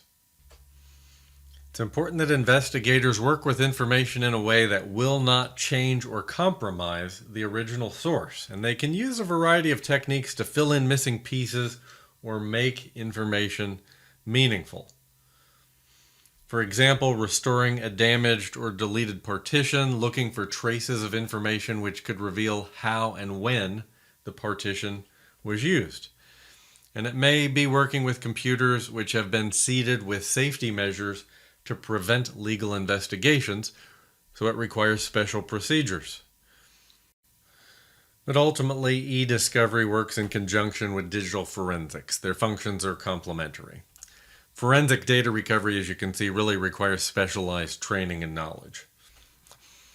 So let's talk non-repudiation, which is the guarantee that no one can deny a transaction. There are a couple of common methods to provide non-repudiation.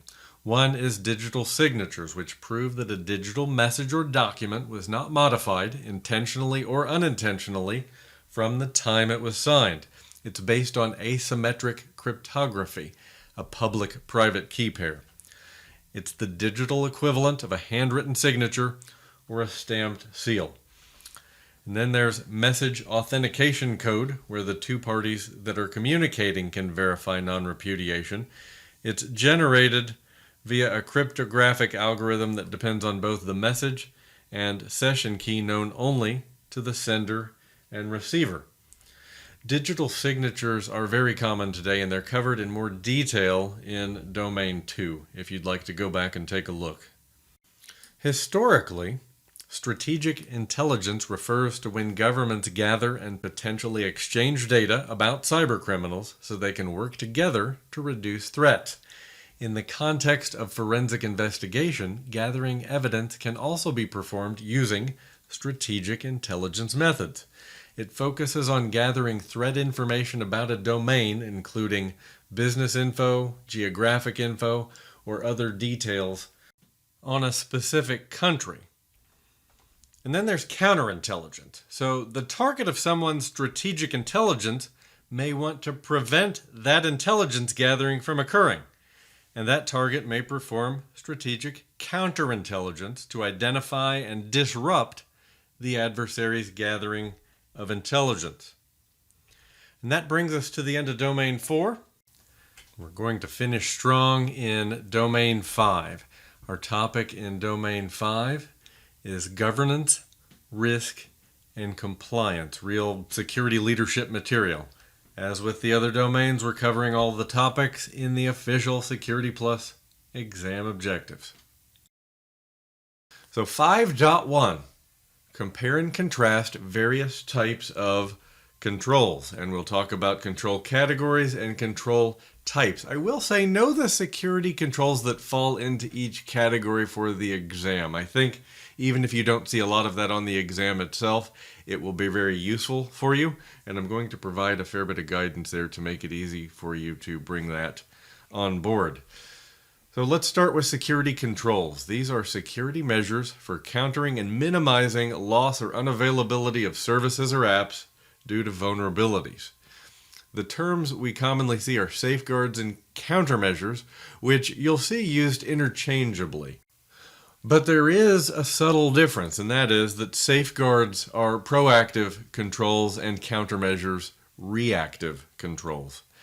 The functional order of security controls matters as well. Certainly we're implementing a layered defense, and it begins with trying to deter bad behavior, to deter attacks.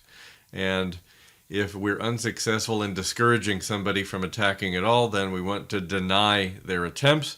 If we are unsuccessful in denying their attempts, we want to detect all of their actions in the context of that attack. And we certainly want to delay their progress as much as possible until we can stop their efforts, be that with other security measures or with law enforcement, depending on the situation. And there are 3 categories of security controls that are called out in the exam objectives. There's managerial, which includes policies and procedures defined by the organization's security policies, as well as other regulations and requirements, which may come from the industry or even the government in some cases. And we have operational controls, which are executed by company personnel during their day-to-day operations. This would include things like security awareness training, change management, business continuity planning. And then technical or logical is the final category, which involves the hardware or software mechanisms implemented by the IT team to reduce risk. So that would include things like firewall rules, antivirus and anti-malware, and intrusion detection and prevention systems, just to name a few. So let's talk security control types. So these would include deterrent controls, which are deployed to discourage violation of security policies. We then have preventative controls, which are deployed to stop unwanted or unauthorized activity from occurring. So you may notice a pattern here. These layers we're talking about follow the functional order of security controls that I mentioned a moment ago. We then have detective controls, which are deployed to discover or detect unwanted or unauthorized activity. And then compensating controls, which provide options to other existing controls to aid in enforcement of policies. Compensating controls give us another layer in the event one control is ineffective or maybe one control is unavailable in a particular situation. But just focus in on those key words there for the exam, and that will help you get down to the right control type. And continuing on the types, we have corrective, which modifies the environment to return systems to normal after an unwanted or unauthorized activity has occurred. Then physical controls, I think, can best be described as controls you can physically touch, like a fence, for example. And here just to call out those keywords to help for your exam prep. And now let's look at a few examples of these control types. So in the preventative category, where we're stopping behavior, we have controls like fences, locks, man traps, alarm systems, job rotation.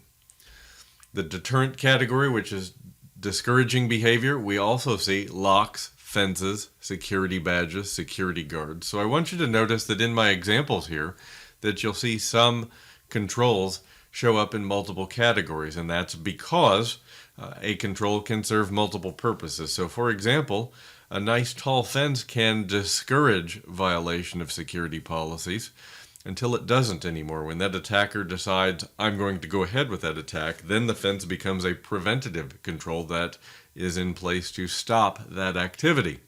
Just like a camera, a closed circuit television system can be a deterrent control until that attacker moves into that attack, at which point it becomes a detective control.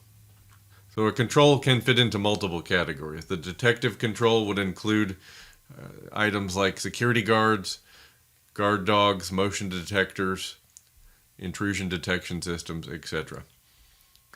Physical controls, remember, preventing direct contact with systems or portions of a facility. That's where we're really getting into those physical items that you can touch. Then we have the corrective category, which is deployed to restore systems to normal. So a few examples here include intrusion prevention, antivirus, business continuity planning, just to name a few, and then compensating controls, which play that supporting role to other existing controls. Security policies, personnel supervision, monitoring, and work task procedures. All right, moving on to 5.2. Explain the importance of applicable regulations, standards, or frameworks that impact organizational security posture. So we're going to dig into regulations, frameworks, and benchmarks that are called out in the exam objectives, as you can see here. So I do want to just take a moment to define sensitive data, as it's going to come up in regulations right away. So sensitive data could be described as any information that isn't public or unclassified. Two categories that you're going to see quite commonly in security discussions are personally identifiable information, or PII, which is any information that can identify an individual. Name, social security number, birth date, biometric records. And then protected health information, or PHI. This is health-related information that can be related to a specific person to help us identify a specific person. Now, we will dig into data classifications a bit later in this video, but I wanted to call these out now because they'll have relevance when we're talking about regulations which focus on privacy, really. So let's start with GDPR, General Data Protection Regulation. So this deals with the handling of data while maintaining privacy and rights of an individual. This is an international regulation because it was created by the European Union, which has 27 different countries as members. And GDPR applies to any company with customers in the EU. So the key words there are any company and customers in the EU. So if you are a US-based organization and you have customers who live in the European Union, GDPR rules and regulations apply to your organization. And although we'll touch on some of these controls later, I want to just call out a couple of steps you can take to reduce or eliminate GDPR exposure. So the first is anonymization. This is the process of removing all relevant data so it's impossible to identify the original subject or person. If this is done effectively, then GDPR is no longer relevant for the anonymized data because it can't be tied back to the individual person. This is good only if you don't actually need the data. And then we have pseudo-anonymization, which is the process of using pseudonyms or aliases to represent other data. This can result in less stringent requirements than would otherwise apply under GDPR, and you'd use this if you need the data and you want to reduce your exposure. So let's talk national, territory, and state laws. So this is a fairly vague exam objective. I'm going to call out some common examples and give you some keywords to help you remember these easily in the event they come up on the exam. So we have the Gramm-Leach-Bliley Act, GLBA, which is focused on the services of banks, lenders, and insurance. So it's really focused on those industries, and it limited the services they could provide and the information they could share with each other. So really focused on privacy in that respect. Then there's the Federal Information Security Management Act, which required formal information security operations for federal government to include the activities of their contractors in their security management programs. This replaced a couple of older regulations, and the National Institute of Standards and Technology is responsible for developing the FISMA implementation guidelines. But this is government focused, and that's really about all you need to remember at most for exam day. Any mention is going to be brief, and just remember it applies to government. Other laws that factor is HIPAA, Health Insurance Portability and Accountability Act. That's the one I'd expect you'd most likely see on the exam if something comes up related to privacy, because that applies to protected health information, the PHI. High tech is health information technology for economic and clinical health. That really widens the scope of privacy protections under HIPAA. I didn't see that mentioned in the official exam objectives. Always remembering that the exam objectives are not exhaustive, meaning they can slip something in. I really expect if you see something, it would be HIPAA mentioned. So just remember those acronyms and remember it ties back to healthcare. Graham Leach Bliley, again, is financial institutions. We have the Children's Online Privacy Protection Act, or COPA, which was designed to protect children under age 13. And then there's the Electronic Communications Privacy Act, or ECPA, which prohibits a third party from intercepting or disclosing communications without authorization. Again, I wanted to call out the most prominent U.S. laws that come to mind as it relates to privacy, and then of course GDPR, which I see multiple times in the exam objectives. I'm not sure how much you're going to see here, but you have some key words to help you remember these in the event they pop up on the exam. And there's one more that may come up, and it is mentioned repeatedly, so I expect you'll see this one, and that's the Payment Card Industry Data Security Standard, or PCI DSS. Now, this was a widely accepted set of policies and procedures intended to optimize the security of credit, debit, and cash card transactions. Now, what's unique about this one versus everything I've mentioned to this point is this is not a law. This was developed jointly in 2004 by 4 major credit card companies, namely Visa, MasterCard, Discover, and American Express. It's based on 6 major objectives. So a secure network that has to be maintained in which transactions will be conducted, and that cardholder information must be protected wherever it's stored. Systems should be protected against the activities of malicious hackers. Cardholder data should be protected physically as well as electronically. Remember, there is no security without physical security.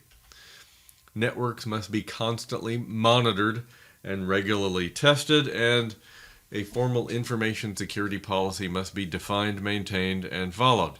So if this is not a law, how is it implemented? Well, generally speaking, this is included in contracts, so it is implemented, it is enforced contractually between those credit card companies and the businesses that use their services. So let's talk key frameworks. And we'll start with the Center for Internet Security, which is a not-for-profit organization that publishes information on cybersecurity best practices and threats. They have tools to help harden your environment and provide risk management. They do provide benchmarks for different operating systems, and they provide controls to help secure your organization. Now, for these frameworks, I'm going to give you hyperlinks where you can go read a little more if you're interested. I do think these will factor in your security life, so they're good to know, and good to know where to find the details. We then have the National Institute of Standards and Technology, abbreviated NIST. And NIST has the Cybersecurity Framework, or CSF, which is a set of guidelines and best practices to help organizations build and improve their cybersecurity posture. Now, although historically NIST has focused on government organizations, CSF is aimed at private industry, commercial businesses. And this replaces NIST's Risk Management Framework, or RMF, which was designed to focus on risk management for governmental agencies. Now, you'll find information on the CSF and RMF at these 2 websites. And you'll commonly see the Center for Internet Security referenced as CIS and the National Institute of Standards and Technology represented by their acronym, which is NIST. Next up, we have the International Organization for Standardization, who develop global technical, industrial, and commercial standards, several of which are called out on the exam objective. So we'll just run through a few of their standards that were mentioned specifically. We have ISO 27001, which is Security Techniques for Information Security Management Systems. This is an international standard on how to manage information security. There's the URL if you'd like to read more. We have ISO 27002, the Code of Practice for Information Security Controls, which aims to improve the management of information. Then we have 27701, which is an extension to the first two, and it focuses on Privacy Information Management System, or PIMS. And then ISO 31000, which provides principles, a framework, and a process for managing risk for organizations of any size in any sector, meaning commercial or government. And you'll find more information at iso.org at the URL you see there. And you'll see the International Organization for Standardization referenced simply as ISO, as you see called out in their frameworks. And rounding out the frameworks mentioned, we have Statement on Standards for Attestation Engagements. So SSAE 18 is an audit standard to enhance the quality and usefulness of System and Organization Control, or SOC, reports. It's really designed for larger organizations like cloud providers. The cost of a Type 2 report can run $30,000 or more, so this is not a framework that's going to be used by smaller companies, generally speaking. SOC 2 Type 1 is a report that assesses the design of security processes at a specific point in time. And then there is a SOC 2 Type 2 report, which also assesses those controls, but over time by observing operations for 6 months. Commonly referenced as SSAE, and last but not least, we have the Cloud Security Alliance, which is a not-for-profit organization that produces resources to help cloud service providers like online training, webinars, discussion groups. They hold some virtual summits on occasion. And they produce the Cloud Control Matrix, which is designed to provide a guide on security principles for cloud vendors and potential cloud customers to assess the overall risk of a cloud provider. They also produce the CSA Reference Architecture, which contains best practices for CSPs and examples, and it examines topics like security and risk, presentation services, application services, information services, and then various aspects of operations. For the exam, I want you to remember that the CSA CCM helps potential customers measure the overall risk of a cloud service provider.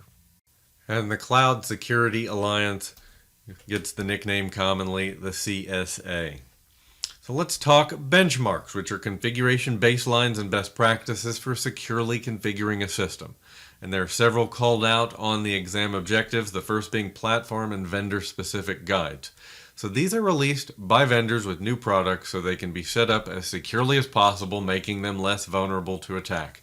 So anytime Microsoft, for example, releases a new operating system or a software product, they will release a benchmark. They will release configuration guidance. Cisco, as they release new network solutions, hardware devices, they'll do the same thing. And your other vendors will, generally speaking, follow that pattern. Web servers.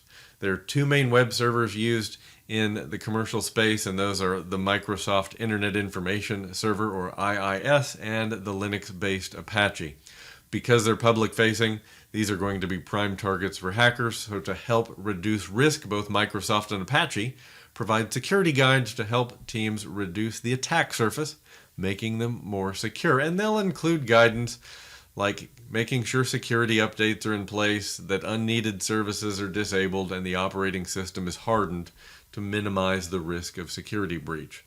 So continuing down the benchmark list, we have operating system benchmarks, and Microsoft and your Linux-based operating systems all have guides that detail the best practices for installing and configuring their operating system securely.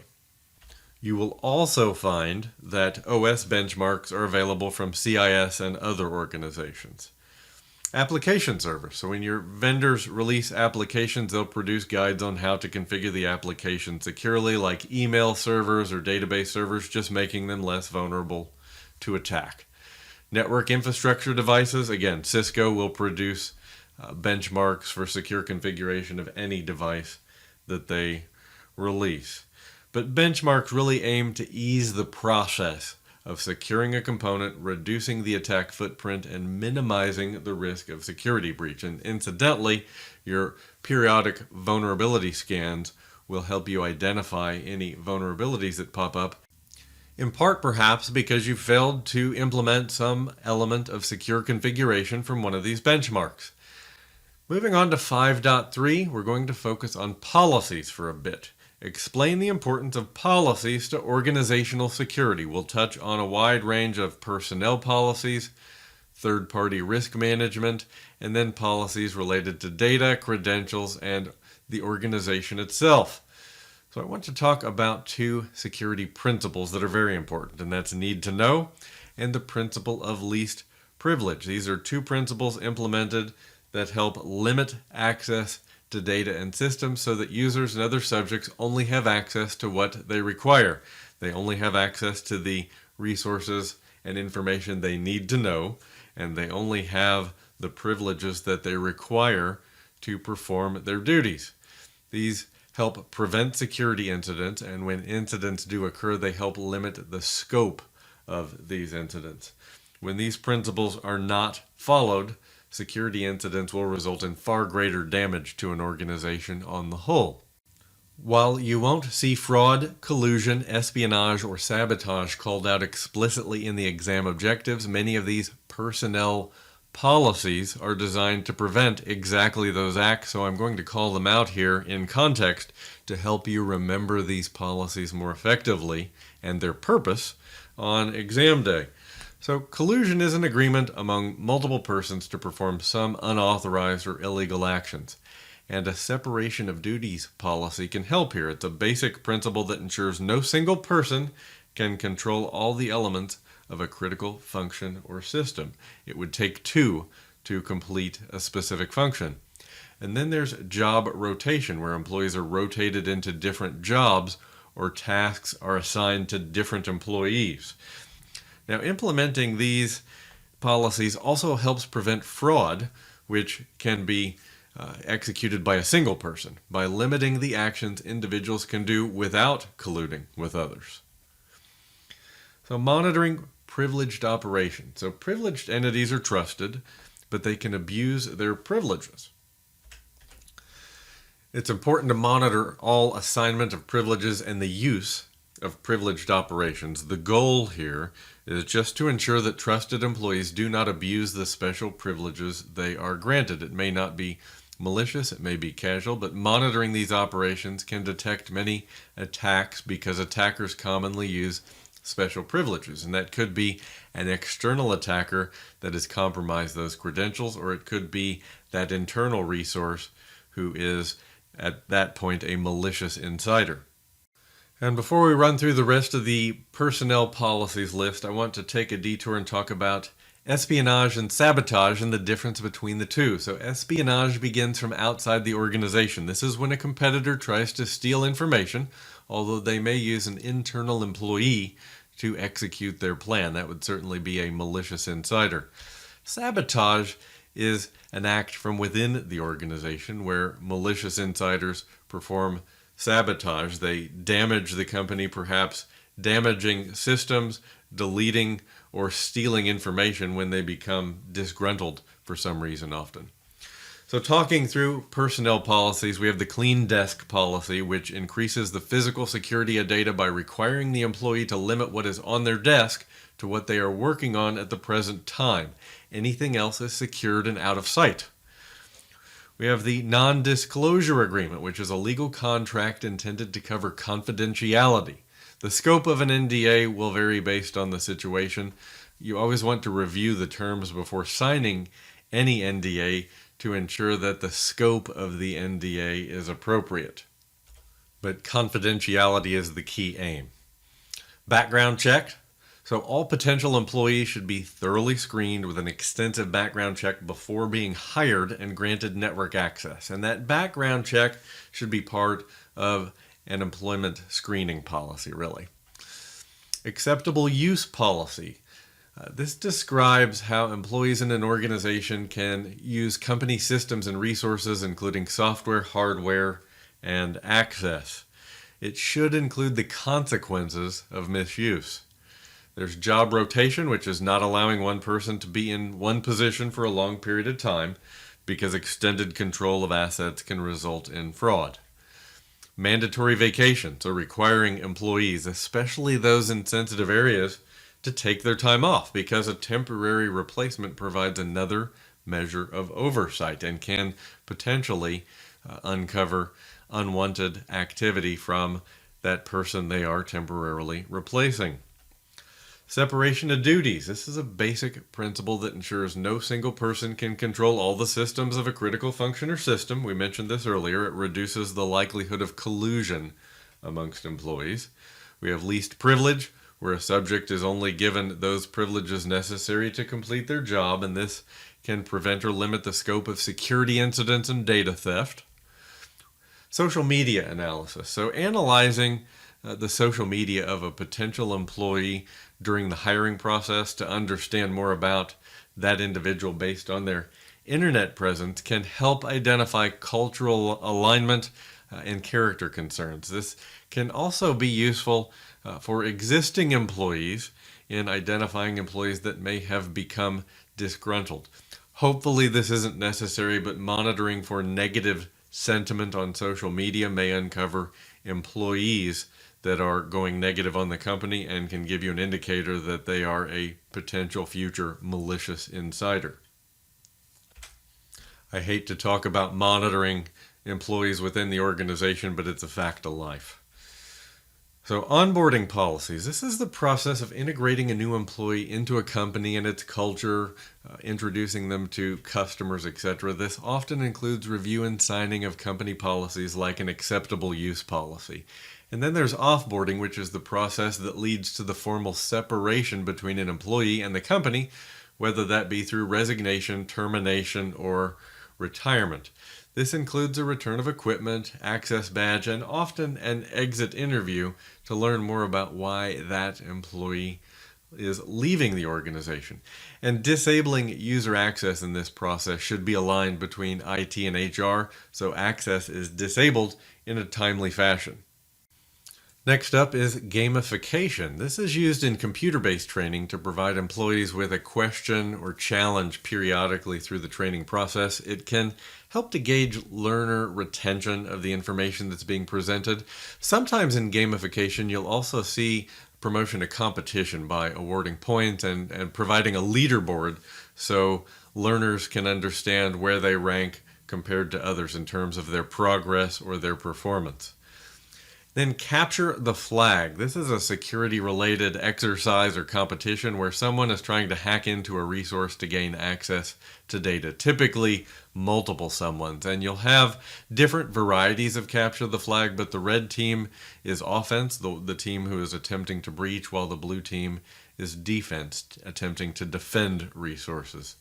Benefits here could include skills development, so making folks better at their job, more skilled, but it's also a great team building exercise. It can improve employment morale. We can give an award to the winners at the end. Phishing simulations. These are false phishing emails sent to employees by IT, typically using a service that measures response in terms of pass or fail. And oftentimes the fail will trigger just-in-time user training. So when the user clicks on that phishing link, instead they're taken to a website that turns this fail into an immediate training opportunity. This is very common today. It's pervasive, and it definitely measurably helps organizations do better with response to phishing, because we find users become less susceptible over time through a combination of phishing simulations and user awareness training. Now, in gamification, I mentioned computer-based training briefly, which is self-paced training available via computer, whether for job role or skills enhancement. It may be an always available service. Some organizations will subscribe to an external service that provides an always available on-demand computer-based training system where they can also measure use. I've used that multiple times myself, and will look month to month to see what overall employee engagement is in that system. Then there's role-based training, when a company carries out related training specific to a user's job role. This should include training on role-specific security awareness as well to improve the organization's security posture from an operational perspective.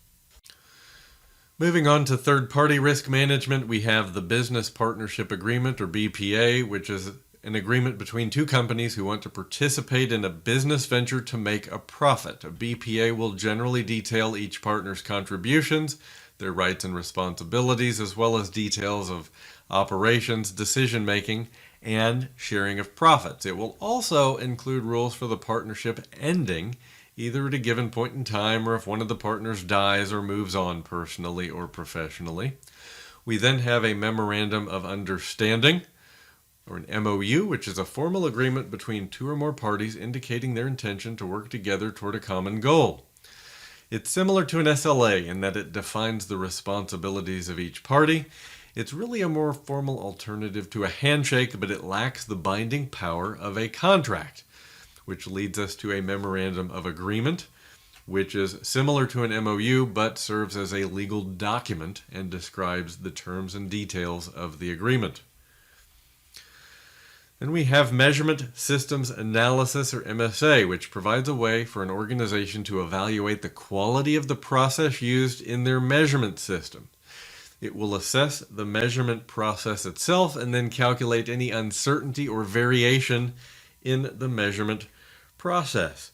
So MSA is an important element of Six Sigma methodology and of other quality management systems. It evaluates the test method, the instruments, and the process to ensure the integrity of data used for analysis. And we have the non-disclosure agreement. So in the context of third party, it's a contract with our vendors and suppliers not to disclose the company's confidential information.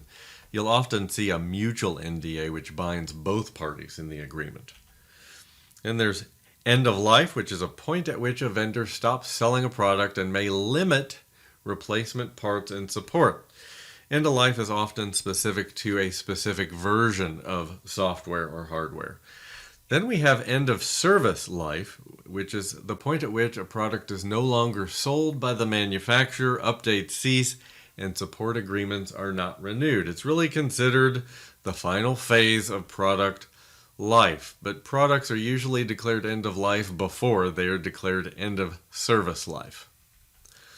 So let's talk supply chain. So today, most services are delivered through a chain of multiple entities. A secure supply chain includes vendors who are secure, reliable, trustworthy, and reputable. We have to exercise due diligence in assessing vendor security posture, business practices, and their reliability. This may include periodic attestation requiring vendors to confirm continued implementation of security practices. I will say in the real world it's quite common that from certain companies like Microsoft will receive an annual survey that requires us to attest to our implementation of continued security practices. A vulnerable vendor in the supply chain puts the organization at risk. We always have to be mindful of that. This is an ongoing process.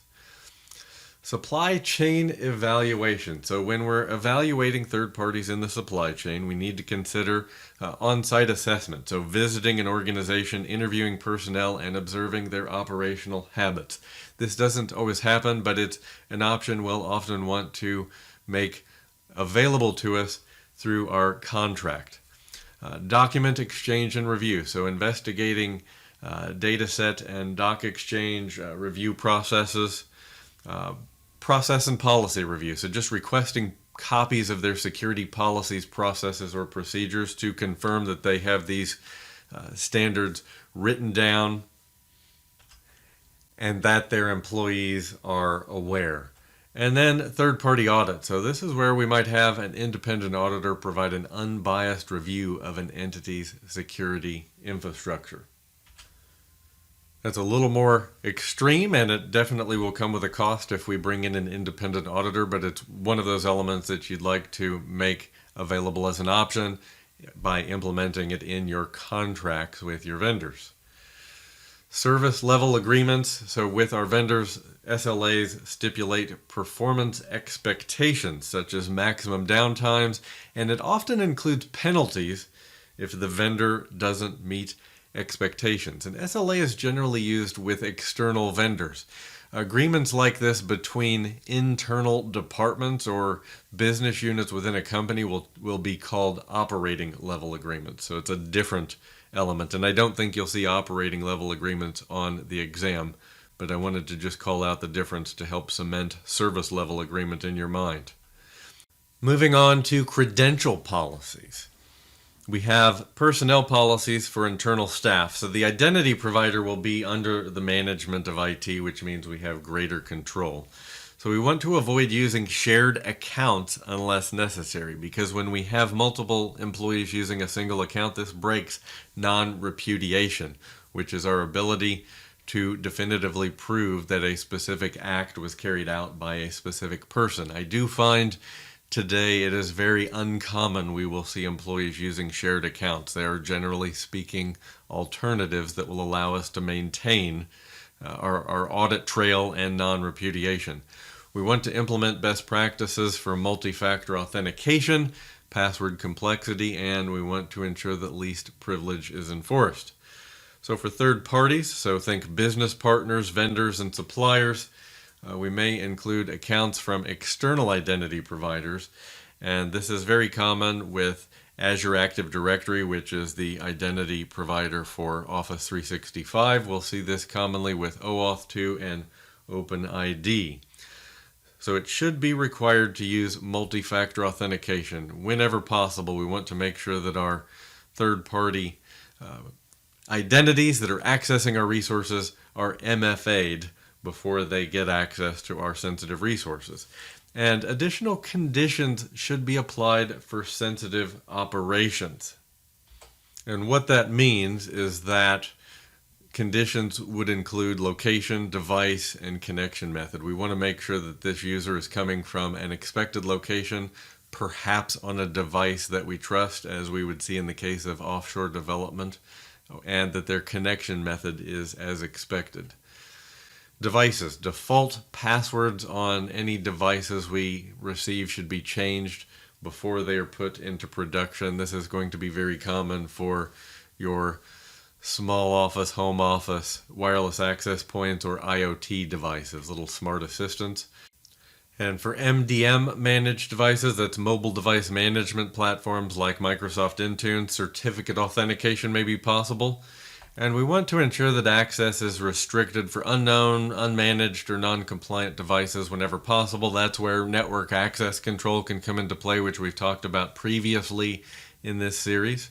But desktops, laptops, mobile devices, point-of-sale devices, and IoT all fall into this device category. Then we have service accounts, which are used to run applications or services such as antivirus. And this may run as a local service account, which is very common today. It will run as a generic service identity with the same rights as a user. Occasionally, we will see that a system account is necessary, providing higher level of privilege, giving a service full control. And whenever possible, we want to make sure that our services are running with only local privilege, basically least privilege for a service account. You never want to give a service an account, an identity that has access across your network unless absolutely necessary, because that opens the door to lateral movement in your environment if that account is compromised. Then we have administrator or root accounts. So administrator accounts on Windows and root accounts on Linux should be protected as they enable elevated access. They should require periodic password changes, and we should enforce password complexity. Admin users should have 2 accounts. We should make sure that our admin users have a normal account for day-to-day operations and an admin account for administrative duties. Some of your cloud providers will even offer an option where your users can have 1 account and they can elevate their account to privilege when they need that privileged access, and then it is revoked automatically after a period of time. But worst case, we should have admins having 2 accounts, that normal account and that privileged account, for implementing least privilege and minimizing our exposure. And all accounts should have some form of multi-factor authentication enabled, bearing in mind that SMS as a second factor is strongly discouraged. It's the weakest form of multi-factor at this point in time. And related to credential policies, I wanted to just bring up a concept we talked about back in Domain 3 in Section 3.7, and that's conditional access, where we apply conditions of access to an authentication attempt. And we can do this with our employees, but also potentially with our third parties, where we look at signals like their location, the device, the application they are using to access our resources. In the case of employees, many identity providers will give us a way to measure real-time risk and to make decisions based on that risk level. And if we don't see any problems in the signal, we can have a policy that then perhaps requires MFA or simply allows access if it's trusted user, trusted device, trusted location, blocking access if we see problems, and if all the gates are passed, then allowing access to apps and data. This is often possible in federation scenarios for identity platforms that support conditional access, where if we even have third parties coming in using SAML or OAuth or OpenID in federation scenarios, we can apply conditional access. So let's talk organizational policies. I want to touch on configuration change and asset management, which can prevent security-related incidents and outages for sure. So configuration management ensures that systems are configured in a similar fashion, that configurations are known and they are documented. Baselining ensures that systems are deployed with a common baseline or starting point, and imaging is a common baselining method. Change management is the policy outlining the procedures for processing change. This helps reduce the risk associated with changes, including outages or weakened security from unauthorized changes. So it requires changes to be requested, approved, tested, and documented. And then we have change control, which refers to the process of evaluating a change request within an organization and deciding if it should go ahead. Requests are sent to the Change Advisory Board, or the CAB, we call it, to ensure that it's a beneficial change for the company. So just to summarize, change management is the policy that details how changes will be processed in an organization, and change control is the process of evaluating a change request to decide if it should be implemented. Change management is guidance on the process. Change control is the process in action. Then we have asset management, which is the process where each asset belonging to the company has been tagged and recorded in an asset register. If we maintain an asset register that's up to date, it's going to ease the process of tracking and maintaining assets. And this usually includes periodic, generally annual audits to ensure that all of our assets are accounted for. This can help the security team identify unauthorized devices on your network. There's certainly a financial element to asset management, but there's also a security component. And asset classification should align with our data classifications to ensure that we're only accessing sensitive data from secure assets. Rounding out 5.3, we're going to talk about data policies, which ensure data is being appropriately classified, handled, stored, and disposed of. So classification is the process of labeling data with relevant classifications indicating the level of sensitivity.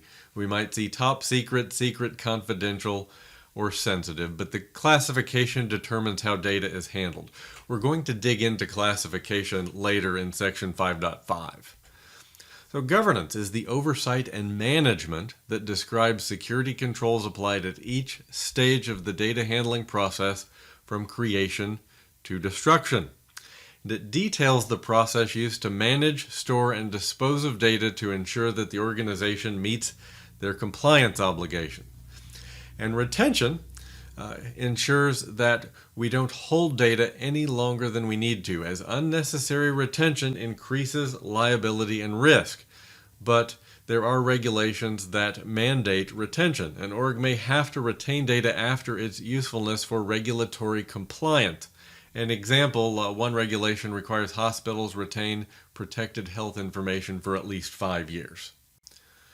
And moving on to 5.4, summarize risk management processes and concepts. So we'll talk about risk types, risk management strategies, risk analysis, disasters, and business impact analysis. And I have to just reiterate, the whole of Domain 5 really discusses topics that are going to factor in leadership certifications like the CISSP exam, and all of these topics especially so. So you're going to get a good leg up on some of those exams that you'll approach later in your career. So let's start with risk types, and there are 6 types of risks you should know for the Security Plus exam, and it starts with external risks, which would include different threat actors ranging from competitors and script kiddies to criminal syndicates and nation states. And their capabilities really depend on tools, experience, and funding, and those criminal syndicates and state actors being at the high end of skills, tools, and funding. Other external environmental threats would include natural disasters like fire and floods, or man-made threats such as the accidental deletion of data or users. Internal, a malicious insider, a threat actor who may be a dissatisfied employee, like someone overlooked for a promotion. Another internal threat is human error, which is when data is accidentally deleted. Legacy systems. Risks may include end of support and security patches because legacy system vendors may deem that a system has reached the end of its service life, the last stage of life. And as technologies improve, so do the hacking tools, and the legacy systems may have limited or no protection against them. Vulnerabilities to legacy systems tend to increase over time. Multi-party risk comes along when a contractor wins a contract and then subcontracts some of the work to another company who may in turn subcontract again. And if any of these companies involved in the chain go out of business, it can cause disruption to the company. And any party in the agreement with security issues could also put the company at risk. This is going to be a common scenario in supply chain, and these risks should also be addressed in your business impact analysis, which we'll touch on in 5.5. So intellectual property or IP theft. If thieves steal your copyrighted material, your trade secrets, and your patents, it may result in loss of revenue. And the data could even be used by those attackers in other countries where a legal route to recover your data or seek damages is impossible. This is an area where data loss prevention solutions or document management systems can help. DLP in particular can protect documents even if they're exfiltrated. So if an attacker manages to exfiltrate the data, they won't be able to access it. So software compliance and licensing. So software purchased from a disreputable source, often done to save money, may not include valid licenses. It could lead to a fine, and it may even contain malware. We would typically call this a licensing violation because you don't have a valid license. You may also have a situation where employees use more copies of the company purchased software than the licenses that you purchase, sometimes for personal use. This would be called a compliance violation. There are several risk management strategies called out in the exam objectives, and you should be familiar with all of them. So responses to risk can include accepting risk, which is where we do nothing. We just accept the risk and the potential loss if the threat occurs. There is risk mitigation, which is where we implement a countermeasure, and then we accept the risk that remains, which is the residual risk. This is really the act of reducing risk. Risk transference, where we transfer or assign risk to a third party, like by purchasing insurance against damage. That's what cyber insurance would do. Risk transference is sometimes referred to as risk assignment. And then there's risk avoidance, where the costs of mitigating or accepting the risk are higher than the benefits of the service itself. So we simply avoid the risk by not implementing the service. Risk appetite, which is sometimes called risk tolerance, is the amount of risk a company is willing to accept. And these terms, risk appetite and risk tolerance, are generally used interchangeably, though there are experts who can articulate a difference. I really think you'll see only risk appetite on the exam, but if risk tolerance comes up, it should be functionally equivalent for purposes of Security Plus. Now, there are also regulations that affect our risk posture. They address data privacy and security and influence our risk posture. These would include GDPR, Sarbanes-Oxley, which is SOX, the HIPAA, or Health Insurance Portability and Accountability Act, and then Payment Card Industry Data Security Standard, or PCI DSS. On this exam, I expect if you see anything, you're going to see GDPR, HIPAA, and PCI DSS. There are several exam objectives in the risk analysis category, beginning with the risk register, which is a tool in risk management and project management. It's sometimes used to fulfill regulatory compliance, but it's just as often used to track potential issues that can derail intended outcomes. And a risk register typically includes several details. It's going to vary, but it will often include the risk ID, a description, a probability, an impact, a severity, a response to that risk, and who owns that risk, who owns the response. And metrics in a risk register, like I say, will vary from company to company and based on their use. How we use those in risk management and project management will vary slightly. It should be considered a living document, and it's updated periodically, at least annually.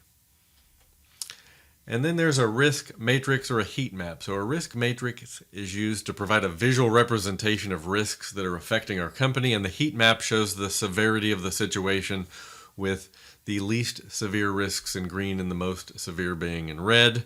We have the likelihood of risk and then the impact of that risk, or the damage that it may do, the level of damage it may do.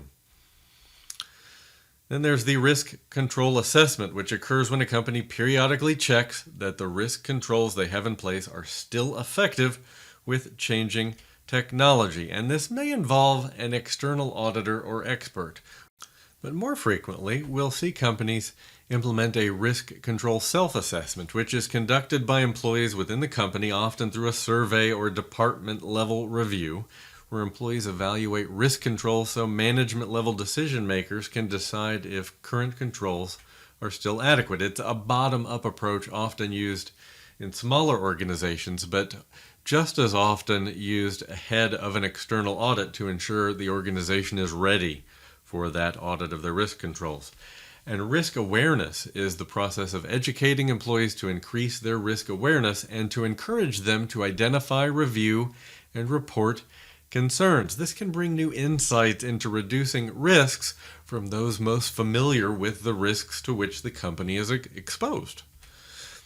So I want to talk about residual risk, inherent risk, and total risk to ensure you are very familiar with the difference between the three for this exam and for your career, because it definitely matters when we talk about risk analysis.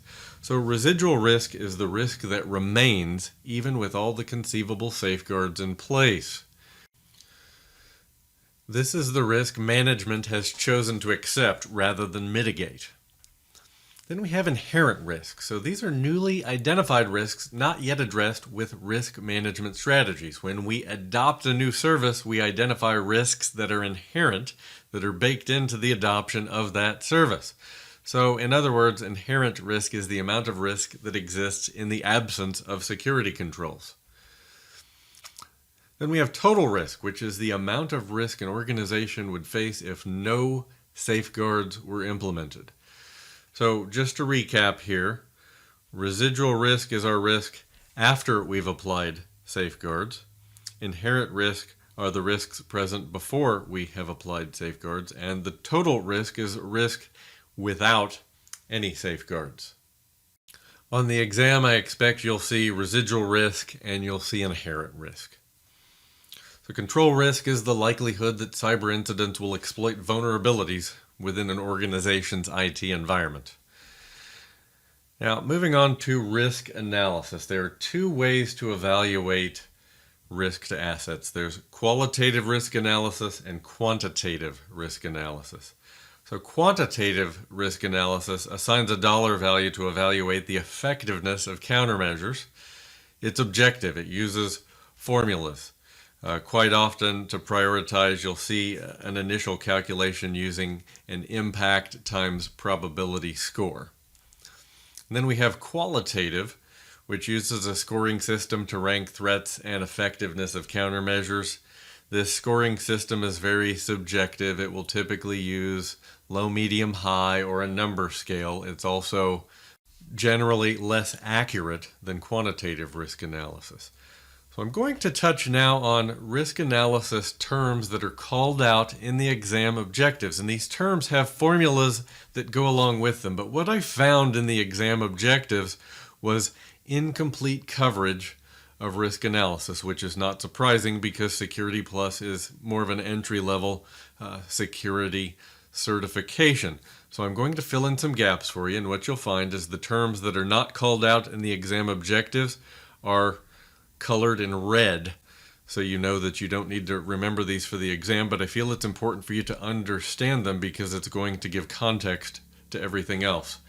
So in risk analysis, we have what we call the exposure factor. This is a decimal, a percentage value of an asset that's lost due to an incident. For example, if we expect that a tornado is going to cost us 50% of the value of a building, that would be our exposure factor.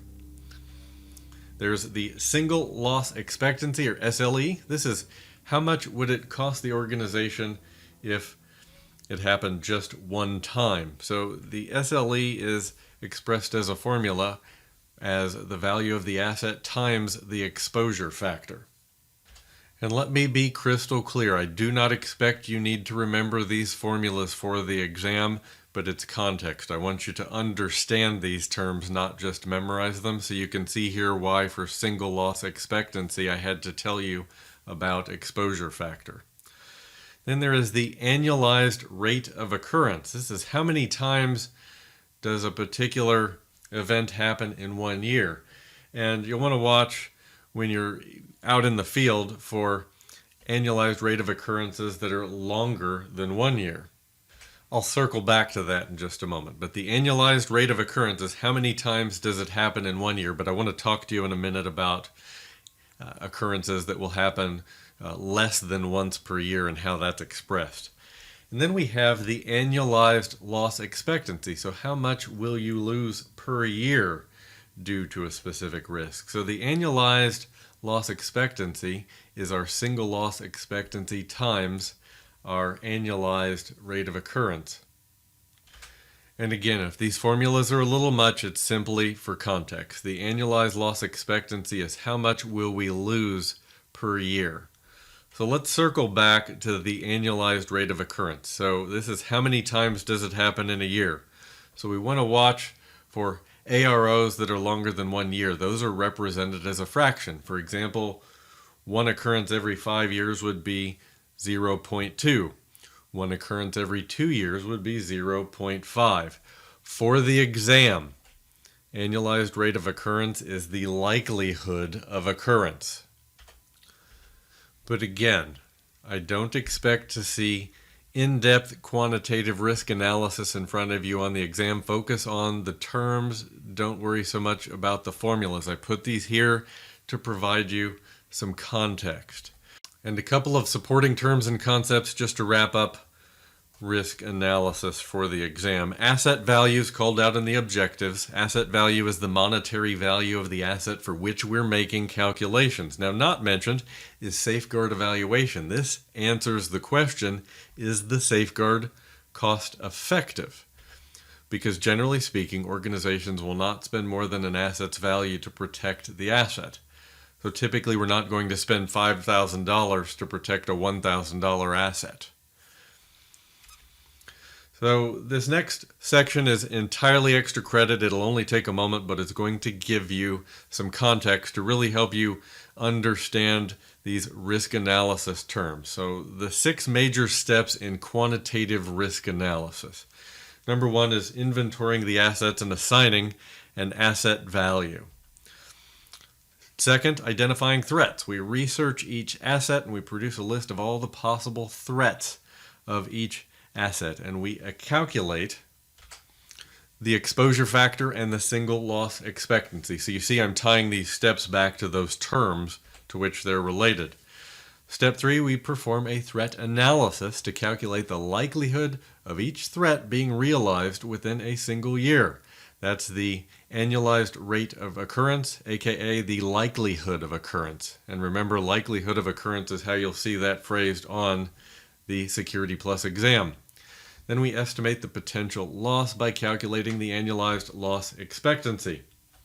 Then we're going to research countermeasures for each threat and then calculate the changes to the annualized rate of occurrence and annualized loss expectancy based on the applied countermeasure. In other words, when we apply countermeasures, we expect that the threat will occur less frequency, so the annualized rate of occurrence will decrease, and thus our annualized loss expectancy will also decrease. And then finally, we perform a cost-benefit analysis of each countermeasure for each threat for each asset. So I hope this helps tie all of this risk analysis content together for you. Feel free to reach out anytime as you're preparing for the exam.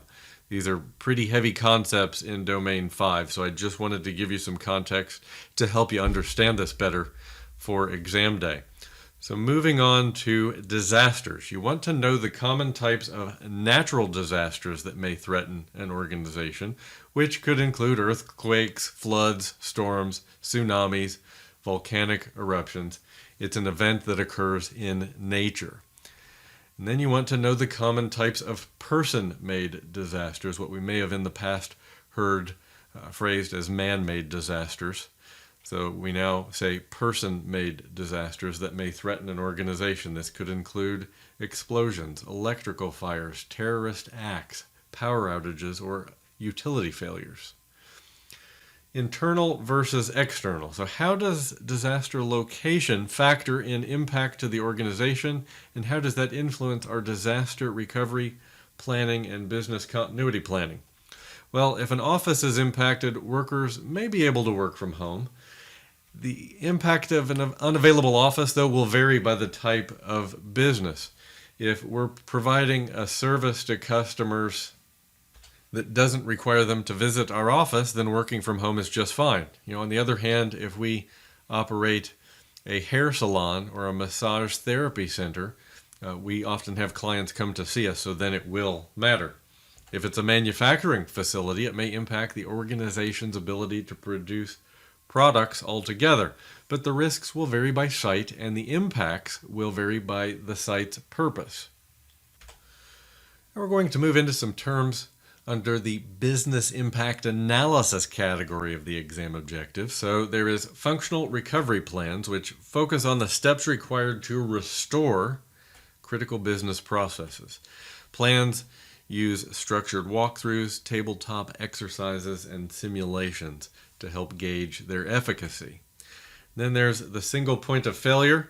So any non-redundant part of a system that, if unavailable, would cause the entire system to fail is a single point of failure. This is going to be very undesirable in any system that requires high availability and reliability, such as supply chains, networks, and applications. And two items that are generally spoken of together are the recovery point objective, or RPO, which is the age of the data that must be recovered from backup storage for normal operations to resume if a system or a network goes down. And the related recovery time objective, which is the duration of time and a service level within which a business process must be restored after a disaster in order to avoid unacceptable consequences associated with that break in continuity. You will find that SLAs between a company and its customers will influence their RPO and RTO targets. Breaking an SLA is going to be an unacceptable consequence, generally speaking. And just to touch on a couple of business continuity planning related definitions for the exam, we have the business impact analysis, which is the process of assessing the impact of disasters to the business, including lost sales, recovery costs, really getting that all-in figure. BIA looks at financial loss following a disaster. The business continuity plan is the overall organizational plan for how to continue business, and the disaster recovery plan is the plan for recovering from an IT disaster and having IT infrastructure back in operation. And we have touched on these previously in this series. I wanted to touch on them here again, but know that the BCP is business focused and DRP is more technology focused and generally considered to be under that business continuity planning umbrella.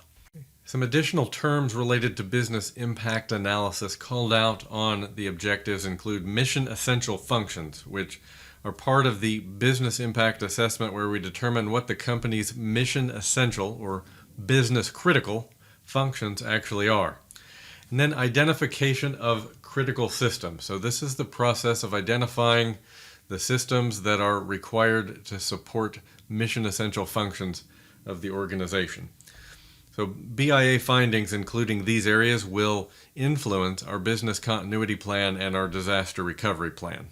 But before we write up the BCP and the DRP, we definitely want to understand which functions are mission essential and which systems are required to support those functions. Then we have the site risk assessment, which assesses the security risk of a specific location of a site that's planned for use or maybe even in use to meet a business purpose. This will assess a variety of risks from exposure to natural and person-made disasters and other events that may impact business operations or human safety. Do remember that human safety is our #1 objective in security. Some important BCP-related definitions I wanted to call out. Mean time between failures, which is a time determination for how long a piece of IT infrastructure will continue to work before it fails. And mean time to repair, which is a time determination for how long it will take to get a piece of hardware or software repaired and back online. So to recap business continuity planning and disaster recovery planning, the goals here are to minimize the effects of a disaster by improving responsiveness of our employees in different situations, easing confusion by providing written procedures and participation in drills, and helping our employees make logical decisions during a crisis. An auditor assessing business impact analysis will likely focus primarily on single points of failure, as well as RPO and RTO in assessing how effective the organization's plans are. So 5.5, the big finish, explain privacy and sensitive data concepts in relation to security. So we'll talk through the organizational consequences of privacy and data breaches and the notifications that go along with those. We'll talk through data types, so we'll get into data classification. We'll talk about some privacy-enhancing technologies. We'll talk about roles and responsibilities, all related to data. So we're very much focused on data in 5.5, and we'll touch on the information lifecycle and some related documentation around information and privacy. So let's start with the consequences of privacy and data breaches. The first being reputational damage. When we have a security breach, it can certainly result in a loss of customer trust and ultimately a loss of revenue. And the effects may last for years if the situation is not handled correctly. Identity theft, which involves someone using a person's private information to impersonate that individual, usually for financial gain. And if that breach results in data exfiltration, we're potentially exposing many people to identity theft if we're losing customer data. And if a business experiences intellectual property theft as a consequence of a data breach, they can lose customers, credit ratings, brand reputation, and they can even forfeit first-to-market advantage, loss of profitability, and they might even lose an entire line of business to competitors or counterfeiters. Fines. So failing to report a breach can result in fines that can reach into the millions of dollars. In fact, GDPR outlines fines of up to 4% of a company's annual global revenues, or 20 million euros for failing to report a breach. And it may lead to lawsuits. But remember, any company with a customer in the EU is subject to GDPR. And let's talk notifications of breaches. So if a data breach occurs, failing to report that breach, as I just mentioned, can result in fines into the millions of dollars. The EU sets their standard in GDPR, and notification of data breaches must be reported within 72 hours. Now, escalations to external sources like law enforcement or outside experts to stop or investigate a breach may well be necessary. Other countries have their own reporting timescale, and delays may sometimes be allowed for criminal investigation. But we're talking about laws, so when in doubt, we get the legal department involved. Now, there are a number of data types called out in the exam objectives. I'm going to lay these out in a way that I hope makes it as easy as possible for you to commit all these to mind. So we'll start with what I call the core four here, and we're going to look at data classifications in a government context and a non-government, think public or commercial business context. So at class 0 we have unclassified data, or what we'd call public data in the commercial space, which means loss incurs no damage. We then have confidential data, or what we'd call sensitive data in the commercial space, where the organization would experience damage. Next, we have secret data, we'd call it on the government side, or private data in the commercial space, which would cause the organization serious damage. And then at the highest level, we have top secret, or what we'd call confidential or proprietary data in the commercial space. But in either case, this is data that would cause exceptionally grave damage to the organization, potentially threatening their ability to move forward successfully. But you'll notice here some parallels between how the government classifies data and how we classify data in the commercial space in non-government organizations. So touching on sensitive data again, sensitive data is any information that isn't public or unclassified. So two common types of sensitive data that are certainly going to come up on the exam would be personally identifiable information, which is any information that can identify an individual. So that would include name, social security number, birth date, birthplace, biometric records, etc. And then protected health information, which is health information that can be related to a specific person and is covered under the law by HIPAA. Now, I'd mentioned these two briefly earlier in the session. I wanted to bring them up here again in the context of data classification so they're top of mind, because they're definitely going to be on the exam. So let's talk through a few other sensitive data types and expand on others a bit further. So there is critical data, which is data a company does not want to disclose. It could also be classified and encrypted to prevent someone from reading it. We then have proprietary data, the data that was at the top of the pyramid we just looked at. That would include trade secrets or work done by the research and development department, data that would cause the company grave damage if exposed. Financial information, data about a company's bank account, share capital, any investments they've made, credit card and payroll data. Customer data, data held about individual customers of an organization should never be divulged, and we also need to protect information about the account manager that works with a customer. That could also be classified as customer data, because if a threat actor were targeting a customer and they could find out who their account manager was, they could potentially try to work another angle there to compromise that customer through that account manager. Then there is government data, data collected by governmental agencies, and there are strict rules for how that data can be shared, normally only internally. And the government often have strict rules contractors have to follow when the contract is finished and the data used in the contract is to be disposed of. In other words, they can't simply just delete the data and move on. There are several data roles and their related responsibilities you're expected to know for the exam. They're called out on the objectives. I want to start with the two roles I think are the most likely to show up on the exam, and then we'll cover the others. So the first is data owner. This is usually a member of senior management. They can delegate some day-to-day duties. They cannot delegate total responsibility because that owner is ultimately responsible. There is the data custodian, which is usually someone in the IT department. They do not decide what controls are needed, but they do implement the controls for the data owner. Just a tip here, if the question mentions day-to-day, it's going to be custodian, and if it mentions decisions, it's going to be data owner. So here are your key characteristics to commit these to memory. Now there are some other roles that are listed on the exam objectives. What I thought was interesting about these is you see these data roles come up in GDPR terminology. So there's the data processor, who is a natural or legal person, authority, agency, or body, which processes personal data solely on behalf of the data controller. The data controller is the person or entity that controls processing of the data. And Then there is the data protection officer, who under GDPR is a mandatory appointment within an organization.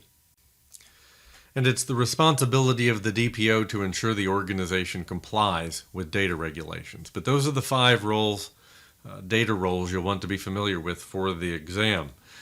So let's talk privacy-enhancing techniques. So we'll start with tokenization. This is where meaningful data is replaced with a token that is generated randomly, and the original data is held in a vault. So tokenization is interesting because it's stateless, it's stronger than encryption, and the keys are not held locally. Another technique is pseudo-anonymization. This is a de-identification procedure in which the personally identifiable information fields within a data record are replaced by artificial identifiers or pseudonyms. Now, we can conceivably retrieve the original identity information by reversing this process through access to another data source. And then we have anonymization. This is the process of removing all relevant data so that it is impossible to identify the original subject or person. This is only effective if you do not need the identity data for some other purpose. Data minimization is really the practice of collecting only the data that's necessary to fulfill the stated purpose. Collect the minimum amount to meet the stated purpose and manage retention to meet regulations. And then we have data masking, which is when only partial data is left in a data field. Only partial data is visible. This is very common with PII data like a social security number or financial data like a credit card number. If you've ever made a purchase online, you've likely seen your credit card number masked in this way. And this can be implemented at the database tier or in the front-end application. Where it's implemented doesn't matter so much as the end technique that you see here. So let's talk through the information lifecycle. And I want to start with what we touched on in Domain 4, which was the functional life cycle, but I want to talk about what we need for the exam. So I want to take some of that terminology and change it over to something a bit more aligned with what I've seen in Security Plus study material. But what you need for exam day is generally simpler than that functional 6-phase process that we talked through. So we talked about classification, storage, use, retention, which is important, right? We were talking about data retention and that we need to retain data to be compliant with laws or regulation, and that we need to dispose of data in a way that it is not readable. So whether we call that phase disposal or destruction, we need to destroy that data at end of life so it is not recoverable. And what you need to know for the Security Plus exam depends on who you talk to, frankly. So one study guide presents a 4-phase information lifecycle: creation, use, retention, and disposal. And you know from what we talked about in Domain 4 that we need to classify data after creation so it's protected appropriately. And we need to encrypt that data both at rest and in transit, so when it's in use, it is appropriately encrypted. But one source will show you this life cycle. Another study guide showed this life cycle. This particular information life cycle comes straight from the Storage Networking Industry Association article on Wikipedia. And I'm not saying that study guide took the information from Wikipedia, but they were definitely showing the Storage Networking Industry Association model.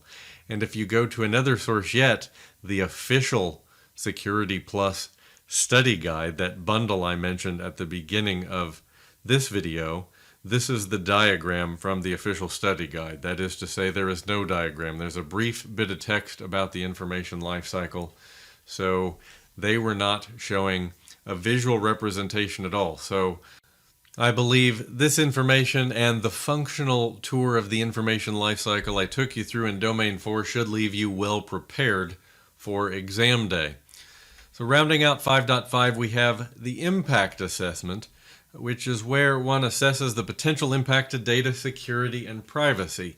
An impact assessment can help security identify appropriate security controls, and an assessment should be conducted for new services, projects, and initiatives. But it really enables proactive identification and remediation of issues before they become a production problem. They really help the company avoid data breach is the bottom line. Terms of agreement comes up on the exam objectives. This may be called terms of service or terms of conditions. I'd say these other alternatives are both more common than terms of agreement.